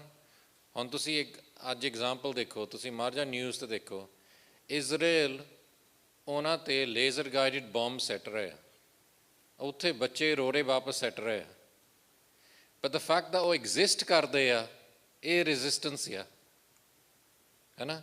ਕਿ ਉਹ ਬੰਬ ਵੀ ਸੱਟ ਰਹੇ, ਇਹ ਫਿਰ ਵੀ ਇਹਨਾਂ ਦੇ ਵਿੱਚ ਜ਼ਰੂਰਤ ਆ ਕਿ ਅਸੀਂ ਵਾਪਸ ਰੋੜੇ ਹੀ ਸੱਟ ਦਿੰਦੇ, ਹੋਰ ਤਾਂ ਕੁਛ ਨਹੀਂ ਗਾ। ਸੋ ਆਪਣੇ ਨਾਲ ਵੀ ਕਿ 30-40 ਸਾਲ ਹੋ ਗਏ ਆਪਾਂ ਇੰਨਾ ਕੁਛ, ਇੰਨੀ ਵੱਡੀ ਇਕੋਨਮੀ ਆ ਉਹਨਾਂ ਦੀ, ਇੰਨਾ ਵੱਡਾ ਉਹਨਾਂ ਦਾ ਰੋ ਇੰਟੈਲੀਜੈਂਸ ਏਜੰਸੀ ਆ, ਇੰਨਾ ਕੁਛ ਉਹਨਾਂ ਦੇ ਕੋਲ ਡਰੱਗਸ ਦੇ ਰਾਹੀਂ, ਬੁਲਟ ਦੇ ਰਾਹੀਂ, ਸਾਰਾ ਕੁਛ, and the fact that we still exist, ਇਹ ਆਪਣੀ ਸਭ ਤੋਂ ਵੱਡੀ ਕਾਮਯਾਬੀ ਆ। that we still exist, ਸਾਡੀ ਸਿੱਖੀ ਸੰਭਾਲੀ ਆ। we are actually stronger today, ਸਾਡਾ ਪੰਥ ਅੱਜ stronger ਆ than any time before in history, ਹੈ ਨਾ। ਆਪਾਂ ਹਮੇਸ਼ਾ ਪਿੱਛੇ ਜਾ ਕੇ ਦੇਖਦੇ ਹਾਂ in terms of nostalgia ਕਿ ਗੁਰੂ ਸਾਹਿਬ ਦੇ ਵੇਲੇ ਇੰਨੇ ਸਿੱਖ ਹੁੰਦੇ ਸੀਗੇ, ਇਸ ਟਾਈਮ 'ਤੇ ਇੰਨੇ ਵੇਲੇ ਸਿੱਖ ਹੁੰਦੇ ਸੀਗੇ, ਇਸ ਟਾਈਮ ਗੁਰਦੁਆਰੇ ਆਪਾਂ ਆਜ਼ਾਦ ਕੀਤੇ ਆ। ਪਰ ਐਕਚੁਅਲੀ ਜੇ ਅੱਜ ਦੇਖੀਏ, ਜਿੰਨੇ ਅੱਜ ਗੁਰਦੁਆਰੇ ਆ, ਜਿੰਨੇ ਥਾਂ ਦੇ ਵਿੱਚ ਦੁਨੀਆ ਦੇ ਵਿੱਚ ਆਪਾਂ ਖਿਲ ਰਹੇ ਹਾਂ, ਜਿੰਨੀ ਸਾਡੀ ਪੰਥ ਦੀ ਸਟਰੈਂਥ ਅੱਜ ਆ, ਕਦੀ ਸਾਡੀ ਕੌਮ ਦੀ ਹਿਸਟਰੀ 'ਚ ਨਹੀਂ ਹੋਈ। ਐਂਡ ਇਹ ਕਾਹਤੇ ਆ? Because we have the power of existence, ਹੈ ਨਾ। ਪਰ ਇਹ ਥ੍ਰੈਟ ਦੇ ਥੱਲੇ ਆ। ਅਤੇ ਜਿਹੜਾ ਸਿੱਖ ਪੈਰੈਂਟਿੰਗ ਕੋਰਸ ਆ, ਇਹ ਇੱਕ ਕੋਸ਼ਿਸ਼ ਆ ਕਿ ਇਹਦੇ ਲਈ ਕੋਈ ਸੋਲੂਸ਼ਨ ਲੱਭੀ ਗਏ, ਕਿ ਅਸੀਂ ਆਪਣੇ ਪਰਿਵਾਰਾਂ ਨੂੰ ਸਿਖਾ ਲਈਏ ਕਿ ਤੁਸੀਂ ਆਪਣੇ ਗਾਂ ਦੇ ਬੱਚੇ ਕਿੱਦਾਂ ਪਾਲਣੇ ਆ। ਬਿਕਾਜ਼ ਜੇ ਤੁਸੀਂ, ਮੇਰੇ ਫਾਦਰ ਮੈਨੂੰ ਇੱਥੇ ਬੈਠੇ ਆ, ਸਾਡੇ ਕੋਲ ਬਿਜ਼ਨਸਿਸ ਆ, ਸਾਡੇ ਕੋਲ ਪ੍ਰੋਪਰਟੀਆਂ ਆ, ਸਾਡੇ ਕੋਲ ਪਰਿਵਾਰ ਵੀ ਵੱਡਾ ਆ, ਪਰ ਉਹਨਾਂ ਨੇ ਹਮੇਸ਼ਾ ਮੈਨੂੰ ਕਿਹਾ ਮੇਰੀ ਅਸਲੀ ਇਮਾਨਤ ਮੇਰੇ ਬੱਚਿਆਂ ਦਾ ਕੈਰੈਕਟਰ ਆ। ਇਹ ਸਾਡੀ ਅਸਲੀ ਇਮਾਨਤ ਆ ਕਿ ਅਸੀਂ ਆਪਣੇ ਬੱਚਿਆਂ ਦਾ ਕੈਰੈਕਟਰ ਬਣਾਉਣਾ। ਜੇ ਅਸੀਂ ਜਿੰਨਾ ਮਰਜ਼ੀ ਅਸੀਂ ਖਾਲਿਸਤਾਨ ਕਹੀ ਜਾਏਗੇ, ਜੇ ਬਾਅਦ 'ਚ ਸਾਡੇ ਬੱਚੇ ਉਹਨਾਂ ਦੇ ਕੋਲ ਕੇਸ ਹੀ ਨਹੀਂ ਹੈਗੇ, ਜਾਂ ਬਾਅਦ 'ਚੋਂ ਇੱਥੇ, because you living in America and America is the melting pot. We live in country ਜਿਹਦੇ ਵਿੱਚ ਮਲਟੀਕਲਚਰਲਿਜ਼ਮ ਆ, ਹੈ ਨਾ। ਉਹਦਾ ਮਤਲਬ ਇਹ ਆ ਕਿ ਅਸੀਂ, ਉਹ ਫੇਰ ਵੀ ਚਾਹੁੰਦੇ ਆ ਕਿ ਤੁਹਾਡੀ ਕਿਹੜੀ ਕਲਚਰ ਐਗਜ਼ਿਸਟ ਕਰੇ। ਅਮੈਰੀਕਾ ਤਾਂ ਚਾਹੁੰਦੀ ਹੀ ਨਹੀਂ। ਤਾਂ ਹੀ ਇੰਗਲੈਂਡ ਦੇ ਵਿੱਚ ਜਿਹੜੇ ਸਕੂਲ ਆ, ਦੇ ਫੰਡਡ ਬਾਏ ਦ ਗਵਰਨਮੈਂਟ। ਸਾਡੇ ਕੋਲ 11 ਖਾਲਸਾ ਸਕੂਲ ਆ ਐਂਡ ਦੇਰ ਉਹ ਗਵਰਨਮੈਂਟ ਫੰਡਡ। ਗਵਰਨਮੈਂਟ ਉਹਨਾਂ ਦੀ ਤਨਖਾਹਾਂ ਦਿੰਦੀ ਆ, ਗਵਰਨਮੈਂਟ ਉਹਨਾਂ ਦਾ ਪੂਰਾ ਖਰਚਾ ਦਿੰਦੀ ਆ। America is not, because America ਦੇ ਵਿੱਚ ਇਹ ਆ ਕਿ ਸਾਰੀ ਦੁਨੀਆ ਦੇ ਲੋਕ ਇਕੱਠੇ ਹੋ ਜਾਣ, ਉਹ ਇੱਕ ਪਤੀਲੇ ਦੇ ਵਿੱਚ ਪਾ ਦੇਣੇ ਆ। ਜਿਹੜਾ ਪਹਿਲਾ ਜਨਰੇਸ਼ਨ, ਜਿੱਦਾਂ ਆਪਣੇ ਗਦਰੀ ਬਾਬੇ ਆ, ਉਹ ਅੰਮ੍ਰਿਤਧਾਰੀ ਸੀਗੇ। ਦੂਆ ਜਨਰੇਸ਼ਨ ਉਹਨਾਂ ਦਾੜ੍ਹੀਆਂ ਕੱਟੀਆਂ। ਤੀਸਰਾ ਜਨਰੇਸ਼ਨ ਉਹ ਟੋਟਲੀ ਉਹਨਾਂ ਕੋਲ ਕੇਸ ਨਹੀਂ ਹੈਗੇ। ਅਤੇ ਚੌਥਾ ਜਨਰੇਸ਼ਨ ਨੂੰ ਯਾਦ ਨਹੀਂ ਸੀਗਾ ਕਿ ਅਸੀਂ ਸਿੱਖ ਵੀ ਹੁੰਦੇ ਸੀਗੇ। This is what you call the melting pot culture. This is what you're fighting against. And you can't go into a fight without any armory. You can't go into a fight without any arms. So what the Sikh parenting course is ਅਸੀਂ ਤੁਹਾਨੂੰ armor ਦੇ ਰਹੇ ਹਾਂ. We're arming you with knowledge. ਕਿ as a parent, every level ਤੇ how does colonialism affect your children? ਕਿਉਂ ਸਾਡੇ ਬੱਚੇ ਹਮੇਸ਼ਾ inferior ਸਮਝਦੇ ਆਪਣੇ ਆਪ ਨੂੰ ਗੋਰਿਆਂ ਦੇ ਸਾਹਮਣੇ? ਇਹਦੇ ਨਾਲ ਕਿੱਦਾਂ ਤੁਸੀਂ ਚੈਲੰਜ ਕਰਨਾ ਹੈ? ਕਿੱਦਾਂ ਆਪਣੇ ਬੱਚਿਆਂ ਨੂੰ ਹਾਈ ਲੈਵਲ ਦੇ ਵਿੱਚ ਐਲੀਟ ਥਿੰਕਿੰਗ ਕਿੱਦਾਂ ਕ੍ਰੀਏਟ ਕਰਨੀ ਆ, ਤਾਂ ਫਿਰ ਉਹ ਐਲੀਟ ਬਿਜ਼ਨਸ ਇਨਵਾਇਰਮੈਂਟਸ, ਐਲੀਟ ਪੋਲੀਟਿਕਸ ਦੇ ਵਿੱਚ, ਐਲੀਟ ਉਹ ਬੋਲ ਇਨ ਟਰਮਸ ਆਫ ਲੈਕਚਰਿੰਗ, ਉਹ ਐਲੀਟ ਇਨਵਾਇਰਮੈਂਟਸ ਕਿੱਦਾਂ ਵਿਚਰ ਸਕਦੇ ਆ। There's so many things we teach in this parenting course. And it basically because ਅਸੀਂ ਚਾਹੁੰਦੇ ਹਾਂ ਕਿ ਅਸੀਂ generational resources ਬਣਾਈਏ from a child to an adult. And ਇਹ ਬਣਾਤੇ ਆ। From a child, ਉਹਨਾਂ ਦੀ ਖੇਡਾਂ ਲੈ ਕੇ to the adult, ਉਹਨਾਂ ਦੀ ਜਿਹੜੀਆਂ ਬੁੱਕਾਂ ਉਹਨਾਂ ਨੂੰ ਪੜ੍ਹਨ ਦੀ ਲੋੜ ਆ, ਉਹ ਸਾਰਾ ਕੁਛ ਕ੍ਰੀਏਟ ਹੋ ਗਿਆ। ਅਤੇ ਇਹ ਸਾਰਾ ਵਰਲਡ ਸਿੱਖ ਪਾਰਲੀਮੈਂਟ ਦੇ ਥੱਲੇ ਸਪੋਰਟ ਚੱਲਦੀ ਆ। ਐਂਡ ਬੇਸਿਕਲੀ ਐਜੂਕੇਸ਼ਨ ਕਾਊਂਸਲ ਦੇ ਵਿੱਚ ਇਹ ਸਾਰੇ ਰਿਸੋਰਸਿਸ ਹੋ ਗਏ। ਬਿਕਾਜ਼ ਆਹ ਜਿਹੜਾ ਕੋਰਸ ਆ, ਇਹ ਇੱਕ ਦਿਨ ਦਾ ਕੋਰਸ ਆ। ਫਰਮ 10 o'clock ਸਵੇਰ ਨੂੰ ਅਸੀਂ ਸ਼ੁਰੂ ਕਰਦੇ ਹਾਂ, ਸ਼ਾਮ ਨੂੰ 5 ਵਜੇ ਤੱਕ 7 hours of intense knowledge ਜਿਹੜੇ ਅਸੀਂ ਸ਼ੇਅਰ ਕਰਦੇ ਹਾਂ ਵਿਦ ਸੰਗਤਾਂ। ਐਂਡ ਇਹਦੇ ਵਿੱਚ ਇਹ ਆ ਕਿ ਤੁਸੀਂ ਇੰਸਪੀਰੇਸ਼ਨਲ ਪੈਰੈਂਟਸ ਕਿੱਦਾਂ ਬਣਨਾ ਆ, ਕਿ ਤੁਸੀਂ ਆਪਣੀ ਫੈਮਿਲੀ ਲਾਈਫ ਵਿੱਚ ਸਿੱਖੀ ਕਿੱਦਾਂ ਲਿਆਉਣੀ ਆ, ਕਿ ਤੁਸੀਂ ਇੱਕ strong multi generational family unit ਕਿੱਦਾਂ ਬਣਨਾ ਆ, ਜਿਹਦੇ ਵਿੱਚ ਸਾਰਿਆਂ ਦੇ ਕੋਲ ਇੱਕ ਡਾਇਰੈਕਸ਼ਨ ਦੇ ਵਿੱਚ ਜਾ ਰਹੇ ਆ। ਉਹਦੇ ਵਿੱਚ ਮੈਂ ਇੱਕ ਛੋਟੀ ਜਿਹੀ ਫਿਲਮ ਦਿਖਾਲਦਾ ਆ। ਉਹਦੇ ਵਿੱਚ ਪੰਛੀ ਆ, ਬਰਡਸ ਆ। ਉਹਦੇ ਵਿੱਚ ਮੈਂ ਦਿਖਾਲਦਾ ਆ ਕਿ ਆਹ ਦੇ 1000 ਬਰਡਸ ਆ। ਇਹਨਾਂ ਨੇ ਕਦੇ ਇੱਧਰ ਨੂੰ ਫਲਾਈ ਕਰਨਾ, ਕਦੇ ਇੱਧਰ ਨੂੰ ਫਲਾਈ ਕਰਨਾ। 1000 ਇੱਕ ਬਰਡ ਮਾੜਾ ਜਿਹਾ ਡਾਇਰੈਕਸ਼ਨ ਬਦਲ ਜਾਂਦਾ ਆ, ਹੈ ਨਾ, ਦੂਸਰੇ ਸਾਰੇ ਨਾਲ ਹੀ ਘੁੰਮ ਜਾਂਦੇ ਆ, ਹੈ ਨਾ। ਅਤੇ ਫਿਰ ਮੈਂ ਦਿਖਾਲਦਾ ਆ ਕਿ ਉਹ ਜਾਨਵਰ ਆ ਅਤੇ ਉਹ 1000 ਆ। ਸਾਡੇ ਵਿੱਚ ਕਈ ਵਾਰੀ ਘਰ ਦੇ ਵਿੱਚ 4 ਹੀ ਜਾਣੇ ਆ, ਉਹ ਵੀ ਨਹੀਂ ਇੱਕ ਦੂਜੇ ਦੇ ਵਿੱਚ ਵੱਜਦੇ ਰਹਿੰਦੇ ਆ, ਹੈ ਨਾ। ਅਤੇ ਉਹ ਜਾਨਵਰ ਆ, ਅਸੀਂ ਇਨਸਾਨ ਆ। So we have to learn how to communicate, we have to learn how to be together. And then ਜਿਹੜੀ ਸਾਰੀਆਂ ਫੈਮਲੀਆਂ ਸਭ ਤੋਂ ਜ਼ਿਆਦਾ ਹੁਣ ਸਟਰਗਲ ਕਰਦੇ ਆ ਕਿ ਬੇਸਿਕਲੀ ਟੈਕਨੋਲੋਜੀ ਦਾ ਅਸਰ ਕੀ ਆ ਤੁਹਾਡੇ ਬੱਚਿਆਂ ਦੇ ਉੱਤੇ। ਇੱਦਾਂ ਨਾ ਹੋਵੇ ਸਾਡੇ ਕੋਲ 400 ਸਾਲ ਦਾ ਇਤਿਹਾਸ ਆ ਅਤੇ ਬਾਅਦ 'ਚ ਆਪਾਂ 2023 'ਤੇ ਆ ਗਏ ਅਤੇ ਆਪਣਾ ਸਿੱਖ ਇਤਿਹਾਸ ਖਤਮ ਹੋ ਗਿਆ, ਬਿਕਾਜ਼ ਉਹ ਸਾਰੇ ਐਕਸਬੋਕਸ 'ਤੇ ਗੇਮਾਂ ਖੇਲੀ ਜਾਣ, ਹੈ ਨਾ। ਅਤੇ ਬੱਚਿਆਂ ਨੂੰ ਕੁਛ ਪਤਾ ਹੀ ਨਹੀਂ ਹੋਵੇ ਅਸੀਂ ਬਾਹਰ ਦੌੜਨਾ ਕਿੱਦਾਂ ਹੈ, ਵਿਚਰਨਾ ਕਿੱਦਾਂ ਹੈ, ਉਹਨਾਂ ਨੂੰ ਬਸ ਸਕਰੀਨ 'ਤੇ ਗੇਮਾਂ ਖੇਲਣਾ ਆਉਂਦੀਆਂ। So we have to think about these things. So ਵੱਡੇ ਲੈਵਲ 'ਤੇ ਇਹ ਪੈਰੈਂਟਿੰਗ ਕੋਰਸ ਹੋਇਆ ਅਤੇ ਮੈਂ ਧੰਨਵਾਦ ਕਰਦਾ ਹਾਂ ਵਰਲਡ ਸਿੱਖ ਪਾਰਲੀਮੈਂਟ 'ਤੇ, ਬਿਕਾਜ਼ ਜੇ ਵਰਲਡ ਸਿੱਖ ਪਾਰਲੀਮੈਂਟ ਨਹੀਂ ਹੁੰਦਾ, ਅਸੀਂ ਸਿਰਫ ਇੰਗਲੈਂਡ ਅਤੇ ਯੂਰਪ 'ਚ ਕਰਨਾ ਸੀਗਾ। ਐਕਚੁਅਲੀ ਕੋਵਿਡ ਤੋਂ ਪਹਿਲਾਂ ਮੈਨੂੰ ਯਾਦ ਆ ਉਹੀ ਵੀਕਐਂਡ ਇੱਥੇ ਨਿਊਯਾਰਕ 'ਚ ਅਸੀਂ ਕੀਤਾ ਸੀ। ਮਸੀਂ ਮੈਨੂੰ ਫਲਾਈਟ ਮਿਲੀ, ਨਹੀਂ ਤਾਂ ਮੈਂ ਵੀ ਇੱਥੇ ਫਸ ਜਾਣਾ ਸੀ, ਬਿਕਾਜ਼ ਉਦੋਂ ਉਹਨਾਂ ਨੇ ਲੋਕਡਾਊਨ ਕਰਤਾ ਸੀ ਇੰਗਲੈਂਡ। ਉਹੀ ਫਲਾਈਟ ਦੇ ਜਦੋਂ ਦੌਰਾਨ ਉਹਨਾਂ ਨੇ ਇੰਗਲੈਂਡ ਲੋਕਡਾਊਨ ਕੀਤਾ ਸੀ। ਇਹਨਾਂ ਨੇ ਬਹੁਤ ਸਪੋਰਟ ਕੀਤੀ ਅਤੇ ਇਹਨਾਂ ਨੇ ਜਿਹੜਾ ਉਹਦਾ ਸਟਰਕਚਰ ਸੈੱਟ ਕਰਤਾ ਸੀਗਾ ਨਿਊਯਾਰਕ ਸੰਗਤ ਨੇ, ਅਤੇ ਮੈਂ ਉਹਨਾਂ ਦਾ ਧੰਨਵਾਦ ਕਰਦਾ ਹਾਂ। This is the largest one we've done in Vancouver, where we had 450 ਸੰਗਤ। ਉੱਥੇ ਆਪਾਂ ਕੀਤਾ ਸੀ in February, ਅਤੇ 50% ਜਿਹੜੀ ਸੰਗਤ ਆ ਆਪਣੇ ਸਿੱਖ ਪੈਰੈਂਟਿੰਗ ਕੋਰਸ ਨੂੰ ਆਉਂਦੀ ਆ, ਉਹ ਗੁਰਦੁਆਰੇ ਜਾਣ ਵਾਲੀ ਨਹੀਂ ਹੈਗੀ, ਉਹ ਗੁਰਦੁਆਰੇ ਜਾਂਦੇ ਨਹੀਂ ਹੈਗੇ, ਪਰ ਉਹ ਵਧੀਆ ਪੈਰੈਂਟਸ ਬਣਨਾ ਚਾਹੁੰਦੇ, ਉਹ ਪੰਜਾਬੀ ਆ। ਬਿਕਾਜ਼ ਆਪਾਂ ਨੂੰ ਵੀ ਰੀਅਲਾਈਜ਼ ਕਰਨ ਦੀ ਲੋੜ ਆ ਕਿ ਇਕੱਲੇ 90% ਜਿਹੜੀ ਸਾਡੀ ਟਾਊਨ ਦੀ ਸੰਗਤ ਆ, ਉਹ ਗੁਰਦੁਆਰੇ ਆਉਂਦੀ ਨਹੀਂ ਹੈਗੀ, ਇਕੱਲੇ 10% ਆਉਂਦੀ ਆ।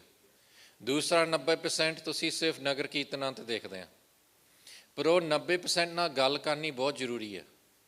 ਬਿਕਾਜ਼ ਦਾਸ ਉਹ 90% 'ਚੋਂ ਸੀਗਾ, ਜੇ ਰਵੀ ਖਾਲਸਾ ਏਡ ਵਾਲਾ ਉਹ 90% ਸੀਗਾ, ਜਿਹੜੇ ਇੱਥੇ ਕਈ ਆਪਣੇ ਮੁੰਡੇ ਇਹ 90% 'ਚੋਂ ਸੀਗੇ, ਜਗਰਾਜ ਬੇਸਿਕਸ ਉਹ 90%, ਕਿਉਂਕਿ ਅਸੀਂ ਸਾਰੇ ਮੁੰਨੇ ਸੀਗੇ, ਹੈ ਨਾ। ਜੇ ਸਾਡੇ ਨਾਲ ਕਿਸੇ ਨੇ ਗੱਲ ਨਹੀਂ ਕੀਤੀ ਤਾਂ ਇਸ ਪਾਸੇ ਅਸੀਂ ਆਉਣਾ ਨਹੀਂ ਸੀਗਾ। And so engaging them people is very important. ਅਤੇ ਜਦੋਂ ਅਸੀਂ ਟੋਰਾਂਟੋ ਦੇ ਵਿੱਚ ਕੀਤਾ ਸੀ, ਉਦੋਂ ਲਾਈਵ ਬਰੋਡਕਾਸਟ ਅਸੀਂ ਕੀਤਾ ਸੀ ਸਾਰੇ ਨੋਵਾ ਸਕੋਸ਼ੀਆ ਗੁਰਦੁਆਰਿਆਂ 'ਚ। ਅਤੇ ਜਿਹੜਾ ਇੱਕ ਬੰਦਾ ਆ, ਇਹ ਸਾਊਥ ਇੰਡੀਅਨ ਆ, ਇਹਦਾ ਨਾਂ ਸਾਈ ਆ। ਅਤੇ ਜਦੋਂ ਤੁਸੀਂ ਔਨਲਾਈਨ ਜਾਓਗੇ, ਤੁਹਾਡੇ ਕੋਲ ਬਹੁਤ ਟੈਸਟੀਮੋਨੀਅਲਸ ਅਸੀਂ ਸ਼ੇਅਰ ਕਰਦੇ ਹਾਂ। ਜਦੋਂ ਹੁਣ ਅਸੀਂ ਓਟਵਾ ਕਰਨ ਲੱਗੇ ਹਾਂ, and we going basically doing Brampton again now, ਅਗਲੇ ਜਦੋਂ ਮਹੀਨਾ ਆ ਰਿਹਾ। ਅਤੇ ਇਹਨਾਂ ਨੇ ਇੱਕ ਚੀਜ਼ ਮੈਨੂੰ ਕਹੀ ਸੀਗੀ, ਇਹਨਾਂ ਨੇ ਵੀਡੀਓ ਵੀ ਬਣਾਇਆ ਜਿਹੜਾ ਔਨਲਾਈਨ ਆ। ਇਹ ਹੁਣ ਸਿੱਖੀ ਦੇ ਵਿੱਚ ਆ ਗਿਆ, ਇਹਨੇ ਕੇਸ ਰੱਖ ਲਏ, ਸਾਊਥ ਇੰਡੀਅਨ ਆ। ਇਹ ਕਹਿੰਦਾ ਮੈਂ 19 ਪੈਰੈਂਟਿੰਗ ਕੋਰਸ ਕੀਤੇ ਆ, ਵੈਸਟਰਨ, ਹਿੰਦੂ ਵਾਲੇ, ਡ੍ਰਵਿਡੀਅਨ, ਪਰ ਕਹਿੰਦਾ ਜਿਹੜਾ ਸਿੱਖ ਪੈਰੈਂਟਿੰਗ ਕੋਰਸ ਆ, ਇਸ ਦੇ ਬਰਾਬਰ ਕੋਈ ਨਹੀਂ ਹੈਗਾ। ਬਿਕਾਜ਼ ਇਹ ਤੁਹਾਡੇ ਦਿਲ ਦੀ ਗੱਲ ਕਰਦਾ ਆ, ਇਹ ਤੁਹਾਡੀ ਆਤਮਾ ਅਤੇ ਪਰਮਾਤਮਾ ਦੀ ਗੱਲ ਕਰਦਾ ਆ, ਅਤੇ ਇਹ ਤੁਹਾਡੇ ਪਰਿਵਾਰ ਨੂੰ ਕਿੱਦਾਂ ਇਕੱਠੇ ਰੱਖਣ ਦੀ ਗੱਲ ਕਰਦਾ ਹੈ। And so you can go online, ਤੁਸੀਂ ਇਹਦੀ ਗੱਲਾਂ ਸੁਣ ਸਕਦੇ ਆ ਕਿ ਇਹ 'ਤੇ ਕਿੰਨਾ ਇੰਪਰੈਸ਼ਨ ਹੋਇਆ ਸੀਗਾ। ਸੋ ਜੋ ਬਰੈਂਪਟਨ ਦੇ ਵਿੱਚ ਸਿਟੀ ਹਾਲ ਦੇ ਵਿੱਚ ਵੱਡੇ ਪੱਧਰ 'ਤੇ ਉੱਥੇ ਵੀ ਹੋਇਆ ਸੀਗਾ। ਐਂਡ ਸੋ ਅਸੀਂ ਬੇਨਤੀ ਕਰਦੇ ਹਾਂ ਕਿ ਬੇਸਿਕਲੀ ਐਕਟਿਵ ਰਹੋ ਪੰਥ ਦੇ ਵਿੱਚ, ਪਰ ਆਪਣੇ ਘਰ ਦੇ ਵਿੱਚ ਸਾਰਾ ਕੁਛ ਉੱਥੋਂ ਸ਼ੁਰੂ ਹੁੰਦਾ ਆ। ਜੇ ਸਾਡੀ ਘਰ ਦੀ ਸੈਟਿੰਗ ਨਹੀਂ ਹੈਗੀ ਤਾਂ ਬਾਕੀ ਸਾਰਾ ਕੁਛ ਆਪਾਂ ਛਾਲ ਮਾਰ ਰਹੇ ਹਾਂ, ਪਰ ਥੱਲੇ ਸਾਡੇ ਪੈਰ 'ਤੇ ਕੋਈ ਖੜਨ ਵਾਲੀ ਜਗ੍ਹਾ ਨਹੀਂ ਹੈਗੀ, ਹੈ ਨਾ। ਯੋਰ ਐਕਚੁਅਲ ਜਿਹੜੀ ਸਟਰੈਂਥ ਆ ਕਮਸ ਫਰਮ ਯੋਰ ਹਾਊਸ, ਹੈ ਨਾ। ਉੱਥੇ ਸੈਟਿੰਗ ਕਰਨੀ ਸਭ ਤੋਂ ਜ਼ਰੂਰੀ ਆ। ਸੋ ਹੁਣ 11,500 ਸੰਗਤਾਂ ਨੇ ਕਰ ਲਿਆ। ਸਿੱਖ ਪੈਰੈਂਟਿੰਗ ਕੋਰਸ ਉਦੋਂ ਹੀ ਸ਼ੁਰੂ ਹੋਈ ਸੀ ਜਦੋਂ ਆਪਾਂ ਵਰਲਡ ਸਿੱਖ ਪਾਰਲੀਮੈਂਟ ਸ਼ੁਰੂ ਕੀਤੀ ਸੀ। ਸੋ 11,500 ਸੰਗਤਾਂ ਨੇ ਨੇ ਕਰ ਲਿਆ ਇਹ ਕੋਰਸ।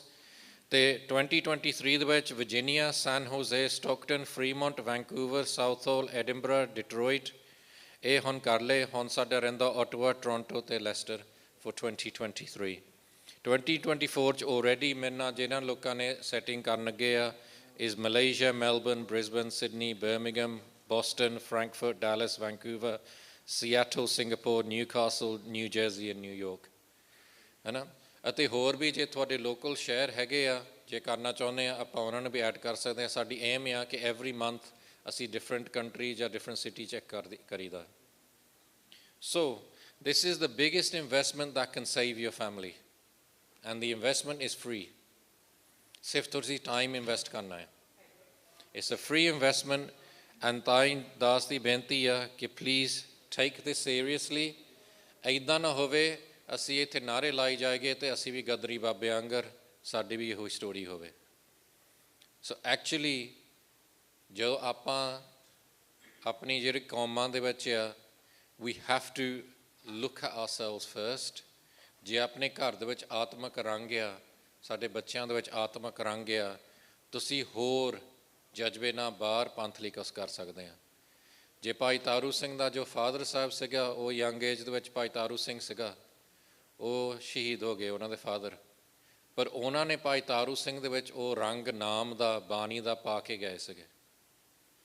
ਸੋ ਆਪਾਂ ਨੂੰ ਵੀ ਇਹ ਚੀਜ਼ਾਂ ਬਾਰੇ ਸੋਚਣਾ ਚਾਹੀਦਾ ਆ, because we're living in a world where colonization and all of these things, we are the children of colonization.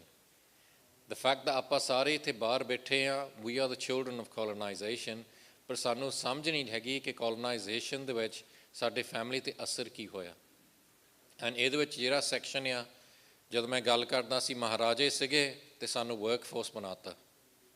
ਉਹ ਬਹੁਤ ਇੰਪੋਰਟੈਂਟ ਚੀਜ਼ ਸੁਣਨ ਵਾਲੀ ਆ ਕਿ ਕਿੱਦਾਂ ਅਸੀਂ ਮਹਾਰਾਜੇ ਹੁੰਦੇ ਸੀਗੇ ਤੇ ਕਿੱਦਾਂ ਗੋਰਿਆਂ ਨੇ ਸਾਡਾ ਸਾਰਾ ਰਾਜ ਤੋੜ ਕੇ ਸਾਨੂੰ ਡੀ-ਐਜੂਕੇਟ ਕਰਕੇ ਸਾਨੂੰ ਬਾਹਰ ਲਿਆ ਕੇ ਤੇ ਸਾਨੂੰ ਵਰਕਫੋਰਸ ਬਣਾਤਾ। ਤਾਂ ਹੀ ਅੱਜ ਕਈ ਤੁਸੀਂ ਇੱਥੇ ਬੈਠੇ ਆ, ਤੁਹਾਡਾ ਕੋਈ ਹੋਰ ਫੈਮਿਲੀ ਦਾ ਮੈਂਬਰ ਇੰਗਲੈਂਡ ਬੈਠਾ ਆ, ਹੋਰ ਕੋਈ ਫੈਮਿਲੀ ਦਾ ਮੈਂਬਰ ਪੰਜਾਬ 'ਚ ਬੈਠਾ ਆ, ਹੋਰ ਕੋਈ ਫੈਮਿਲੀ ਦਾ ਮੈਂਬਰ ਆਸਟ੍ਰੇਲੀਆ ਬੈਠਾ ਆ ਤੇ ਪਰਿਵਾਰ ਖਿਲਰੇ ਪਏ ਆ। ਸੋ ਇਹ ਜਿਹੜੀਆਂ ਚੀਜ਼ਾਂ ਆ, unless we do not know our story, we are not going to write the story of the future. ਪਹਿਲਾਂ ਅਸੀਂ ਆਪਣੀ ਸਟੋਰੀ ਸਟੱਡੀ ਕਰ ਲਈਏ ਅਤੇ ਇਹ ਸਾਰਾ ਕੋਰਸ ਅਸੀਂ ਇੱਕ ਦਿਨ ਦੇ ਕੋਰਸ ਦੇ ਵਿੱਚ ਪਾ ਦਿੱਤਾ ਅਤੇ ਇਹਦੇ ਵਿੱਚ ਤੁਸੀਂ ਜੇ ਤੁਸੀਂ ਆਪਣੇ ਸਿਟੀ ਦੇ ਵਿੱਚ ਹੋਸਟ ਕਰਨਾ ਚਾਹੁੰਦੇ ਆ then ਪਲੀਜ਼ ਦਾਸ ਨਾਲ ਸੰਪਰਕ ਕਰਿਓ। ਵਾਹਿਗੁਰੂ ਜੀ ਕਾ ਖਾਲਸਾ, ਵਾਹਿਗੁਰੂ ਜੀ ਕੀ ਫਤਿਹ।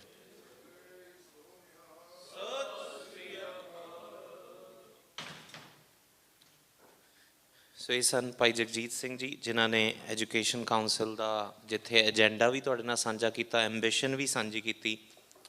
We have a very special guest with us today, Jessica Gonzalez Rojas. Gonzalez, sorry, excuse me for my UK knowledge of English. Yeah, she's a state assembly woman, she's a senator, she's a New York State Assembly member, yeah? Okay. I mean, in the past, she has worked with the Sikh community on many fronts. She helped pass a resolution on Char Sahibzade. She helped pass a resolution on the 400 Guru Tegh Bahadur Sahib's martyrdom anniversary. And she's helped the community in many respects. So we're very delighted to have you today. So let's hear a few words from Jessica. Thank you. I'm a little short. Greetings, everybody. No, I'm good. Greetings to the honorable members of the World Sikh Parliament. I am so thrilled to be here. My name is Assembly Member Jessica Gonzalez Rojas, and I represent the neighborhoods surrounding this community: Jackson Heights, East Elmhurst, Corona, Woodside, and Astoria, home to many Sikh families. I am so proud that there are over 10 countries that are represented here today, and that you all are on your 4th global session of the World Sikh Parliament. It means a lot for me to be here to participate in this historic event, and we recognize that you represent the interests of the Sikh nation across the globe, right here in East Elmhurst, just outside my district. And I understand that you all are experiencing a period of turmoil and challenges as a minority community. But know that here in Queens, we are a community that welcomes everyone. And not only do we welcome everyone, we celebrate everyone. And the Sikh community has been at the forefront of leadership and community and power building across not just our borough, but across the whole state. I did some research. Every time I come, I always like to ground myself in some of the principles of Sikhism. And I learned and I know that it includes the ideas of faith and meditation in the name of one creator. It is about divine unity and equality of all humankind. And engaging in, let me make sure I say this right, is it seva? Seva, right? Selfless service. And as a public servant, that means the world to me. Your contributions to our community, not just here in Queens, but across the state and across the country, and clearly across the globe. One of my favorite principles was around striving for justice for the benefit and prosperity for all. That means everything. Fighting for justice, fighting for prosperity. My core beliefs as I do my work is equity, dignity, and justice. And there's so much alignment in the work that we do together. And I know Guru Nanak, yes, initiated the concept of langar and offering free food to people of every caste, background, and age in the community. And I've seen langar in action. During the pandemic, it is a Sikh community that partnered across my district to help ensure that we were addressing the hunger that our communities were experiencing. And we saw how there were families waiting around blocks at food pantries where they were picking up some goods. But it was the Sikh community in the World Sikh Parliament that came and brought hot food, hot, delicious food with love to so many of those community members. And we got to partner on this so often, and I thank you so much for your leadership. So those are principles that are very important to me. You all are welcome here in Queens. I thank you for choosing East Elmhurst as your place of gathering for this historic occasion.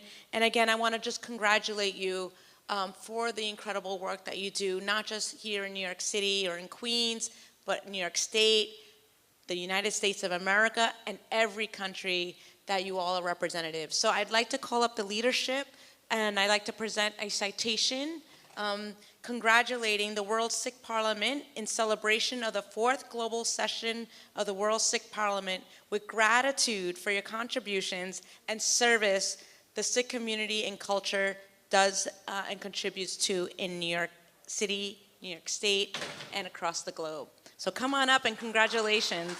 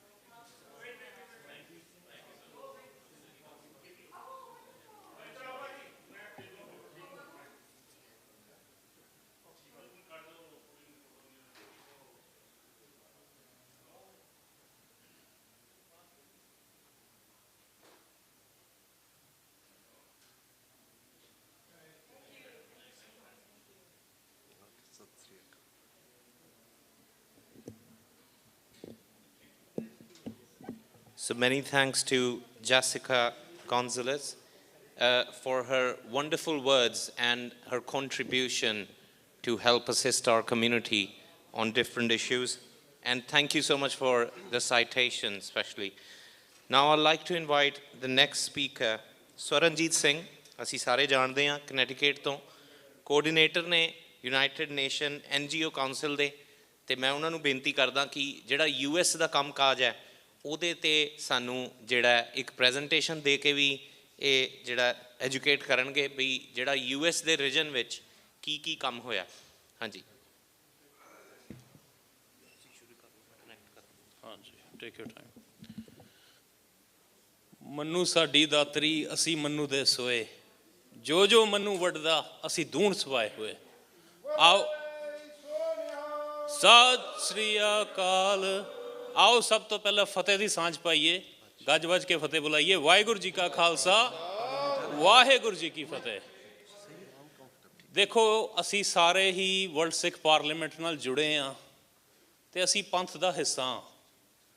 Khalistan ਦੀ ਜਿਹੜੀ ਇੱਕ ਲਹਿਰ ਹੈ, ਜਿਹੜਾ ਮੇਰਾ ਵੀ ਕੰਮ ਹੈਗਾ as a city council member, ਮੈਂ ਮੁੱਖ ਰੱਖ ਕੇ ਚੱਲਦਾ ਵਾਂ ਐਕੁਇਟੀ, ਇਨਕਲੂਜਨ ਐਂਡ ਡਾਇਵਰਸਿਟੀ ਨੂੰ। ਅਤੇ ਮੇਰੀ ਜਿਹੜੀ ਇੰਸਪੀਰੇਸ਼ਨ ਦਾ ਸੋਰਸ ਪਰਸਨਲ ਤੌਰ 'ਤੇ ਵੀ ਖਾਲਿਸਤਾਨ ਹੀ ਹੈ, ਕਿਉਂਕਿ ਇਹਦੇ ਵਿੱਚ ਇਹ ਸਾਰੀਆਂ ਚੀਜ਼ਾਂ ਕਵਰ ਹੁੰਦੀਆਂ ਨੇ।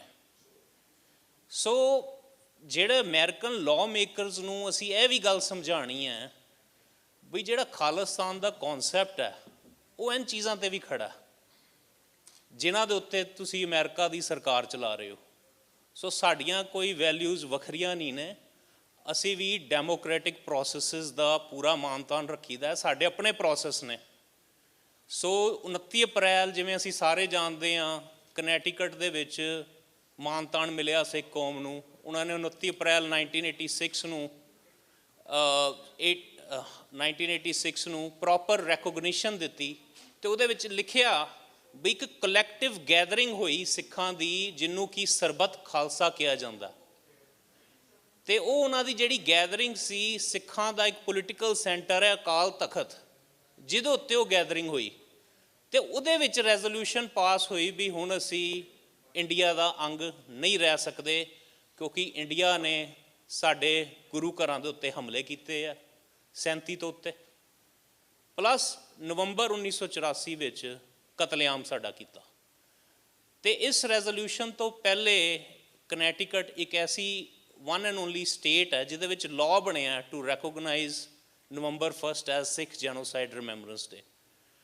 ਸੋ ਇਹ ਸਾਨੂੰ ਸਮਝਣ ਦੀ ਲੋੜ ਹੈ ਬਈ despite of India's effort to intimidate us, ਅੱਜ ਫਿਰ ਵੀ 10 ਮੁਲਕਾਂ ਤੋਂ ਇੱਥੇ ਨੁਮਾਇੰਦੇ ਆਏ ਹੈ। ਸੋ ਆਪਣੇ ਆਪ ਦੇ ਵਿੱਚ ਦਰਸਾਉਂਦਾ ਹੈ ਵੀ ਸਿੱਖ ਆਪਣੀ ਕਮਿਟਮੈਂਟ 'ਤੇ ਖੜ੍ਹੇ ਹੈ। ਜਿਸ ਤਰ੍ਹਾਂ ਸੰਘਰਸ਼ ਪਹਿਲੇ ਲੜਿਆ ਜਾ ਰਿਹਾ ਸੀ, ਅੱਜ ਵੀ ਸੰਘਰਸ਼ ਉਸੇ ਹੀ ਜ਼ੋਰਾਂ ਸ਼ੋਰਾਂ ਨਾਲ ਲੜਿਆ ਜਾ ਰਿਹਾ।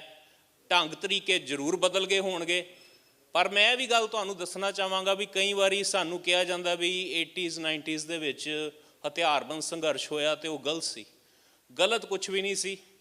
ਈਵਨ ਕਿ ਯੂਨਾਈਟਿਡ ਨੇਸ਼ਨ ਦਾ ਚਾਰਟਰ ਵੀ ਕਹਿੰਦਾ ਵੀ ਤੁਹਾਨੂੰ ਆਪਣੀ ਡਿਗਨਿਟੀ ਨੂੰ ਪ੍ਰੋਟੈਕਟ ਕਰਨ ਦਾ ਪੂਰਾ ਰਾਈਟ ਹੈ।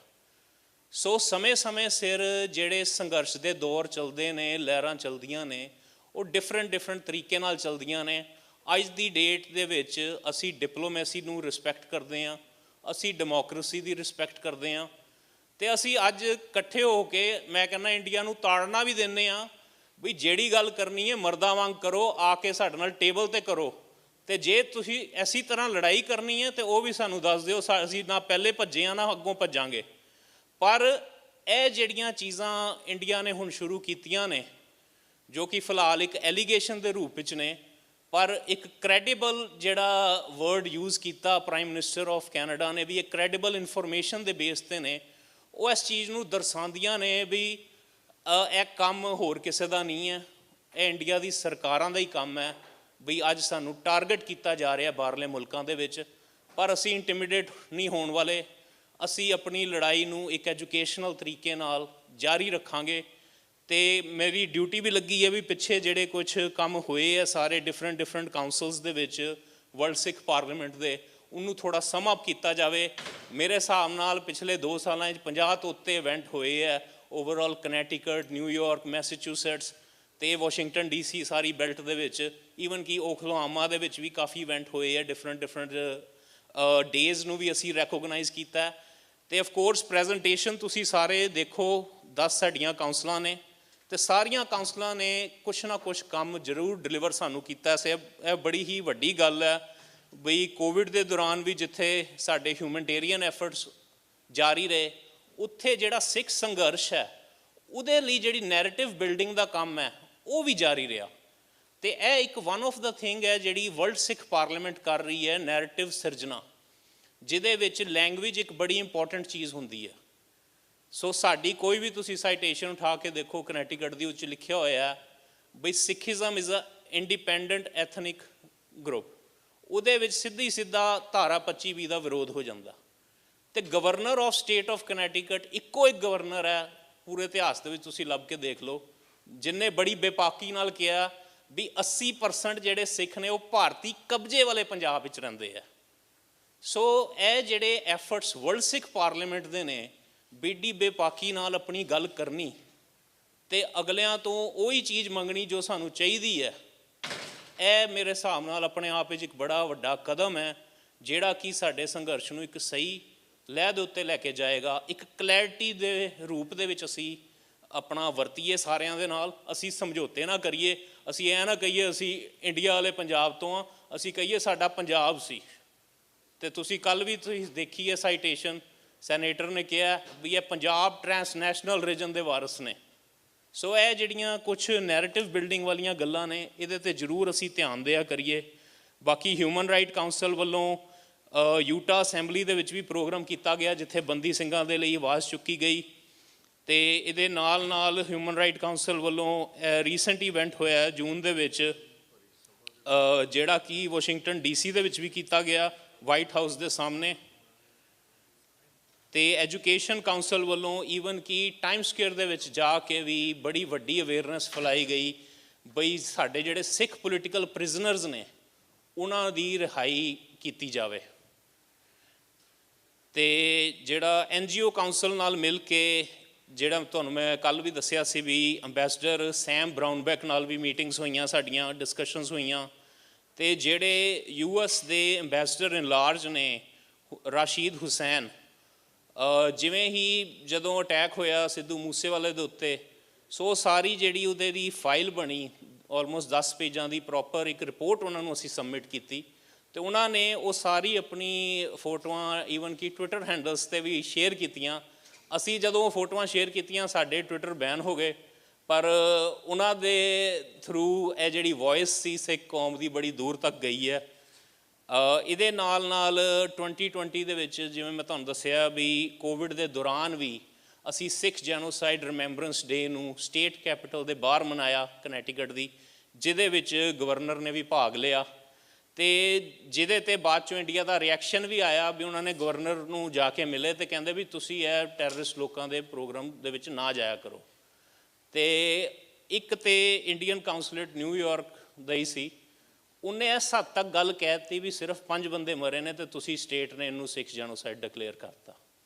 ਸੋ ਇਹਦੇ 'ਤੇ ਆਉਣ ਵਾਲੇ ਟਾਈਮ ਦੇ ਵਿੱਚ ਬੜੀ ਸਟ੍ਰਿਕਟ ਕਾਰਵਾਈ ਕੀਤੀ ਜਾਏਗੀ। ਸਾਡੇ ਵੱਲੋਂ ਲੀਗਲ ਤੌਰ 'ਤੇ ਵੀ ਅਸੀਂ ਕੋਸ਼ਿਸ਼ ਕਰਾਂਗੇ ਵੀ ਇਹਨੂੰ ਪ੍ਰੋਪਰ ਕੀਤਾ ਜਾਵੇ। ਤੇ ਜਦੋਂ ਅਸੀਂ ਗਵਰਨਰ ਪੁੱਛਿਆ ਵੀ ਤੁਸੀਂ ਕੀ ਕਿਹਾ, ਕਹਿੰਦੇ ਇਹ ਕਿ ਲਿਖ ਕੇ ਦੇ ਦੇ ਭਾਈ ਜੋ ਤੂੰ ਲਿਖ ਕੇ ਦੇਣਾ।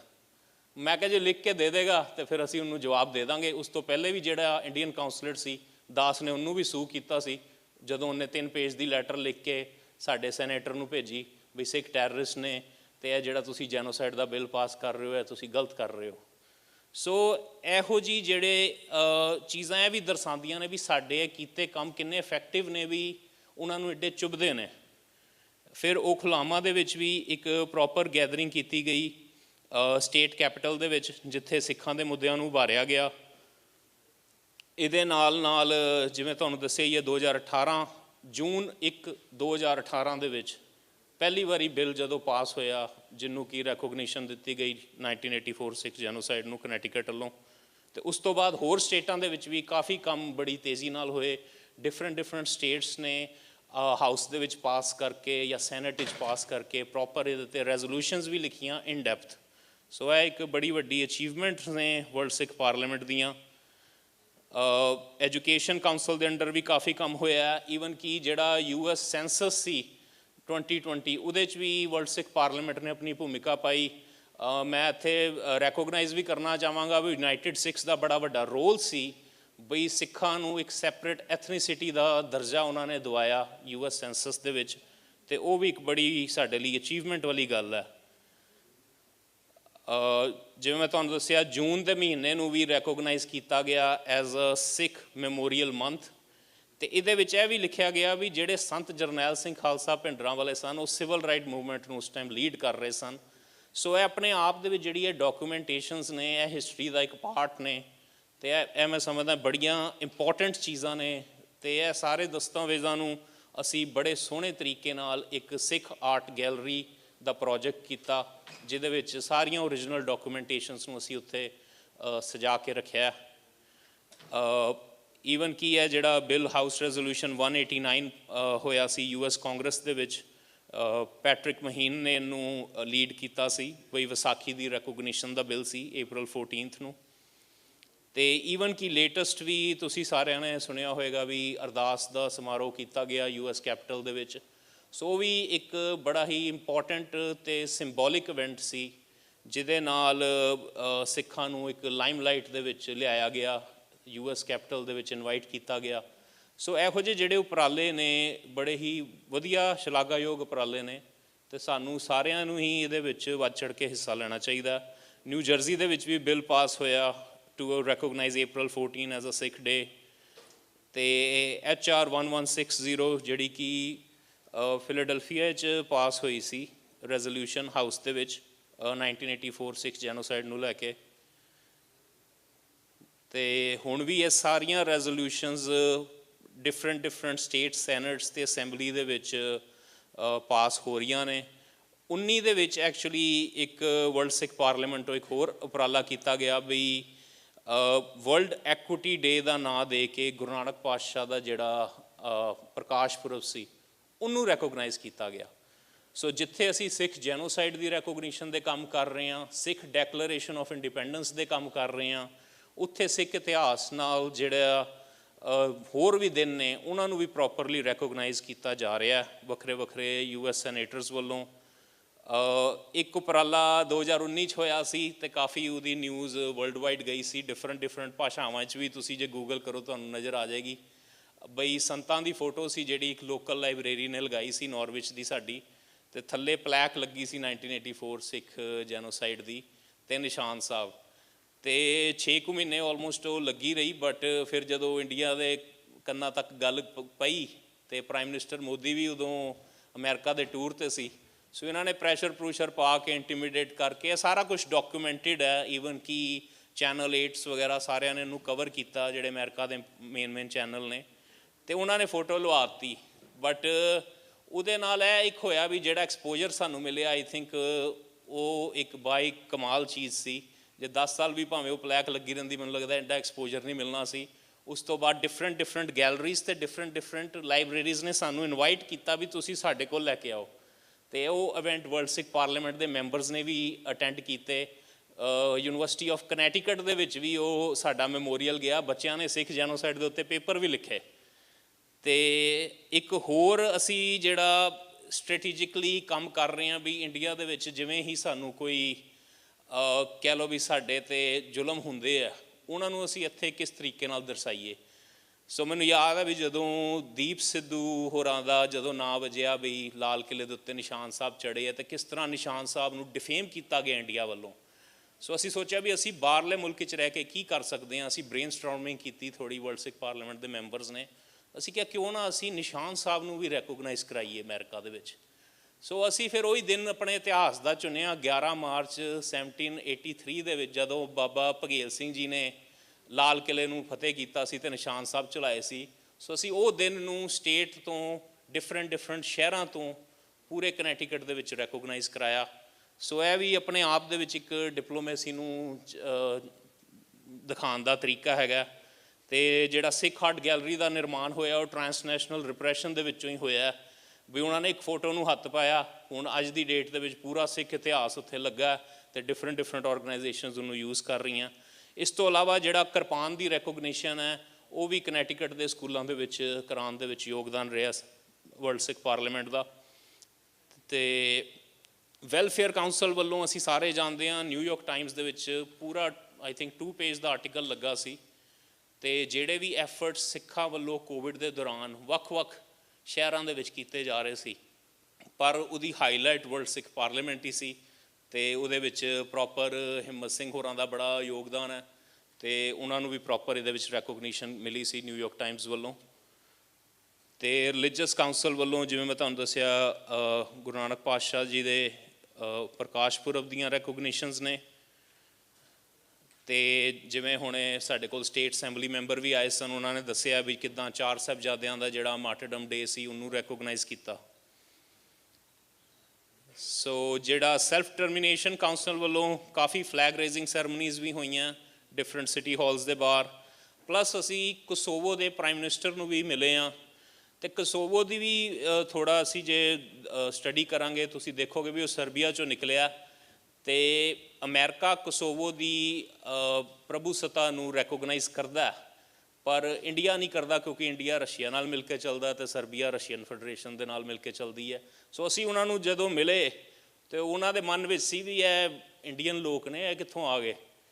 ਫਿਰ ਅਸੀਂ ਪਰ ਉਹਨਾਂ ਨੂੰ ਦੱਸਿਆ ਵੀ ਅਸੀਂ ਸਿੱਖ ਨੇਸ਼ਨ ਦੇ ਨੁਮਾਇੰਦੇ ਹਾਂ, ਅਤੇ ਅਸੀਂ ਸਿੱਖ ਨੇਸ਼ਨ ਵੱਲੋਂ ਤੁਹਾਡੀ ਸੋਵਰੈਂਟੀ ਨੂੰ ਰੈਕੋਗਨਾਈਜ਼ ਕਰਦੇ ਹਾਂ, ਅਤੇ ਅਸੀਂ ਹੋਪ ਕਰਾਂਗੇ ਕਿਉਂਕਿ ਅਸੀਂ ਵੀ ਲੜਾਈ ਲੜ ਰਹੇ ਹਾਂ, ਜਦੋਂ ਸਾਡੀ ਵਾਰੀ ਆਏਗੀ ਕੋਸੋਵੋ ਵੀ ਸਾਨੂੰ ਰੈਕੋਗਨਾਈਜ਼ ਕਰੇਗਾ। ਸੋ ਇਹੋ ਜਿਹੇ ਜਿਹੜੇ ਕੁਛ ਉਪਰਾਲੇ ਨੇ ਉਹ ਡਿਫਰੈਂਟ ਪਾਰਲੀਮੈਂਟ ਦੀਆਂ ਕਾਊਂਸਲਸ ਵੱਲੋਂ ਕੀਤੇ ਜਾ ਰਹੇ ਨੇ। ਸੋ ਮੈਂ ਚਾਹਾਂਗਾ ਸਾਰੇ ਹੀ ਅਸੀਂ ਜਿਹੜੀ ਸਟਰੀਮ ਦੇ ਵਿੱਚ ਕੰਮ ਕਰ ਸਕਦੇ ਹਾਂ ਪਾਰਲੀਮੈਂਟ ਦਾ ਹਿੱਸਾ ਵੀ ਬਣੀਏ ਅਤੇ ਇਹਦੇ ਵਿੱਚ ਆਪਣਾ ਯੋਗਦਾਨ ਵੀ ਪਾਈਏ। ਸੋ ਇੰਨੇ ਸ਼ਬਦਾਂ ਨਾਲ ਮੈਂ ਸ਼ਮਾ ਦਾ ਯਾਚਕ ਜੀ। ਵਾਹਿਗੁਰੂ ਜੀ ਕਾ ਖਾਲਸਾ, ਵਾਹਿਗੁਰੂ ਜੀ ਕੀ ਫਤਿਹ। ਧੰਨਵਾਦੀਆਂ ਸੁਰਨਜੀਤ ਸਿੰਘ ਜੀ ਦੇ।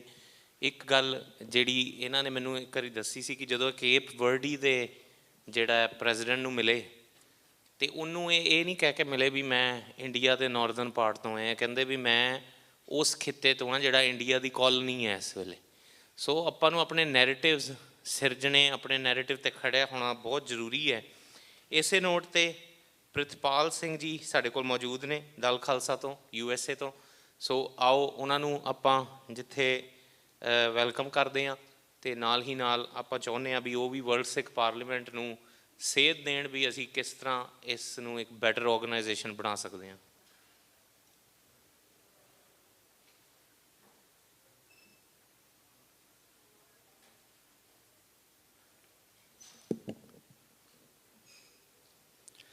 ਗੁਰੂ ਪਿਆਰੀ ਸਾਧ ਸੰਗਤ ਜੀ, ਮੇਰੇ ਵੀਰ, ਆਜ਼ਾਦੀ ਦੇ ਘੁਲਾਟੀ, honourable speaker doctor Amarjit Singh ji, Sardar Himmat Singh ji ਅਤੇ ਸਾਰੇ ਆਰਗੇਨਾਈਜ਼ਰਸ, ਅਤੇ ਦੂਰੋਂ ਦੂਰੋਂ ਆਏ ਪਤਵੰਤੇ ਵੀਰ, ਆਜ਼ਾਦੀ ਦੇ ਘੁਲਾਟੀ ਜਥੇਬੰਦੀਆਂ ਦੇ ਨੁਮਾਇੰਦੇ, ਸਾਰਿਆਂ ਨੂੰ ਗੁਰੂ ਦੀ ਫਤਿਹ ਪ੍ਰਵਾਨ ਕਰੋ। ਵਾਹਿਗੁਰੂ ਜੀ ਕਾ ਖਾਲਸਾ, ਵਾਹਿਗੁਰੂ ਜੀ ਕੀ ਫਤਿਹ। ਵਰਲਡ ਸਿੱਖ ਪਾਰਲੀਮੈਂਟ ਦਾ ਨਾਂ ਹੀ ਐਸਾ ਹੈ ਕਿ ਜਿਹਨੂੰ ਅਸੀਂ ਕੋਈ ਕੋਈ ਰਾਏ, ਕੋਈ ਸੁਜੈਸ਼ਨ ਆਪਾਂ ਪ੍ਰਦਾਨ ਨਹੀਂ ਕਰ ਸਕਦੇ। ਅਸੀਂ ਇਹਨਾਂ ਕੋਲੋਂ ਸੁਜੈਸ਼ਨਾਂ ਲੈਣੀਆਂ ਨੇ, ਇਹਨਾਂ ਦੇ ਆਰਡਰਾਂ ਨੂੰ ਲੈ ਕੇ ਅਤੇ ਅੱਗੇ ਇੰਪਲੀਫਾਈ ਕਰਨਾ। ਵਰਲਡ ਸਿੱਖ ਪਾਰਲੀਮੈਂਟ ਦੇ ਜਿਹੜੇ ਕੰਮ ਨੇ ਪਿਛਲੇ 3-4 ਸਾਲ 'ਚ ਜਿਹੜੇ ਇਹਨਾਂ ਨੇ ਕੀਤੇ ਨੇ, ਕੱਲ੍ਹ ਵੀ ਰਿਪਰੈਜ਼ੈਂਟੇਸ਼ਨਸ ਹੋਈਆਂ ਸਨ, ਦੇਖੀਆਂ ਨੇ, ਬਹੁਤ ਹੀ ਆਲੀਸ਼ਾਨ ਕੰਮ ਹੈ, ਬੇਮਿਸਾਲ। ਖਾਸ ਤੌਰ 'ਤੇ ਡਾਕਟਰ ਅਮਰਜੀਤ ਸਿੰਘ ਜੀ ਤੇ ਸਾਡੇ ਕੌਮ ਦੇ ਬੁਲਾਰੇ ਹਨ, ਔਰ ਕੋਈ ਪੱਖ ਐਸਾ ਉਹਨਾਂ ਨੇ ਛੱਡਿਆ ਨਹੀਂ ਅੱਜ ਤੱਕ ਜਿਨ੍ਹਾਂ ਨੂੰ ਉਹਨਾਂ ਨੇ TV ਦੇ ਉੱਤੇ ਡਿਸਕਸ਼ਨ ਦੇ ਵਿੱਚ ਨਹੀਂ ਲੈ ਕੇ ਆਏ। ਔਰ ਹਿੰਮਤ ਸਿੰਘ ਦਾ ਨਾਂ ਹੀ ਐਸਾ ਹੈ ਕਿ ਜਿਨ੍ਹਾਂ ਨੇ ਹਿੰਮਤ ਕਰਕੇ ਸਾਨੂੰ ਸਾਰਿਆਂ ਨੂੰ ਇਕੱਠਿਆਂ ਕੀਤਾ ਔਰ ਅਣਥੱਕ ਮਿਹਨਤ ਕੀਤੀ ਹੈ। ਬਾਕੀ ਪਾਰਲੀਮੈਂਟ ਦੇ ਜਿਹੜੇ ਕੌਂਸਲਸ ਨੇ, ਰਿਪਰੈਜ਼ੈਂਟੇਟਿਵ ਨੇ ਜਿਹੜੇ, ਜਿਨ੍ਹਾਂ ਨੇ ਪੰਜਾਬ ਦੇ ਉੱਤੇ ਕੰਮ ਕੀਤਾ ਹੈ, ਸਲਾਈਡਸ ਦੇਖੀਆਂ ਨੇ, ਮਜ਼ਾ ਆ ਗਿਆ। ਬਹੁਤ ਕੰਮ ਕੀਤਾ। ਬਹੁਤ ਸਾਰੀਆਂ ਆਰਗੇਨਾਈਜੇਸ਼ਨਸ ਇੱਥੇ ਚੱਲ ਰਹੀਆਂ ਨੇ, ਖਾਸ ਤੌਰ 'ਤੇ ਹਰਦਿਆਲ ਸਿੰਘ ਜੀ, ਯੂਨਾਈਟਿਡ ਸਿੱਖਸ, ਇਹਨਾਂ ਦਾ ਵੀ ਮੈਂ ਬਹੁਤ ਬਹੁਤ ਰਿਣੀ ਹਾਂ। ਬੜੇ ਲੰਬੇ ਅਰਸੇ ਤੋਂ ਇਹ ਆਪਣੇ ਕੌਮ ਦੇ ਪ੍ਰਤੀਨਿਧ ਕਰ ਰਹੇ ਹਨ। ਔਰ ਪਰ ਮੈਂ ਇੱਕ ਬੇਨਤੀ ਜਿਹੜੀ ਹੈ, ਜਿਹੜੀ ਕਰਨ ਵਾਸਤੇ ਮੈਂ ਖੜ੍ਹਾ ਹੋਇਆ, ਉਹ ਇਹੀ ਹੈ ਵੀ ਜਿਹੜਾ ਸਾਡਾ ਖਾਲਿਸਤਾਨ ਦਾ ਗੁਲਾਮ ਖਿੱਤਾ ਹਿੰਦੁਸਤਾਨ ਦੇ ਵਿੱਚ ਹੈ, ਉਹਨੂੰ ਅਸੀਂ ਆਜ਼ਾਦ ਕਰਵਾਉਣਾ। ਔਰ ਉਸ ਮੈਦਾਨ ਦੇ ਵਿੱਚ, ਜੰਗੇ ਮੈਦਾਨ ਦੇ ਵਿੱਚ ਜਿਹੜੀਆਂ ਆਰਗੇਨਾਈਜੇਸ਼ਨਸ, ਜਥੇਬੰਦੀਆਂ ਕੰਮ ਕਰ ਰਹੀਆਂ ਨੇ, ਉਹਨਾਂ ਨੂੰ ਮੇਰਾ ਸਲਾਮ ਹੈ। ਖਾਸ ਤੌਰ 'ਤੇ ਆਪ ਜੀ ਨੂੰ ਪਤਾ ਹੈ, ਮੀਡੀਆ ਹਰ ਰੋਜ਼ ਤੁਸੀਂ ਦੇਖਦੇ ਹੋ, ਆਪਣਾ ਦੂਜਾ ਦਲ ਖਾਲਸਾ ਅਤੇ ਸਰਦਾਰ ਸਿਮਰਨਜੀਤ ਸਿੰਘ ਜੀ ਮਾਨ, ਅਕਾਲੀ ਦਲ ਅੰਮ੍ਰਿਤਸਰ, ਇਹ ਯੂਨਾਈਟ ਹੋ ਕੇ ਉੱਥੇ ਮੈਦਾਨ ਦੇ ਵਿੱਚ ਨਿਤਰੇ ਹੋਏ ਹਨ। ਮੈਂ ਵਰਲਡ ਸਿੱਖ ਪਾਰਲੀਮੈਂਟ ਨੂੰ ਬੇਨਤੀ ਕਰਦਾ ਕਿ ਵਰਲਡ ਸਿੱਖ ਪਾਰਲੀਮੈਂਟ ਜਿਹੜੀ ਹੈ, ਇੱਕ ਅੰਬਰੇਲਾ ਜਥੇਬੰਦੀ ਨਹੀਂ, ਇਹ ਸਾਡਾ ਪੰਥ ਹੈ। ਸਾਰੀਆਂ ਜਥੇਬੰਦੀਆਂ ਇਹਨਾਂ ਦੇ ਅੰਡਰ ਨੇ, ਔਰ ਅਸੀਂ ਇਹਨਾਂ ਕੋਲੋਂ ਸੇਧ ਲੈਣੀ ਹੈ, ਇਹਨਾਂ ਕੋਲ ਡਾਇਰੈਕਸ਼ਨ ਲੈਣੀ ਹੈ, ਇਹਨਾਂ ਦੇ ਐਕਸਪੀਰੀਅੰਸ ਜਿਹੜੇ ਨੇ ਅਸੀਂ ਆਪਣੇ ਲੈ ਕੇ ਅਸੀਂ ਕੰਮ ਕਰਨਾ ਹੈ। ਜੰਗੇ ਮੈਦਾਨ ਦੇ ਵਿੱਚ ਕੰਮ ਕਰਨਾ ਕਿੰਨਾ ਔਖਾ ਹੈ। ਜਿਹੜੇ ਮੇਰੇ ਵੀਰ ਉੱਥੋਂ ਉਸ ਸੰਘਰਸ਼ ਵਿੱਚੋਂ ਆਏ ਹਨ, ਜਿਨ੍ਹਾਂ ਨੇ ਉੱਥੇ ਕੰਮ ਕੀਤੇ ਹਨ, ਉਹਨਾਂ ਨੂੰ ਜਾ ਕੇ ਪੁੱਛੋ ਵੀ ਉਸ ਧਰਤੀ 'ਤੇ ਕੰਮ ਕਰਨਾ ਕਿੰਨਾ ਔਖਾ। ਉਹ ਸਮਾਂ ਵੀ ਸੀ ਜਦੋਂ ਅਸੀਂ ਖਾਲਿਸਤਾਨ ਦੀ ਗੱਲ ਕਰਦੇ ਸਾਂ ਅਤੇ ਸਾਡੇ ਆਪਣੇ ਹੀ ਸਾਨੂੰ ਮਖੌਲ ਕਰਦੇ ਸੀ, ਪਰ ਲੇਕਿਨ ਸਾਡੇ ਵੀਰਾਂ ਨੇ ਹਿੰਮਤ ਨਹੀਂ ਹਾਰੀ, ਪੜ੍ਹੇ ਲਿਖੇ ਆਪਣੇ ਨੌਜਵਾਨ ਉਹਦੇ ਵਿੱਚ ਆਏ। ICS ਕਪੂਰ ਸਿੰਘ ਜੀ ਦੀ ਅਗਵਾਈ ਲਈ ਔਰ ਉਸ ਪਾਏ ਪੂਰਨਿਆਂ ਉੱਤੇ ਆਪਾਂ ਜਿਹੜਾ ਕੰਮ ਕੀਤਾ। ਸੰਤ ਜਰਨੈਲ ਸਿੰਘ ਜੀ ਮਹਾਨ ਸ਼ਖਸੀਅਤ, ਦਰਸ਼ਨ ਕਰਕੇ ਨਿਹਾਲ ਹੋ ਜੀਦਾ। ਮੈਂ ਉਹਨਾਂ ਦੇ ਨਾਲ ਨਿੱਜੀ ਤੌਰ 'ਤੇ ਮੈਨੂੰ ਪਿਆਰ ਕਰਦੇ ਸਨ ਔਰ ਇੰਨਾ ਪਿਆਰ ਕਰਦੇ ਸਨ ਆਪਣੇ ਸਾਰੇ ਸੰਘਾਂ ਨੂੰ ਜਿਹੜੇ ਉੱਥੇ ਮੈਦਾਨ ਦੇ ਵਿੱਚ ਬੈਠੇ ਸਨ। ਆਪਣੇ ਬੱਚਿਆਂ ਨਾਲੋਂ, ਵੀਰਾਂ ਨਾਲੋਂ ਵੀ ਜ਼ਿਆਦਾ ਕੋਈ ਨਹੀਂ ਸੀ ਕਹਿੰਦੇ ਇਹ ਮੇਰਾ ਭਰਾ ਵਾ, ਕਿਉਂਕਿ ਉਹਨਾਂ ਦੇ ਅੰਦਰ ਕੌਮੀ ਜਜ਼ਬਾ ਸੀਗਾ। ਉਹਨਾਂ ਨੇ ਕੌਮ ਦੀ ਆਜ਼ਾਦੀ ਦੇ ਲਈ ਸਿੰਘਾਂ ਨੇ ਜਿਹੜੀਆਂ ਕੁਰਬਾਨੀਆਂ ਦਿੱਤੀਆਂ ਤੁਸੀਂ ਵੀ ਵੇਖੀਆਂ ਨੇ ਅਤੇ ਅਸੀਂ ਵੀ ਵੇਖੀਆਂ ਨੇ। ਆ ਭਗਤ ਸਿੰਘ ਮੇਰਾ ਵੀਰ ਬੈਠਾ, ਇਹਨਾਂ ਸਾਰੇ ਸਿੰਘਾਂ ਨੇ ਉਸ ਸੰਘਰਸ਼ ਵਿੱਚੋਂ ਹੀ ਆਏ ਹਨ। ਸੋ ਕੰਮ ਕਰਨ ਦੀ ਲੋੜ ਹੈ। ਪਲੈਨਿੰਗ ਸਾਡੇ ਵੀਰਾਂ ਨੇ ਬਹੁਤ ਵਧੀਆ ਦੇ ਦਿੱਤੀ ਹੈ, ਐਕਸਲੈਂਟ ਕੰਮ ਕੀਤਾ। ਸੈਕਟਰੀ ਸਾਹਿਬ ਬੈਠੇ ਨੇ, ਹਰਦਿਆਲ ਸਿੰਘ ਬੈਠੇ ਨੇ, ਐਕਸਲੈਂਟ ਵਰਕ, ਕੋਈ ਮੁਕਾਬਲਾ ਨਹੀਂ। ਪਰ ਲੇਕਿਨ ਇਸ ਪ੍ਰੋਜੈਕਟ ਨੂੰ ਅਸੀਂ ਖਾਲਿਸਤਾਨ ਦੇ ਵਿੱਚ ਕਿਵੇਂ ਇੰਪਲੀਫਾਈ ਕਰਨਾ, ਕਿਵੇਂ ਅਸੀਂ ਉੱਥੇ ਜਾ ਕੇ ਕੰਮ ਕਰਨਾ। ਹਾਂ, ਮੈਂ ਬੇਨਤੀਆਂ ਕਰਨਾ ਸਾਰੀਆਂ ਆਰਗੇਨਾਈਜੇਸ਼ਨਜ਼ ਨੂੰ, ਜਥੇਬੰਦੀਆਂ ਨੂੰ, ਅਸੀਂ ਨਹੀਂ ਚਾਹੁੰਦੇ ਵੀ ਤੁਸੀਂ ਆਪਣੇ ਮਗਰ ਲੱਗ ਜਾਓ, ਸਾਡੇ ਮਗਰ ਲੱਗੋ, ਨਹੀਂ। ਆਪਣੇ ਆਪਣੀ ਜਥੇਬੰਦੀਆਂ ਦਾ ਬੇਸ ਬਣਾਓ ਉੱਥੇ ਪੰਜਾਬ ਦੇ ਵਿੱਚ। ਜੇ ਉੱਥੇ 15-20 ਆਰਗੇਨਾਈਜੇਸ਼ਨ ਹੁਣ, ਜਿੱਥੇ ਕੋਈ ਮੁਜ਼ਾਹਰਾ ਹੁੰਦਾ, Simranjit Singh Mann, Sikh federation, Sikh youth of Punjab, 2-3 ਜਥੇਬੰਦੀਆਂ ਕੰਮ ਕਰਦੀਆਂ ਨੇ। ਜਦੋਂ 20 ਆਰਗੇਨਾਈਜੇਸ਼ਨ ਤੁਹਾਡੀਆਂ ਜਿਹੜਾ ਦਾ ਤੁਹਾਡਾ ਨਾਮ ਹੈ ਇੱਥੇ ਅਮਰੀਕਾ ਦੇ ਵਿੱਚ, ਕੈਨੇਡਾ ਦੇ ਵਿੱਚ, UK ਦੇ ਵਿੱਚ, ਆਸਟ੍ਰੇਲੀਆ ਦੇ ਵਿੱਚ, ਵਰਲਡ ਲੈਵਲ 'ਤੇ ਉੱਥੇ ਸਾਰੇ ਸਟੈਬਲਿਸ਼ ਹੋਵੋ। 20 ਆਰਗੇਨਾਈਜੇਸ਼ਨਾਂ ਦੇ ਜਦੋਂ ਉੱਥੇ ਲੱਗੇ ਹੋਣਗੇ, ਆਪਣੇ ਆਪਣੇ ਬੋਰਡ ਮਾਰਚ ਵਿੱਚ ਇਕੱਠੇ ਹੋਣਗੇ, ਉਹਨਾਂ ਵਿੱਚ ਏਕਤਾ ਵਧੇਗੀ, ਇਤਫਾਕ ਹੋਏਗਾ, ਪਿਆਰ ਵਧੇਗਾ। ਇਹ ਏਕਤਾ ਤਾਂ ਹੋਣੀ ਆ ਜਦ ਤੱਕ ਅਸੀਂ ਬੈਠਦੇ ਨਹੀਂ ਇਕੱਠੇ ਹੋ ਕੇ। ਅਸੀਂ ਕੋਈ ਚੀਜ਼ ਦੀ ਸੰਗਾਂ ਨੂੰ ਜ਼ਰੂਰਤ ਪੈਣੀ, ਸੰਤਾਂ ਕੋਲ ਜਾਓ, ਮਹਾਂਪੁਰਖਾਂ ਕੋਲ ਜਾਓ। ਜੇ ਉੱਥੋਂ ਨਹੀਂ ਮਿਲਣੀ, ਉਹਨਾਂ ਨੇ ਕਹਿਣਾ ਫਲਾਣੇ ਨੂੰ ਮਿਲ ਲਓ। ਸੋ ਬੜਾ ਪਿਆਰ ਸੀਗਾ ਔਰ ਤਾਈਓ ਹੀ ਇੱਕ ਪੀਕ ਦੇ ਉੱਪਰ ਜਾ ਕੇ ਸਾਡੀ ਗਈ ਹੈ ਆਰਗੇਨਾਈਜੇਸ਼ਨ, ਸਾਡੀ ਆਜ਼ਾਦੀ ਦਾ ਘੋਲ। ਇੰਨੀਆਂ ਕੁਰਬਾਨੀਆਂ, ਇੰਨੀਆਂ ਸ਼ਹੀਦੀਆਂ, ਪੀਕ ਤੋਂ ਅਸੀਂ ਡਿੱਗੇ ਹਾਂ, ਪਰ ਅਸੀਂ ਆਪਣੇ ਆਪ ਨੂੰ ਡਿੱਗੇ ਮਹਿਸੂਸ ਨਹੀਂ ਕਰਦੇ। ਮੈਂ ਆਪਣੇ ਬੱਚੇ ਨੂੰ, ਇੱਥੋਂ ਦੇ ਅਮਰੀਕਨ ਦੇ ਬੱਚੇ ਜਿਹੜੇ ਸਾਡੇ ਯੂਥ ਹੈ, ਉਹਨਾਂ ਨੂੰ ਇੱਥੇ ਲੈ ਕੇ ਆਉਣ ਦੀ ਲੋੜ ਹੈ। ਮੈਂ ਆਪਣੇ, ਮੇਰਾ ਬੇਟਾ ਸੀਗਾ, ਹੀ ਇਜ਼ ਅਮਰੀਕਨ ਬੋਰਨ, ਗੁਰਸਿੱਖ ਹੈ, ਪਰ ਮੈਂ ਕਿਹਾ ਐਵੇਂ ਕਹਿ ਬੈਠਾ ਵੀ ਸੰਤਾਂ ਦੀ ਥੋੜ੍ਹੀ ਜਿਹੀ ਜੇ ਸੰਤ ਉਸ ਵੇਲੇ ਇਹ ਕਰਦੇ ਤੇ ਸ਼ਾਇਦ ਇੰਨਾ ਨੁਕਸਾਨ ਨਾ ਹੁੰਦਾ। ਕਹਿੰਦਾ ਡੈਡ ਨੋ, ਉਹਨਾਂ ਨੇ ਇੱਕ ਸੰਘਰਸ਼ ਨੂੰ ਪੀਕ ਤੱਕ ਖੜ ਕੇ ਤੁਹਾਨੂੰ ਇੱਕ ਪਲੇਟਫਾਰਮ ਦੇ ਦਿੱਤਾ ਵੀ ਜੇ ਸਾਡੇ ਕੋਲ ਕੁਛ ਕਮੀ ਪੈਸੀ ਰਹਿ ਗਈ ਹੈ ਤਾਂ ਕਾਇਮ ਹੋ ਜਾਓ ਤੁਸੀਂ ਸਾਰੇ, ਅਤੇ ਕੌਮ ਆਜ਼ਾਦ ਹੋਣੀ ਹੈ, ਸਮਾਂ ਆ ਗਿਆ ਹੈ। ਸੋ ਮੈਂ ਵਰਲਡ ਸਿੱਖ ਪਾਰਲੀਮੈਂਟ ਦਾ ਬਹੁਤ ਬਹੁਤ ਰਿਣੀ ਹਾਂ। ਮੈਂ ਇੱਕ ਬੇਨਤੀ ਕਰਦਾ ਹਾਂ, ਜਿਵੇਂ ਕੱਲ੍ਹ ਦਾ ਸੈਸ਼ਨ ਸੀਗਾ, it's wonderful, representations are very good, ਲੇਕਿਨ ਜੇ ਅਸੀਂ, ਇਹ ਸਾਡੀ ਕਰੀਮ ਬੈਠੀ ਹੈ, ਸਾਰੀ ਟੈਲੈਂਟ ਬੈਠਾ, ਜੇ ਇੱਕ ਵਰਕਸ਼ਾਪ ਹੋ ਜਾਏ ਵੱਖ-ਵੱਖ ਮੁੱਦਿਆਂ ਦੇ ਉੱਤੇ, 5-5, 10-10 ਸਿੰਘ ਬੈਠ ਜਾਣ, ਉਹ 2-2 ਘੰਟੇ ਡਿਸਕਸ਼ਨ ਕਰਨ, ਉੱਥੋਂ ਲਿਆ ਕੇ ਚੀਜ਼, ਉਹਨਾਂ ਦਾ ਇੱਕ ਲੀਡਰ ਹੋਵੇ ਇੱਥੇ ਲਿਆ ਕੇ ਪ੍ਰੈਜ਼ੈਂਟ ਕਰੇ ਵੀ ਆਹ ਅਸੀਂ 5 ਬੰਦਿਆਂ ਨੇ ਆਹ ਕੀਤਾ, ਜਿਹਦੇ ਵਿੱਚ ਬਹੁਤ ਸਾਰੇ ਚੀਜ਼ਾਂ ਹਨ। ਮੀਡੀਆ ਹੈ, ਐਜੂਕੇਸ਼ਨ ਹੈ, ਲੌਬਿੰਗ ਹੈ, ਸਪੋਰਟਸ ਹੈ, ਆਪਣੇ ਪੋਲੀਟੀਕਲ ਐਨਾਲਿਸਿਸ ਨੇ, ਰਿਲੀਜਨ ਤੌਰ 'ਤੇ ਕੀ ਕਰਨਾ। ਸੋ ਸਾਰੀ ਕਰੀਮ ਲਿਆ ਕੇ ਜੇ ਅਸੀਂ ਉਹ ਕਰੀਏ ਤਾਂ ਸਾਡੇ ਵਾਸਤੇ ਕੰਮ ਕਰਨਾ ਥੋੜ੍ਹਾ ਹੋਰ ਸੌਖਾ ਹੋ ਜਾਏਗਾ।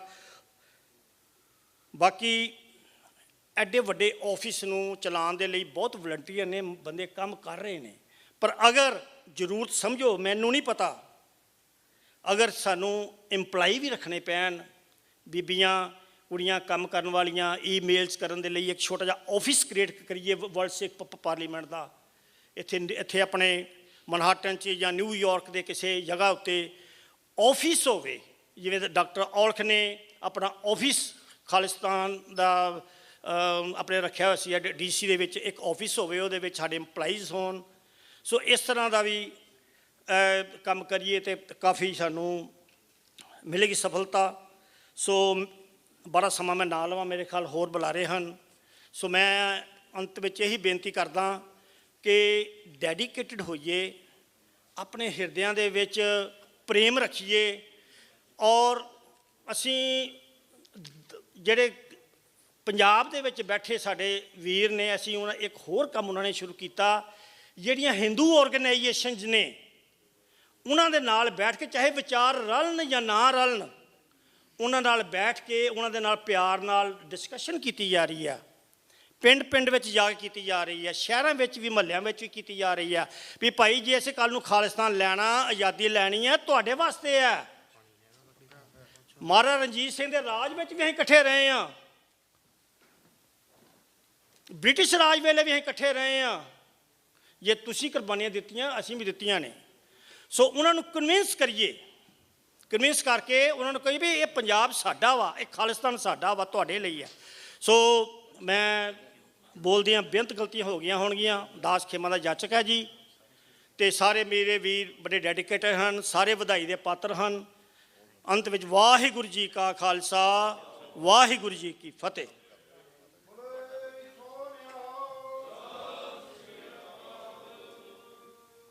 ਵਾਹਿਗੁਰੂ ਜੀ ਕਾ ਖਾਲਸਾ, ਵਾਹਿਗੁਰੂ ਜੀ ਕੀ ਫਤਿਹ। ਸਾਡੇ ਨਾਲ ਅਰਸ਼ਦੀਪ ਸਿੰਘ, ਜਿਹੜੇ ਕਿ ਈਸਟ ਕੋਸਟ ਕੋਆਰਡੀਨੇਸ਼ਨ ਕਮੇਟੀ ਨਾਲ ਜਿਹੜਾ ਯੂਥ ਵਿੰਗ ਹੈ ਉਹਦੇ ਨਾਲ ਕੰਮ ਕਰਦੇ ਨੇ, ਅਤੇ ਜਿਹੜਾ ਜਿੱਥੇ ਭਾਈ ਹਿੰਮਤ ਸਿੰਘ ਜੀ ਜਾਂਦੇ ਨੇ, ਲੋਕਲ ਗੁਰਦੁਆਰਾ ਸਾਹਿਬ ਹੈ ਫਲਸ਼ਿੰਗ, ਉੱਥੇ ਵੀ ਸੇਵਾ ਨਿਭਾਉਂਦੇ ਨੇ। ਮੈਂ ਕਰਾਂਗਾ ਰਿਕੁਐਸਟ ਅਰਸ਼ਦੀਪ ਨੂੰ 2 ਮਿੰਟ ਵਾਸਤੇ ਆ ਕੇ ਸਟੇਜ 'ਤੇ ਸਾਰਿਆਂ ਨੂੰ ਸੰਬੋਧਨ ਕਰਨ। Thank you.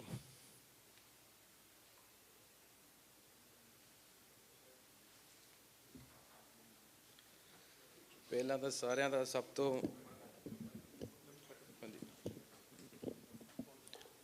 ਹੈਲੋ, ਸਭ ਤੋਂ ਪਹਿਲਾਂ ਬੇਨਤੀ ਕਰਨੀ ਕਿ ਮੈਂ ਪਹਿਲੀ ਵਾਰੀ ਸਟੇਜ 'ਤੇ ਬੋਲ ਰਿਹਾ, ਅਤੇ ਖੇਮਾ ਦੀ ਮਾਫੀ, ਅਤੇ ਧੰਨਵਾਦ ਤੁਹਾਡੇ ਸਾਰਿਆਂ ਦਾ, ਤੁਸੀਂ ਮੈਨੂੰ ਮੌਕਾ ਦਿੱਤਾ ਬੋਲਣ ਦਾ। ਅਤੇ ਇੱਕ ਬੇਨਤੀ ਮੈਂ ਛੋਟੀ ਜਿਹੀ ਇਹ ਕਰਨੀ ਕਿ ਜਿੰਨਾ ਵੀ ਬਾਹਰ ਯੂਥ ਹੈਗਾ ਉਹਨਾਂ ਦੀ ਮੈਂ ਗੱਲ ਕਰਨੀ, ਅਤੇ ਪਲੀਜ਼ ਉਹਨਾਂ ਨੂੰ ਅੰਦਰ ਲੈ ਕੇ ਆਇਆ ਜਾਵੇ, ਜੇ ਲੰਗਰ ਪ੍ਰਸ਼ਾਦ ਛਕ ਰਹੇ ਨੇ। ਹਾਂਜੀ,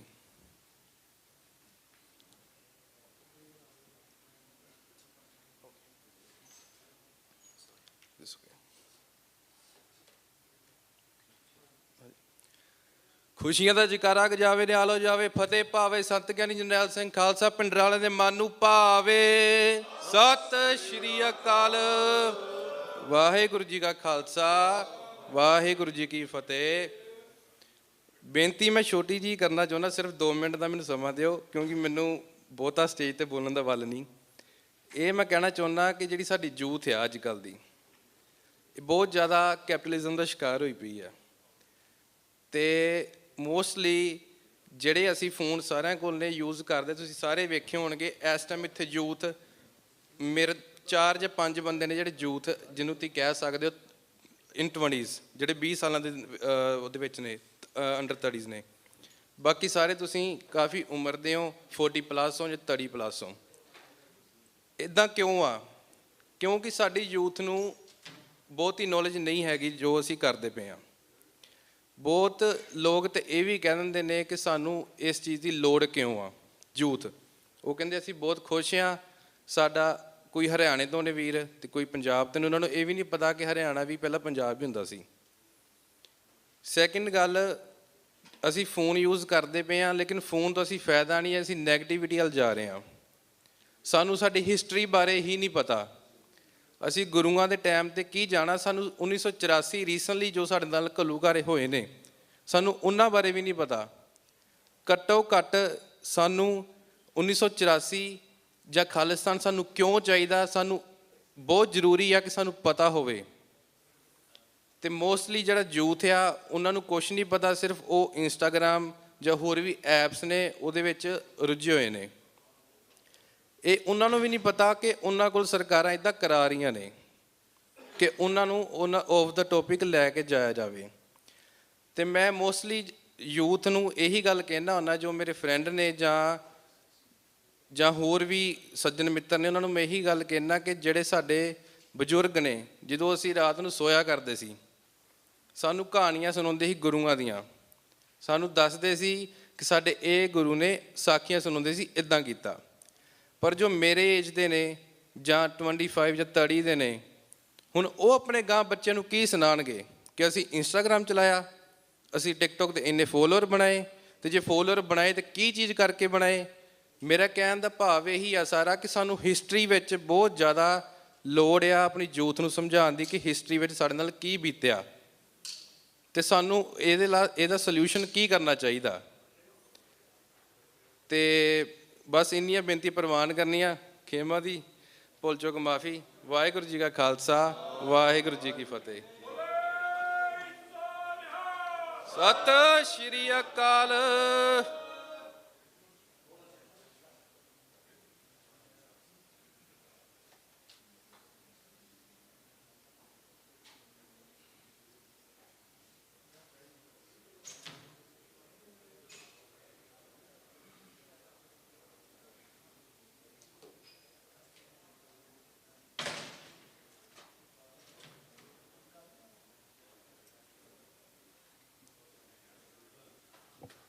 ਵਾਹਿਗੁਰੂ ਜੀ ਕਾ ਖਾਲਸਾ, ਵਾਹਿਗੁਰੂ ਜੀ ਕੀ ਫਤਿਹ।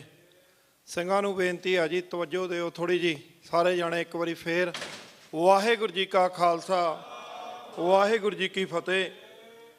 ਅੱਜ ਜੋ ਵਰਲਡ ਸਿੱਖ ਪਾਰਲੀਮੈਂਟ ਦੇ ਚੌਥੇ ਸੈਸ਼ਨ ਦੇ ਵਿੱਚ ਨਿਊਯਾਰਕ ਦੇ ਵਿੱਚ ਜੁੜੀਆਂ ਸਮੁੱਚੀਆਂ ਸੰਗਤਾਂ ਨੂੰ ਔਰ ਅਲੱਗ-ਅਲੱਗ ਰੀਜਨਾਂ ਤੋਂ, ਵਰਲਡ ਸਿੱਖ ਪਾਰਲੀਮੈਂਟ ਦੇ ਅਲੱਗ-ਅਲੱਗ ਕੰਟਰੀਆਂ ਤੋਂ ਪਹੁੰਚੇ ਹੋਏ ਸਾਰੇ ਮੈਂਬਰ ਸਾਹਿਬਾਨ, ਜਿੱਥੇ ਤੁਹਾਡਾ ਧੰਨਵਾਦ ਵੀ ਆ, ਕਿਉਂਕਿ ਕੱਲ੍ਹ ਦਾ ਦਿਨ ਸੀ, ਉਹਦੇ ਵਿੱਚ ਆਪਾਂ ਨੇ ਜੋ ਇੰਟਰਨਲ ਗੱਲਾਂ ਬਾਤਾਂ ਜਿਹੜੀਆਂ ਇਸ਼ੂਜ਼ ਹੈਗੇ ਡਿਫਰੈਂਟ ਕੌਂਸਲ ਦੇ, ਉਹ ਆਪਾਂ ਡਿਸਕਸ ਕੀਤੇ। ਅੱਜ ਦਾ ਜਿਹੜਾ ਦਿਨ ਸੀ ਉਹਦੇ ਵਿੱਚ ਜਿੱਥੇ ਸਾਡੇ ਪਾਸ ਇਸ ਕੰਟਰੀ ਤੋਂ ਇਲੈਕਟਡ ਅਫੀਸ਼ੀਅਲ ਜਿਹੜੇ ਸਨ ਉਹ ਆਏ, ਉਹਨਾਂ ਨੇ ਆਪਣੇ ਮੈਸੇਜ ਸੁਨੇਹੇ ਦਿੱਤੇ। ਸੋ ਇਹੀ ਇੱਕ ਤਰੀਕਾਕਾਰ ਹੈ ਜੋ ਵਰਲਡ ਸਿੱਖ ਪਾਰਲੀਮੈਂਟ ਦਾ ਕਾਰਜ ਬਣਦਾ ਕਿ ਉਹ ਦੂਜੀਆਂ ਕੰਟਰੀਆਂ ਦੇ ਨਾਲ ਰਾਬਤਾ ਕਾਇਮ ਕਰੇ। ਅਮਰੀਕਾ ਦਾ ਸਟੇਟ ਡਿਪਾਰਟਮੈਂਟ ਹੋਵੇ, ਯੂਨਾਈਟਿਡ ਨੇਸ਼ਨ ਨਿਊਯਾਰਕ ਦੇ ਵਿੱਚ ਹੈੱਡਕੁਆਟਰ ਆ, ਜਨੇਵਾ ਦੇ ਵਿੱਚ ਹੋਵੇ, ਜਾਂ ਜਿਹੜੀਆਂ ਪਾਵਰਫੁੱਲ ਕੰਟਰੀਆਂ ਡਾਇਸਪੋਰਾ ਦੀਆਂ, ਉਹਨਾਂ ਦੇ ਨਾਲ ਆਪਾਂ ਨੇ ਕਿਵੇਂ ਕਮਿਊਨੀਕੇਸ਼ਨ ਕਾਇਮ ਕਰਨਾ ਆ। ਕਿਉਂਕਿ ਅਸੀਂ ਸਾਰੇ ਹੀ ਸਿੱਖ ਕੌਮ, ਜੋ ਸਿੱਖ ਨੇਸ਼ਨ ਆ, ਉਹ ਆਪਣੇ ਕੌਮੀ ਘਰ ਖਾਲਿਸਤਾਨ ਪੰਜਾਬ ਜਿਹੜਾ ਕਿ ਆਕੂਪਾਈਡ ਬਾਏ ਇੰਡੀਆ, ਉਹਦੀ ਆਜ਼ਾਦੀ ਦੀ ਗੱਲ ਨੂੰ ਲੈ ਕੇ ਅਸੀਂ ਕੁੱਲ ਦੁਨੀਆ ਦੇ ਵਿੱਚ ਇੱਕ ਪੀਸਫੁੱਲ ਮੁਹਿੰਮ ਚਲਾ ਰਹੇ ਹਾਂ, ਜਿਹਦੇ ਵਿੱਚ ਭਾਰਤੀ ਹਕੂਮਤ ਸਮੇਂ-ਸਮੇਂ 'ਤੇ ਕਦੇ ਬਲੈਕ ਸੂਚੀਆਂ ਸਿੱਖਾਂ ਦੀਆਂ ਬਣਾ ਦਿੰਦੀ ਆ, ਉਹ ਕਈ ਤਰ੍ਹਾਂ ਦੇ ਨਾਂ ਸਾਨੂੰ ਸਿੱਖਾਂ ਨੂੰ ਦਿੰਦੇ ਆ, ਅਤੇ ਹੁਣ ਵੀ ਉਹ ਲਿਸਟਾਂ ਉਦੋਂ ਕੱਢਦੇ ਆ ਜਦੋਂ ਅੱਜ Canadian prime minister Justin Trudeau ਨੇ ਉਹਨਾਂ ਨੂੰ ਕਟਹਿਰੇ ਦੇ ਵਿੱਚ ਖੜਾ ਕਰ ਦਿੱਤਾ। ਉਹਨਾਂ ਦੀਆਂ ਜਿਹੜੀਆਂ ਕੋਝੀਆਂ ਹਰਕਤਾਂ ਸਾਡੇ ਸਿੱਖ ਨੌਜਵਾਨ, ਜਿਨ੍ਹਾਂ ਦੇ ਵਿੱਚ ਜੇ ਆਪਾਂ ਪੰਜਾਬ ਦੀ ਧਰਤੀ ਤੋਂ ਗੱਲ ਸ਼ੁਰੂ ਕਰੀਏ ਤਾਂ ਬਾਈ ਦੀਪ ਸਿੱਧੂ, ਉਹਨਾਂ ਤੋਂ ਬਾਅਦ ਸੰਦੀਪ ਨੰਗਲ ਅੰਬੀਆਂ, ਉਹਨਾਂ ਤੋਂ ਬਾਅਦ ਸਿੱਧੂ ਮੂਸੇਵਾਲਾ, ਇਹ ਨੌਜਵਾਨਾਂ ਦੀ ਕਿਲਿੰਗ ਜਿਹੜੀ ਆ, ਇਹਦੇ ਪਿੱਛੇ ਹੱਥ ਸਾਡਾ ਮੰਨਣਾ ਨਹੀਂ। ਇਹ ਬਿਲਕੁਲ ਗੱਲਾਂ ਤੈਅ ਆ ਕਿ ਭਾਰਤੀ ਹਕੂਮਤ ਦੀਆਂ ਏਜੰਸੀਆਂ, ਉਹਨਾਂ ਦੀਆਂ ਮਸ਼ੀਨਰੀ ਜਿਹੜੀ ਆ ਉਹ ਇਹ ਕਰਵਾ ਰਹੀ ਆ। ਅਤੇ ਜਿਵੇਂ ਉਹਨਾਂ ਦੇ ਏਜੰਟ ਬੈਠੇ ਹੋਏ ਸੋਸ਼ਲ ਮੀਡੀਆ 'ਤੇ ਅਲੱਗ-ਅਲੱਗ ਪਲੇਟਫਾਰਮਾਂ 'ਤੇ ਹਮੇਸ਼ਾ ਇਹ ਗੱਲ ਠੋਕ ਵਜਾ ਕੇ ਕਹਿੰਦੇ ਆ ਕਿ ਅਸੀਂ ਤੁਹਾਡਾ ਜਿਹੜਾ ਸਿੰਘ ਆ ਉਹ ਪਾਕਿਸਤਾਨ ਦੀ ਧਰਤੀ 'ਤੇ ਭਾਈ ਪਰਮਜੀਤ ਸਿੰਘ ਪੰਜਵਾੜ ਦਾ ਉਹਨਾਂ ਨੇ ਕਹਿੰਦੇ ਅਸੀਂ ਮਾਰਿਆ। ਉਸ ਤੋਂ ਬਾਅਦ ਅਵਤਾਰ ਸਿੰਘ ਖੰਡਾ ਦੀ ਗੱਲ ਕਰ ਲਓ, ਉਹਦੇ ਉੱਤੇ ਵੀ ਉਹਨਾਂ ਨੇ ਕਬੂਲਿਆ। ਔਰ ਉਸ ਤੋਂ ਬਾਅਦ ਭਾਈ ਹਰਦੀਪ ਸਿੰਘ ਜੀ ਨਿੱਜਰ ਉਹਨਾਂ ਦੀ ਸ਼ਹਾਦਤ ਕੈਨੇਡਾ ਦੇ ਵਿੱਚ ਹੁੰਦੀ ਆ। ਤਾਂ ਕੈਨੇਡੀਅਨ ਏਜੰਸੀਆਂ ਕਹਿ ਲਓ ਜਾਂ ਕੈਨੇਡੀਅਨ ਪ੍ਰਾਈਮ ਮਿਨਿਸਟਰ ਨੇ ਜੋ ਇਹ ਗੱਲ ਪਾਰਲੀਮੈਂਟ ਦੇ ਵਿੱਚ ਕਹੀ ਕਿ ਇਹਦੇ ਵਿੱਚ ਸਿੱਧਾ ਹੱਥ ਭਾਰਤੀ ਹਕੂਮਤ ਦਾ ਆ, ਉਹਨਾਂ ਕੋਲ ਪੁਖਤਾ ਸਬੂਤ ਹਨ, ਤਾਂ ਇਹ ਗੱਲਾਂ ਤੈਅ ਹਨ। ਤਾਂ ਉਹ ਹੁਣ ਇਸ ਗੱਲ ਤੋਂ ਭੱਜਦੇ ਆ। ਸੋਸ਼ਲ ਮੀਡੀਆ ਦੇ ਵਿੱਚ ਵੀ ਤੁਹਾਡੇ ਖਿਲਾਫ ਨੈਰੇਟਿਵ ਜਿਹੜਾ ਭਾਰਤੀ ਹਕੂਮਤ ਉਹਨਾਂ ਦਾ ਮੀਡੀਆ, ਗੋਦੀ ਮੀਡੀਆ, ਉਹ ਬਣਾ ਰਿਹਾ ਆ। ਤਾਂ ਇਹਦੇ ਵਿੱਚ ਵਰਲਡ ਸਿੱਖ ਪਾਰਲੀਮੈਂਟ ਦਾ ਨੋ ਡਾਊਟ ਜਿਹੜੀਆਂ ਬਾਕੀ ਸਾਡੀਆਂ ਜਥੇਬੰਦੀਆਂ, ਪੰਥ ਦੀਆਂ ਸਿਰਮੌਰ ਜਥੇਬੰਦੀਆਂ, ਉਹਨਾਂ ਨੇ ਆਪਣੇ ਤਰੀਕੇ ਨਾਲ ਜਿਹੜੀ ਆ ਉਹ ਅਪਰੋਚ ਹਰ ਕੰਟਰੀ ਦੇ ਵਿੱਚ ਸਰਕਾਰਾਂ ਨਾਲ ਕਰ ਰਹੇ ਆਪਣੇ ਢੰਗ ਤਰੀਕਿਆਂ ਦੇ ਨਾਲ। ਉੱਥੇ ਵਰਲਡ ਸਿੱਖ ਪਾਰਲੀਮੈਂਟ ਨੇ ਵੀ ਵਧੀਆ ਜਿਹੜੀ ਅਪਰੋਚ ਅਪਣਾਈ ਆ ਕਿ ਇਸ ਗੱਲ ਨੂੰ ਦੁਨੀਆ ਪੱਧਰ 'ਤੇ ਚੱਕਣ ਲਈ ਕਿ ਜਿਹੜੀ ਭਾਰਤੀ ਹਕੂਮਤ ਆ ਮਨੁੱਖੀ ਅਧਿਕਾਰਾਂ ਦੀ ਕਾਤਲ ਆ, ਸਿੱਖਾਂ ਦੀ ਜੈਨੋਸਾਈਡ ਜਿਹੜੀ ਆ ਉਹ ਪੰਜਾਬ ਦੀ ਧਰਤੀ 'ਤੇ ਔਰ ਦਿੱਲੀ ਦੇ ਵਿੱਚ, ਭਾਰਤ ਦੇ ਦੂਜੇ ਸੂਬਿਆਂ ਦੇ ਵਿੱਚ ਸਾਡੇ ਸਿੱਖਾਂ 'ਤੇ ਹਮਲੇ ਹੁੰਦੇ ਹਨ। ਉਸ ਤੋਂ ਉਪਰੰਤ ਮੁਸਲਮਾਨਾਂ ਦੀ ਜਿਹੜੀ ਜੈਨੋਸਾਈਡ ਉਹ ਗੁਜਰਾਤ ਦੇ ਵਿੱਚ ਜਿਹੜਾ ਅੱਜ ਦਾ ਪ੍ਰਾਈਮ ਮਿਨਿਸਟਰ ਨਰਿੰਦਰ ਮੋਦੀ ਆ, ਉਹ ਕਿਸੇ ਵੇਲੇ ਚੀਫ ਮਿਨਿਸਟਰ ਸੀ, ਉਹਨੇ ਕਰਵਾਈ ਆ। ਹੁਣ ਮਨੀਪੁਰ ਦੇ ਵਿੱਚ ਹਾਲਾਤ ਜਿਹੜੇ ਆ ਉਹ ਤੁਸੀਂ ਦੇਖੇ ਆ। ਤੇ ਇਹਦੇ ਉੱਤੇ ਵਰਲਡ ਸਿੱਖ ਪਾਰਲੀਮੈਂਟ ਦਾ ਜਿਹੜਾ ਨਿਸ਼ਾਨਾ ਆ, ਇਹਨਾਂ ਗੱਲਾਂ ਨੂੰ ਭਾਰਤੀ ਜਿਹੜੀ ਝੂਠੀ ਫੇਕ ਡੈਮੋਕ੍ਰੇਸੀ ਆ ਉਹਨੂੰ ਦੁਨੀਆ ਭਰ ਦੇ ਵਿੱਚ ਨੰਗਾ ਕਰਨਾ ਆ। ਉਹਦੇ ਉੱਤੇ ਅਸੀਂ ਦੁਨੀਆ ਦੀ ਹਰ ਕੰਟਰੀ ਦੇ ਵਿੱਚ ਜਾ ਕੇ ਅਸੀਂ ਜਿਹੜੇ ਪੈਂਪਲੇਟ ਆ ਉਹ ਐਜੂਕੇਟ ਕਰਦੇ ਪਏ ਲੋਕਾਂ ਨੂੰ ਕਿ ਇਹ ਫੇਕ ਡੈਮੋਕ੍ਰੇਸੀ ਆ। ਇਹਦੇ ਵਿੱਚ ਸਿੱਖਾਂ ਦਾ ਤਾਂ ਬਿਲਕੁਲ ਬਲੀਵ ਨਹੀਂ, ਕਿਉਂਕਿ ਸਿੱਖਾਂ ਦੇ ਨਾਲ ਬਹੁਤ ਧੱਕਾ ਜਿਹੜਾ ਪੰਜਾਬ ਦੇ ਵਿੱਚ ਨਹੀਂ ਪੂਰੇ ਭਾਰਤ ਵਿੱਚ ਹੁੰਦਾ ਆ। ਤਾਂ ਸੰਨ 47 ਤੋਂ ਬਾਅਦ ਲਗਾਤਾਰ ਚੱਲਦਾ ਆ ਰਿਹਾ। ਤੁਸੀਂ ਜਿੰਨੇ ਮੈਂਬਰ ਸਾਹਿਬਾਨ ਜੁੜੇ ਆ, ਜਿਹੜਾ ਕਿ ਵਰਲਡ ਸਿੱਖ ਪਾਰਲੀਮੈਂਟ ਦੇ ਮੈਂਬਰ ਸਾਹਿਬਾਨ, ਦੂਜੀਆਂ ਜਿਹੜੀਆਂ ਸਾਡੀਆਂ ਰੀਜਨਲ ਜਥੇਬੰਦੀਆਂ, ਗੁਰਦੁਆਰਾ ਪ੍ਰਬੰਧਕ ਕਮੇਟੀਆਂ ਜਿਨ੍ਹਾਂ ਨੇ ਅੱਜ ਦੇ ਅਜਲਾਸ ਦੇ ਵਿੱਚ ਭਾਗ ਲਿਆ, ਉਹਨਾਂ ਨੂੰ ਅਸੀਂ ਖੁੱਲ੍ਹੇ ਬਾਹਾਂ ਦੇ ਨਾਲ ਅਸੀਂ ਸੱਦਾ ਦਿੰਦੇ ਹਾਂ ਕਿ ਹਰ ਇੱਕ ਜਥੇਬੰਦੀ ਨੂੰ, ਹਰ ਇੱਕ ਗੁਰਦੁਆਰਾ ਸਾਹਿਬ ਦੀ ਪ੍ਰਬੰਧਕ ਕਮੇਟੀ ਨੂੰ ਵਰਲਡ ਸਿੱਖ ਪਾਰਲੀਮੈਂਟ ਦਾ ਹਿੱਸਾ ਬਣਨਾ ਚਾਹੀਦਾ, ਇਹਨੂੰ ਸਹਿਯੋਗ ਦੇਣਾ ਚਾਹੀਦਾ। ਇਹ ਸਿੱਖਾਂ ਦੀ ਪਾਰਲੀਮੈਂਟ, ਸਾਡੇ ਬੱਚੇ ਜਿਹੜੇ ਨੌਜਵਾਨ ਮੈਂਬਰ ਆ ਵਰਲਡ ਸਿੱਖ ਪਾਰਲੀਮੈਂਟ ਦੇ, ਉਹ ਆਉਣ ਵਾਲੇ ਸਮੇਂ ਦੇ ਵਿੱਚ ਜਦੋਂ ਪੰਜਾਬ ਆਜ਼ਾਦ ਹੋਣਾ ਆ, ਉਹਨਾਂ ਨੇ ਪੰਜਾਬ ਦੀ ਕਮਾਂਡ ਨੂੰ ਸੰਭਾਲਣਾ ਆ। ਅਤੇ ਸਾਡਾ ਸਾਰਿਆਂ ਦਾ ਇਹ ਫਰਜ਼ ਹੋਣਾ ਚਾਹੀਦਾ ਕਿ ਅਸੀਂ ਹੋਰ ਵੀ ਨੌਜਵਾਨਾਂ ਨੂੰ ਵੱਧ ਤੋਂ ਵੱਧ ਜੋੜੀਏ ਵਰਲਡ ਸਿੱਖ ਪਾਰਲੀਮੈਂਟ ਦੇ ਨਾਲ। ਅਤੇ ਅਸੀਂ ਦੱਸਣਾ ਚਾਹੁੰਦੇ ਹਾਂ, ਜਿਵੇਂ ਕਿ ਕੱਲ੍ਹ ਦੇ ਸੈਸ਼ਨ ਦੇ ਵਿੱਚ ਅਸੀਂ ਬਰੀਫ ਜਾਣਕਾਰੀ ਵਰਲਡ ਸਿੱਖ ਪਾਰਲੀਮੈਂਟ ਦੇ ਸਟਰਕਚਰ ਬਾਰੇ ਦਿੱਤੀ ਸੀ, ਤਾਂ ਆਉਣ ਵਾਲੇ ਸਮੇਂ ਦੇ ਵਿੱਚ ਅਸੀਂ ਹੋਰ, ਕਿਉਂਕਿ ਇਹ ਅਜਲਾਸ ਵਨਸ ਈਅਰ ਇਹ ਕਿਸੇ ਨਾ ਕਿਸੇ ਕੰਟਰੀ ਦੇ ਵਿੱਚ ਹੁੰਦਾ। ਪਹਿਲਾਂ ਸਪੇਨ 'ਚ ਹੋਇਆ ਸੀ, ਉਸ ਤੋਂ ਉਪਰੰਤ UK ਡਰਬੀ ਦੇ ਵਿੱਚ, ਲਾਸਟ ਈਅਰ ਕੈਨੇਡਾ ਟੋਰਾਂਟੋ ਦੇ ਵਿੱਚ ਅਜਲਾਸ ਹੋਇਆ ਸੀ। ਸੋ ਅੱਜ ਨਿਊਯਾਰਕ ਦੇ ਵਿੱਚ, ਯੂਨਾਈਟਿਡ ਸਟੇਟ ਆਫ ਅਮਰੀਕਾ ਦੇ ਵਿੱਚ ਨਿਊਯਾਰਕ ਦੇ ਵਿੱਚ ਹੋਇਆ ਆ। ਸੋ ਇਹਦੇ ਨਾਲ ਅਸੀਂ ਵਨਸ ਈਅਰ ਜੋ ਸਾਡੀਆਂ ਕੌਂਸਲਾਂ ਦਾ ਵਰਲਡ ਸਿੱਖ ਪਾਰਲੀਮੈਂਟ ਦੇ ਰਿਪੋਰਟ ਕਾਰਡ ਜਿਹੜੇ ਆ ਅਲੱਗ-ਅਲੱਗ ਕੌਂਸਲਾਂ ਨੇ ਕੱਲ੍ਹ ਉਹ ਦਿੱਤੇ ਆ ਕਿ ਕਿਹੜਾ ਕੰਮ ਕਿਹੜੇ ਕੌਂਸਲਾਂ ਨੇ ਕਿਹੜੇ ਖਿੱਤੇ ਦੇ ਵਿੱਚ ਕੀਤਾ ਆ। ਸੋ ਆਉਣ ਵਾਲੇ ਸਮੇਂ ਦੇ ਵਿੱਚ ਹੋਰ ਰਫ਼ਤਾਰ ਦੇ ਨਾਲ ਕੰਮ ਕਰਨ ਲਈ ਅਸੀਂ ਸਾਰੇ ਮੈਂਬਰਾਂ ਦੇ ਨਾਲ ਅੱਜ ਵਿਚਾਰ ਵਟਾਂਦਰੇ ਕੀਤੇ ਆ। ਸੋ ਮੈਂ ਅਖੀਰ ਦੇ ਵਿੱਚ ਸਿੰਘ ਸਾਹਿਬ ਜਥੇਦਾਰ ਜਗਤਾਰ ਸਿੰਘ ਹਵਾਰਾ ਜੀ, ਜਿਹੜੇ ਕਿ ਜੇਲ੍ਹ ਦੇ ਵਿੱਚ ਬੰਦ ਆ, ਉਹ ਤਿਹਾੜ ਜੇਲ੍ਹ ਦਿੱਲੀ ਦੇ ਵਿੱਚ, ਅਤੇ ਉਹਨਾਂ ਨੇ ਜਿਹੜਾ ਮੈਸੇਜ ਕੌਮ ਦੇ ਨਾਂ 'ਤੇ ਭੇਜਿਆ, ਉਹ ਹਮੇਸ਼ਾ ਕੌਮ ਵਾਸਤੇ ਕੋਈ ਨਾ ਕੋਈ ਸੰਘਰਸ਼ ਸੁਨੇਹਾ ਜਿਹੜਾ ਆ ਕੌਮ ਨੂੰ ਭੇਜਦੇ ਰਹਿੰਦੇ ਆ। ਬੰਦੀ ਸਿੰਘਾਂ ਦਾ ਕੌਮੀ ਇਨਸਾਫ ਮੋਰਚਾ ਚੰਡੀਗੜ੍ਹ ਦੀ ਧਰਤੀ 'ਤੇ ਚੱਲ ਰਿਹਾ ਪਿਛਲੇ ਲੰਮੇ ਸਮੇਂ ਤੋਂ। ਉਹਦੇ ਵਿੱਚ ਮੋਰਚੇ ਦੀਆਂ ਸਫਲਤਾਵਾਂ ਜਿਹੜੀਆਂ ਆ ਉਹ ਤੁਸੀਂ ਦੇਖੀਆਂ ਹੋਣਗੀਆਂ, ਕਿਉਂਕਿ ਹਲੇ ਸੰਘਰਸ਼ ਜਿੱਤ ਨਹੀਂ ਕਰ ਸਕਿਆ, ਪਰ ਕੁਝ ਚੀਜ਼ਾਂ ਐਸੀਆਂ ਹਨ ਜਿਨ੍ਹਾਂ ਦੇ ਵਿੱਚ ਕੁਝ ਸਿੰਘਾਂ ਦੀਆਂ, ਭਾਈ ਲਖਵਿੰਦਰ ਸਿੰਘ ਲੱਖਾ, ਗੁਰਮੀਤ ਸਿੰਘ ਇੰਜੀਨੀਅਰ, ਸ਼ਮਸ਼ੇਰ ਸਿੰਘ, ਇਹਨਾਂ ਦੀਆਂ ਪੱਕੀਆਂ ਜ਼ਮਾਨਤਾਂ ਮੋਰਚੇ ਦੇ ਇਸ ਸੰਘਰਸ਼ ਦੇ ਨਾਲ ਹੋਈਆਂ ਆ, ਕਿਉਂਕਿ ਜਿਹੜੇ ਸਾਡੇ ਉਸ ਮੋਰਚੇ ਨੂੰ ਲੀਗਲ ਐਡਵਾਈਜ਼ਰ ਆ ਜਾਂ ਬਾਪੂ ਗੁਰਚਰਨ ਸਿੰਘ ਹੋਣੀ ਆ, ਉਹ ਵਧੀਆ ਅਗਵਾਈ ਕਰਦੇ ਆ। 15 ਤਰੀਕ ਅਗਸਤ ਦਾ ਜਿਹੜਾ ਇਕੱਠ ਆ, ਉਹਦੇ ਵਿੱਚ ਵੀ ਪੂਰੀ ਦਿੱਲੀ ਦੇ ਵਿੱਚ ਜਾਹੋ ਜਲਾਲ ਸਿੱਖਾਂ ਨੇ ਜਿਹੜਾ ਦਿਖਾਇਆ। ਜਿਹੜਾ ਲਾਸਟ 26 ਜਨਵਰੀ ਨੂੰ ਵੀ ਇਕੱਠ ਕੀਤਾ ਸੀ, ਉਹ ਵੀ ਬਹੁਤ ਵੱਡਾ ਇਕੱਠ ਹੋਇਆ। ਤਾਂ ਅਸੀਂ ਅੱਜ ਨਿਊਯਾਰਕ ਤੋਂ ਪੰਜਾਬ ਵਾਸਤੇ ਭੈਣ ਭਰਾਵਾਂ ਨੂੰ ਸੁਨੇਹਾ ਵੀ ਦੇਣਾ ਚਾਹੁੰਦੇ ਹਾਂ ਕਿ ਕੌਮੀ ਇਨਸਾਫ ਮੋਰਚੇ ਦੇ ਵਿੱਚ ਵੀ ਕੌਮੀ ਇਨਸਾਫ ਮੋਰਚੇ ਦਾ ਸਹਿਯੋਗ ਕਰੋ। ਸਾਡੇ ਨੌਜਵਾਨ ਬੰਦੀ ਸਿੰਘ ਜਲਦ ਤੋਂ ਜਲਦ ਰਿਹਾ ਹੋ ਕੇ ਆਪਣੇ ਪਰਿਵਾਰਾਂ ਦੇ ਵਿੱਚ ਆਉਣ। ਉਹ ਕਿੰਨੇ ਹੀ ਉਹਨਾਂ ਨੇ ਜਿਹੜੇ ਕੌਮ ਦੇ ਦਿਨ ਤਿਉਹਾਰ ਹੁੰਦੇ ਆ, ਉਹ ਜੇਲ੍ਹਾਂ ਕੋਠੜੀਆਂ ਦੇ ਵਿੱਚ ਹੀ ਉਹਨਾਂ ਨੂੰ ਲੰਘ ਗਏ ਆ। ਅਸੀਂ ਬਾਹਰ ਇੰਜੋਏ ਕਰਦੇ ਹਾਂ, ਆਪਣੀਆਂ ਕਿਰਤ ਕਮਾਈਆਂ ਕਰਦੇ ਹਾਂ, ਪਰਿਵਾਰਾਂ ਦੇ ਵਿੱਚ ਬਸਰ ਕਰਦੇ ਹਾਂ। ਪਰ ਸਾਨੂੰ ਸਾਰਿਆਂ ਨੂੰ ਇਹ ਫਿਕਰ ਹੋਣਾ ਚਾਹੀਦਾ ਕਿ ਸਾਡੀ ਨੌਜਵਾਨ ਦੇ ਉਹ ਯੋਧੇ, ਕੌਮ ਦੇ ਯੋਧੇ ਜਿਨ੍ਹਾਂ ਨੇ ਕੌਮ ਵਾਸਤੇ ਸੰਘਰਸ਼ ਕੀਤਾ, ਕੌਮ ਦੀ ਡਿੱਗੀ ਹੋਈ ਪੱਗ ਨੂੰ ਕੌਮ ਦੇ ਸਿਰ 'ਤੇ ਰੱਖਿਆ, ਤੇ ਅੱਜ ਸਾਨੂੰ ਲੋੜ ਆ ਉਸ ਕੌਮੀ ਇਨਸਾਫ ਮੋਰਚੇ ਦੀ ਵੀ ਸਪੋਰਟ ਕਰਨ ਲਈ। ਮੈਂ ਅਖੀਰ ਦੇ ਵਿੱਚ ਇਹ ਮੈਸੇਜ ਪੜ੍ਹ ਕੇ ਖਿਮਾ ਦਾ ਜਾਚਨਾ ਕਰਾਂਗਾ ਜੀ।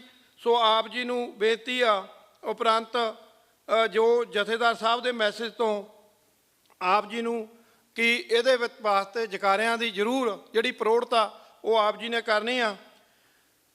ਤੋ ਮੈਸੇਜ ਏਕ ਓਂਕਾਰ ਸ੍ਰੀ ਅਕਾਲ ਸਹਾਏ, ਅਜੇ ਹੋਰ ਬਹੁਤ ਕੰਮ ਕਰਨਾ ਬਾਕੀ ਹੈ। ਵਰਲਡ ਸਿੱਖ ਪਾਰਲੀਮੈਂਟ ਦੇ ਮੰਚ ਤੋਂ ਸਿੱਖ ਕੌਮ ਦੇ ਹੱਕਾਂ ਹਿੱਤਾਂ ਲਈ ਦੁਨੀਆ ਭਰ ਵਿੱਚ ਸੰਘਰਸ਼ ਕਰ ਰਹੇ ਵੀਰੋ ਤੇ ਭੈਣੋ, ਵਾਹਿਗੁਰੂ ਜੀ ਕਾ ਖਾਲਸਾ, ਵਾਹਿਗੁਰੂ ਜੀ ਕੀ ਫਤਿਹ।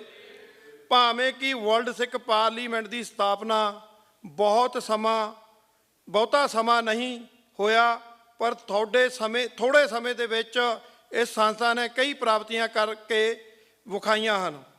ਪੰਥਕ ਸਰਗਰਮੀਆਂ ਦੀ ਗੱਲ ਕੀਤੀ ਜਾਵੇ ਤਾਂ ਵਿਦੇਸ਼ਾਂ ਦੀ ਧਰਤੀ 'ਤੇ ਦੂਜੇ ਦੇਸ਼ਾਂ ਦੇ ਵੱਖ ਪਾਰਟੀਆਂ ਦੇ ਨੁਮਾਇੰਦਿਆਂ ਨੂੰ ਸਿੱਖਾਂ ਦਾ ਕੇਸ ਸਮਝਾਉਣ ਦੀਆਂ ਸਰਗਰਮੀਆਂ ਵਿੱਚ ਵੀ ਵਰਲਡ ਸਿੱਖ ਪਾਰਲੀਮੈਂਟ ਅੱਗੇ ਦਿਸਦੀ ਹੈ, ਅਤੇ ਭਾਰਤ ਅੰਦਰ ਕੌਮੀ ਇਨਸਾਫ ਮੋਰਚਾ ਤੇ ਹੋਰ ਸੰਘਰਸ਼ਾਂ ਦੀਆਂ ਸਰਗਰਮੀਆਂ ਵਿੱਚ ਵਰਲਡ ਸਿੱਖ ਪਾਰਲੀਮੈਂਟ ਦਾ ਜ਼ਿਕਰ ਵੀ ਪਹਿਲੀਆਂ ਸਫਾਂ ਦੇ ਵਿੱਚ ਆਉਂਦਾ ਹੈ। ਇਹ ਸਾਰਾ ਕੁਝ ਇਸ ਸੰਸਥਾ ਲਈ ਦਿਨ ਰਾਤ ਕੰਮ ਕਰਨ ਵਾਲੀਆਂ ਪੰਥਕ ਸ਼ਖਸੀਅਤਾਂ ਕਾਰਨ ਹੀ ਸੰਭਵ ਹੋਇਆ ਹੈ। ਵਰਲਡ ਸਿੱਖ ਪਾਰਲੀਮੈਂਟ ਦੇ ਨਿਊਯਾਰਕ ਵਿੱਚ ਚੌਥੇ ਸੈਸ਼ਨ ਵਿੱਚ ਹਾਜ਼ਰੀ ਭਰ ਰਹੇ ਖਾਲਸਾ ਜੀ, ਸਾਡੇ ਲਈ ਅਜੇ ਬਹੁਤ ਕੁਝ ਕਰਨਾ ਬਾਕੀ ਹੈ। ਵਰਲਡ ਸਿੱਖ ਪਾਰਲੀਮੈਂਟ ਦੇ ਸਿਰ ਦੋ ਵੱਡੀਆਂ ਜ਼ਿੰਮੇਵਾਰੀਆਂ ਹਨ। ਪਹਿਲੀ, ਦੁਨੀਆ ਭਰ ਦੇ ਸਿੱਖਾਂ ਨੂੰ, ਖਾਸ ਕਰ ਨੌਜਵਾਨਾਂ ਨੂੰ ਇੱਕ ਸਾਂਝੇ ਪਲੇਟਫਾਰਮ 'ਤੇ ਇਕੱਠਾ ਕਰਕੇ ਸਿੱਖਾਂ ਦੀ ਆਜ਼ਾਦੀ ਦੇ ਕੌਮੀ ਸੰਘਰਸ਼ ਨਾਲ ਜੋੜਨਾ, ਤੇ ਦੂਜੀ, ਦੁਨੀਆ ਭਰ ਦੇ ਦੇਸ਼ਾਂ, ਕੌਮਾਂ ਅਤੇ ਸੰਸਥਾਵਾਂ ਨੂੰ ਸਿੱਖਾਂ ਦਾ ਕੇਸ ਸਮਝਾ ਕੇ ਆਪਣੇ ਪੱਖ ਵਿੱਚ ਕਰਨਾ, ਤਾਂ ਕਿ ਉਹ ਹਰ ਮੌਕੇ ਮਜ਼ਬੂਤੀ ਨਾਲ ਸਿੱਖਾਂ ਦੇ ਹੱਕ ਵਿੱਚ ਸਟੈਂਡ ਲੈਣ। ਵੱਖ-ਵੱਖ ਦੇਸ਼ਾਂ ਦੇ ਸਿੱਖਾਂ ਨੂੰ ਆਪਣੇ ਨਾਲ ਜੋੜਨ ਲਈ ਜਿੱਥੇ ਉਹਨਾਂ ਨੂੰ ਸਥਾਨਕ ਪੱਧਰ 'ਤੇ ਆ ਰਹੀਆਂ ਮੁਸ਼ਕਲਾਂ ਦਾ ਹੱਲ ਕਰਨ ਦੀ ਲੋੜ ਹੈ, ਉੱਥੇ ਦੁਨੀਆ ਭਰ ਦੀਆਂ ਕੌਮੀਅਤ ਨੂੰ ਆਪਣੇ ਪੱਖ ਵਿੱਚ ਲਾਮਬੰਦ ਕਰਨ ਲਈ ਹੋਰ ਵੀ ਕਦਮ ਚੁੱਕਣੇ ਜ਼ਰੂਰੀ ਹਨ। ਖਾਲਸਾ ਜੀ, ਦੁਨੀਆ ਦੀ ਕੋਈ ਕੌਮ ਅਜਿਹੀ ਨਹੀਂ ਜਿਸ ਨੇ ਕਦੇ ਜ਼ੁਲਮ ਨਾ ਝੱਲਿਆ ਹੋਵੇ ਤੇ ਜਿਸ ਨੇ ਆਜ਼ਾਦੀ ਲਈ ਜੰਗ ਨਾ ਲੜੀ ਹੋਵੇ। ਸਿੱਖ ਜਿੱਥੇ ਵੀ ਰਹਿੰਦੇ ਹਨ, ਉੱਥੇ ਦੇ ਸਥਾਨਕ ਲੋਕਾਂ ਦਾ, ਉੱਥੋਂ ਦੀ ਕੌਮੀਅਤ ਦਾ ਇਤਿਹਾਸ ਵੀ ਪੜ੍ਹਨਾ, ਫਿਰ ਉੱਥੋਂ ਦੇ ਵਸਿੰਦਿਆਂ ਨਾਲ ਤਾਲਮੇਲ ਪੈਦਾ ਕਰਕੇ ਉਹਨਾਂ ਦੇ ਕੌਮੀ ਨਾਇਕਾਂ ਦੀਆਂ ਗੱਲਾਂ ਕਰਨ, ਉਹਨਾਂ ਦੇ ਇਤਿਹਾਸ ਦੀਆਂ ਗੱਲਾਂ ਸਾਂਝੀਆਂ ਕਰਨ, ਤੇ ਇਸ ਦੇ ਨਾਲ ਹੀ ਉਹਨਾਂ ਨੂੰ ਸਿੱਖ ਕੌਮ ਦੇ ਸਾਨਾ ਮੱਤੇ ਇਤਿਹਾਸ ਬਾਰੇ ਵੀ ਦੱਸਣ, ਤੇ ਇਹ ਵੀ ਚਾਨਣਾ ਪਾਉਣ ਕਿ ਸਾਡੀ ਸਿੱਖ ਕੌਮ ਦੇ ਉੱਤੇ ਵੀ ਇੰਨੇ ਲੰਮੇ ਸਮੇਂ ਤੋਂ ਭਾਰਤ ਸਰਕਾਰ ਵੱਲੋਂ ਜ਼ੁਲਮ ਤੇ ਤਸ਼ੱਦਦ ਹੋਇਆ ਹੈ, ਤੇ ਸਾਡੀ ਕੌਮ ਵੀ ਆਪਣੀ ਆਜ਼ਾਦੀ ਲਈ ਲੜ ਰਹੀ ਹੈ। ਵਰਲਡ ਸਿੱਖ ਪਾਰਲੀਮੈਂਟ ਲਈ ਕੰਮ ਕਰ ਰਹੇ ਸਮੂਹ ਵੀਰ ਭੈਣ ਬਹੁਤ ਮਿਹਨਤੀ ਹਨ ਤੇ ਬਹੁਤ ਸਮਝਦਾਰ ਵੀ ਹਨ। ਮੈਨੂੰ ਆਸ ਹੈ ਕਿ ਇਹ ਸੰਸਥਾ ਸਿੱਖ ਕੌਮ ਲਈ ਇਸੇ ਹੀ ਤਰ੍ਹਾਂ ਪ੍ਰਾਪਤੀਆਂ ਕਰਦੀ ਹੋਈ ਇੱਕ ਦਿਨ ਸਿੱਖ ਕੌਮ ਦੀ ਸਭ ਤੋਂ ਮਹੱਤਵਪੂਰਨ ਸੰਸਥਾ ਹੋਣ ਦਾ ਰੁਤਬਾ ਪ੍ਰਾਪਤ ਕਰੇਗੀ। ਗੁਰੂ ਸਾਹਿਬ ਅੰਗ ਸੰਗ ਸਹਾਈ ਹੋਣ। ਸਮੂਹ ਵੀਰਾਂ ਭੈਣਾਂ ਦਾ ਧੰਨਵਾਦ। ਵਾਹਿਗੁਰੂ ਜੀ ਕਾ ਖਾਲਸਾ, ਵਾਹਿਗੁਰੂ ਜੀ ਕੀ ਫਤਿਹ। ਗੁਰੂ ਪੰਥ ਦਾ ਦਾਸ ਜਗਤਾਰ ਸਿੰਘ ਹਵਾਰਾ, ਮੜੌਲੀ ਜੇਲ੍ਹ, ਦਿੱਲੀ। ਵਾਹਿਗੁਰੂ ਜੀ ਕਾ ਖਾਲਸਾ, ਵਾਹਿਗੁਰੂ ਜੀ ਕੀ ਫਤਿਹ। ਸਤਿ ਸ੍ਰੀ ਅਕਾਲ। ਜਿੰਦਾਬਾਦ, ਜਿੰਦਾਬਾਦ, ਜਿੰਦਾਬਾਦ, ਜਿੰਦਾਬਾਦ, ਜਿੰਦਾਬਾਦ, ਜਿੰਦਾਬਾਦ, ਜਿੰਦਾਬਾਦ, ਜਿੰਦਾਬਾਦ। ਸੋ ਮੈਂ ਸਮਾਪਤੀ ਕਰਦਾ ਆਪਣੇ ਵਿਚਾਰਾਂ ਨੂੰ ਸਕੋਦਾ ਹੋਇਆ ਤੇ ਜਥੇਦਾਰ ਸਾਹਿਬ ਦਾ ਮੈਸੇਜ ਆਪ ਜੀ ਨੇ ਸਰਵਣ ਕੀਤਾ। ਸੋ ਉਮੀਦ ਕਰਦਾ ਆਪਾਂ ਸਾਰੇ ਜਣੇ ਤਵੱਜੋ ਦੇਵਾਂਗੇ। ਸੋ ਮੈਂ ਬੇਨਤੀ ਕਰਾਂਗਾ ਭਾਈ ਮਨਵੀਰ ਸਿੰਘ ਜੀ, ਸੋ ਕੈਨੇਡਾ ਤੋਂ ਇਹ ਵੀਰ ਜੀ ਪਹੁੰਚੇ ਹਨ। ਜਿੱਥੇ ਵੀ ਕੋਈ ਪੰਥ ਦੀ ਕੋਈ ਐਕਟੀਵਿਟੀ ਕਿਸੇ ਵੀ ਕੰਟਰੀ ਦੇ ਵਿੱਚ, ਵੱਡੇ ਪ੍ਰੋਗਰਾਮ, ਪੰਥਕ ਪ੍ਰੋਗਰਾਮਾਂ ਦੇ ਵਿੱਚ ਵੀਰ ਹੋਣੀ ਬਹੁਤ ਡੈਡੀਕੇਟ ਹੋ ਕੇ ਤਵੱਜੋ ਦਿੰਦੇ ਆ ਕੌਮ ਦੇ ਕੰਮਾਂ ਵਾਸਤੇ। ਸੋ ਇਹਨਾਂ ਨੂੰ ਬੇਨਤੀ ਆ 2-4 ਮਿੰਟ ਇਹ ਆਪ ਜੀ ਦੇ ਨਾਲ ਜਿਹੜੇ ਆਪਣੇ ਵਿਚਾਰ ਸਾਂਝੇ ਕਰਨਗੇ। ਉਹਨਾਂ ਤੋਂ ਬਾਅਦ ਭਾਈ ਰਜਿੰਦਰ ਸਿੰਘ ਜੀ, ਬਾਬਾ Banda Singh Bahadur international Sikh society New York ਤੋਂ, ਉਹ ਤੇ ਉਸ ਤੋਂ ਬਾਅਦ ਭਾਈ ਹਰਦਾਲ ਸਿੰਘ ਜੀ ਹੋਣੀ ਜਿਹੜੇ ਆ ਉਹ ਅੱਜ ਦੇ ਮਤੇ ਪੜ੍ਹਨਗੇ ਤੇ ਡਾਕਟਰ ਸਾਹਿਬ ਉਹਨਾਂ ਦੀ ਆਖਰੀ ਜਿਹੜੇ ਆ ਉਹਨਾਂ ਦੇ ਸ਼ਬਦਾਂ ਦੇ ਨਾਲ ਫਿਰ ਸਮਾਪਤੀ ਕਰਾਂਗੇ। ਸਾਡੇ ਮਾਨਯੋਗ ਸਪੀਕਰ ਸਾਹਿਬ ਆਪ ਜੀ ਦੇ ਨਾਲ ਸਿਰੋਂ ਅਖੀਰ ਦੇ ਵਿੱਚ ਸਮਾਪਤੀ ਉਹਨਾਂ ਦੇ ਸ਼ਬਦਾਂ ਨਾਲ ਹੋਣਗੀ। ਸੋ ਮੈਂ ਭਾਈ ਮਨਵੀਰ ਸਿੰਘ ਨੂੰ ਬੇਨਤੀ ਕਰਾਂਗਾ ਉਹ ਆਪ ਜੀ ਨਾਲ ਵਿਚਾਰ ਸਾਂਝੇ ਕਰਨਗੇ।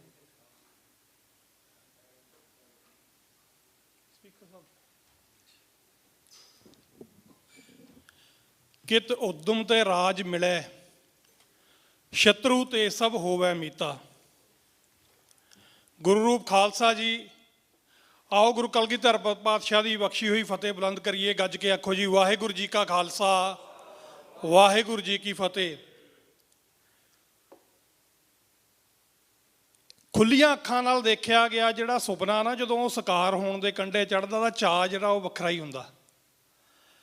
ਮੈਂ ਇਹ ਅੱਜ ਗੱਲ ਜਿਹੜੀ ਕਹਿਣੀ ਚਾਹੁੰਦਾ, ਸਾਡੇ 'ਚ ਭਾਈ ਹਰਮਿੰਦਰ ਸਿੰਘ ਜੀ ਬੈਠੇ ਨੇ, ਇਹਨਾਂ ਦੇ ਨਾਲ ਦਾਸ, ਅਸੀਂ ਜਦੋਂ ਸਰਬੱਤ ਖਾਲਸਾ 2015 ਦੀ ਡਰਾਫਟਿੰਗ ਕਮੇਟੀ ਦੇ ਅਸੀਂ ਦੋਨੇ ਜਣੇ, ਸਾਨੂੰ ਇਹ ਸੇਵਾ ਗੁਰੂ ਨੇ ਲਾਈ ਹੈ ਕਿ ਅਸੀਂ ਉਹਦੇ ਮੈਂਬਰ ਰਹੇ ਹਾਂ।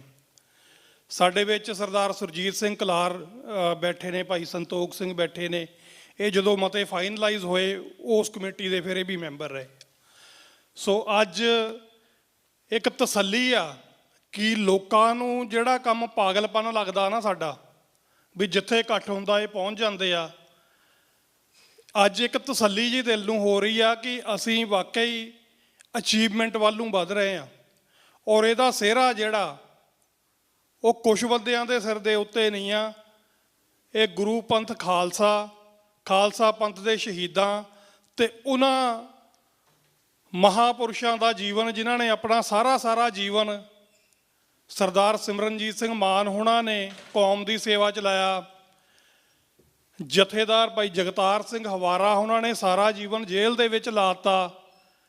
ਡਾਕਟਰ ਅਮਰਜੀਤ ਸਿੰਘ ਹੁਣੀ ਨੇ ਸਾਰੀ ਉਮਰ ਹੋ ਗਈ ਇਹਨਾਂ ਨੂੰ ਆਪਣੀ ਫਾਈਨੈਂਸ਼ੀਅਲ ਜਾਂ ਆਪਣੀ ਜਿਹੜੀ ਸੋਸ਼ਲ ਲਾਈਫ ਆ ਉਹ ਸੈਕਰੀਫਾਈਸ ਕਰਕੇ ਕੌਮ ਦੇ ਲੇਖੇ ਆਪਣੀ ਜ਼ਿੰਦਗੀ ਲਾਈ ਹੋਈ ਆ।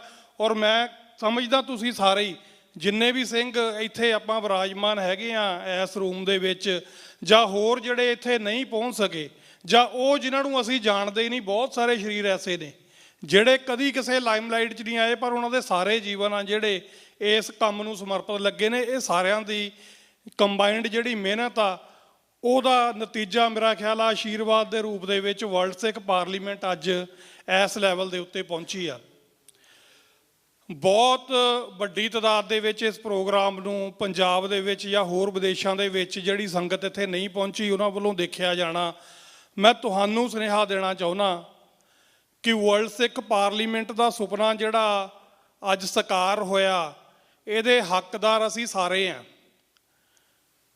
ਜਿਹੜੀ ਪ੍ਰਬੰਧਕ ਕਮੇਟੀ ਆ ਵਰਲਡ ਸਿੱਖ ਪਾਰਲੀਮੈਂਟ ਦੀ, ਜਿਹੜੀ ਸਟੀਅਰਿੰਗ ਕਮੇਟੀ ਆ, ਉਹ ਇਕੱਲੇ ਦੇ ਕੋਲ ਜਾ ਕੇ ਨਹੀਂ ਤੁਹਾਨੂੰ ਆਫਰ ਕਰ ਸਕਦੀ। ਇਹਨਾਂ ਨੇ ਅਪੀਲ ਜ਼ਰੂਰ ਕੀਤੀ ਆ ਕਿ ਤੁਸੀਂ ਆਓ ਜੁਆਇਨ ਕਰੋ, ਪਰ ਇਹ ਤੁਹਾਡਾ ਫਰਜ਼ ਬਣਦਾ। ਇਹ ਸਾਡੀ ਪਾਰਲੀਮੈਂਟ, ਸਾਡੀ ਕੌਮ ਦੀ ਪਾਰਲੀਮੈਂਟ ਆ, ਸਿੱਖਾਂ ਦੀ ਪਾਰਲੀਮੈਂਟ ਆ। ਤੁਸੀਂ ਮਨ ਦੇ ਵਿੱਚ ਚਾਅ ਪੈਦਾ ਕਰੋ ਆਜ਼ਾਦੀ ਦਾ, ਪੰਥ ਪ੍ਰਸਤੀ ਪੈਦਾ ਕਰੋ ਤੇ ਫਿਰ ਇਸ ਸੀਟ ਨੂੰ ਕਲੇਮ ਕਰੋ। ਇਹ ਸਾਡਾ ਹੱਕ ਆ। ਜੇ ਅਸੀਂ ਆਪਣੇ ਆਪ ਨੂੰ ਐਕਟਿਵਿਸਟ ਕਹਿੰਦੇ ਆ, ਅਸੀਂ ਚਾਹੁੰਦੇ ਹਾਂ ਕੌਮ ਦਾ ਕੁਝ ਸਵਰ ਜਾਵੇ ਤੇ ਉਸ ਸਵਾਰਨ ਦੇ ਵਿੱਚ ਅਸੀਂ ਆਪਣਾ ਯੋਗਦਾਨ ਪਾਈਏ, ਤੇ ਆਓ ਇਹਨਾਂ ਨੂੰ ਅਪਰੋਚ ਕਰੋ ਤੇ ਆਪਣੀ ਸੀਟ ਕਲੇਮ ਕਰੋ ਕਿ ਸਾਡੇ 'ਚ ਆਹ ਗੁਣ ਆ, ਅਸੀਂ ਆਹ ਡਿਲੀਵਰ ਕਰ ਸਕਦੇ ਹਾਂ ਤੇ ਸਾਨੂੰ ਇੱਥੇ ਜਗ੍ਹਾ ਦਿਓ। ਔਰ ਇਹਦੇ ਨਾਲ ਨਾਲ ਜਿਹੜੀ ਮੈਨੇਜਮੈਂਟ ਆ ਉਹ ਵੀ ਇੱਕ ਕੰਮ ਜ਼ਰੂਰ ਕਰੇ ਕਿ ਪਹਿਲਾਂ ਕੋਸ਼ਿਸ਼ਾਂ ਹੋਈਆਂ, ਬਹੁਤ ਵਧੀਆ ਗੱਲ ਹੋਈ ਆ, ਜਿੰਨੇ ਕੁ ਆਪਾਂ ਜੁੜੇ ਆ ਬਹੁਤ ਵਧੀਆ ਹੋਇਆ, ਤਾਂ ਅੱਗਿਓਂ ਵੀ ਕੋਈ ਇੱਦਾਂ ਦਾ ਸਿਸਟਮ ਬਣਾਈਏ ਕਿ ਆਪਾਂ 2 ਜਾਂ 3 ਸਾਲ ਬਾਅਦ ਗੁਰਦੁਆਰਾ ਕਮੇਟੀਆਂ ਜਿਹੜੀਆਂ ਤਤਪਰ ਨੇ ਆਜ਼ਾਦੀ ਦੇ ਲਈ, ਖੁੱਲ੍ਹ ਕੇ ਸਾਥ ਦਿੰਦੀਆਂ, ਉਹਨਾਂ ਲਈ ਵੀ ਕੋਈ ਨਾ ਕੋਈ ਨੁਮਾਇੰਦਗੀ, ਜਿਵੇਂ ਕੋਈ ਪਰਮਾਨੈਂਟ ਸੀਟਾਂ ਹੋਣ, ਕੁਛ ਨੌਨ ਪਰਮਾਨੈਂਟ ਸੀਟਸ ਹੋਣ, ਉਹਨਾਂ ਦੀ ਇਨਵੋਲਵਮੈਂਟ ਹੋਵੇ। ਫਿਰ ਉਹ ਸਾਨੂੰ ਹੋਰ ਵੀ ਜਿਹੜਾ ਦਾਇਰਾਕਾਰ ਸਾਡਾ ਵੱਡਾ ਹੋ ਜਾਊਗਾ ਇਹਦੇ ਨਾਲ। ਸੋ ਸਾਨੂੰ ਇਸ ਦਿਸ਼ਾ ਦੇ ਵਿੱਚ ਜਿਹੜੇ ਆ ਉਪਰਾਲੇ ਕਰਨੇ ਚਾਹੀਦੇ ਆ, ਤਾਂ ਕਿ ਸਾਰਿਆਂ ਨੂੰ ਇਹ ਲੱਗੇ, ਕਿਸੇ ਨੂੰ ਇਹ ਨਾ ਲੱਗੇ ਕਿ ਇਹ ਕੁਛ ਬੰਦਿਆਂ ਦਾ ਰਚਾਇਆ ਹੋਇਆ ਜਿਹੜਾ ਇਹ ਖੇਡ ਆ ਜਾਂ ਇੱਕ ਜਥੇਬੰਦੀ ਆ। ਨਹੀਂ, ਅਸੀਂ ਪਾਰਲੀਮੈਂਟ ਬਣਾਈ ਆ, ਅਸੀਂ ਸਾਰਿਆਂ ਨੇ ਬਿਹੇਵ ਕਰਨਾ ਐਜ਼ ਪਾਰਲੀਮੈਂਟੇਰੀਅਨਸ। ਜਿਵੇਂ ਅਸੀਂ ਸਾਡੇ 'ਚ ਚਾਅ ਹੁੰਦਾ ਨਾ ਕਿ ਅਸੀਂ ਕਿਸੇ ਹੋਰ ਮੁਲਕ ਦੀ ਜਾਂ ਕਿਸੇ ਸਿਟੀ ਦੀ ਜਾਂ ਕਿਸੇ ਸੂਬੇ ਦੀ ਕੌਂਸਲ ਦੇ ਵਿੱਚ ਬੈਠੇ ਹੋਈਏ, ਐਸੇ ਤਰ੍ਹਾਂ ਦਾ ਚਾਅ ਲੈ ਕੇ ਅਸੀਂ ਵਰਲਡ ਸਿੱਖ ਪਾਰਲੀਮੈਂਟ ਨੂੰ ਅਪਰੋਚ ਕਰੀਏ। ਔਰ ਇਹਦੇ ਨਾਲ ਨਾਲ ਇੱਕ ਦੋ ਚੀਜ਼ਾਂ ਹੋਰ ਆ, ਮੈਂ ਫਿਨਿਸ਼ ਕਰ ਦੇਣਾ ਹੁਣੇ ਹੀ, ਕਿਉਂਕਿ ਕਈ ਵਾਰੀ ਗੱਲਾਂ ਦਿਲ 'ਚ ਆਉਂਦੀਆਂ, ਉਹ ਕਹਿ ਦੇਣੀਆਂ ਚਾਹੀਦੀਆਂ। ਉਹ ਇਹ ਆ ਕਿ ਜਿਵੇਂ ਇੱਕ ਐਥਿਕ ਕਮੇਟੀ ਵੀ ਸਾਨੂੰ ਫਾਰਮ ਕਰਨੀ ਚਾਹੀਦੀ ਆ, ਕਿਉਂਕਿ ਅਸੀਂ ਯਕੀਨ ਦਿਵਾਉਣਾ ਸਾਰਿਆਂ ਨੂੰ ਕਿ ਅਸੀਂ ਸਾਰਿਆਂ ਦੇ ਲਈ ਆ। ਜੇ ਸਾਡੇ 'ਚ ਕੋਈ ਇੱਦਾਂ ਦੀ ਸ਼ਖਸੀਅਤ ਆ ਕੇ ਬੈਠ ਜਾਵੇ ਜਿਹੜੀ ਸਾਡੀ ਸੰਗਤ ਨੂੰ ਮਨਜ਼ੂਰ ਨਾ ਹੋਵੇ, ਤੇ ਉਹ ਐਥਿਕ ਕਮੇਟੀ ਆ ਜਿਹੜੀ, ਉਹਨਾਂ ਗੱਲਾਂ ਦੇ ਉੱਤੇ ਵਿਚਾਰ ਕਰਕੇ ਟਰਾਂਸਪੇਰੈਂਸੀ ਹੋਵੇ, ਡਿਲੀਵਰੈਂਸ ਹੋਵੇ, ਲੋਕਾਂ ਨੂੰ ਇਹ ਲੱਗੇ ਕਿ ਗੱਲ ਉੱਥੇ ਸੁਣੀ ਜਾਂਦੀ ਆ, ਇਕੱਲਾ ਸਾਨੂੰ ਦੱਸਣ ਲਈ ਨਹੀਂ ਸੱਦਦੇ, ਅਸੀਂ ਵੀ ਆਪਣੀ ਕੋਈ ਇਨਪੁਟ ਵੀ ਦੇ ਸਕਦੇ ਹਾਂ। ਔਰ ਗੁਰਦੁਆਰਾ ਕਮੇਟੀਆਂ, ਜਥੇਬੰਦੀਆਂ, ਸਾਰਿਆਂ ਦੇ ਅੱਗੇ ਮੈਂ ਬੇਨਤੀ ਕਰਦਾ ਕਿ ਬਹੁਤ ਵੱਡੀ ਟਾਸਕ ਨਹੀਂ ਆ। ਅਸੀਂ ਸਥਾਈ ਤੌਰ ਦੇ ਉੱਤੇ ਆਪਣੇ ਦਫ਼ਤਰ ਬਣਾਈਏ ਦੁਨੀਆ ਦੇ ਵਿੱਚ, ਜੋ ਅਸੀਂ ਡਿਸਕਸ਼ਨਾਂ ਕੱਲ੍ਹ ਦੀਆਂ ਇੱਥੇ ਕਰ ਰਹੇ ਹਾਂ, ਸਾਡੀਆਂ ਆਪਣੀਆਂ ਜਿਹੜੀਆਂ ਚੇਅਰਸ ਹੋਣ, ਸਾਡੇ ਆਪਣੇ ਜਿਹੜੇ ਆ ਐਮਪਲੋਈ ਹੋਣ ਜਿਹੜੇ ਕੰਮ ਕਰਨ। ਇਹ ਟਾਸਕ ਬਹੁਤ ਵੱਡੀ ਨਹੀਂ ਹੈ। ਦੁਨੀਆ ਦੇ ਵਿੱਚ ਜਿਹੜੀ ਵੀ ਗੁਰਦੁਆਰਾ ਕਮੇਟੀ ਇਸ ਗੱਲ ਨੂੰ ਸਮਝਦੀ ਆ, ਜਾਂ ਜਿਹੜੀ ਵੀ ਜਥੇਬੰਦੀ ਇਸ ਗੱਲ ਨੂੰ ਸਮਝਦੀ ਆ ਕਿ ਸਾਡੀ ਹੋਣੀ ਆ ਜਿਹੜੀ ਸਾਡੀ ਆਜ਼ਾਦੀ ਦੇ ਨਾਲ ਜੁੜੀ ਹੋਈ ਆ, ਅਸੀਂ ਆਪਣੀ ਕਰੰਸੀ ਦਾ 1000, ਉਹ ਰੁਪਈਆ ਹੋਵੇ, ਚਾਹੇ ਡਾਲਰ ਹੋਵੇ, ਚਾਹੇ ਪੌਂਡ ਹੋਵੇ, ਚਾਹੇ ਯੂਰੋ ਹੋਵੇ, ਜਿਹੜੇ ਵੀ ਕੰਟਰੀ 'ਚ ਅਸੀਂ ਰਹਿੰਦੇ ਆ, 1000 ਦਾ ਚੈੱਕ ਆ ਜਿਹੜਾ ਸਾਡੀ ਆਜ਼ਾਦੀ ਦੇ ਫੰਡ ਦੇ ਵਿੱਚ ਪਾਉਣਾ ਸ਼ੁਰੂ ਕਰ ਦਿਓ। ਇਹ ਤਾਂ ਕੋਈ ਐਡੀਆਂ ਗੱਲਾਂ ਨਹੀਂ ਹੈਗੀਆਂ। ਇੱਥੇ ਬਹੁਤ ਜਿਹੜੀਆਂ ਸਾਡੇ ਕੋਲ ਓਪਰਚੁਨਿਟੀਜ਼ ਹੈਗੀਆਂ ਜਿਨ੍ਹਾਂ ਨੂੰ ਅਸੀਂ ਵੇਲ ਕਰ ਸਕਦੇ ਹਾਂ। ਪੈਸਾ ਜਿਹੜਾ ਉਹ ਮਸਟ ਹੈ, ਉਹ ਲੱਗਣਾ। ਅਸੀਂ ਆਪਣਾ ਘਰ ਫ੍ਰੀ ਕਰਨ ਦੇ ਲਈ ਸਾਰੀ ਜ਼ਿੰਦਗੀ ਲਾ ਦਿੰਦੇ ਹਾਂ, ਪਰ ਇਹ ਕੌਮ ਜਿਹੜਾ ਸਾਡੀ ਰਹਿੰਦੀ ਦੁਨੀਆ ਤੱਕ ਸਾਡਾ ਘਰ ਬਣਨਾ, ਤੇ ਇਸ ਘਰ ਦੇ ਲਈ ਅਸੀਂ ਉਸੇ ਸ਼ਿੱਦਤ ਦੇ ਨਾਲ ਆਪਣਾ ਯੋਗਦਾਨ ਪਾਈਏ ਜਿਹੜੀ ਸ਼ਿੱਦਤ ਨਾਲ ਅਸੀਂ ਸਾਰੀ ਉਮਰ ਦੇ ਵਿੱਚ ਆਪਣਾ ਘਰ ਬਣਾਉਂਦੇ ਹਾਂ। ਸੋ ਜਦੋਂ ਅਸੀਂ ਇਹ ਕਰ ਲਾਂਗੇ ਤਾਂ ਬਾਹਲੀ ਦੂਰ ਦੀਆਂ ਗੱਲਾਂ ਨਹੀਂ ਹੈਗੀਆਂ। ਦੁਨੀਆ ਸਾਡੇ ਨਾਲ ਖੜੀ ਆ, ਪਰ ਅਸੀਂ ਆਪ ਵੀ ਆਪਣੇ ਨਾਲ ਖੜੀਏ। ਸੋ ਇੰਨੀਆਂ ਹੀ ਬੇਨਤੀਆਂ ਨੇ ਜੀ। ਬਹੁਤ ਬਹੁਤ ਧੰਨਵਾਦ। ਅਖੀਰ ਦੇ ਵਿੱਚ ਆਪਣੇ ਆਪ ਨਾਲ ਵਾਅਦਾ ਕਰਨਾ ਤਾਂ ਗੁਰੂ ਦੇ ਨਾਲ ਆ, ਪਰ ਆਪਣੇ ਆਪ ਨੂੰ ਇਹ ਦੁਹਰਾਉਂਦੇ ਰਹਿਣਾ ਕਿ ਤੇਰੀ ਕੱਚੀ ਚਮਕੌਰ ਦੀ ਗੜੀ ਮੋਹਰੇ ਕਿਲਾ ਦਿੱਲੀ ਦਾ ਅਸੀਂ ਝੁਕਾ ਦਿਆਂਗੇ, ਝੌਰਾ ਕਰੀ ਨਾ ਕਿਲੇ ਅਨੰਦਪੁਰ ਦਾ, ਕੁੱਲੀ ਕੁੱਲੀ ਨੂੰ ਕਿਲਾ ਬਣਾ ਦਿਆਂਗੇ। ਖਾਲਿਸਤਾਨ ਖਾਲਿਸਤਾਨ ਖਾਲਿਸਤਾਨ ਖਾਲਿਸਤਾਨ ਖਾਲਿਸਤਾਨ। ਵਾਹਿਗੁਰੂ ਜੀ ਕਾ ਖਾਲਸਾ, ਵਾਹਿਗੁਰੂ ਜੀ ਕੀ ਫਤਿਹ। ਵਾਹਿਗੁਰੂ ਜੀ ਕਾ ਖਾਲਸਾ, ਵਾਹਿਗੁਰੂ ਜੀ ਕੀ ਫਤਿਹ। ਇਹ ਸਨ ਭਾਈ ਮਨਵੀਰ ਸਿੰਘ ਜੀ, ਕੈਨੇਡਾ, ਸ਼੍ਰੋਮਣੀ ਅਕਾਲੀ ਦਲ ਅੰਮ੍ਰਿਤਸਰ ਜਥੇਬੰਦੀ ਦੇ ਨਾਲ ਵੀ ਕੰਮ ਕਰਦੇ ਹੋ। ਸੋ ਭਾਈ ਸਾਹਿਬਾਂ ਦਾ ਬਹੁਤ ਬਹੁਤ ਧੰਨਵਾਦ। ਭਾਈ ਰਜਿੰਦਰ ਸਿੰਘ ਜੀ, ਬਾਬਾ ਬੰਦਾ ਸਿੰਘ ਬਹਾਦਰ ਸਿੱਖ ਸੁਸਾਇਟੀ ਜੋ ਨਿਊਯਾਰਕ ਦੇ ਵਿੱਚ ਸਥਿਤ ਹੈ, ਇਹ ਵੀ ਵੀਰ ਹਰ ਵੇਲੇ ਉਪਰਾਲੇ ਜਿਹੜੇ ਆ ਅਲੱਗ-ਅਲੱਗ ਫੀਲਡ ਦੇ ਵਿੱਚ ਕਰਦੇ ਰਹਿੰਦੇ ਹਨ। ਸੋ ਮੇਰੀ ਬੇਨਤੀ ਆ, ਆਪਾਂ ਨੇ ਸਮਾਂ ਹੁਣ ਬਹੁਤ, ਕਿਉਂਕਿ ਜੋ ਸੀਮਤ ਸਮੇਂ ਦੇ ਵਿੱਚ ਆਪਾਂ ਵਿਚਾਰ ਆਪਣੇ ਦੇਣੇ ਆ, ਅਤੇ ਇੱਕ ਮੈਂ ਸਿਮਰਨਜੋਤ ਸਿੰਘ ਨੂੰ ਇਹਨਾਂ ਤੋਂ ਬਾਅਦ ਕਹਾਂਗਾ। ਸਿਮਰਨਜੋਤ ਸਿੰਘ ਵੀ ਆਪਣਾ ਨੌਜਵਾਨ ਕੈਨੇਡਾ ਤੋਂ ਆਏ ਆ, ਸੋ ਉਹਨਾਂ ਨੂੰ ਬੇਨਤੀ ਕਰੂੰਗਾ 2-4 ਮਿੰਟ ਉਹ ਵੀ ਹਾਜ਼ਰੀ ਜ਼ਰੂਰ ਭਰਨਗੇ। ਭਾਈ ਰਜਿੰਦਰ ਸਿੰਘ ਜੀ, ਸਮਾਂ ਸੀਮਤ ਆ। ਭਾਈ ਰਜਿੰਦਰ ਸਿੰਘ ਨੂੰ ਬੇਨਤੀ ਆ ਜੀ, ਤੁਸੀਂ ਆਪਣੇ ਵਿਚਾਰ ਦਿਓ ਜੀ। ਵਾਹਿਗੁਰੂ ਜੀ ਕਾ ਖਾਲਸਾ, ਵਾਹਿਗੁਰੂ ਜੀ ਕੀ ਫਤਿਹ। 10ਵੇਂ ਪਾਤਸ਼ਾਹ ਵੱਲੋਂ ਬਖਸ਼ੀ ਹੋਈ ਫਤਿਹ ਦੀ ਸਾਂਝ ਪਾਈਏ ਜੀ। ਵਾਹਿਗੁਰੂ ਜੀ ਕਾ ਖਾਲਸਾ, ਵਾਹਿਗੁਰੂ ਜੀ ਕੀ ਫਤਿਹ। ਮੈਂ ਵਰਲਡ ਸਿੱਖ ਪਾਰਲੀਮੈਂਟ ਦੇ ਸਪੀਕਰ ਸਾਹਿਬ ਡਾਕਟਰ ਅਮਰਜੀਤ ਸਿੰਘ ਦਾ ਧੰਨਵਾਦ ਕਰਦਾ ਹਾਂ। ਜਿੱਦਾਂ ਪਾਰਲੀਮੈਂਟ ਦਾ ਸੈਸ਼ਨ ਚੱਲਦਾ ਹੈ, ਉਹਦੇ ਵਿੱਚੋਂ 0 ਆਵਰ ਹੁੰਦਾ ਕਿਸੇ ਨੂੰ ਗੱਲ ਕਹਿਣ ਦਾ, ਉੱਦਾਂ ਦਾ ਮੈਨੂੰ ਵੀ ਮੌਕਾ ਮਿਲਿਆ ਹੈ। ਭਾਈ ਜਾਪੀ ਸਿੰਘ ਗੱਲ ਕਰਕੇ ਜਦੋਂ ਗਏ ਸੀ, ਮੈਂ ਬੈਠਾ ਸੋ ਰਿਹਾ ਸੀ ਵੀ ਸਿੱਖ ਫੋਰ ਜਸਟਿਸ ਨੇ ਜਿੱਦਾਂ ਸਾਨੂੰ ਵੋਟ ਪਾਉਣ ਦਾ ਦੱਸਿਆ ਵੀ ਵੋਟ ਆਪਾਂ ਕਿੱਦਾਂ ਪਾਉਣੀ, ਐਕਸਰਸਾਈਜ਼ ਹੈ ਸਾਡੀ, ਅਵੇਅਰਨੈਸ ਹੈ। ਇੱਦਾਂ ਹੀ ਅੱਜ ਸਾਨੂੰ ਦੱਸਿਆ ਵੀ ਪਾਰਲੀਮੈਂਟ ਵਿੱਚ ਬੈਠ ਕੇ ਕਿੱਦਾਂ ਆਪਾਂ ਨੇ ਗੱਲਬਾਤ ਕਰਨੀ ਹੈ। ਅਤੇ ਪਾਰਲੀਮੈਂਟ ਦਾ ਮੀਨਿੰਗ ਵੀ ਇਹੀ ਹੁੰਦਾ ਹੈ ਵੀ ਉੱਥੇ ਹੱਕ ਹੁੰਦਾ ਬੁਲਾਰੇ ਨੂੰ, ਜਿਹੜਾ ਬੋਲਦਾ ਉਹ ਖੁੱਲ੍ਹ ਕੇ ਆਪਣੀ ਗੱਲ ਕਰੇ, ਕਿਉਂਕਿ ਜਦੋਂ ਆਪਾਂ ਖੁੱਲ੍ਹ ਕੇ ਗੱਲ ਕਰਾਂਗੇ ਉਹਦੇ ਵਿੱਚੋਂ ਕੋਈ ਨਾ ਕੋਈ ਪੋਜ਼ੀਟਿਵ ਨਿਕਲਦਾ ਹੈ। ਸਾਨੂੰ ਉਹ ਬੋਲੇ ਨੂੰ ਨੈਗੇਟਿਵ ਨਹੀਂ ਲਿਜਾ ਕੇ ਲਾਉਣਾ ਚਾਹੀਦਾ। ਕਿਸੇ ਵੀ ਬੁਲਾਰਾ ਜਦੋਂ ਕੋਈ ਬੋਲਦਾ ਉਹਨੂੰ ਪੋਜ਼ੀਟਿਵ ਵਿੱਚ ਕਿੱਦਾਂ ਆਪਾਂ ਲੈ ਕੇ ਜਾਣਾ। ਮੈਂ ਇੱਕ ਬੇਨਤੀ ਕਰਨੀ ਚਾਹੁੰਦਾ ਸਭ ਤੋਂ ਪਹਿਲਾਂ ਕਿ ਅਕਾਲ ਤਖ਼ਤ ਸਾਹਿਬ ਦੇ ਜਥੇਦਾਰ ਜਗਤਾਰ ਸਿੰਘ ਜੀ ਹਵਾਰੇ ਦੇ ਸੰਬੰਧੀ ਇੱਕ ਵਾਰੀ ਮੈਂ ਗੁਰਦੁਆਰਾ ਸਿੱਖਰ ਸੁਸਾਇਟੀ ਵਿੱਚ ਬੋਲਿਆ। ਜਦੋਂ ਮੈਂ ਬਾਹਰ ਨਿਕਲਿਆ, ਮੈਨੂੰ ਇੱਕ ਸੱਜਣ ਮਿਲਿਆ, ਕਹਿੰਦਾ ਵੀ ਤੇਰੀ ਕਦੇ ਜਥੇਦਾਰ ਹਵਾਰਾ ਜੀ ਨਾਲ ਗੱਲਬਾਤ ਹੋਈ ਹੈ? ਮੈਂ ਕਿਹਾ ਨਹੀਂ। ਕਹਿੰਦਾ ਤੂੰ ਇੰਨਾ ਭਾਵੁਕ ਕਿਉਂ ਹੋਇਆ? ਕਹਿੰਦਾ ਤੂੰ ਉਹਦੇ ਨਾਲ ਗੱਲਬਾਤ ਕਰਨੀ ਚਾਹੁੰਦਾ, ਮੈਂ ਟੈਲੀਫੋਨ 'ਤੇ ਤੇਰੀ ਗੱਲ ਕਰਾ ਸਕਦਾ। ਮੈਂ ਕਿਹਾ ਗੁਰੂ ਪਿਆਰਿਆ, ਮੈਨੂੰ ਗੱਲ ਕਰਨ ਦੀ ਲੋੜ ਨਹੀਂ, ਸਾਡੀਆਂ ਤਾਂ ਗੱਲਾਂ ਰੋਜ਼ ਹੁੰਦੀਆਂ ਰਹਿੰਦੀਆਂ ਹਨ। ਸੋ ਜਦੋਂ ਦਿਲ ਵਿੱਚ ਪਿਆਰ ਹੋਵੇ ਉੱਥੇ ਗੱਲ ਕਰਨ ਦੀ ਲੋੜ ਨਹੀਂ ਪੈਂਦੀ, ਅਤੇ ਨਾ ਹੀ ਕੋਈ ਸਾਨੂੰ ਸ਼ੱਕ ਹੈ, ਕਿਉਂਕਿ ਜਥੇਦਾਰ ਹਵਾਰਾ ਜੀ ਦਾ ਜਦੋਂ ਸਰਬੱਤ ਖਾਲਸਾ ਵਿੱਚ ਜਦੋਂ ਜਥੇਦਾਰੀ ਦੀ ਗੱਲ ਚੱਲੀ, ਉਹ ਵੀ ਸਾਡੇ USA ਵਿੱਚੋਂ ਚੱਲੀ ਸੀ, ਕਿਉਂਕਿ ਅਸੀਂ ਕੌਮੀ ਜਥੇਦਾਰ ਉਹਨਾਂ ਨੂੰ ਪਹਿਲਾਂ ਤੋਂ ਹੀ ਮੰਨਦੇ। ਪਰ ਬਹੁਤ ਵੱਡੀ ਇੱਕ ਗੱਲ ਸੀ ਜਦੋਂ ਉਹਨਾਂ ਨੂੰ ਅਕਾਲ ਤਖ਼ਤ ਸਾਹਿਬ ਦਾ ਜਥੇਦਾਰ ਬਣਾਉਣਾ। ਗੁਰੂ ਪਿਆਰੀ ਸਾਧ ਸੰਗਤ ਜੀ, ਮੈਂ ਪੈਫਲੇਟ ਪੜ੍ਹ ਰਿਹਾ ਸੀ, ਮੈਂ ਬੇਨਤੀ ਵੀ ਕਰੂੰਗਾ ਵਰਲਡ ਸਿੱਖ ਪਾਰਲੀਮੈਂਟ ਦੇ ਮੈਂਬਰਾਂ ਨੂੰ, ਤੁਸੀਂ ਆਪਣੀ ਮੀਟਿੰਗ ਇੱਕ ਕਰਕੇ ਇਹਦੇ ਵਿੱਚ ਇਹ ਚੀਜ਼ 'ਤੇ ਜ਼ਰੂਰ ਵਿਚਾਰ ਕਰਿਓ ਵੀ ਜਦੋਂ ਤੱਕ ਖਾਲਿਸਤਾਨ ਨਹੀਂ ਬਣਦਾ, ਕੀ ਜਿਹੜੇ ਜੇ ਪੁਆਇੰਟ ਦਿੱਤੇ ਵੀ ਉਹਦੇ ਪਹਿਲਾਂ ਆਪਾਂ ਸੇਵ ਕਰ ਸਕਦੇ ਪੰਜਾਬ ਨੂੰ, ਨਹੀਂ ਕਰ ਸਕਦੇ। ਜੇ ਤੁਹਾਨੂੰ ਕੋਈ ਰਿਜ਼ਲਟ ਨਿਕਲਿਆ ਜ਼ਰੂਰ ਤੁਸੀਂ ਸੋਸ਼ਲ ਮੀਡੀਆ 'ਤੇ ਪਾਇਓ ਵੀ ਹਾਂ ਆਪਾਂ ਸੇਵ ਕਰ ਸਕਦੇ ਹੋ, ਕਿਸ ਤਰ੍ਹਾਂ ਕਰ ਸਕਦੇ। ਦੂਜੀ ਗੱਲ ਬੋਲੇ ਸੀ ਸਿਮਰਨਜੀਤ ਸਿੰਘ ਮਾਨ ਬਾਰੇ, ਉਹ ਭਾਰਤੀ ਸੰਵਿਧਾਨ ਦੇ ਵਿੱਚ ਰਹਿੰਦਾ ਹੋਇਆ ਵੀ ਆਪਾਂ ਉਹਨਾਂ ਨੂੰ ਖਾਲਿਸਤਾਨੀ ਮੰਨਦੇ ਕਿ ਨਹੀਂ ਮੰਨਦੇ? ਕੀ ਅਸੀਂ ਪੋਲੀਟੀਕਲ ਤੌਰ 'ਤੇ ਪੰਜਾਬ ਦੀ ਧਰਤੀ 'ਤੇ ਆਪਣੀ ਕੋਈ ਖੇਤਰੀ ਪਾਰਟੀ ਇਹੋ ਜਿਹੀ ਨਹੀਂ ਪੈਦਾ ਕਰ ਸਕਦੇ?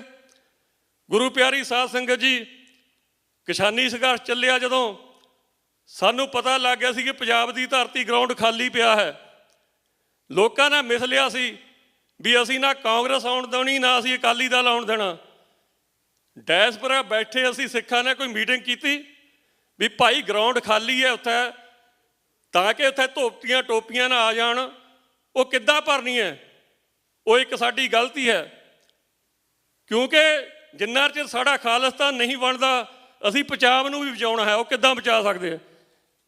ਮੇਰੀ ਤੁਸ਼ਬੁੱਧੀ ਦੇ ਹਿਸਾਬ ਨਾਲ ਮੈਂ ਬੈਠਾ ਦੇਖ ਰਿਹਾ ਸੀ ਵੀ ਕਈ ਕੰਮ ਇਹੋ ਜਿਹੇ ਹੈ, ਜੇ ਸਾਡੀ ਪੰਜਾਬ ਵਿੱਚ ਸਰਕਾਰ ਹੋਵੇ ਉਹ 30% ਕੰਮ ਕਰ ਸਕਦੀ ਹੈ। ਐਜੂਕੇਸ਼ਨ ਵਧੀਆ ਦੇ ਸਕਦੀ ਹੈ ਜੇ ਸਰਕਾਰ ਚੰਗੀ ਹੋਵੇ, ਹੈਲਥ ਵਾਸਤੇ ਆਪਣੇ ਚੰਗੇ ਕੰਮ ਕਰ ਸਕਦੇ। ਜਦੋਂ ਜੈਤੋ ਦਾ ਮੋਰਚਾ ਜਿੱਤਿਆ ਗਿਆ ਸੀ, ਉਦੋਂ ਗਾਂਧੀ ਨੇ ਸਾਡੇ ਉਹ ਸੰਘਰਸ਼ ਨੂੰ ਕਨਵਰਟ ਕਰ ਦਿੱਤਾ ਆਜ਼ਾਦੀ ਵਿੱਚ, ਭਾਰਤ ਦੀ ਆਜ਼ਾਦੀ ਵਿੱਚ। ਜੇ ਉਹ ਸੰਘਰਸ਼ ਨੂੰ ਉਸੇ ਟਾਈਮ ਸਿੱਖ ਕੌਮ ਸਾਂਭ ਲੈਂਦੀ ਵੀ ਨਹੀਂ ਅਸੀਂ ਇੱਕ ਗੁਰਦੁਆਰੇ ਆਜ਼ਾਦ ਨਹੀਂ ਕਰਾਉਣੇ, ਅਸੀਂ ਆਪਣਾ ਘਰ ਬਣਾਉਣਾ ਹੈ, ਸ਼ਾਇਦ ਉਦੋਂ ਸਾਡਾ ਘਰ ਬਣ ਜਾਂਦਾ। ਇਸੇ ਤਰ੍ਹਾਂ ਜਦੋਂ ਸਰਬੱਤ ਖਾਲਸਾ ਹੋਇਆ, ਚੰਬੇ ਦੀ ਧਰਤੀ 'ਤੇ 7 ਲੱਖ ਦਾ ਇਕੱਠ ਥੋੜ੍ਹਾ ਦਿੰਦਾ ਸਾਧ ਸੰਗਤ ਜੀ। ਉਦੋਂ ਵੀ ਜੇ ਸਾਡੇ ਪੋਲੀਟੀਕਲ ਲੋਕ ਕੋਈ ਡਿਸੀਜਨ ਲੈ ਲੈਂਦੇ, ਪੰਜਾਬ ਦੀ ਤਕਦੀਰ ਬਦਲ ਜਾਣੀ ਸੀ। ਸਾਡੇ ਪਾਸ 3 ਨਿਸ਼ਾਨੇ ਸਨ ਉਸ ਟਾਈਮ, ਸਾਰੀ ਲੀਡਰਸ਼ਿਪ ਕੋਲ ਜੇ ਚਾਹੁੰਦੀ। ਜੇ ਅਕਾਲ ਤਖਤ ਸਾਹਿਬ ਦਾ ਜਥੇਦਾਰ ਬਣਾਇਆ ਸੀ ਜਗਤਾਰ ਸਿੰਘ ਜੀ ਹਵਾਰਾ, ਉਹਨੂੰ ਵੀ ਅਸੀਂ ਉਸ ਦਿਨ ਛਡਾ ਸਕਦੇ ਸੀ ਜੇ ਸਾਡੀ ਲੀਡਰਸ਼ਿਪ ਸਟੈਂਡ ਲੈ ਲੈਂਦੀ ਉਸ ਸਮੇਂ ਵੀ ਅਸੀਂ ਚਲੋ ਸਾਧ ਸੰਗਤ ਜੀ ਇਕੱਲੇ ਅਸੀਂ ਨਿਯੁਕਤ ਨਹੀਂ ਕਰਨੇ, ਅਸੀਂ ਰਿਹਾ ਵੀ ਕਰਾਉਣੇ ਜਥੇਦਾਰ ਸਾਹਿਬ। 7 ਲੱਖ ਦਾ ਇਕੱਠ ਜੇ ਦਿੱਲੀ ਵੱਲ ਨੂੰ ਤੁਰਿਆ ਹੁੰਦਾ, ਦਿੱਲੀ ਪਹੁੰਚਣੇ ਦੇ ਪਹਿਲਾਂ ਸਾਡਾ ਸਿੰਘ ਰਿਹਾ ਹੋਣਾ ਸੀ। ਜਿਸ ਕਰਕੇ ਸਰਬੱਤ ਖਾਲਸਾ ਹੋਇਆ, ਗੁਰੂ ਸਾਹਿਬਾਂ ਦੀ ਬੇਅਦਬੀ ਹੋਈ, ਉਹ ਕਿਹਨੇ ਕਰਾਈ ਸੀ? ਬਾਦਲਾਂ ਨੇ ਕਰਾਈ ਸੀ। ਅਸੀਂ ਉਹ ਵੀ ਡਿਸੀਜਨ ਨਹੀਂ ਲੈ ਸਕੇ ਵੀ ਚਲੋ ਆਪਾਂ ਅੱਜ ਅਕਾਲ ਤਖਤ ਸਾਹਿਬ ਨੂੰ ਯਾਦ ਕਰਾਈਏ। ਤੀਜਾ ਝੂਠਾ ਸਾਧ, ਉਹਦੇ ਕਰਕੇ ਗੁਰੂ ਸਾਹਿਬ ਦੀਆਂ ਬੇਅਦਬੀਆਂ ਹੋਈਆਂ, ਅਸੀਂ ਉਹ ਡਿਸੀਜਨ ਨਹੀਂ ਲੈ ਸਕੇ ਵੀ ਚਲੋ ਅੱਜ ਉਹਦਾ ਅਸੀਂ ਇੱਥੋਂ ਸਾਰਾ ਕੁਝ ਖਤਮ ਕਰਨਾ। ਸਾਧ ਸੰਗਤ ਜੀ, ਜਿਹੜੀ ਲੋਕ ਲਹਿਰ ਹੁੰਦੀ ਹੈ, ਇਹਨੂੰ ਕੋਈ ਹਥਿਆਰ ਖਤਮ ਨਹੀਂ ਕਰ ਸਕਦਾ। ਲੋਕ ਲਹਿਰ ਅੱਜ ਜੇ ਵਰਲਡ ਸਿੱਖ ਪਾਰਲੀਮੈਂਟ ਵੀ ਪੜ੍ਹੋ ਕੀ ਲਿਖਿਆ ਉੱਥੇ, ਸਾਰੇ ਧਿਆਨ ਨਾਲ ਪੜ੍ਹ ਕੇ ਜਾਓ ਕੀ ਲਿਖਿਆ। ਜਥੇਦਾਰ ਸਾਹਿਬ ਨੇ ਇਹੀ ਦਿੱਤਾ ਵੀ ਜੋ ਵੀ ਅਸੀਂ ਸਾਧਨ ਵਰਤ ਸਕਦੇ ਆ ਉਹਨਾਂ ਨੂੰ ਵਰਤ ਕੇ ਕਿਸੇ ਤਰ੍ਹਾਂ ਆਪਣੀ ਕੌਮ ਨੂੰ ਆਜ਼ਾਦ ਕਰਾਈਏ। ਅੱਜ ਜੋ ਦੁਨੀਆ ਦੀ ਰਾਜਨੀਤੀ ਹੈ, ਹਥਿਆਰਬੰਦ ਸੰਘਰਸ਼ ਨਾਲੋਂ ਲੋਕ ਲਹਿਰਾਂ ਨੂੰ ਜ਼ਿਆਦਾ ਪਹਿਲ ਦਿੱਤੀ ਜਾਂਦੀ ਹੈ। ਸਾਧ ਸੰਗਤ ਜੀ, ਆਪਣਾ ਕਿਸਾਨ ਸੰਘਰਸ਼ ਤੁਹਾਡੇ ਸਾਹਮਣੇ ਮੌਜੂਦ ਹੈ, ਕਿਉਂਕਿ ਇੱਕ ਲੋਕ ਲਹਿਰ ਸੀ। ਲੋਕ ਲਹਿਰ ਤੇ ਡਰਦੀਆਂ ਸਰਕਾਰਾਂ। ਗੁਰੂ ਸਾਹਿਬ ਨੇ ਤਾਂ ਦੇਖੋ ਖਾਲਸਾ ਪੰਥ ਜਦੋਂ ਸਾਜਿਆ, ਕਿੱਥੋਂ 5 ਪਿਆਰਿਆਂ ਵਿੱਚ ਸਿੱਖ ਆਏ।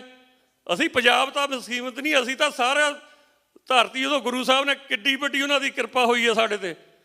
ਕੋਈ 100 ਤੋਂ ਆ ਰਿਹਾ, ਕੋਈ ਬਿਹਾਰ ਤੋਂ ਆ ਰਿਹਾ, ਕਿੱਧਰੋਂ ਆ ਰਹੇ 5 ਪਿਆਰੇ। ਕੀ ਉਹ ਚੀਜ਼ਾਂ ਪ੍ਰਫੁੱਲਤ ਹੋ ਸਕੀਆਂ? ਸਾਧ ਸੰਗਤ ਜੀ, ਸ਼੍ਰੋਮਣੀ ਕਮੇਟੀ ਦੀਆਂ ਇਲੈਕਸ਼ਨਾਂ ਦਾ ਐਲਾਨ ਹੋ ਚੁੱਕਿਆ, ਕਹਿ ਰਹੇ ਵੀ ਇਹ ਵੋਟਾਂ ਹੋਣਗੀਆਂ, ਵੋਟਾਂ ਸ਼ੁਰੂ ਹੋ ਚੁੱਕੀਆਂ, ਉਹਨਾਂ ਨੇ ਕਰ ਦੇਣੀਆਂ ਹੁਣ ਬਣਾਉਣੀਆਂ। ਸਾਡਾ ਫਰਜ਼ ਬਣਦਾ ਹੈ, ਜਦੋਂ ਸਾਡੇ ਪਾ ਅਕਾਲ ਤਖਤ ਸਾਹਿਬ ਦੇ ਪ੍ਰਬੰਧ ਸੁਚੱਜੇ ਹੱਥਾਂ ਵਿੱਚ ਆ ਗਿਆ, ਸ਼੍ਰੋਮਣੀ ਕਮੇਟੀ ਵੀ ਇਹ ਗਰੰਟੀ ਹੈ 50% ਅਸੀਂ ਖਾਲਿਸਤਾਨ ਦਾ ਸੰਘਰਸ਼ ਉਸ ਦਿਨ ਜਿੱਤ ਜਾਵਾਂਗੇ ਜਿੱਦਣ ਸਾਡੇ ਪਾ ਪ੍ਰਬੰਧ ਆ ਗਿਆ। ਸੋ ਆਪਾਂ ਇਹਨਾਂ ਗੱਲਾਂ 'ਤੇ ਵੀ ਧਿਆਨ ਦਈਏ। ਗੱਲਾਂ ਤਾਂ ਬੜੀਆਂ ਕੁਛ ਹੁੰਦੀਆਂ, ਜਦੋਂ ਸੋਚਦਾ ਬੰਦਾ ਬੈਠਾ ਵੀ ਇੱਥੇ, ਪਰ ਇੱਥੇ ਜੋ ਗੁਰੂ ਨੇ ਬੁਲਾਉਣਾ ਉਹੀ ਬੁਲਾ ਦਿੰਦਾ। ਸੋ ਮੈਂ ਬੇਨਤੀ ਇਹੀ ਕਰਨੀ ਚਾਹੁੰਦਾ ਹਾਂ ਕਿ ਵਰਲਡ ਸਿੱਖ ਪਾਰਲੀਮੈਂਟ ਦੀ ਹੁਣ ਜ਼ਿੰਮੇਵਾਰੀ ਬਹੁਤ ਵੱਡੀ ਹੈ, ਕਿਉਂਕਿ ਵਿਸ਼ਵ ਦੇ ਵਿੱਚ ਪੰਜਾਬ ਵਿਸ਼ਵ ਵਿੱਚ ਆਉਂਦਾ ਸਾਡਾ, ਉੱਥੇ ਵੀ ਅਸੀਂ ਕੰਮ ਕਰਨੇ, ਉਹਦੇ ਵੱਲ ਵੀ ਧਿਆਨ ਦਈਏ। ਦੂਜੀ ਗੱਲ ਸਾਧ ਸੰਗਤ ਜੀ, ਮੈਂ ਪਹਿਲਾਂ ਵੀ ਹਮੇਸ਼ਾ ਜਦੋਂ ਵੀ ਕਿਤੇ ਸਪੀਚ ਕਰਦੇ ਇੱਕ ਬੇਨਤੀ ਕਰਦਾ ਹਾਂ, ਸਾਡੇ ਆਪਣੇ ਸ਼੍ਰੋਮਣੀ ਅਕਾਲੀ ਦਲ ਦੇ ਪ੍ਰਧਾਨ ਸਾਹਿਬ ਬੈਠੇ ਕਲਾਰ ਸਾਹਿਬ, ਜ਼ਰੂਰ ਇੱਕ ਮੈਸੇਜ ਜੋ ਆਪਣੇ ਸਿਮਰਜੀਤ ਸਿੰਘ ਮਾਨ ਨੂੰ, ਕਿਉਂਕਿ ਉਹ ਪਾਰਲੀਮੈਂਟ ਦੇ ਮੈਂਬਰ ਹੈ, ਜਿੰਨੇ ਉਸ ਹਵਾਰਾ ਜਦੋਂ ਆਪਣੇ ਸਰਬੱਤ ਖਾਲਸਾ ਹੋਇਆ ਸੀ 26 ਧਰਤੀ ਦੇ, ਉਹ ਮੈਨੇਜਮੈਂਟ ਨੂੰ ਜ਼ਰੂਰ ਇੱਕ ਵਾਰੀ ਜ਼ਿੰਮੇਵਾਰ ਬਣਾਓ ਵੀ ਭਾਈ ਤੁਸੀਂ ਜਥੇਦਾਰ ਨਿਯੁਕਤ ਕੀਤਾ ਸੀ, ਆਪਾਂ ਹੁਣ ਕਢਾਉਣਾ ਹੈ। ਹੁਣ ਕੌਮੀ ਇਨਸਾਫ ਮੋਰਚੇ ਦਾ ਸਿਮਰਜੀਤ ਸਿੰਘ ਮਾਨ ਜੀ ਨੇ ਇੱਕ ਮਾਰਚ ਕੱਢਿਆ, ਬਹੁਤ ਉਹਨਾਂ ਦਾ ਧੰਨਵਾਦ, ਅਵੇਅਰਨੈਸ ਪੈਦਾ ਕਰ ਰਹੇ। ਇੱਕ ਮਾਰਚ ਦਿੱਲੀ ਵੱਲ ਨੂੰ ਲੈ ਕੇ ਜਾਓ। ਸਿਮਰਜੀਤ ਸਿੰਘ ਮਾਨ ਜੀ, ਜੇ ਤੁਸੀਂ ਵੀ ਮੀਡੀਆ ਰਾਹੀਂ ਸਾਡਾ ਮੈਸੇਜ ਸੁਣਦੇ, ਵਰਲਡ ਸਿੱਖ ਪਾਰਲੀਮੈਂਟ ਦੇ ਇੱਥੇ ਸਾਰੇ ਮੈਂਬਰਾਂ ਦਾ ਤੁਹਾਨੂੰ ਬੇਨਤੀ ਹੈ, ਕਿਉਂਕਿ ਤੁਸੀਂ ਪਾਰਲੀਮੈਂਟ ਦੇ ਚੁਣੇ ਹੋਏ ਨੁਮਾਇੰਦੇ ਆ, ਦਿੱਲੀ ਵੱਲ ਨੂੰ ਵੀਰਾਂ ਘਾ ਦੋ ਸਦਾ ਅਕਾਲ ਤਖਤ ਸਾਹਿਬ ਜਾ ਕੇ ਵੀ 7 ਲੱਖ ਲੋਕਾਂ ਨੇ ਜੇ ਵਚਨ ਕੀਤਾ ਹੱਥ ਖੜੇ ਕਰਕੇ, ਆਓ ਪਾਓ ਵਚਨ ਨੂੰ ਪੂਰਾ ਕਰੀਏ, ਆਪਣੇ ਜਥੇਦਾਰ ਨੂੰ ਬਾਹਰ ਲਈਏ ਤਾਂ ਕਿ ਅਸੀਂ ਆਪਣੇ ਮੁਕਾਮ ਨੂੰ ਪੂਰਾ ਕਰ ਲਈਏ। ਭੁੱਲਾਂ ਚੁੱਕਾਂ ਦੀ ਖਿਮਾ। ਵਾਹਿਗੁਰੂ ਜੀ ਕਾ ਖਾਲਸਾ, ਵਾਹਿਗੁਰੂ ਜੀ ਕੀ ਫਤਿਹ। ਇਹ ਸਨ ਭਾਈ ਰਜਿੰਦਰ ਸਿੰਘ ਜੀ, ਬਾਬਾ Banda Singh Bahadur international Sikh society New York ਤੋਂ, ਜਿਨ੍ਹਾਂ ਨੇ ਆਪਣੇ ਵਿਚਾਰ ਸ਼ੇਅਰ ਕੀਤੇ ਆਪ ਜੀ ਦੇ ਨਾਲ। ਸੋ ਮੈਂ ਬੇਨਤੀ ਕਰਾਂਗਾ, ਆਖਰੀ ਬੁਲਾਰੇ ਹਨ ਸਰਦਾਰ ਸਿਮਰਨਜੋਤ ਸਿੰਘ ਜੀ, ਨੌਜਵਾਨ। ਸੋ ਅੱਜ ਦੇ ਪ੍ਰੋਗਰਾਮ ਦੇ ਵਿੱਚ ਸਿੰਘ ਸਾਡੇ ਗੁਰਪ੍ਰੀਤ ਸਿੰਘ ਹੋਣੀ, ਸਾਡਾ ਮਕਸਦ ਹੈ ਵੀ ਅਸੀਂ ਨੌਜਵਾਨਾਂ ਨੂੰ ਅੱਗੇ ਕਰੀਏ। ਭਾਵੇਂ ਅਸੀਂ ਸਿੱਖਵਾੜੀ ਨੇਸ਼ਨ ਕਮੇਟੀ ਈਸਟ ਕੋਸਟ ਇੱਥੇ ਲੋਕਲ ਕਾਫੀ ਨੌਜਵਾਨਾਂ ਦੇ ਨਾਲ ਜਿਹੜੇ ਪੋਲੀਟੀਕਲੀ ਐਕਟਿਵ ਆ, ਉਹਨਾਂ ਨੂੰ ਸਪੋਰਟ ਕਰੀ ਦੀ, ਉਹਨਾਂ ਵਾਸਤੇ ਫੰਡ ਰੇਜ। ਸਾਡੇ ਵਿੱਚ ਸਰਦਾਰ ਡਾਕਟਰ ਪ੍ਰਿਤਪਾਲ ਸਿੰਘ ਜੀ ਨਹੀਂ ਆਏ ਹੋਏ ਆ, ਉਹ ਪੋਲੀਟੀਕਲੀ ਇਹਨਾਂ ਕੰਮਾਂ ਦੇ ਵਿੱਚ ਕਾਫੀ ਇਨਵੋਲਵ ਆ। ਬੱਚਿਆਂ ਨੂੰ ਉਹ ਵੀ ਬਹੁਤ ਸਪੋਰਟ ਕਰਦੇ ਨੌਜਵਾਨਾਂ ਨੂੰ। ਸੋ ਸਾਡਾ ਮਕਸਦ ਆ ਵੀ ਨੌਜਵਾਨ ਅੱਗੇ ਤੁਰਨ। ਸੋ ਇਹ ਨੌਜਵਾਨ ਸਾਡੇ ਵਰਲਡ ਸਿੱਖ ਪਾਰਲੀਮੈਂਟ ਦੇ ਮੈਂਬਰ ਆ, ਬਹੁਤ ਸਾਰੇ ਨੌਜਵਾਨ। ਅਸੀਂ ਕੁਛ ਲੋਕਲ ਬੁਲਾਰਿਆਂ ਨੂੰ, ਜਥੇਬੰਦੀਆਂ ਨੂੰ, ਇਲੈਕਟਡ ਅਫੀਸ਼ੀਅਲ, ਸਮਾਂ ਬਹੁਤ ਸੀਮਤ ਸੀਗਾ, ਹਾਲਾਂਕਿ ਅਸੀਂ ਕਾਫੀ ਲੰਮੇ ਸਮੇਂ ਤੋਂ ਲਾਈਵ ਵੀ ਚੱਲ ਰਿਹਾ ਸਾਡਾ। ਅਤੇ ਹੁਣ ਮੈਂ ਜ਼ਿਆਦਾ ਨਾ ਕਹਿੰਦਾ ਹੋਇਆ, ਇਹਨਾਂ ਨੌਜਵਾਨਾਂ ਨੂੰ ਇਹਦੇ ਵੀ ਵਿਚਾਰ ਸਿੰਘ ਦੇ ਆਪਾਂ ਸਿਮਰਨਜੀਤ ਸਿੰਘ ਉਹਨਾਂ ਦੇ ਸੁਣੀਏ, ਕੈਨੇਡਾ ਤੋਂ ਆਏ ਆ, ਵਰਲਡ ਸਿੱਖ ਪਾਰਲੀਮੈਂਟ ਦੇ ਮੈਂਬਰ ਆ, ਔਰ ਅਸੀਂ ਚਾਹੁੰਦੇ ਹਾਂ ਵੀ ਹੋਰ ਵੀ ਨੌਜਵਾਨ ਇਨਕਰੇਜ ਹੋਣ, ਉਹ ਜੁੜਨ ਵਰਲਡ ਸਿੱਖ ਪਾਰਲੀਮੈਂਟ ਜੀ ਦੇ ਨਾਲ। ਹਾਂਜੀ, ਸਿਮਰਜੋਤ ਸਿੰਘ ਜੀ। ਸਿੰਘ ਸਾਹਿਬ, ਜਥੇਦਾਰ ਭਾਈ ਜਗਤਾਰ ਸਿੰਘ ਹਵਾਰਾ ਦੀ ਕਮਾਂਡ ਹੇਠ ਚੱਲ ਰਹੀ ਵਰਲਡ ਸਿੱਖ ਪਾਰਲੀਮੈਂਟ ਦੇ ਸਮੂਹ ਮੈਂਬਰਸ, ਗੈਸਟ ਸਪੀਕਰ ਸਾਹਿਬਾਨ ਨੂੰ ਵਾਹਿਗੁਰੂ ਜੀ ਕਾ ਖਾਲਸਾ, ਵਾਹਿਗੁਰੂ ਜੀ ਕੀ ਫਤਿਹ। ਬਹੁਤ ਬੁਲਾਰਿਆਂ ਨੇ ਆਪਣੇ ਵਿਚਾਰ ਰੱਖੇ ਆ ਅਤੇ ਮੈਂ ਕੋਈ ਇੰਨਾ ਯੋਗ ਨਹੀਂ ਕਿ ਮੈਂ ਐਡੀਆਂ ਵੱਡੀਆਂ ਸ਼ਖਸੀਅਤਾਂ ਦੇ ਅੱਗੇ ਕੋਈ ਬਹੁਤੀ ਵੱਡੀ ਗੱਲ ਕਰ ਸਕਾਂ। ਮੈਂ ਸਿਰਫ ਕੁਛ 2-4 ਕੁ ਗੱਲਾਂ ਛੋਟੀਆਂ ਬੇਨਤੀਆਂ ਦੇ ਰੂਪ ਦੇ ਵਿੱਚ ਕਰਨੀਆਂ ਆ, ਜਿਹਦੇ ਵਿੱਚ ਇੱਕ ਭਾਈ ਸੰਦੀਪ ਸਿੰਘ ਸਿੱਧੂ, ਉਹਨਾਂ ਨੇ ਇੱਕ ਗੱਲ ਵਾਰ-ਵਾਰ ਆਪਣੇ ਇੰਟਰਵਿਊਜ਼ ਦੇ ਵਿੱਚ, ਆਪਣੀਆਂ ਰਿਕਾਰਡਿੰਗਸ ਦੇ ਵਿੱਚ ਕੀਤੀ ਕਿ ਗੁਰੂ ਦੀ ਕਲਾ ਵਰਤਦੀ ਆ। ਉਹ ਕਲਾ ਜਿਹੜੀ ਗੁਰੂ ਦੀ ਵਰਤਦੀ ਆ, ਉਹ 'ਤੇ ਅਸੀਂ ਕਈ ਵਾਰੀ ਤਰਕਵਾਦੀ ਹੋ ਜਾਂਦੇ ਹਾਂ, ਕਈ ਵਾਰੀ ਅਸੀਂ ਸ਼ੰਕੇ ਮਨਾਂ ਦੇ ਵਿੱਚ ਆ ਜਾਂਦੇ ਆ, ਕਿਉਂਕਿ ਅਸੀਂ ਜਿਸ ਦੁਨੀਆ ਦੇ ਵਿੱਚ ਵਿਚਰਦੇ ਹਾਂ ਇਹ ਦੁਨੀਆ ਤਰਕਵਾਦੀ ਹੀ ਆ। ਪਰ ਜਿਹੜਾ ਸਿੱਖ ਕੌਮ ਦਾ ਸਿਧਾਂਤ ਆ, ਉਹ ਪ੍ਰੇਮ ਦਾ ਸਿਧਾਂਤ ਆ, ਉਹ ਗੁਰੂ 'ਤੇ ਭਰੋਸੇ ਦਾ ਸਿਧਾਂਤ। ਸਿੱਖ ਕੌਮ, ਕਈ ਵਾਰੀ ਅਸੀਂ ਕਹਿੰਦੇ ਹਾਂ ਕਿ ਜੀ ਅਸੀਂ ਅੰਨੀ ਸ਼ਰਧਾ ਦੇ ਵਿੱਚ ਨਹੀਂ ਪੈਣਾ, ਪਰ ਮੈਂ ਇਹ ਮੰਨਦਾ ਕਿ ਅਸੀਂ ਅੰਨੀ ਸ਼ਰਧਾ ਦੇ ਵਿੱਚ ਪੈਣਾ ਆ, ਕਿਉਂਕਿ ਸਾਡੀ ਅੰਨੀ ਸ਼ਰਧਾ ਗੁਰੂ 'ਤੇ ਆ, ਜਿਹੜਾ ਗੁਰੂ ਅੰਨਾ ਨਹੀਂ। ਜਿਸ ਗੁਰੂ ਨੂੰ ਅਕਾਲ ਪੁਰਖ ਨੇ ਚਾਨਣ ਦੇ ਬਖਸ਼ ਕੇ ਇਸ ਦੁਨੀਆ 'ਤੇ ਭੇਜਿਆ। ਇੱਕ ਹੁਣੇ ਜਿਹੜਾ ਰੀਸੈਂਟ ਵਰਤਾਰਾ ਵਾਪਰਿਆ, ਉਸ ਦੇ ਵਿੱਚ ਗੁਰੂ ਸਾਹਿਬ ਦੀ ਕਲਾ ਕਿਸ ਤਰ੍ਹਾਂ ਵਰਤੀ ਕਿ ਭਾਈ ਬਚਿੱਤਰ ਸਿੰਘ ਦੀ ਸਾਖੀ ਤੋਂ ਅਸੀਂ ਚੰਗੀ ਤਰ੍ਹਾਂ ਸਾਰੇ ਜਾਣੂ ਹਾਂ। ਹੁਣ ਵੀ ਇੱਕ ਜਿਹੜੀ ਭਾਰਤੀ ਹਕੂਮਤ, ਜਿਹੜੀ ਸਰਕਾਰ ਹਕੂਮਤ ਦੇ ਨਸ਼ੇ ਦੇ ਵਿੱਚ ਇੱਕ ਮਸਤ ਹਾਥੀ ਵਾਂਗੂ ਝੂਮਦੀ ਸਾਡੇ ਵੱਲ ਨੂੰ ਚੜ੍ਹੀ ਆਉਂਦੀ ਸੀ। ਸ਼ਹੀਦ ਭਾਈ ਹਰਦੀਪ ਸਿੰਘ ਨਿੱਜਰ ਨੇ ਭਾਈ ਬਚਿੱਤਰ ਸਿੰਘ, ਗੁਰੂ ਸਾਹਿਬ ਤੋਂ ਥਾਪੜਾ ਲੈ ਕੇ ਭਾਈ ਬਚਿੱਤਰ ਸਿੰਘ ਦੇ ਰੂਪ ਦੇ ਵਿੱਚ ਉਸ ਮਸਤ ਹਾਥੀ ਦੇ ਮੱਥੇ ਦੇ ਵਿੱਚ ਨੱਗ ਨਹੀਂ ਮਾਰੀ, ਅਤੇ ਉਹ ਮਸਤ ਹਾਥੀ ਇਸ ਤਰੀਕੇ ਨਾਲ ਬੌਂਦ ਲਿਆ, ਪਿੱਛੇ ਨੂੰ ਮੁੜਿਆ ਭੱਜਿਆ ਆ ਕਿ ਉਸ ਦਾ ਜਲੂਸ ਸਾਰੀ ਦੁਨੀਆ ਨੇ ਵੇਖ ਲਿਆ। ਸੋ ਜੋ ਕੁਛ ਵੀ ਇਹ ਸੰਭਵ ਹੁੰਦਾ ਹੈ ਗੁਰੂ 'ਤੇ ਭਰੋਸੇ ਨਾਲ ਹੁੰਦਾ ਆ, ਪ੍ਰੇਮ ਦੇ ਨਾਲ ਹੁੰਦਾ ਆ। ਸਾਨੂੰ ਭਾਈ ਹਰਦੀਪ ਸਿੰਘ ਨਿੱਜਰ, ਸ਼ਹੀਦ ਭਾਈ ਅਵਤਾਰ ਸਿੰਘ ਖੰਡਾ, ਇਹਨਾਂ ਦੇ ਜੀਵਨ ਤੋਂ ਕੁਝ ਚੀਜ਼ਾਂ ਸਿੱਖਣ ਦੀ ਲੋੜ ਆ ਕਿ ਜਿਹੜੇ ਸਿੰਘ ਉਹਨਾਂ ਦੇ ਨੇੜੇ ਵਿਚਰਦੇ ਰਹੇ ਆ, ਉਹਨਾਂ ਨੇ ਵੇਖਿਆ ਕਿ ਉਹ ਕਿਸ ਤਰੀਕੇ ਪ੍ਰੇਮ ਭਾਵਨਾ ਦੇ ਨਾਲ ਵਿਚਰਦੇ ਸੀਗੇ। ਉਹ ਹਰ ਨਿਮਾਣੇ ਸਿੱਖ ਦੇ ਨਾਲ, ਜਿਹੜਾ ਵੀ ਕੋਈ ਉਹਨਾਂ ਦੇ ਨੇੜੇ ਆ ਕੇ ਪ੍ਰੇਮ ਦੇ ਨਾਲ ਬਹਿੰਦਾ ਸੀਗਾ, ਉਹਦੇ ਨਾਲ ਪ੍ਰੇਮ ਦੀ ਸਾਂਝ ਪਾਉਂਦੇ ਸੀਗੇ। ਭਾਈ ਅਵਤਾਰ ਸਿੰਘ ਖੰਡਾ, ਉਹਨਾਂ ਨੇ ਸੋਸ਼ਲ ਮੀਡੀਆ ਨੂੰ ਇੱਕ ਹਥਿਆਰ ਦੇ ਵਾਂਗੂ ਵਰਤ ਕੇ ਯੂਥ ਦੇ ਵਿੱਚ ਆਪਣਾ ਇੰਨਾ ਸਟਰੋਂਗ ਨੈਟਵਰਕ ਬਣਾ ਲਿਆ ਸੀਗਾ, ਅਤੇ ਉਸ ਯੂਥ ਜਿਹੜਾ ਇੱਕ, ਜਿਵੇਂ ਕੱਲ੍ਹ ਭਾਈ ਹਰਜਾਪ ਸਿੰਘ ਗੱਲ ਕਰਦੇ ਸੀਗੇ ਕਿ ਮਾਫੀ ਚਾਹੁੰਦਾ, ਸ਼ਾਇਦ ਕਿਸੇ ਹੋਰ ਸਿੰਘ ਨੇ ਗੱਲ ਕੀਤੀ ਹੋਵੇ ਕਿ ਜਿਹੜੇ ਉੱਥੋਂ ਇੰਡੀਆ ਤੋਂ ਯੂਥ ਆ ਰਿਹਾ, ਉਹ ਇੰਡੀਅਨ ਮਾਈਂਡ ਸੈੱਟ ਵਾਲਾ ਆ।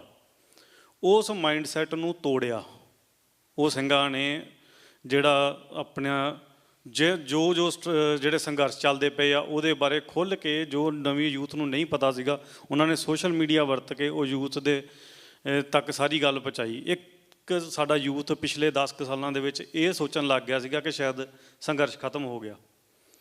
ਇਹ ਚੀਜ਼ ਵੀ ਪੁਰਾਣੇ ਜਿਹੜੇ ਸੰਘਰਸ਼ ਵਿਚਰਦੇ ਆ, ਉਹ ਤਾਂ ਬੇਸ਼ੱਕ ਜਾਣੀ ਜਾਣ ਸੀਗੇ, ਪਰ ਯੂਥ ਦੇ ਵਿੱਚ ਇੱਕ ਇਹ ਭੁਲੇਖਾ ਪੈ ਗਿਆ ਸੀਗਾ। ਇਹ ਸਿੰਘਾਂ ਨੇ ਉਹ ਭੁਲੇਖਾ ਵੀ ਤੋੜਿਆ ਯੂਥ ਦੇ ਮਨ ਦੇ ਵਿੱਚੋਂ। ਅਤੇ ਦੂਸਰੀ ਮੈਂ ਗੱਲ ਕਰਨੀ ਚਾਹੁੰਦਾ ਕਿ ਜਿਵੇਂ ਹੁਣ ਯੂਥ ਦੀ ਗੱਲ ਕਰਦੇ ਪਏ ਆ, ਇੰਗਲੈਂਡ ਦੇ ਵਿੱਚ ਅਤੇ ਕੈਨੇਡਾ ਦੇ ਵਿੱਚ ਇੰਟਰਨੈਸ਼ਨਲ ਸਟੂਡੈਂਟਸ ਪੰਜਾਬ ਤੋਂ ਬਹੁਤ ਆ ਰਹੇ ਆ। ਬੇਸ਼ੱਕ ਪੰਜਾਬ ਖਾਲੀ ਹੁੰਦਾ ਜਾ ਰਿਹਾ, ਸਾਡਾ ਉਸ ਧਰਤੀ ਤੋਂ ਦਾਅਵਾ ਘਟ ਰਿਹਾ ਆ, ਮਾਲਕੀ ਘਟਦੀ ਪਈ ਆ, ਜ਼ਮੀਨਾਂ ਜਾਂ ਪ੍ਰਾਪਰਟੀਆਂ ਵਿਕਣ ਲੱਗ ਗਈਆਂ। ਇੱਕ ਤਾਂ ਅਸੀਂ ਇਹ ਸੁਧਾਰ ਵੱਲ ਨੂੰ ਤੁਰੀਏ ਕਿ ਕੋਈ ਵੀ ਆਪਣੀਆਂ ਪ੍ਰਾਪਰਟੀਆਂ, ਜ਼ਮੀਨਾਂ ਉੱਥੋਂ ਨਾ ਵੇਚੀਏ, ਅਤੇ ਜਿਹੜਾ ਯੂਥ ਇੱਥੇ ਆ ਰਿਹਾ ਆ, ਇਹਨਾਂ ਤੋਂ ਜ਼ਰੂਰੀ ਨਹੀਂ ਕਿ ਸਾਰਿਆਂ ਨੇ ਸਦਾ ਲਈ ਇੱਥੇ ਹੀ ਰਹਿਣਾ ਆ। ਬਹੁਤ ਨੇ ਕੁਝ ਸਮਾਂ ਇੱਥੇ ਦਾ ਮਾਹੌਲ ਚੱਲ ਵੇਖ ਕੇ ਵਾਪਸ ਮੁੜ ਜਾਣਾ। ਅਸੀਂ ਇਹਨਾਂ ਦੇ ਨਾਲ ਇਹੋ ਜਿਹੀ ਪ੍ਰੇਮ ਦੀ ਸਾਂਝ ਪਾਈਏ ਕਿ ਜਦੋਂ ਇਹ ਵਾਪਸ ਮੁੜ ਜਾਣ, ਜਿਹੜੇ ਸਿੰਘ ਨਹੀਂ ਵੀ ਜਾ ਸਕਦੇ, ਉਹ ਉਹਨਾਂ ਦੇ ਇੱਕ ਨੈਟਵਰਕ ਦੇ ਤੌਰ 'ਤੇ ਉੱਥੇ ਕੰਮ ਕਰਨ।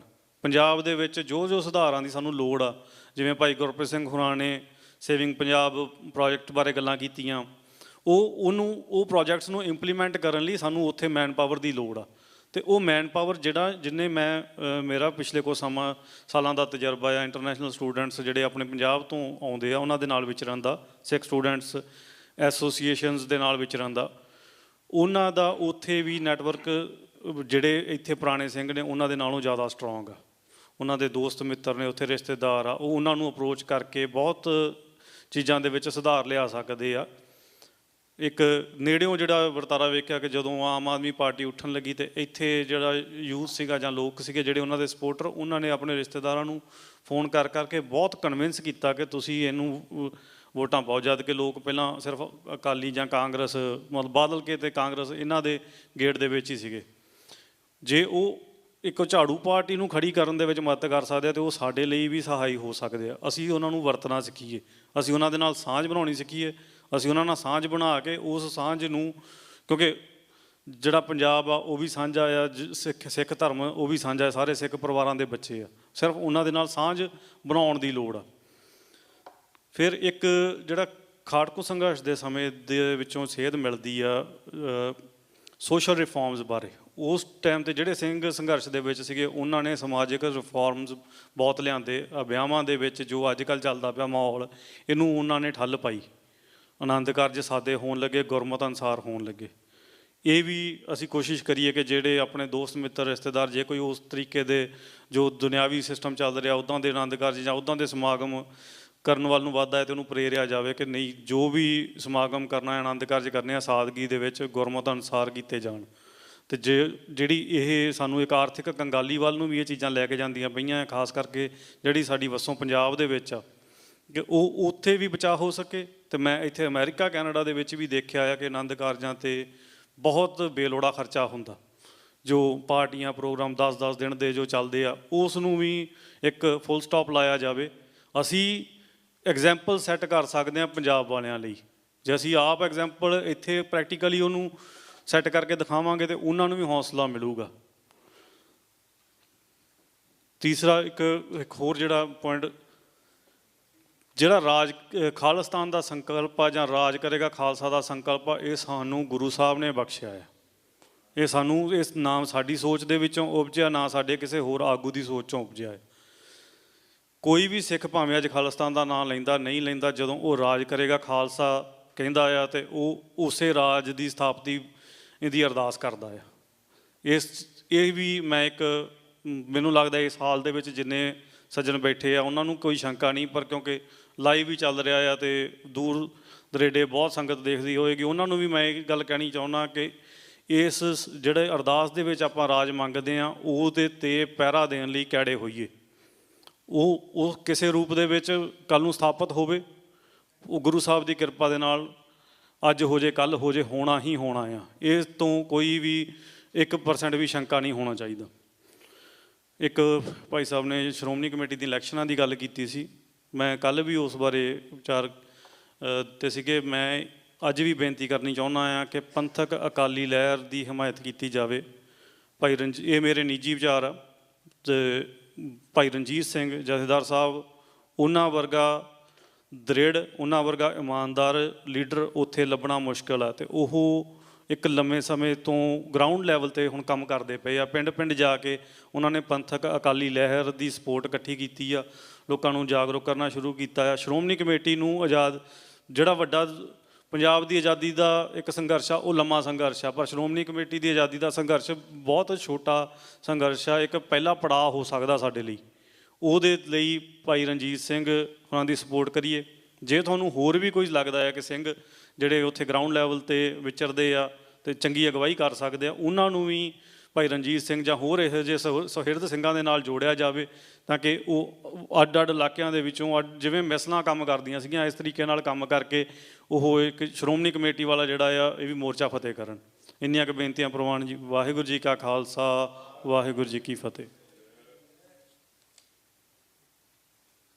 ਇਹ ਸਨ ਸਰਦਾਰ ਸਿਮਰਨਜੋਤ ਸਿੰਘ ਜੀ, ਧੰਨਵਾਦ ਜੀ ਇਹਨਾਂ ਦਾ, ਵੀਰ ਜੀ ਇਹਨਾਂ ਦਾ। ਹਰਵਿੰਦਰ ਸਿੰਘ ਜੀ UK ਤੋਂ ਮੈਂ ਮਾफ़ੀ ਚਾਹਾਂਗਾ, ਇਹਨਾਂ ਨੇ ਕੋਈ ਆਈ ਥਿੰਕ 1 ਮਿੰਟ ਹੀ ਲੈਣਾ, ਕਹਿੰਦੇ ਆ ਜਾਓ ਆ ਜਾਓ। ਵਾਹਿਗੁਰੂ ਜੀ ਕਾ ਖਾਲਸਾ, ਵਾਹਿਗੁਰੂ ਜੀ ਕੀ ਫਤਿਹ। ਮੈਂ ਸਿਰਫ ਇੱਕ ਜਾਣਕਾਰੀ ਸਾਂਝੀ ਕਰਨੀ ਸੀ ਤੁਹਾਡੇ ਨਾਲ, ਜਿਹੜੀ ਮੈਂ ਕੱਲ੍ਹ ਕਰਨਾ ਚਾਹੁੰਦਾ ਸੀ ਜਦੋਂ UK ਤੇ ਯੂਰਪ ਤੇ ਉਹਨਾਂ ਨੇ ਪ੍ਰੈਜੈਂਟੇਸ਼ਨਸ ਦਿੱਤੇ ਸੀ। ਅਤੇ ਇਹਦੇ ਨਾਲ ਸਿਰਫ ਇੱਕ ਹੀ ਗੱਲ ਹੈ ਕਿ ਜਿਹੜਾ ਵਿਕਟੋਰੀਆ ਐਲਬਰਟ ਮਿਊਜ਼ੀਅਮ ਹੈ ਸੈਂਟਰਲ ਲੰਡਨ ਦੇ ਵਿੱਚ, ਉਹਦੇ ਵਿੱਚ ਆਪਣੇ ਕਈ ਗੁਰਸਿੱਖ ਕੰਮ ਕਰਦੇ ਨੇ ਅਤੇ ਚੰਗੀਆਂ ਪੋਜੀਸ਼ਨਾਂ 'ਤੇ ਨੇ।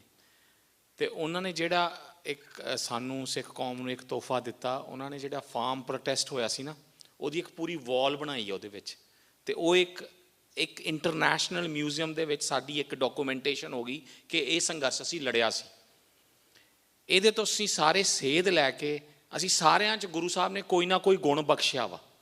ਕਿਸੇ ਵੀ ਮਤਲਬ ਕੋਈ ਡੈਮੋਸਟ੍ਰੇਸ਼ਨ ਕਰਨ 'ਚ ਚੰਗਾ ਵਾ, ਕੋਈ ਲੈਕਚਰ ਕਰਨ ਚੰਗਾ, ਕੋਈ ਪ੍ਰੈਜੈਂਟੇਸ਼ਨਸ ਬਣਾਉਣ ਚੰਗਾ ਵਾ। ਗੁਰੂ ਸਾਹਿਬ ਨੇ ਸਾਡੇ ਸਾਰਿਆਂ ਦੇ ਵਿੱਚ ਕੋਈ ਨਾ ਕੋਈ ਗੁਣ ਬਖਸ਼ਿਆ। ਆਪਣੇ ਗੁਣਾਂ ਨੂੰ ਪਛਾਣ ਕੇ ਅਸੀਂ ਉਹ ਜਿਹੜਾ ਸੰਘਰਸ਼ ਅਸੀਂ ਲੜ ਰਹੇ ਹਾਂ ਕੌਮੀ ਘਰ ਖਾਲਿਸਤਾਨ ਦਾ, ਅਸੀਂ ਉਸ ਆਪਣੇ ਜਿਹੜੇ ਸਾਨੂੰ ਗੁਣ ਬਖਸ਼ਿਆ ਉਹ ਗੁਣ ਨੂੰ ਉਸ ਸੰਘਰਸ਼ ਵੱਲ ਲਾਈਏ। ਸਾਰੇ ਜੇ ਅਸੀਂ ਸਾਰੇ ਆਈਡੈਂਟੀਫਾਈ ਕਰੀਏ, ਜੇ ਕੋਈ ਪੇਂਟਰ ਆ ਤਾਂ ਸੋਹਣੀਆਂ ਪੇਂਟਿੰਗਾਂ ਬਣਾ ਸਕਦਾ ਵਾ, ਜੇ ਕੋਈ ਗਾਇਕ ਆ ਤਾਂ ਫਿਰ ਉਹ ਆਪਣੀ ਗਾਇਕੀ ਦੇ ਰਾਹੀਂ ਦੇ ਸਕਦਾ ਵਾ, ਜਿੱਦਾਂ ਕਿ ਆਪਾਂ ਦੇਖਿਆ ਪੰਜਾਬ 'ਚ ਕਈ ਗਾਇਕਾਂ ਨੇ ਹਮਾਇਤ ਕੀਤੀ। ਸੋ ਜਿਹੜਾ ਵੀ ਗੁਣ ਆ ਉਹ ਗੁਣ ਕਰਕੇ ਆਪਾਂ ਜਿਹੜਾ ਸਾਡਾ ਕੌਮੀ ਸੰਘਰਸ਼, ਸਾਡਾ ਘਰ ਦੀ ਲੜਾਈ ਆ, ਖਾਲਿਸਤਾਨ ਦੀ ਲੜਾਈ ਹੈ, ਉਹਦੇ ਵਿੱਚ ਆਪਾਂ ਤਿਲ ਫੁੱਲ ਜਿੰਨਾ ਵੀ ਹਿੱਸਾ ਪਾ ਸਕਦੇ ਹਾਂ ਪਾਈਏ। ਇੰਨੀਆਂ ਹੀ ਬੇਨਤੀਆਂ ਪ੍ਰਵਾਨ ਕਰਨੀਆਂ ਜੀ। ਵਾਹਿਗੁਰੂ ਜੀ ਕਾ ਖਾਲਸਾ, ਵਾਹਿਗੁਰੂ ਜੀ ਕੀ ਫਤਿਹ। ਧੰਨਵਾਦ ਜੀ ਭਾਈ ਹਰਵਿੰਦਰ ਸਿੰਘ ਉਹਨਾਂ ਦਾ। ਹੁਣ ਸਾਡੇ ਜਨਰਲ ਸੈਕਟਰੀ ਸਰਦਾਰ ਹਰਦਿਆਲ ਸਿੰਘ ਜੀ ਉਹਨੇ ਇਹ 2 ਦਿਨਾਂ ਦਾ ਮੰਥਨ ਜੋ ਹੈਗਾ ਆ, ਕੁਛ ਮਤੇ ਤਿਆਰ ਕੀਤੇ ਆ, ਉਹ ਪੜ੍ਹਨਗੇ ਆਪ ਜੀ ਦੇ ਸਨਮੁਖ। ਸੋ ਆਪ ਜੀ ਨੇ ਪ੍ਰਵਾਨਗੀ ਦੇਣੀ ਆ।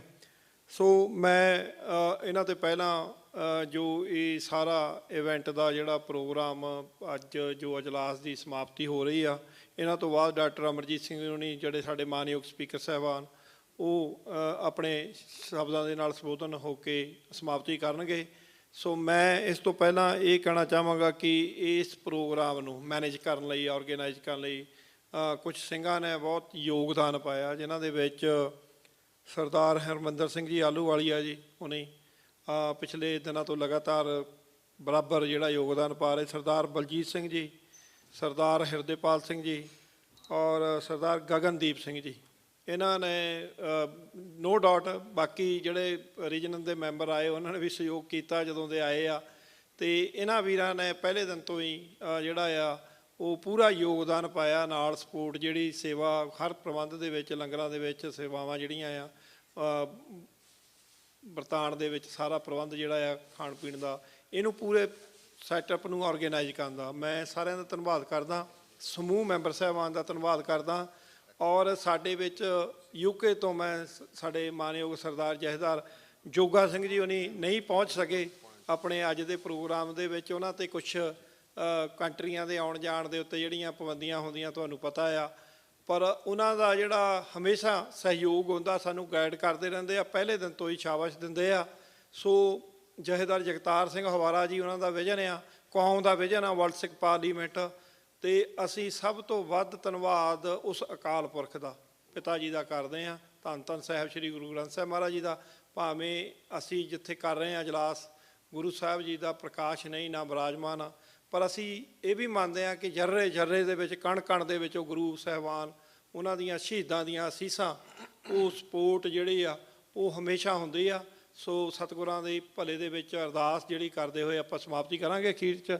ਸੋ ਮੈਂ ਭਾਈ ਹਰਦਿਆਲ ਸਿੰਘ ਉਹਨਾਂ ਨੂੰ ਬੇਨਤੀ ਕਰਾਂਗਾ, ਉਹ ਅੱਜ ਦੇ ਮਤੇ ਪੜ੍ਹਨਗੇ। ਉਪਰੰਤ ਡਾਕਟਰ ਅਮਰਜੀਤ ਸਿੰਘ ਜੀ ਉਹਨੇ। ਵਾਹਿਗੁਰੂ ਜੀ ਕਾ ਖਾਲਸਾ, ਵਾਹਿਗੁਰੂ ਜੀ ਕੀ ਫਤਿਹ।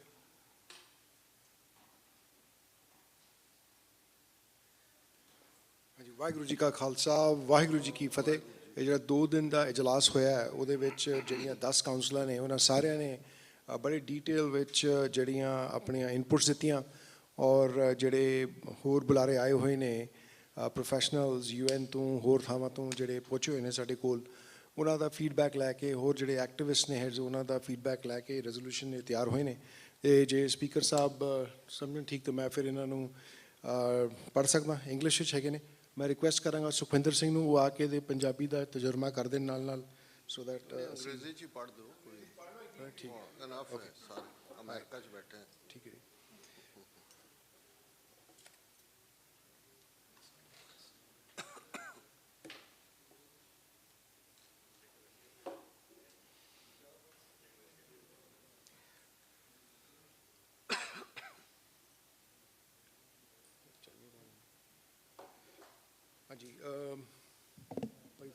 ਟੱਚ ਕਰਕੇ ਦੇਖੋ ਔਨ ਕਰੋ ਹਲਾ ਉਹਨੂੰ ਔਨ ਕਰਨਾ ਮੈਂ ਸੋ ਗਿਆ ਸੀ ਹਾਂਜੀ ਸੋ ਜਿਹੜਾ ਸਾਡਾ ਪਹਿਲਾ ਮੈਂ ਪੜ੍ਹਨਾ ਸ਼ੁਰੂ ਕਰ ਦਿੰਦਾ ਮੀਨ ਟਾਈਮ ਜਿਸ ਲਈ ਪ੍ਰੋਜੈਕਟਰ ਔਨ ਹੋ ਜਾਏਗਾ so that we can you can see ਕਿ ਕੀ ਹੈਗਾ ਉਹਦੇ 'ਚ ਹਾਂਜੀ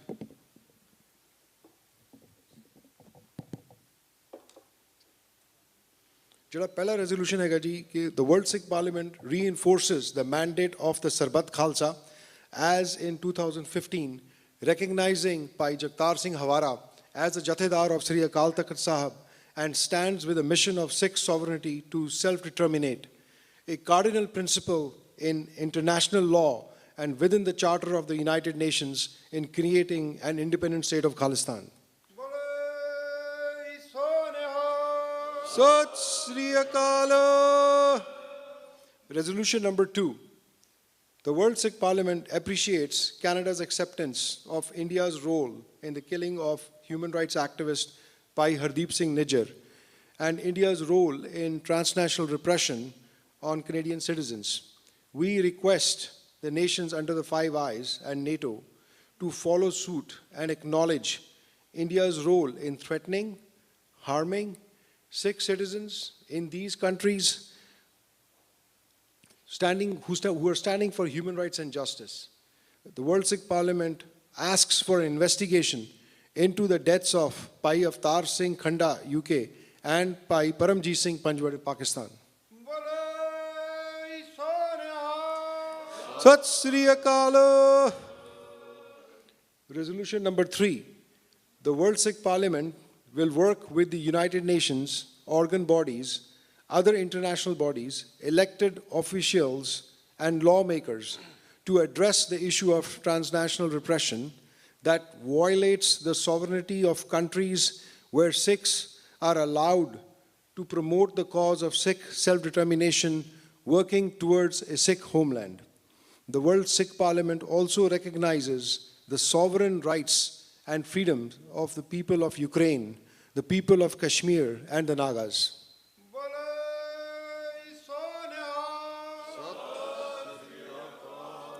Resolution number 4. The World Sikh Parliament demands the release of the Sikh prisoners of conscience in India who are fighting for their political and religious rights. Many of them are languishing in jails and have covered their terms. The World Sikh Parliament demands to the establishment of an international criminal tribunal to punish those who have carried out genocide against the Sikhs since 1984.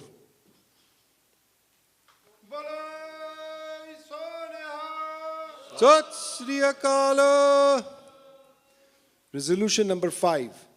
The World Sikh Parliament applauds the sterling efforts of Sikhs across the globe who advocate and campaign for our national right of self-determination in the form of a sovereign independent state of Khalistan in Punjab, as mandated by the Sarbat Khalsa gatherings of 26 January 1986 and 10th November 2015, underpinned by international law that peaceable struggles is the only means of resolving the Indo-Sikh conflict, and we urge the international community to recognize this reality and support us in this noble, lawful, and ultimately necessary endeavor. The Sikh nation salutes the martyrs of our cause and shall honor them by realizing their dream of sovereign independence in our homeland.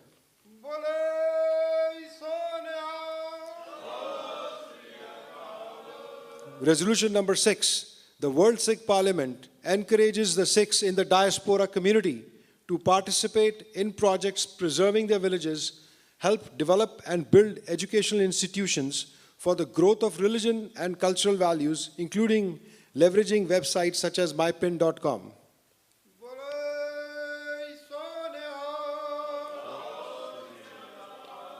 Resolution number 7, a aakhri resolution hai ji. The World Sikh Parliament dutifully asks the global community to recognize the challenges faced by all Sikh organizations and individual activists who are leading or promoting Khalistan referendum and or for self-determination.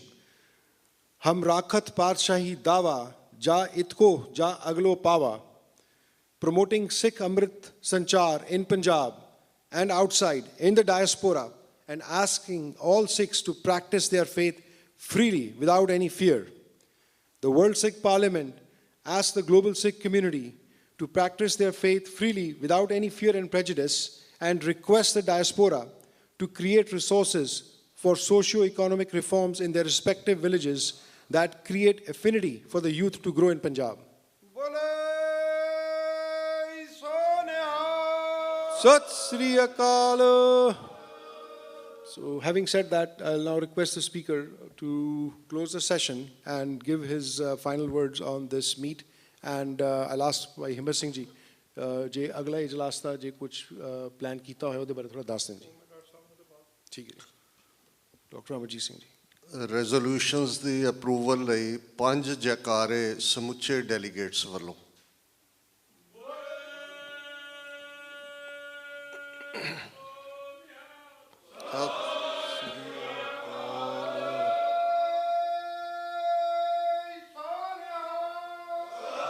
ਸ੍ਰੀ ਅਕਾਲ।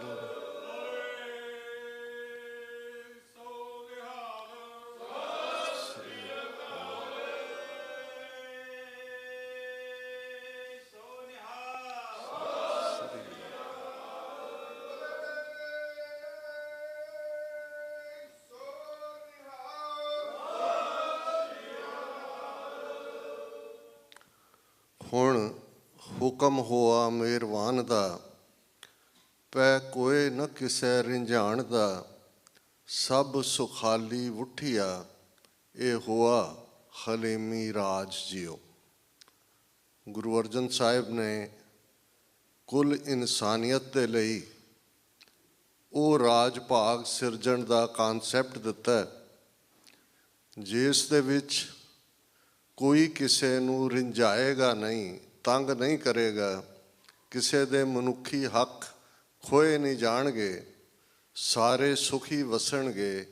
ਇਹ ਹਲੀਮੀ ਰਾਜ ਹੈ ਔਰ ਇਹ ਰਾਜ ਗੁਰੂ ਨਾਨਕ ਸਾਹਿਬ ਨੇ ਸਥਾਪਿਤ ਕੀਤਾ। ਜਦੋਂ ਭਾਈ ਸੱਤਾ ਤੇ ਬਲਵੰਡ ਨੇ ਇਹ ਫਰਮਾਇਆ, ਨਾਨਕ ਰਾਜ ਚਲਾਇਆ ਸੱਚ ਕੋਟ ਸਤਾਣੀ ਨੀਮ ਦੇ, ਕਿ ਇਹ ਰਾਜ ਗੁਰੂ ਨਾਨਕ ਦਾ, ਜਿਸ ਦਾ ਕਿਲ੍ਹਾ ਸੱਚ ਦਾ ਤੇ ਜਿਸ ਦੀ ਨੀਂਹ ਬੜੀ ਪੁਖਤਾ ਹੈ, ਪਤਾਲ ਦੇ ਵਿੱਚ ਹੈ। ਅਬ ਚੱਲ ਨੀਮ ਧਰੀ ਗੁਰੂ ਨਾਨਕ, ਨਿਤ ਨਿਤ ਚੜ੍ਹੇ ਸਵਾਈ। ਇਹ ਰਾਜ ਭਾਗ ਜਿਹੜਾ 1710 ਵਿੱਚ ਪਹਿਲੀ ਵਾਰ ਫਤਿਹਗੜ੍ਹ ਸਾਹਿਬ ਦੀ ਧਰਤੀ ਦੇ ਉੱਤੇ ਸਥਾਪਿਤ ਹੁੰਦੇ ਤੇ ਸਿੱਖ ਰਾਜ ਦੇ ਸਿੱਕੇ ਦੇ ਉੱਤੇ, ਸਿੱਖ ਰਾਜ ਦੀ ਮੋਹਰ ਦੇ ਉੱਤੇ ਲਫ਼ਜ਼ ਉਕਰੇ ਜਾਂਦੇ ਨੇ। ਸਿੱਖ ਰਾਜ ਦੀ ਮੋਹਰ ਹੈ, ਦੇਗੋ ਤੇਗੋ ਫਤਿਹ ਹੋ, ਨੁਸਰਤ ਬੇਦਰੰਗ ਯਾਫਤ ਅਜ਼ ਨਾਨਕ ਗੁਰੂ ਗੋਬਿੰਦ ਸਿੰਘ। ਕਿ ਦੇਗ ਤੇਗ ਫਤਿਹ ਤੇ ਅਨਹਿੰਡਰਡ ਸਪਲਾਈਜ਼, ਅਤੁੱਟ ਬਖਸ਼ਿਸ਼ਾਂ, ਇਹ ਸਾਨੂੰ ਗੁਰੂ ਨਾਨਕ ਗੁਰੂ ਗੋਬਿੰਦ ਸਿੰਘ ਸਾਹਿਬ ਨੇ ਕੀਤੀਆਂ। ਤੇ ਸਿੱਕੇ ਦੇ ਉੱਤੇ ਲਫ਼ਜ਼ ਉਕਰੇ ਜਾਂਦੇ ਨੇ, ਸਿੱਕਾ ਜ਼ਦ ਬਰ ਹਰ ਦੋ ਆਲਮ, ਤੇਗ ਨਾਨਕ ਵਾਹਬ ਅਸਤ, ਫਤਿਹ ਗੋਬਿੰਦ ਸਿੰਘ ਸ਼ਾਹੇ ਸ਼ਾਹਾਂ, ਫਜ਼ਲ ਸੱਚਾ ਸਾਹਿਬ ਅਸਤ। ਕਿ ਸਾਨੂੰ ਇਹ ਗੁਰੂ ਨਾਨਕ ਸਾਹਿਬ ਦੀ ਤੇਗ, ਸੱਚ ਦਾ ਕਿਲ੍ਹਾ, ਸੱਚ ਦੀ ਤੇਗ, ਕਿਉਂਕਿ ਸੱਚ ਨਾ ਪੁਰਾਣਾ ਹੁੰਦਾ, ਸੱਚ ਨੂੰ ਕੋਈ ਹਿਲਾ ਨਹੀਂ ਸਕਦਾ। ਤੇ ਗੁਰੂ ਨਾਨਕ ਨੇ ਆਪਣੇ ਮੁਰੀਦਾਂ ਦੇ ਅੰਦਰ, ਸਿੱਖਾਂ ਦੇ ਅੰਦਰ ਇਹੀ ਜਿਹੜਾ ਸਿਧਾਂਤ ਭਰਿਆ ਕਿ ਸੱਚ ਕੀ ਬਾਣੀ ਨਾਨਕ ਆਖੈ, ਸੱਚ ਸੁਣਾਏ ਸੀ ਸੱਚ ਕੀ ਬੇਲਾ। ਉਸ ਤੋਂ ਪਹਿਲਾਂ ਤਾਕਤਵਰ ਜਰਵਾਣਿਆਂ ਹਾਕਮਾਂ ਦੀ ਗੱਲ ਕਰਦਿਆਂ ਗੁਰੂ ਸਾਹਿਬ ਨੇ ਫਰਮਾਇਆ ਸੀ, ਆਣ 78 ਹੈ ਜਾਣ 97, ਹੋਰ ਭੀ ਉੱਠ ਸੀ ਮਰਦ ਕਾ ਚੇਲਾ, ਸੱਚ ਕੀ ਬਾਣੀ ਨਾਨਕ ਆਖੈ, ਸੱਚ ਸੁਣਾਏ ਸੀ ਸੱਚ ਕੀ ਬੇਲਾ। ਬਹੁਤ ਵਾਰ ਸਿੱਖ ਹਿਸਟੋਰੀਅਨ 98 ਤੇ 97 'ਚ ਕਿਤੇ ਬਾਬਰ ਤੇ ਬਘੇਲ ਸਿੰਘ ਤੇ ਇਸ ਨਾਲ ਕੰਪੇਅਰ ਕਰਦੇ ਨੇ। ਨਹੀਂ, ਇਹੀ ਆਣ 78 ਜਾਣ 97। ਇਹ ਜਿਹੜੇ ਰਾਜੇ ਹੁੰਦੇ ਨੇ, ਜ਼ੁਲਮ ਕਰਨ ਵਾਲੇ ਹੁੰਦੇ ਨੇ, ਇਹ 4 ਦਿਨਾਂ ਦੇ ਪ੍ਰਾਹੁਣੇ ਹੁੰਦੇ ਨੇ। ਅਲਟੀਮੇਟਲੀ ਗੁਰੂ ਨਾਨਕ ਸਾਹਿਬ ਨੇ ਇਹ ਫਰਮਾਇਆ ਕਿ ਇਸ ਧਰਤੀ ਦੇ ਉੱਤੇ ਉਹ ਇਨਸਾਨ ਹੁਣ ਖੜੇ ਹੋਣਗੇ ਜਿਹੜੇ ਸੱਚ ਦੀ ਬਾਤ ਕਰਨਗੇ, ਸੱਚ ਦੇ ਕਿਲੇ ਦੇ ਜਿਹੜੇ ਨੇ ਉਹ ਉਸ ਕਿਲੇ 'ਚ ਰਹਿਣ ਵਾਲੇ ਨੇ, ਤੇ ਅਲਟੀਮੇਟਲੀ ਕੂੜ ਨਿਖੁੱਟੈ ਨਾਨਕਾ ਓੜਕ ਸੱਚ ਰਹੀ। ਕੂੜ ਹਾਰਦਾ, ਝੂਠ ਹਾਰਦਾ, ਔਰ ਸੱਚ ਜਿਹੜਾ ਹੈ ਉਹ 100 ਪਰਦੇ ਪਾੜ ਕੇ ਵੀ ਬਾਹਰ ਆ ਜਾਂਦੇ। ਪਿਛਲੇ 7 ਘੰਟੇ ਦੀ ਕਾਰਵਾਈ ਔਰ ਤੁਹਾਡੀਆਂ ਸਭ ਦੀਆਂ ਨਜ਼ਰਾਂ ਇਸ ਡੈਸਕ 'ਤੇ ਟਿਕੀਆਂ ਹੋਈਆਂ ਨੇ।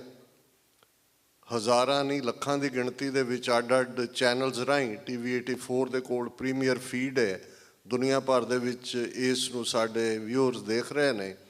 ਤੇ ਇਹ 3 ਫੁੱਟੀ ਸ੍ਰੀ ਸਾਹਿਬ ਕਿਰਪਾਨ ਮੈਨੂੰ ਇਹ ਮਾਣ ਦਿੱਤਾ ਹੈ ਵਰਲਡ ਸਿੱਖ ਇਸ ਫੋਰਮ ਨੇ, ਪਾਰਲੀਮੈਂਟ ਨੇ, ਕਿ ਮੈਂ ਇਸ ਕੁਰਸੀ 'ਤੇ ਬੈਠਾ। ਕਾਬਲ ਤਾਂ ਨਹੀਂ, ਪਰ ਫਿਰ ਵੀ ਇਹ ਜਦੋਂ ਗੁਰੂ ਨਾਨਕ ਬਖਸ਼ੰਦ ਹੁੰਦੇ ਨੇ, ਬਖਸ਼ਿਸ਼ ਕਰਦੇ ਨੇ, ਤੇ ਫਿਰ ਉਹ ਮਾਣ ਮਿਲਦਾ ਜਿਸ ਨੂੰ ਗੁਰੂ ਸਾਹਿਬ ਨੇ ਇਹ ਯਾਦ ਦਹਾਨੀ ਕਰਵਾਈ ਕਿ ਹਮ ਰੁਲਤੇ ਫਿਰਤੇ ਕੋਈ ਬਾਤ ਨਾ ਪੁੱਛਤਾ, ਗੁਰ ਸਤਿਗੁਰ ਸੰਗ ਕੀਰੇ ਹਮ ਥਾਪੇ। ਗੁਰੂ ਦੀ ਵਡਿਆਈ, ਗੁਰੂ ਦੀ ਬਖਸ਼ਿਸ਼ ਹੈ ਕਿ ਕੀੜਿਆਂ ਨੂੰ ਪਾਤਸ਼ਾਹ ਬਣਾ ਦਿੰਦਾ, ਥਾਪ ਦਿੰਦਾ। ਪਿੰਗਲ ਪਰਬਤ ਪਾਰ ਪਰੇ ਖਲ ਚਤਰਬ ਕੀਤਾ, ਮਹਿਮਾ ਸਾਧੂ ਸੰਗ ਕੀ ਸੁਣੋ ਮੇਰੇ ਮੀਤਾ। ਪਿੰਗਲੇ ਪਹਾੜਾਂ 'ਤੇ ਚੜ੍ਹ ਜਾਂਦੇ ਨੇ। ਔਰ ਇਹ ਜਦੋਂ ਅਸੀਂ ਇਸ ਸ੍ਰੀ ਸਾਹਿਬ ਵੱਲ ਮੇਰਾ ਧਿਆਨ, ਜਦੋਂ ਮੈਂ ਕੱਲ੍ਹ ਬੇਸ਼ੱਕ ਲੇਟ ਆਏ, ਡਾਲਸ ਤੋਂ ਫਲਾਈ ਕੀਤਾ, ਤੇ ਮੇਰੇ ਮਨ 'ਚ ਇੱਕ ਗੱਲ ਆਈ। ਮੈਂ ਕਿਹਾ ਕਿ ਸੱਚਮੁੱਚ ਖਾਲਿਸਤਾਨ ਦੀ ਪਾਰਲੀਮੈਂਟ ਦੇ ਸਪੀਕਰ ਦੀ ਟੇਬਲ 'ਤੇ ਸ੍ਰੀ ਸਾਹਿਬ ਹੀ ਹੋਣੀ ਚਾਹੀਦੀ। ਔਰ ਇੱਕ ਇਤਿਹਾਸਕ ਵਾਕਿਆ ਹੈ, ਵੀਰ ਰਜਿੰਦਰ ਸਿੰਘ ਬਾਬਾ ਬੰਦਾ ਸਿੰਘ ਬਹਾਦਰ ਸੁਸਾਇਟੀ ਨਾਲ ਜੁੜੇ ਹੋਏ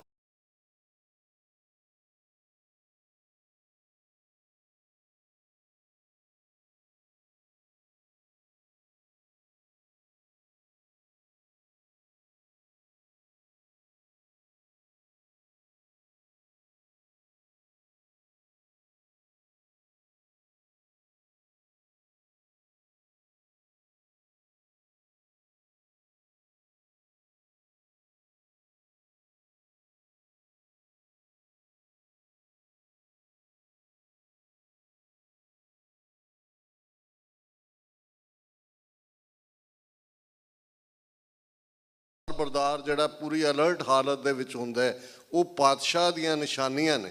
ਤੇ ਜਿਹੜੀ ਮੀਰੀ ਦੀ ਨਿਸ਼ਾਨੀ ਹੈ, ਮੀਰ ਅਮੀਰ ਤੋਂ ਆਇਆ, ਸੋਵਰਨ ਜਿਸ ਦਾ ਮਤਲਬ ਹੈ। ਔਰ ਜਿਸ ਨੂੰ ਜਦੋਂ ਗੁਰੂ ਹਰਗੋਬਿੰਦ ਸਾਹਿਬ ਨੇ ਮੀਰੀ ਪੀਰੀ ਦੀਆਂ 2 ਤਲਵਾਰਾਂ ਪਹਿਨੀਆਂ ਸਨ, ਤੇ ਸਾਡੇ ਪਹਿਲੇ ਢਾਡੀ ਇਤਿਹਾਸ ਦੇ ਭਾਈ ਨੱਥਾ ਤੇ ਅਬਦੁੱਲਾ, ਉਹਨਾਂ ਨੇ ਪਹਿਲੀ ਉਹ ਵਾਰ ਲਿਖੀ ਸੀ ਢਾਡੀਆਂ ਦੀ। ਉਸ 2 ਤਲਵਾਰੀ ਬੱਧੀਆਂ, ਇੱਕ ਮੀਰੀ ਦੀ, ਇੱਕ ਪੀਰੀ ਦੀ, ਇੱਕ ਅਜ਼ਮਤ ਦੀ, ਇੱਕ ਰਾਜ ਦੀ, ਇੱਕ ਰਾਖੀ ਕਰੇ ਵਜ਼ੀਰ ਦੀ, ਪੱਗ ਤੇਰੀ ਕੀ ਜਹਾਂਗੀਰ ਦੀ। ਲਾਈਨ ਖਿੱਚੀ ਗਈ ਸੀ ਕਿ ਜੇ ਅਜ਼ਮਤ ਬਚਾਉਣੀ ਹੈ, ਜੇ ਪੱਤ ਬਚਾਉਣੀ ਹੈ, ਜੇ ਹੱਕ ਬਚਾਉਣੇ ਨੇ, ਤੇ ਫਿਰ ਮੀਰੀ ਜ਼ਰੂਰੀ ਹੈ, ਮੀਰੀ ਦੀ ਤਲਵਾਰ ਜ਼ਰੂਰੀ ਹੈ। ਉਹ 2 ਨਿਸ਼ਾਨ ਸਾਹਿਬ ਅੱਜ ਵੀ ਸ੍ਰੀ ਹਰਿਮੰਦਰ ਸਾਹਿਬ ਤੋਂ ਠੀਕ 84 ਕਦਮਾਂ ਦੀ ਵਿੱਥ 'ਤੇ ਅਕਾਲ ਤਖਤ ਹੈ। ਉਸ ਵੇਲੇ ਦਾ ਦਿੱਲੀ ਦਾ ਤਖਤ ਉਸ ਤੋਂ 2 ਫੁੱਟ ਉੱਚਾ ਰੱਖਿਆ ਗਿਆ ਸੀ। ਔਰ ਉਹ 2 ਨਿਸ਼ਾਨ ਸਾਹਿਬ ਯਾਦਗਾਰੀ ਨੇ, ਯਾਦ ਕਰਵਾਉਂਦੇ ਨੇ ਕਿ ਮੀਰੀ ਤੇ ਪੀਰੀ ਕਿਵੇਂ ਇੱਕ ਦੂਸਰੇ ਦੇ ਵਿੱਚ ਜੁੜੀ ਹੋਈ ਹੈ। ਹੁਣ ਪੀਰੀ ਗੁਰੂ ਗ੍ਰੰਥ ਸਾਹਿਬ ਨੂੰ ਮਿਲਦੀ ਹੈ 10ਵੇਂ ਪਾਤਸ਼ਾਹ 10 ਜੋਤ ਮੁਕੰਮਲ ਹੋਣ ਤੋਂ ਬਾਅਦ। ਹੁਣ ਜਦੋਂ ਬਾਬਾ ਬੰਦਾ ਸਿੰਘ ਬਹਾਦਰ ਨੂੰ ਰਵਾਨਗੀ ਕੀਤੀ ਜਾਂਦੀ ਹੈ ਮਿਸ਼ਨ ਦੇ ਕੇ, ਤੇ ਇਹ ਹੁੰਦਾ ਕਿ ਅਕਸਰ ਜਦੋਂ ਕੋਈ ਜੰਗ ਦਾ ਮੁਗਲਿਆ ਦਰਬਾਰ ਹੋਏ ਜਾਂ ਆਟੋਮੈਨ ਐਮਪਾਇਰ ਸਲਤਨਤ ਕੋਈ ਚੈਲੰਜ ਹੁੰਦਾ ਸੀ, ਤੇ ਵਿਚਕਾਰ ਤਲਵਾਰ ਰੱਖੀ ਜਾਂਦੀ ਸੀ। ਜਾਂ ਉਸ ਤੋਂ ਪਹਿਲਾਂ ਮੁਗਲਾਂ ਦੇ ਵੇਲੇ, ਜਿਹਨੂੰ ਅਸੀਂ ਅੱਜ ਵੀ ਕਈ ਵਾਰੀ ਪੰਜਾਬੀ ਜ਼ਬਾਨ 'ਚ ਲਫ਼ਜ਼ ਬੀੜਾ ਚੁੱਕਣਾ ਕਹਿੰਦੇ ਆ, ਜੇ ਉਹਨੇ ਬੀੜਾ ਚੁੱਕਿਆ, ਉਹ ਇਨਫੈਕਟ ਉੱਤੇ ਉਹ ਚੈਲੰਜ ਹੁੰਦਾ ਸੀ, ਬੀੜਾ ਰੱਖਿਆ ਹੁੰਦਾ ਸੀ ਕਿ ਜੀ ਫਲਾਣੇ ਨੂੰ ਘੇਰਨਾ, ਫਲਾਣੇ ਨੂੰ ਢਾਉਣਾ। ਕੋਈ ਜਿਹੜਾ ਉੱਠਦਾ ਸੀ ਤੇ ਉਹਨੂੰ ਤਲਵਾਰ ਜਿਹੜਾ ਚੁੱਕਦਾ ਸੀ, ਉਹ ਉਸ ਨੂੰ ਫਿਰ ਸ਼ਮਸ਼ੀਰੇ ਬਹਾਦਰ, ਸ਼ਮਸ਼ੇਰੇ ਜੰਗ, ਇਹ ਉਹ ਖਿਤਾਬ ਦਿੱਤੇ ਜਾਂਦੇ ਸੀ। ਤੇ ਜਦੋਂ ਇਹ ਸਵਾਲ ਆਇਆ ਤੇ 10ਵੇਂ ਪਾਤਸ਼ਾਹ ਦਾ ਫਰਮਾਨ ਜਿਹੜਾ ਕੁਛ ਪੁਰਾਣੇ ਸਾਖੀਕਾਰਾਂ ਨੇ ਲਿਖਿਆ, ਕਰਦ ਹਮਨੇ ਖਾਲਸੇ ਕੋ ਦੀ ਹੈ, ਕਿ ਜਿਹੜੀ ਤਲਵਾਰ ਹੈ ਇਹ ਕਰਦ ਹੈ, ਕਿਰਪਾਨ ਹੈ, ਇਹ ਖਾਲਸੇ ਕੋਲ ਹੈ। ਬੰਦਾ ਸਿੰਘ ਬਹਾਦਰ ਨੂੰ ਤੀਰ ਦਿੱਤੇ ਨੇ, ਸੋਵਰਨਟੀ ਦੀਆਂ ਨਿਸ਼ਾਨੀਆਂ, ਨਗਾਰਾ ਵੀ ਹੈ, ਨਿਸ਼ਾਨ ਸਾਹਿਬ ਵੀ ਹੈ, ਤੇ ਕਲੈਕਟਿਵ ਜਦੋਂ ਅੱਜ ਅਸੀਂ ਵਰਲਡ ਸਿੱਖ ਪਾਰਲੀਮੈਂਟ ਦੀ ਗੱਲ ਕਰਦੇ ਹਾਂ, 5 ਸਿੱਖਾਂ ਦੀ ਕੌਂਸਲ, ਇਹ ਆਪਣੇ ਆਪ ਦੇ ਵਿੱਚ ਜਿਹੜਾ ਡੈਮੋਕ੍ਰੇਸੀ ਤਾਂ ਸਾਡੀ ਸੰਗਤ ਦੇ ਨਾਲ ਹੈ। ਜਦੋਂ ਹਰ ਫੈਸਲਾ ਸੰਗਤ ਤੋਂ ਲਿਆ ਜਾਂਦਾ ਹੈ, ਪੁੱਛਿਆ ਜਾਂਦਾ ਹੈ ਔਰ ਉਹਨਾਂ ਦੇ ਨਾਲ ਹੀ ਤੈਅ ਕੀਤਾ ਜਾਂਦਾ ਹੈ। ਮੈਂ ਵੇਰਵੇ 'ਚ ਨਹੀਂ ਜਾਵਾਂਗਾ, ਤੁਸੀਂ ਸਾਰੇ ਇਤਿਹਾਸ ਦੇ ਵਾਕਫ ਹੋ ਕਿ 5 ਸਿੱਖ ਹੀ ਗੁਰੂ ਅਰਜਨ ਸਾਹਿਬ ਨੂੰ ਅਕੰਪਨੀ ਕਰਦੇ ਨੇ ਜਦੋਂ ਆਪਣੀ ਸ਼ਹਾਦਤ ਲਈ ਜਾਂਦੇ ਨੇ ਲਾਹੌਰ। ਭਾਈ ਜੇਠਾ ਜੀ, ਭਾਈ ਲੰਗਾਹਾ ਜੀ, ਭਾਈ ਪਿਰਾਣਾ ਜੀ, ਅਸੀਂ ਵਾਕਫ ਹੈ। 5 ਸਿੱਖ ਹੀ ਗੁਰੂ ਤੇਗ ਬਹਾਦਰ ਸਾਹਿਬ ਦੇ ਨਾਲ ਦਿੱਲੀ ਨੂੰ ਜਾਂਦੇ ਨੇ, ਭਾਈ ਮਤੀ ਦਾਸ, ਭਾਈ ਸਤੀ ਦਾਸ, ਭਾਈ ਦਿਆਲਾ, ਭਾਈ ਜੈਤਾ ਇਤਿਆਦਿਕ। ਹੁਣ ਇਹ ਕਲੈਕਟਿਵ ਔਰ 80,000 ਦੇ ਇਕੱਠ 'ਚੋਂ ਰਿਪਰੈਜ਼ੈਂਟੇਟਿਵ ਜਿਹੜੇ ਸਿਰ ਤਲੀ 'ਤੇ ਰੱਖ ਕੇ ਆਉਣ ਵਾਲੇ ਨੇ ਉਹ ਵੀ 5 ਨੇ। ਪਰ ਹੁਣ ਇਹ ਕਰਦ ਹਮਨੇ ਖਾਲਸੇ ਕੋ ਦੀ ਹੈ, ਕਿਉਂਕਿ ਕਰਦ ਦੇ ਨਾਲ, ਕਿਰਪਾਨ ਦੇ ਨਾਲ ਮੀਰੀ ਦਾ ਸਿੱਧਾ ਸੰਬੰਧ ਹੈ। ਮੀਰੀ ਔਰ ਬਹੁਤ ਵਾਰ ਸਾਡੇ ਅਰਦਾਸ ਦੇ ਲਫ਼ਜ਼ ਅਸੀਂ ਬਹੁਤ ਕੁਇਕਲੀ ਨਿਕਲ ਜਾਂਦੇ हैं। ਉਹ ਜਦੋਂ ਤੁਸੀਂ ਦੇਖਦੇ ਹੋ ਕਿ ਪ੍ਰਥਮੇ ਸਰਬੱਤ ਖਾਲਸਾ ਜੀ ਕੀ ਅਰਦਾਸ ਹੈ ਜੀ, ਇਹ ਅਕਾਲ ਪੁਰਖ ਨੂੰ ਅਸੀਂ ਅਰਦਾਸ ਕਰ ਰਹੇ ਹਾਂ। ਪ੍ਰਥਮੇ ਸਰਬੱਤ ਖਾਲਸਾ ਜੀ ਕੀ ਅਰਦਾਸ ਹੈ ਜੀ, ਸਰਬੱਤ ਖਾਲਸਾ ਜੀ ਕੋ ਵਾਹਿਗੁਰੂ ਵਾਹਿਗੁਰੂ ਵਾਹਿਗੁਰੂ ਚਿਤ ਆਵੇ, चित आवण का सदका सर्ब सुख होवे, जहाँ जहाँ खालसा जी साहिब तहाँ तहाँ रक्षा रियायत, देग तेग फतेह बिरद की पैज, पंथ की जीत, श्री साहिब जी सहाय खालसा जी के बोल बाले। हुण तुसी श्रोमणी कमेटी वालों अरदास दी कीती ट्रांसलेशन श्री साहिब जी सहाय दी ट्रांसलेशन देखोगे तो उहदे च लिखिया O sword I seek thy protection, कि दुनिया के अंदर जे कोई प्रोटैक्शन है तो वो इस दी छतर छाया थले ही है। तो 10वें पातशाह का ये फरमान है, खग खंड बिहंडंग खलदल खंडंग अत रण मंडंग वर पंडंग पुज दंड अखंडंग तेज प्रचंडंग जोत अमंडंग पाण प्रभंग सुख संता करणंग किलबिक हरणंग दुर्मत धरणंग अस सरणंग जय जय जग कारणन मम प्रतिपारंग जय तेगंग जय तेगंग जय तेगंग। हुण ये है कि जिहड़ा अस दी शरण चलो O sword I seek thy protection. हुण ये जदों तक खालसे दे गात्रे एवें नहीं भाई रतन सिंह भंगू ने लिखिया खालसा बादशाह जां बागी, गुलाम लफज असी बहुत बार वरतते हैं जी, असी गुलाम है, ये ईडियम है। गुलामी स्टेट ऑफ माइंड है, जो बादशाह जां बागी है जां खालसा सॉवरन है बादशाह है जां उस बादशाहत लई लड़ रहा है। गुलामी तो स्टेट ऑफ माइंड हुंदी है। जिहने गुलामी कबूल लई गुलामी च वो जिउंदा है, जिहड़ा गुलामी नहीं कबूलदा वो शहीद। और बहुत बार राज की जदों गल हुंदी है तो मैं ये कहना भी असी 3 राज कीते ने, क्योंकि पॉपुलरली बंदा सिंह बहादुर और महाराजा रणजीत सिंह दे। मैं क्या एक राज बाबा बोता सिंह बाबा गरजा सिंह ने भी किया, और जिहड़ी उन्हां दी शहादत है बाबा बोता सिंह बाबा गरजा सिंह दी अपनी आज़ाद रियासत दे विच ही हुई है। भावें वो 20 फुट सी 30 फुट का दायरा सी, उन्होंने निशान गढ़ दिता कि असी सॉवरन है, चुंगी दिओ साडा राज है। और उस राज नूं डिफेंड करदे जदों लाहौर तो हमलावर आउंदे ने बाबा बोता सिंह बाबा गरजा सिंह शहीद हुंदे ने। मैं क्या सब तो शॉर्ट लिव्ड ते सब तो छोटी टैरीटरी वाला राज बाबा बोता सिंह बाबा गरजा सिंह ने एस्टैबलिश किया। ये सॉवरनिटी का कानसैप्ट है। एक गल पाई किरपान महज कोई ये सिंबल नहीं है जिवें साडे बहुत सारे कहने की कोशिश करते हैं। ये इस गल की याद दहानी है। और 10वें पातशाह का ये फरमान जे तुसी कदे पर्शियन लिटरेचर देखो, डॉक्टर इकदार करामत चीमा बैठे ने, शेख सादी उसका भी ये शेर आलमोस्ट उन्होंने लाइन्स ते ही है, चुंकारज हमा हीलते दरगुजस्त खलालस्त बुरदन बा शमशीर दस्त, के होवे कम ना पूरा जेकर हीले कर थक जाइए, है हलाल नाल तलवारां हत्थीं फड़ फड़ वाइए। कि अल्टीमेटली और असी जदों अज ये वर्ल्ड सिख पार्लीमेंट का चौथा सैशन जिहदा ये अज का 7 घंटे का सैशन अनइंटरप्टेड चलिया, बेशक लंच ब्रेक का वक्त सी, लेकिन क्योंकि हज़ारां की गिणती व्यूअर जुड़े हुए सी, लाइव चल रहे सी, और उन्होंने प्रबंधकों ने पूछा ਕਿ ਕਿਵੇਂ ਬ੍ਰੇਕ। ਮੈਂ ਕਿਹਾ ਕੋਈ ਨਹੀਂ, ਤੁਸੀਂ ਕੰਟੀਨਿਊ ਰਹਿਣ ਦਿਓ, ਅਸੀਂ ਜਿਹੜੇ ਇੱਥੇ ਕੋਈ ਬੈਠੇ ਆ ਭੁੱਖ ਜਰ ਲਾਂਗੇ, ਬਾਬਾ ਦਰਸ਼ਨ ਸਿੰਘ ਫੇਰੂਮਾਨ ਦਾ ਧਿਆਨ ਧਰ ਲਾਂਗੇ। ਪਰ ਇਹ ਜਿਹੜਾ ਦੁਨੀਆ ਦੇ ਵਿੱਚ ਮੈਸੇਜ ਜਾਣਾ ਚਾਹੀਦਾ ਹੈ ਕਿ ਜਿਹੜਾ ਖਾਲਸਾ ਜੰਗ ਦੇ ਮੈਦਾਨ ਦੇ ਵਿੱਚ ਜਿਸ ਦਾ ਕੋਈ ਸਾਹਮਣਾ ਨਹੀਂ ਕਰ ਸਕਦਾ, ਡਾਕਟਰ ਚੀਮਾ ਜਾਣਦੇ ਨੇ, ਤੁਸੀਂ ਜਦੋਂ ਪਰਸ਼ੀਅਨ ਸੋਰਸਿਸ ਦੇਖਦੇ ਹੋ, ਜਿਹੜਾ ਉਹ ਕਾਜ਼ੀ ਨੂਰ ਮੁਹੰਮਦ ਉਹਦੇ ਨਾਲ ਆਂਦਾ ਅਬਦਾਲੀ ਦੇ, ਜਿਹੜਾ ਸਿੱਖਾਂ ਨੂੰ ਸੱਗ ਕਹਿੰਦਾ, ਕੁੱਤੇ ਕਹਿੰਦਾ, ਪਰ ਉਹ ਕਹਿੰਦਾ ਨਹੀਂ, ਅਗਲੇ ਜਾ ਇਹਨਾਂ ਨੂੰ ਸੱਗ ਨਾ ਕਹੋ। ਜੇ ਤੁਸੀਂ ਦੇਖਣਾ ਕਿ ਬਹਾਦਰੀ ਕਿਹਨੂੰ ਕਹਿੰਦੇ ਨੇ, ਜਰਾ ਸਿੰਘਾਂ ਦੇ ਸਾਹਮਣੇ ਜੰਗ ਦੇ ਮੈਦਾਨ 'ਚ ਆ ਕੇ ਦੇਖੋ, ਇਹਨਾਂ ਵਰਗਾ ਤਲਵਾਰਬਾਜ਼ ਕੋਈ ਨਹੀਂ ਹੈ, ਇਹਨਾਂ ਵਰਗਾ ਕਿਰਦਾਰ ਕਿਸੇ ਦਾ ਨਹੀਂ ਹੈ, ਕਿਵੇਂ ਦੁਸ਼ਮਣ ਦੀਆਂ ਔਰਤਾਂ ਦਾ ਵੀ ਮਾਣ ਕਰਦੇ ਨੇ। ਇਹ ਅਸੀਂ ਜਿਹੜਾ ਸਾਡੇ ਬਜ਼ੁਰਗਾਂ ਨੇ ਇਤਿਹਾਸ ਸਿਰਜਿਆ ਹੋਇਆ, ਜਿਹੜਾ ਸਾਡੇ ਬਜ਼ੁਰਗਾਂ ਨੇ ਅਰਦਾਸ ਦਾ ਹਿੱਸਾ ਬਣਾਇਆ ਕਿ ਭਾਈ ਅਲਟੀਮੇਟਲੀ ਸ੍ਰੀ ਸਾਹਿਬ ਜੀ ਸਹਾਇ। ਸਾਨੂੰ ਜਦੋਂ ਕੋਈ ਹੋਰ ਖਾਲਸਾ ਜੀ ਦਾ ਬੋਲਬਾਲਾ ਵੀ, ਜਿਹਨੂੰ ਸਰਦਾਰ ਕਪੂਰ ਸਿੰਘ ਨੇ ਟਰਾਂਸਲੇਸ਼ਨ ਕੀਤੀ, decision making power is vested in the Khalsa, ਜਿਹਨੂੰ ਅੱਜ ਅਸੀਂ ਰਾਈਟ ਆਫ ਸੈਲਫ ਡਿਟਰਮੀਨੇਸ਼ਨ ਕਹਿੰਦੇ ਹਾਂ, ਇਹ ਉਦੋਂ ਉਹੀ ਅਲਫਾਜ਼ ਨੇ। ਪਰ ਨਾਲ ਦੀ ਨਾਲ ਇਹ ਵੀ ਯਾਦ ਦਹਾਨੀ ਕਰਵਾਈ ਕਿ ਕਉ ਕਿਸੀ ਕੋ ਰਾਜ ਨਾ ਦੇ ਹੈ, ਜੋ ਲੈ ਹੈ ਨਿਜ ਬਲ ਸੇ ਲੈ ਹੈ। ਇਹ ਵੀ ਯਾਦ ਦਹਾਨੀ ਕਰਵਾਈ। ਸ਼੍ਰੀ ਮੁਖਵਾਕ ਭੰਨਿਓ ਗਰੀਬ ਨਿਵਾਜ਼, ਪਾਤਸ਼ਾਹੀ 10ਵੀਂ, ਸ਼ਸਤਰਨ ਕੇ ਅਧੀਨ ਹੈ ਰਾਜ।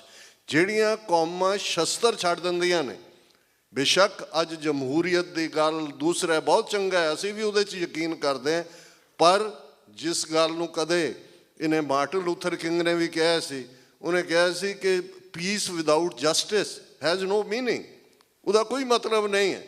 ਕਿਉਂਕਿ ਜੇ ਮਾਲਕ ਔਰ ਨੌਕਰ ਦੇ ਉਸ ਰਿਸ਼ਤੇ 'ਚ ਨੌਕਰ ਮੰਨੀ ਜਾਂਦਾ ਜੋ ਮਾਲਕ ਕਹਿੰਦਾ, ਤੇ ਕੋਈ ਤਕਰਾਰ ਨਹੀਂ ਹੈ, ਬੜੀ ਹਾਰਮਨੀ 'ਚ ਹੈ। 1000 ਸਾਲ ਜੁੱਤੀਆਂ ਖਾਂਦੇ ਰਹੇ ਉੱਥੇ ਬੈਠੇ।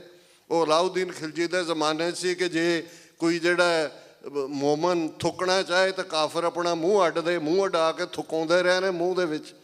ਕੌਣ ਕਹਿੰਦਾ ਸੀ? ਉਹਨਾਂ ਨੇ ਸ਼ਲੋਕ ਰਾਜ ਦਿੱਤੇ, ਦਿਲੀਸ਼ਵਰੋ ਈਸ਼ਵਰੋ, ਕਿ ਦਿੱਲੀ ਦਾ ਬਾਦਸ਼ਾਹ ਹੀ ਰੱਬ ਹੈ।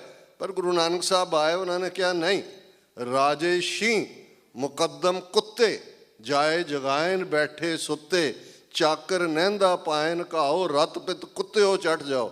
ਇਹ ਤੁਸੀਂ ਇਹਨਾਂ ਸ਼ੀਆਂ ਔਰ ਉਹਨਾਂ ਕੁੱਤਿਆਂ ਵਾਂਗ ਆਮ ਜਨਤਾ ਨੂੰ ਤੁਸੀਂ ਕਰ ਰਹੇ ਹੋ। ਨਹੀਂ, ਤਖਤ ਬਹਿ ਤਖਤ ਹੈ ਕੇ ਲਾਇਕ।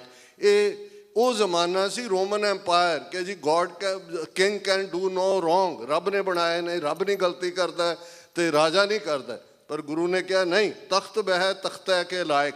ਉਹ ਜਿਹੜਾ ਹੱਕਦਾਰ ਹੈ ਤੇ ਜਿਹੜਾ ਲੋਕਾਂ ਦੇ ਮੁੱਢਲੇ ਹੱਕ ਖੋਹਦਾ, ਉਹ ਗੁਰੂ ਨੇ ਯਾਦ ਦਹਾਨੀ ਕਰਵਾਈ, ਖਾਲਕ ਖਲਕ, ਖਲਕ ਮੈਂ ਖਾਲਕ, ਪੂਰ ਰਹੋ ਸਭ ਥਾਈਂ। ਤੇ ਭਾਈ ਨੰਦ ਲਾਲ ਦਾ ਰਹਿਤਨਾਮਾ ਯਾਦ ਕਰਵਾਉਂਦਾ ਕਿ ਜਦੋਂ ਖਲਕਤ ਦੁਖਦੀ ਹੈ ਤੇ ਫਿਰ ਖਾਲਕ ਦੁਖਦਾ, ਤੇ ਉਹ ਖਾਲਕ ਫਿਰ ਉਸ ਦਾ ਐਂਡ ਕਰ ਦਿੰਦਾ। ਉਹਨਾਂ ਦੀ ਜਿਹੜੀ ਚਿੱਠੀ ਹੈ ਉਹ ਦਰਗਾਹ 'ਚ ਫਟ ਜਾਂਦੀ ਹੈ, ਪਰ ਉਹਦੇ ਲਈ ਕੁਰਬਾਨੀ ਦਾ ਰਸਤਾ ਹੈ।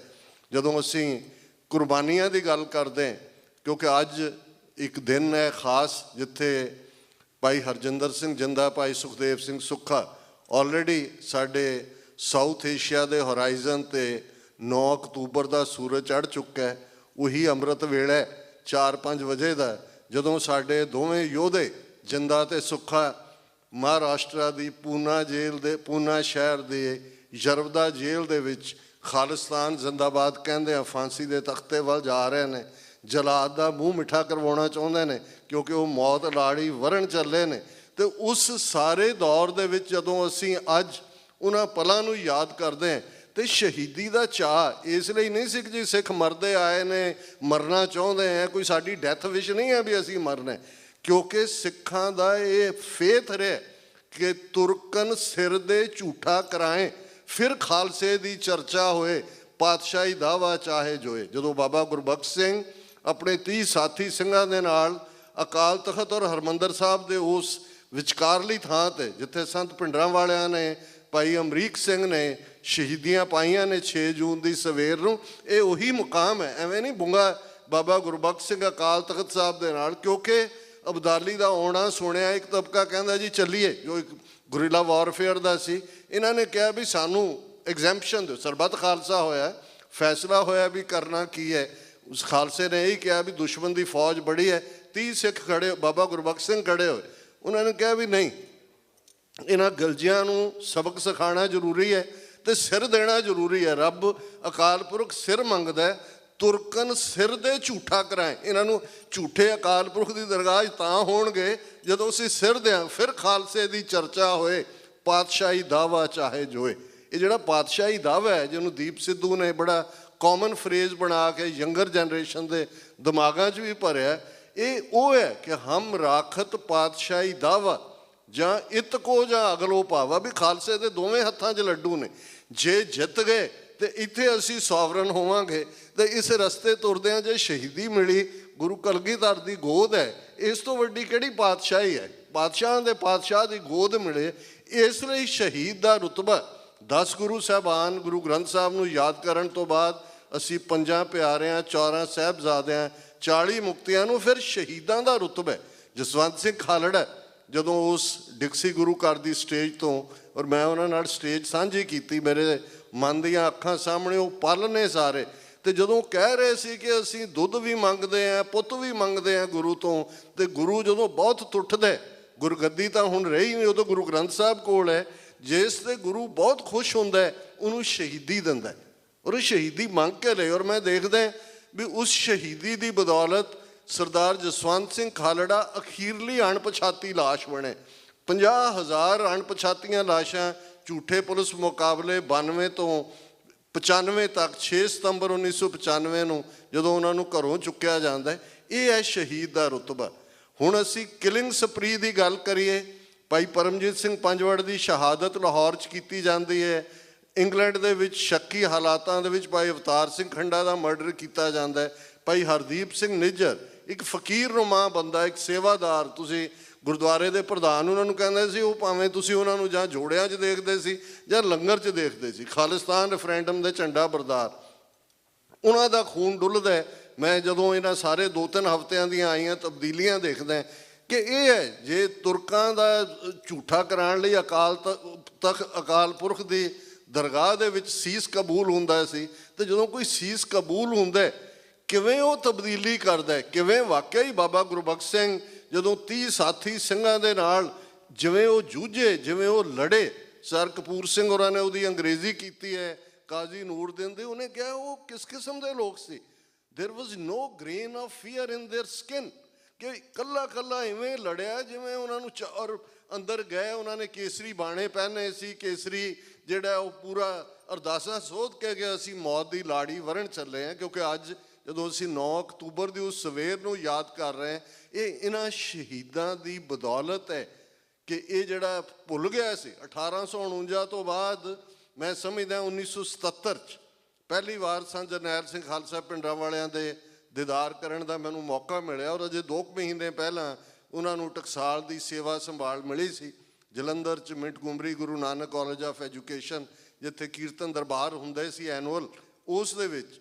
ਔਰ ਮੈਂ ਇਹ ਦੇਖਿਆ ਕਿ ਭਾਈ ਇਹ ਜਿਹੜਾ 1977 ਤੋਂ 84 ਤੱਕ ਦਾ ਸਫ਼ਰ ਹੈ, ਆਲਮੋਸਟ 7 ਸਾਲ ਦਾ ਪੀਰੀਅਡ ਹੈ, ਕਿੰਨੀ ਵੱਡੀ ਤਬਦੀਲੀ ਜਿਹੜੀ ਹੈ ਉਹ ਕੌਮ 'ਚ ਲਿਆਂਦੇ ਨੇ। ਲੇਕਿਨ ਇੱਕ ਗੱਲ ਜਿਹਦੇ 'ਤੇ ਬਹੁਤੇ ਹਿਸਟੋਰੀਅਨਸ ਦਾ ਧਿਆਨ ਨਹੀਂ ਹੈ, ਕਿਉਂਕਿ ਜਦੋਂ ਅਸੀਂ ਅੰਗਰੇਜ਼ਾਂ ਤੋਂ ਆਜ਼ਾਦੀ ਦੀ ਗੱਲ ਕਰਦੇ ਹਾਂ ਉਹਦੇ 'ਚ ਅਸੀਂ ਸਾਰਿਆਂ ਨੂੰ ਹੀ ਲੈ ਆਉਂਦੇ ਹਾਂ, ਵਿੱਚ ਹੀ ਕੂਕੇ ਵੀ ਵਿੱਚ ਹੈ ਵੀ ਨੇ ਉਹ। ਲੇਕਿਨ ਜੇ ਪਹਿਲਾ ਯਤਨ ਹੋਇਆ ਸਿੱਖ ਰਾਜ ਦਾ 1849 ਜਾਣ ਤੋਂ ਬਾਅਦ, ਤੇ ਭਾਈ ਮਹਾਰਾਜ ਸਿੰਘ ਹੈ, ਉਹ ਨਿਰੋਲ, ਉਹਨਾਂ ਨੇ ਵਾਪਸ ਉਹੀ ਖਾਲਸਾ ਰਾਜ।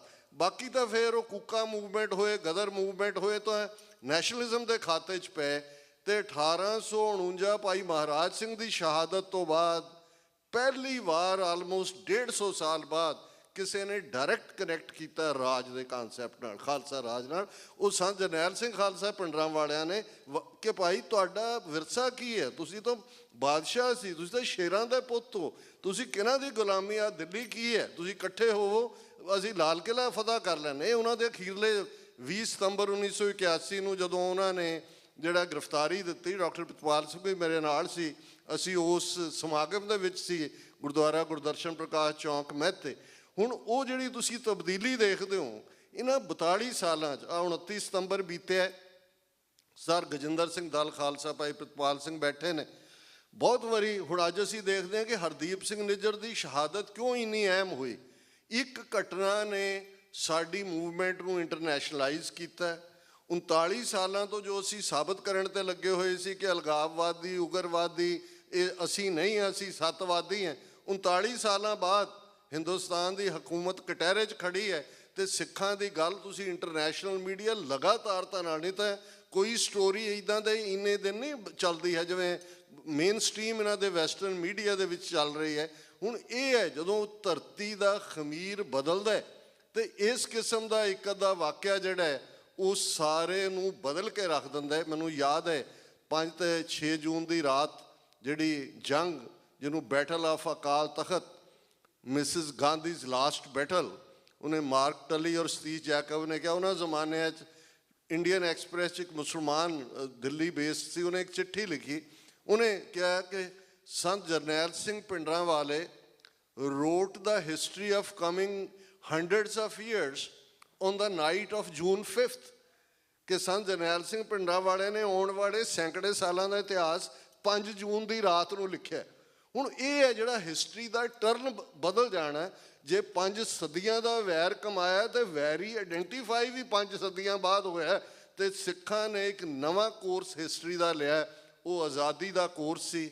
ਉਸ ਦਾ ਪਿਛਲੇ 2 ਦਿਨਾਂ ਤੋਂ ਤੁਸੀਂ ਸਭ ਨੇ ਬੜੇ ਹੀ ਡਿਸਪਲਿਨਡ ਢੰਗ ਦੇ ਨਾਲ, ਬੜੇ ਹੀ ਜ਼ਾਬਤੇ ਵਿੱਚ ਰਹਿੰਦੇ ਆ ਜਿਵੇਂ ਵਿਚਾਰਾਂ ਕੀਤੀਆਂ ਨੇ। ਸੱਚਮੁੱਚ ਬੇਸ਼ੱਕ ਉਹ ਬਹੁਤ ਵਾਰ ਪਿਛਲੇ ਮਸਤਾਨਾ ਫਿਲਮ 'ਚ ਵੀ ਜ਼ਿਕਰ ਹੁੰਦਾ ਸੀ ਵੀ ਨਕਲੀਆਂ ਨੇ ਇੱਕ ਉਹ ਨਕਲਪਣਾ ਕਰਦੇ ਉਹਨਾਂ ਦੇ ਵਿੱਚ ਸਿੱਖੀ ਸਪਿਰਿਟ ਆਈ।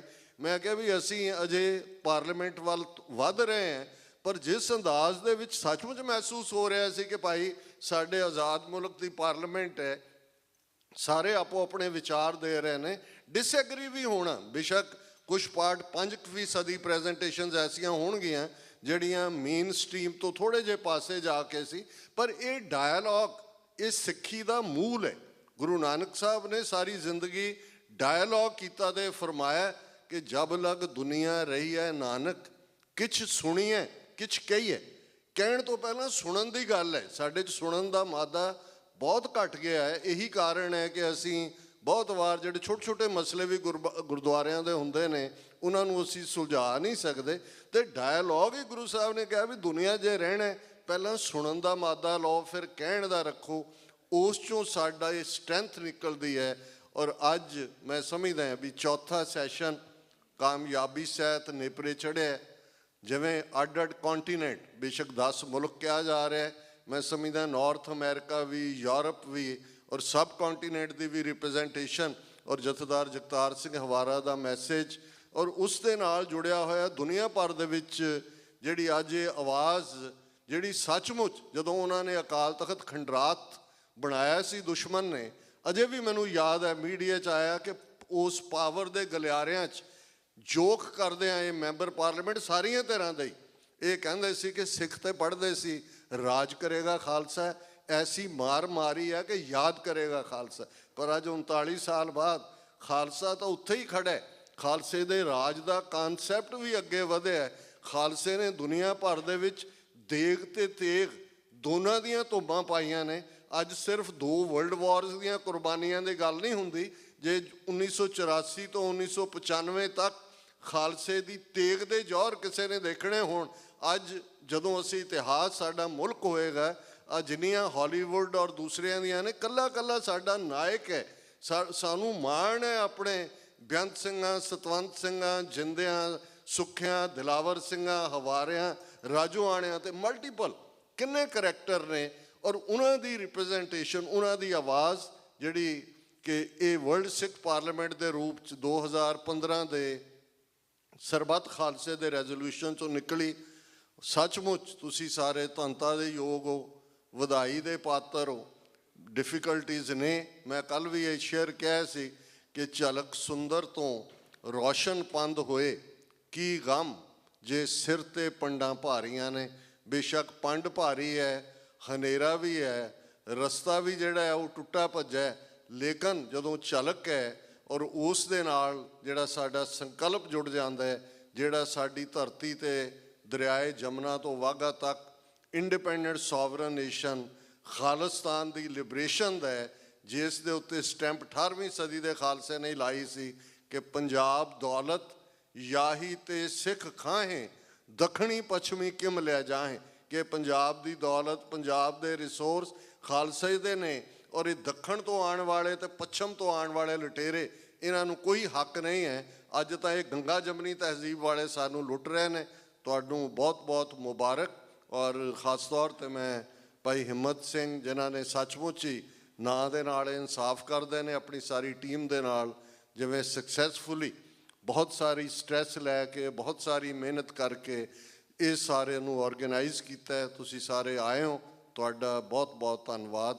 ਔਰ ਇਸ ਸੈਸ਼ਨ ਨੂੰ ਐਡਜੋਰਨ ਕੀਤਾ ਜਾਂਦਾ ਔਰ ਅਗਲੀ ਜਿਹੜਾ ਨੈਕਸਟ ਸੈਸ਼ਨ ਦੇ ਲਈ ਭਾਈ ਹਿੰਮਤ ਸਿੰਘ ਜਿਵੇਂ ਵੀ ਕੋਈ ਕੰਸੈਂਸਸ ਬਣਾਈ ਹੋਏਗੀ ਕਿ ਕਿੱਥੇ ਕਿਵੇਂ, ਇਹ ਮੈਂ ਜ਼ਰੂਰ ਕਹਾਂਗਾ। ਕੱਲ੍ਹ ਵੀ ਮੈਂ ਕਿਹਾ ਸੀ ਪ੍ਰਾਈਵੇਟ ਕਨਵਰਸੇਸ਼ਨ ਕਿ 3-4 ਮਹੀਨੇ ਪਹਿਲਾਂ ਜ਼ਰੂਰ ਡੇਟ ਔਰ ਪਲੇਸ ਡਿਸਾਈਡ ਹੋ ਜਾਣਾ ਚਾਹੀਦਾ, ਤਾਂ ਕਿ ਜਿਹੜੀ ਹੈ ਉਹ ਆਉਣ ਵਾਲਿਆਂ ਦੇ ਲਈ ਵੀ ਸਹੂਲਤ ਰਹੇ ਔਰ ਪਾਰਟਿਸਿਪੇਸ਼ਨ ਵੱਡੇ ਪੈਮਾਨੇ 'ਤੇ ਹੋਏ। ਤੁਹਾਡਾ ਸਭ ਦਾ ਬਹੁਤ ਬਹੁਤ ਧੰਨਵਾਦ ਸਹਿਯੋਗ ਦੇ ਲਈ। ਵਾਹਿਗੁਰੂ ਜੀ ਕਾ ਖਾਲਸਾ, ਵਾਹਿਗੁਰੂ ਜੀ ਕੀ ਫਤਿਹ।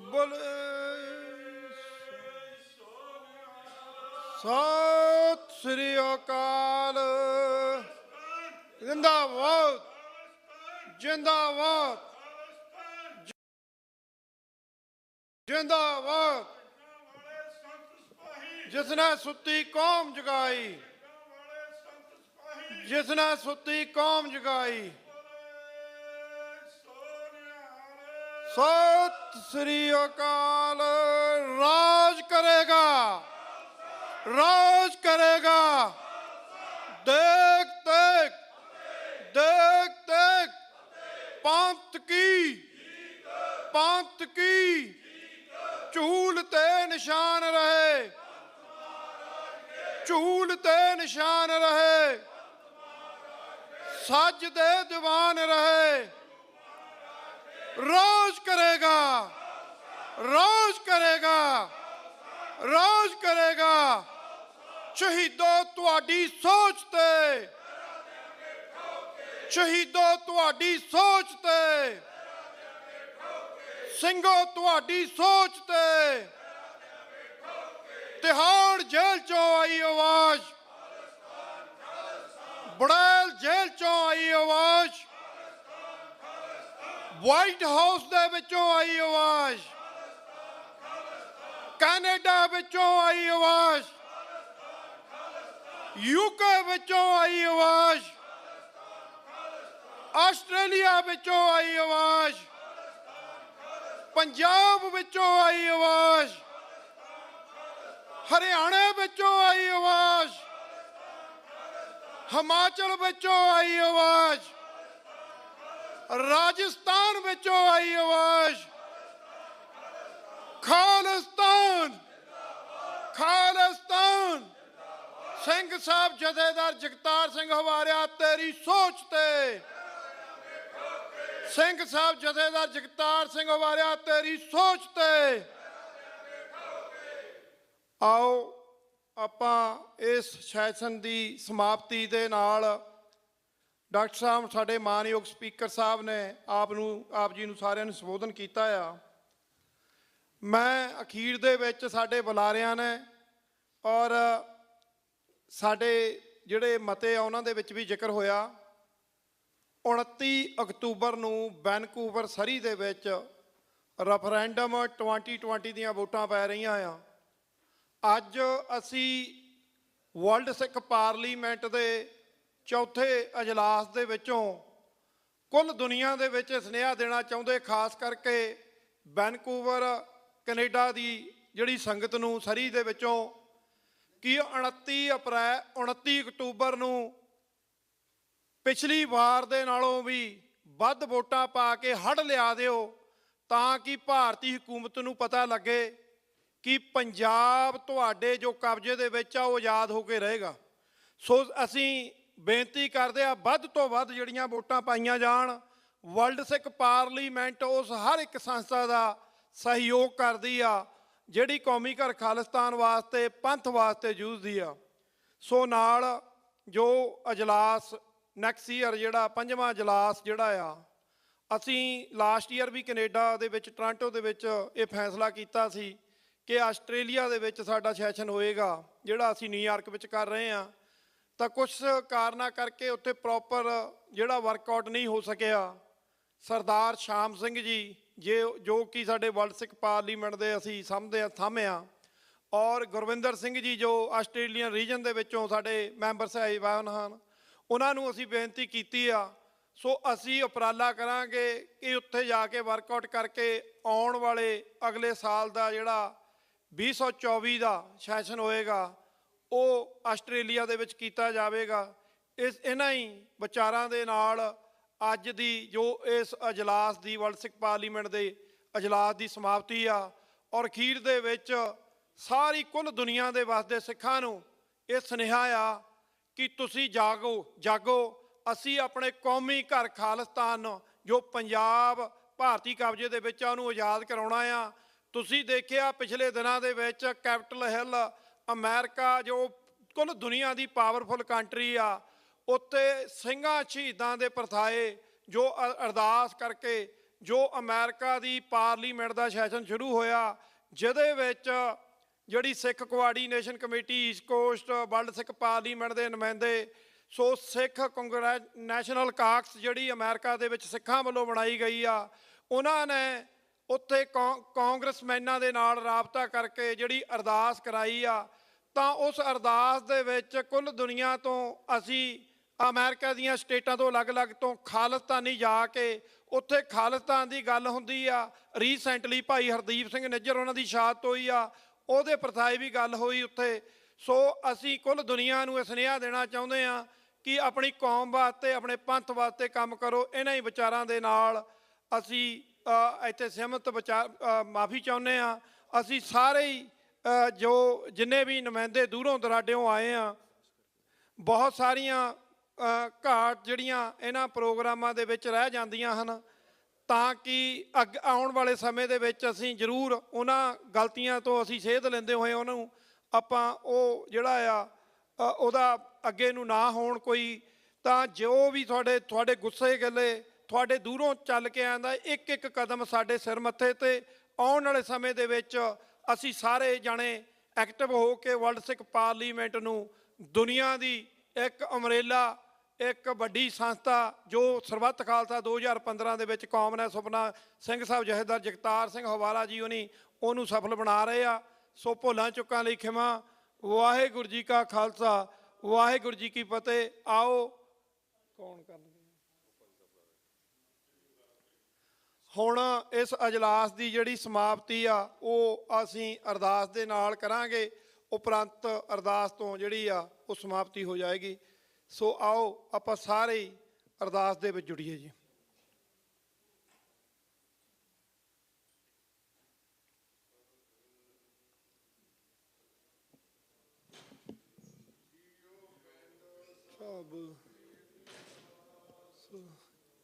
ਤਪਤਿਆ ਹਮ ਵਾਰਕ ਤੇਰੇ, ਤੁਮਰੀ ਕਿਰਪਾ ਮੈਂ ਸੁਖ ਕਨੇ।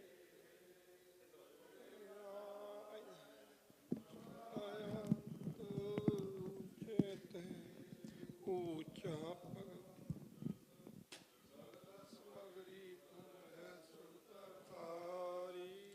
तुम ते होय ज्ञाकारी, तुमरी गत मित आनी नानक सदा कुर्बानी। सतनाम वाहिगुरु पातशाह जी। ਇੱਕ ਓੰਕਾਰ ਵਾਹਿਗੁਰੂ ਜੀ ਕੀ ਫਤਿਹ। ਸ੍ਰੀ ਭਗਵਤੀ ਜੀ ਸਹਾਏ। ਵਾਰ ਸ੍ਰੀ ਭਗਵਤੀ ਜੀ ਕੀ ਪਾਤਸ਼ਾਹੀ ਦਸਵੀਂ। ਪ੍ਰਥਮ ਭਗਵਤੀ ਸਿਮਰ ਕੈ ਗੁਰੂ ਨਾਨਕ ਲਈ ਧਿਆਏ। ਫਿਰ ਅੰਗਦ ਗੁਰ ਤੇ ਅਮਰਦਾਸ ਰਾਮਦਾਸ ਹੋਏ ਸਹਾਏ। ਅਰਜਨ ਹਰ ਗੋਬਿੰਦ ਨੋ ਸਿਮਰੋ ਸ੍ਰੀ ਹਰਿ ਰਾਏ। ਸ੍ਰੀ ਹਰਿ ਕ੍ਰਿਸ਼ਨ ਧਿਆਈਐ ਜਿਸ ਡਿਟੈ ਸਭ ਦੁਖ ਜਾਏ। ਤੇਗ ਬਹਾਦਰ ਸਿਮਰਿਐ ਘਰ ਨੋ ਨਿਦਿਆਵੈ ਧਾਏ। ਸਭ ਥਾਈ ਹੋਏ ਸਹਾਏ। ਦਸਮ ਪਾਤਸ਼ਾਹ ਗੁਰੂ ਗੋਬਿੰਦ ਸਿੰਘ ਸਾਹਿਬ ਜੀ ਸਭ ਥਾਈ ਹੋਏ ਸਹਾਏ। ਦਸਾਂ ਪਾਤਸ਼ਾਹੀਆਂ ਦੀ ਜੋਤ ਸ਼੍ਰੀ ਗੁਰੂ ਗ੍ਰੰਥ ਸਾਹਿਬ ਜੀ ਦੇ ਪਾਠ ਦਰਸ਼ਨ ਦੀਦਾਰ ਜੀ ਕਾ ਧਿਆਨ ਧਰ ਕੇ ਬੋਲੋ ਜੀ। ਗੁਰੂ ਪੰਜਾਂ ਪਿਆਰਿਆਂ ਚੌਹਾਂ ਸਾਹਿਬਜ਼ਾਦਿਆਂ 40 ਮੁਕਤਿਆਂ ਹੱਠੀਆਂ ਜੱਪੀਆਂ ਤਪੀਆਂ, ਜਿਨ੍ਹਾਂ ਨਾਮ ਜਪਿਆ ਵੰਡ ਛਕਿਆ, ਦੇਗ ਚਲਾਈ ਤੇਗ ਵਾਹੀ, ਦੇਖ ਕੇ ਅਣਡਿੱਠ ਕੀਤਾ, ਤਿੰਨਾਂ ਪਿਆਰਿਆਂ ਸਚਿਆਰਿਆਂ ਦੀ ਕਮਾਈ ਦਾ ਧਿਆਨ ਧਰ ਕੇ ਖਾਲਸਾ ਜੀ ਬੋਲੋ ਜੀ। ਗੁਰੂ ਜਿਨ੍ਹਾਂ ਸਿੰਘਾਂ ਸਿੰਘਣੀਆਂ ਨੇ ਧਰਮ ਹੇਤ ਸੀਸ ਦਿੱਤੇ, ਬੰਦ ਬੰਦ ਕਟਾਏ ਖੋਪਰੀਆਂ ਲੁਹਾਈਆਂ, ਚਰਖਰੀਆਂ ਤੇ ਚੜੇ ਤਨ ਆਰਿਆਂ ਨਾਲ ਚਿਰਾਏ ਗਏ, ਗੁਰਦੁਆਰਿਆਂ ਦੀ ਸੇਵਾ ਲਈ ਕੁਰਬਾਨੀਆਂ ਕੀਤੀਆਂ, ਧਰਮ ਨਹੀਂ ਹਾਰਿਆ ਸਿੱਖੀ ਕੇਸਾਂ ਸਵਾਸਾਂ ਨਾਲ ਨਿਭਾਈ, ਤਿਨਾਂ ਦੀ ਕਮਾਈ ਦਾ ਧਿਆਨ ਧਰ ਕੇ ਖਾਲਸਾ ਜੀ ਬੋਲੋ ਜੀ। ਪੰਜਾਂ ਤਖਤਾਂ ਸਰਬੱਤ ਗੁਰਦੁਆਰਿਆਂ ਦਾ ਧਿਆਨ ਧਰ ਕੇ ਬੋਲੋ ਜੀ। ਪ੍ਰਿਥਮੇ ਸਰਬੱਤ ਖਾਲਸਾ ਜੀ ਕੀ ਅਰਦਾਸ ਹੈ ਜੀ, ਸਰਬੱਤ ਖਾਲਸਾ ਜੀ ਕੋ ਵਾਹਿਗੁਰੂ ਵਾਹਿਗੁਰੂ ਵਾਹਿਗੁਰੂ ਚਿਤ ਆਵੇ, ਚਿਤ ਆਵਨ ਕਾ ਸਦਕਾ ਸਰਬ ਸੁਖ ਹੋਵੇ, ਜਹਾਂ ਜਹਾਂ ਖਾਲਸਾ ਜੀ ਸਾਹਿਬ ਤਹਾਂ ਤਹਾਂ ਰੱਛਿਆ ਰਿਆਇਤ, ਦੇਗ ਤੇਗ ਫਤਿਹ ਬਿਰਤ ਕੀ ਪੈਜ ਪੰਥ ਕੀ ਜੀਤ, ਸ੍ਰੀ ਸਾਹਿਬ ਜੀ ਸਹਾਏ ਖਾਲਸਾ ਜੀ ਕੇ ਬੋਲ ਬਾਲੇ ਬੋਲੋ ਜੀ। ਗੁਰੂ ਬਖਸ਼ੋ ਜੀ ਸਿੱਖਾਂ ਨੂੰ ਸਿੱਖੀ ਦਾਨ, ਕੇਸ ਦਾਨ, ਰਹਿਤ ਦਾਨ, ਵਿਵੇਕ ਦਾਨ, ਵਿਸਾਹ ਦਾਨ, ਭਰੋਸਾ ਦਾਨ, ਦਾਨਾ ਸਿਰ ਦਾਨ, ਨਾਮ ਦਾਨ, ਸ਼੍ਰੀ ਅੰਮ੍ਰਿਤਸਰ ਸਾਹਿਬ ਜੀ ਦੇ ਦਰਸ਼ਨ ਇਸ਼ਨਾਨ, ਚੌਂਕੀਆਂ ਝੰਡੇ ਬੁੰਗੇ ਜੁਗੋ ਜੁਗ ਅਟਲ, ਧਰਮ ਕਾ ਜੈਕਾਰਾ ਬੋਲੋ ਜੀ। ਹੈ ਨਿਮਾਣਿਆਂ ਦੇ ਮਾਨ, ਨਿਤਾਣਿਆਂ ਦੇ ਤਾਨ, ਨਿਓਟਿਆਂ ਦੀ ਓਟ, ਨਿਆਸਰਿਆਂ ਦੇ ਆਸਰੇ, ਦੀਨ ਦੁਨੀਆ ਦੇ ਮਾਲਕ, ਧੰਨ ਧੰਨ ਸਾਹਿਬ ਸ਼੍ਰੀ ਗੁਰੂ ਗ੍ਰੰਥ ਸਾਹਿਬ ਜੀ ਮਹਾਰਾਜ ਵਾਹਿਗੁਰੂ ਪਾਤਸ਼ਾਹ ਜੀਓ। ਆਪ ਜੀ ਨੂੰ ਹਾਜ਼ਰ ਨਾਜ਼ਰ ਜਾਣਦੇ ਹਾਂ, ਆਪ ਜੀ ਦੇ ਚਰਨ ਕਮਲਾਂ ਵਿੱਚ ਅਰਦਾਸ ਬੇਨਤੀ ਹੈ ਗੁਰੂ ਪਾਤਸ਼ਾਹ ਜੀ, ਆਪ ਜਾਣੀ ਜਾਣੋ ਗੁਰੂ ਪਾਤਸ਼ਾਹ ਜੀ। ਅੱਜ ਦੇ ਦਿਨ ਗੁਰੂ ਪਾਤਸ਼ਾਹ ਜੀ ਚੌਥੇ ਵਰਲਡ ਸਿੱਖ ਪਾਰਲੀਮੈਂਟ ਦੇ ਸੈਸ਼ਨ ਦੀ ਅੱਜ ਸਮਾਪਤੀ ਦੀ ਅਰਦਾਸ ਬੇਨਤੀ ਹੈ। ਗੁਰੂ ਪਾਤਸ਼ਾਹ ਜੀ ਆਪ ਜੀ ਦੀ ਅਪਾਰ ਕਿਰਪਾ ਦੇ ਸਦਕਾ ਪੂਰੀ ਦੁਨੀਆ ਕੁੱਲ ਦੇ ਵਿੱਚ ਬੈਠੇ ਸਿੰਘ ਸਿੱਖ ਆਪਣੇ ਕੌਮੀ ਘਰ ਦੇ ਲਈ ਜੂਝ ਰਹੇ ਹਨ। ਕਿਰਪਾ ਕਰਨੀ ਗੁਰੂ ਪਾਤਸ਼ਾਹ ਜੀ, ਇਸੇ ਤਰ੍ਹਾਂ ਸਮੂਹ ਸਿੱਖਾਂ ਨੂੰ ਸੰਗਤਾਂ ਨੂੰ ਇਕੱਤਰ ਹੋ ਕੇ ਕਾਮਯਾਬੀ ਵੱਲ ਤੋਰਨ ਦੀ ਦਾਤ ਬਖਸ਼ੋ, ਹਰ ਮੈਦਾਨ ਫਤਿਹ ਬਖਸ਼ਣਾ, ਚੜ੍ਹਦੀਆਂ ਕਲਾ ਬਖਸ਼ਣਾ ਗੁਰੂ ਪਾਤਸ਼ਾਹ ਜੀਓ। ਆਪ ਅੰਗ ਸੰਗ ਸਹਾਈ ਹੋਣਾ ਗੁਰੂ ਪਾਤਸ਼ਾਹ ਜੀ। ਅੱਜ ਸਮਾਪਤੀ ਦੀ ਅਰਦਾਸ ਬੇਨਤੀ ਹੈ ਮਹਾਰਾਜ ਜੀਓ। ਅੱਖਰ ਵਾਧਾ ਘਾਟਾ ਭੁੱਲ ਚੁੱਕ ਮਾਫ ਕਰਨੀ, ਸਰਬੱਤ ਦੇ ਕਾਰਜ ਰਾਸ ਕਰਨੇ, ਸਹੀ ਪਿਆਰੇ ਮੇਲ ਜਿਨ੍ਹਾਂ ਮਿਲਿਆ ਤੇਰਾ ਨਾਮ ਚਿੱਤੇ ਆਵੇ, ਨਾਨਕ ਨਾਮ ਚੜ੍ਹਦੀ ਕਲਾ ਤੇਰੇ ਭਾਣੇ ਸਰਬੱਤ ਦਾ ਭਲਾ। ਵਾਹਿਗੁਰੂ ਜੀ ਕਾ ਖਾਲਸਾ ਵਾਹਿਗੁਰੂ ਜੀ ਕੀ ਫਤਿਹ। ਦੋਹਰਾ ਆਗਿਆ ਪਈ ਅਕਾਲ ਕੀ, ਸਭ ਸਿੱਖਣ ਕੋ ਹੁਕਮ ਹੈ, ਗੁਰੂ ਗ੍ਰੰਥ ਜੀ ਮਾਨਿਓ, ਜੋ ਪ੍ਰਭ ਕੋ ਮਿਲਵੋ ਚਾਹੈ, ਰਾਜ ਕਰੇਗਾ ਖਾਲਸਾ, खुआर होए सब मिलेंगे, वाहिगुरु नाम जहाज है,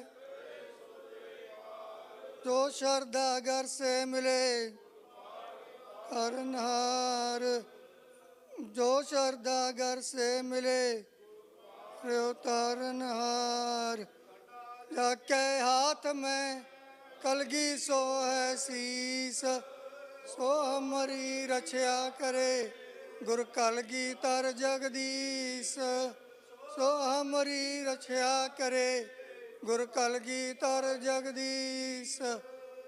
बोले सो निहाल लो, सत श्री अकाल।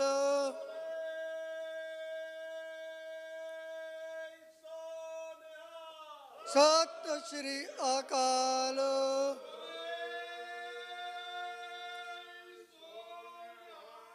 सत श्री अकाल।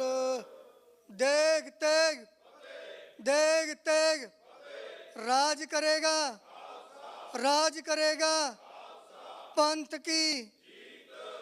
ਕੀ ਖਾਲਿਸਤਾਨ ਖਾਲਿਸਤਾਨ। ਵਾਹਿਗੁਰੂ ਜੀ ਕਾ ਖਾਲਸਾ ਵਾਹਿਗੁਰੂ ਜੀ ਕੀ ਫਤਿਹ।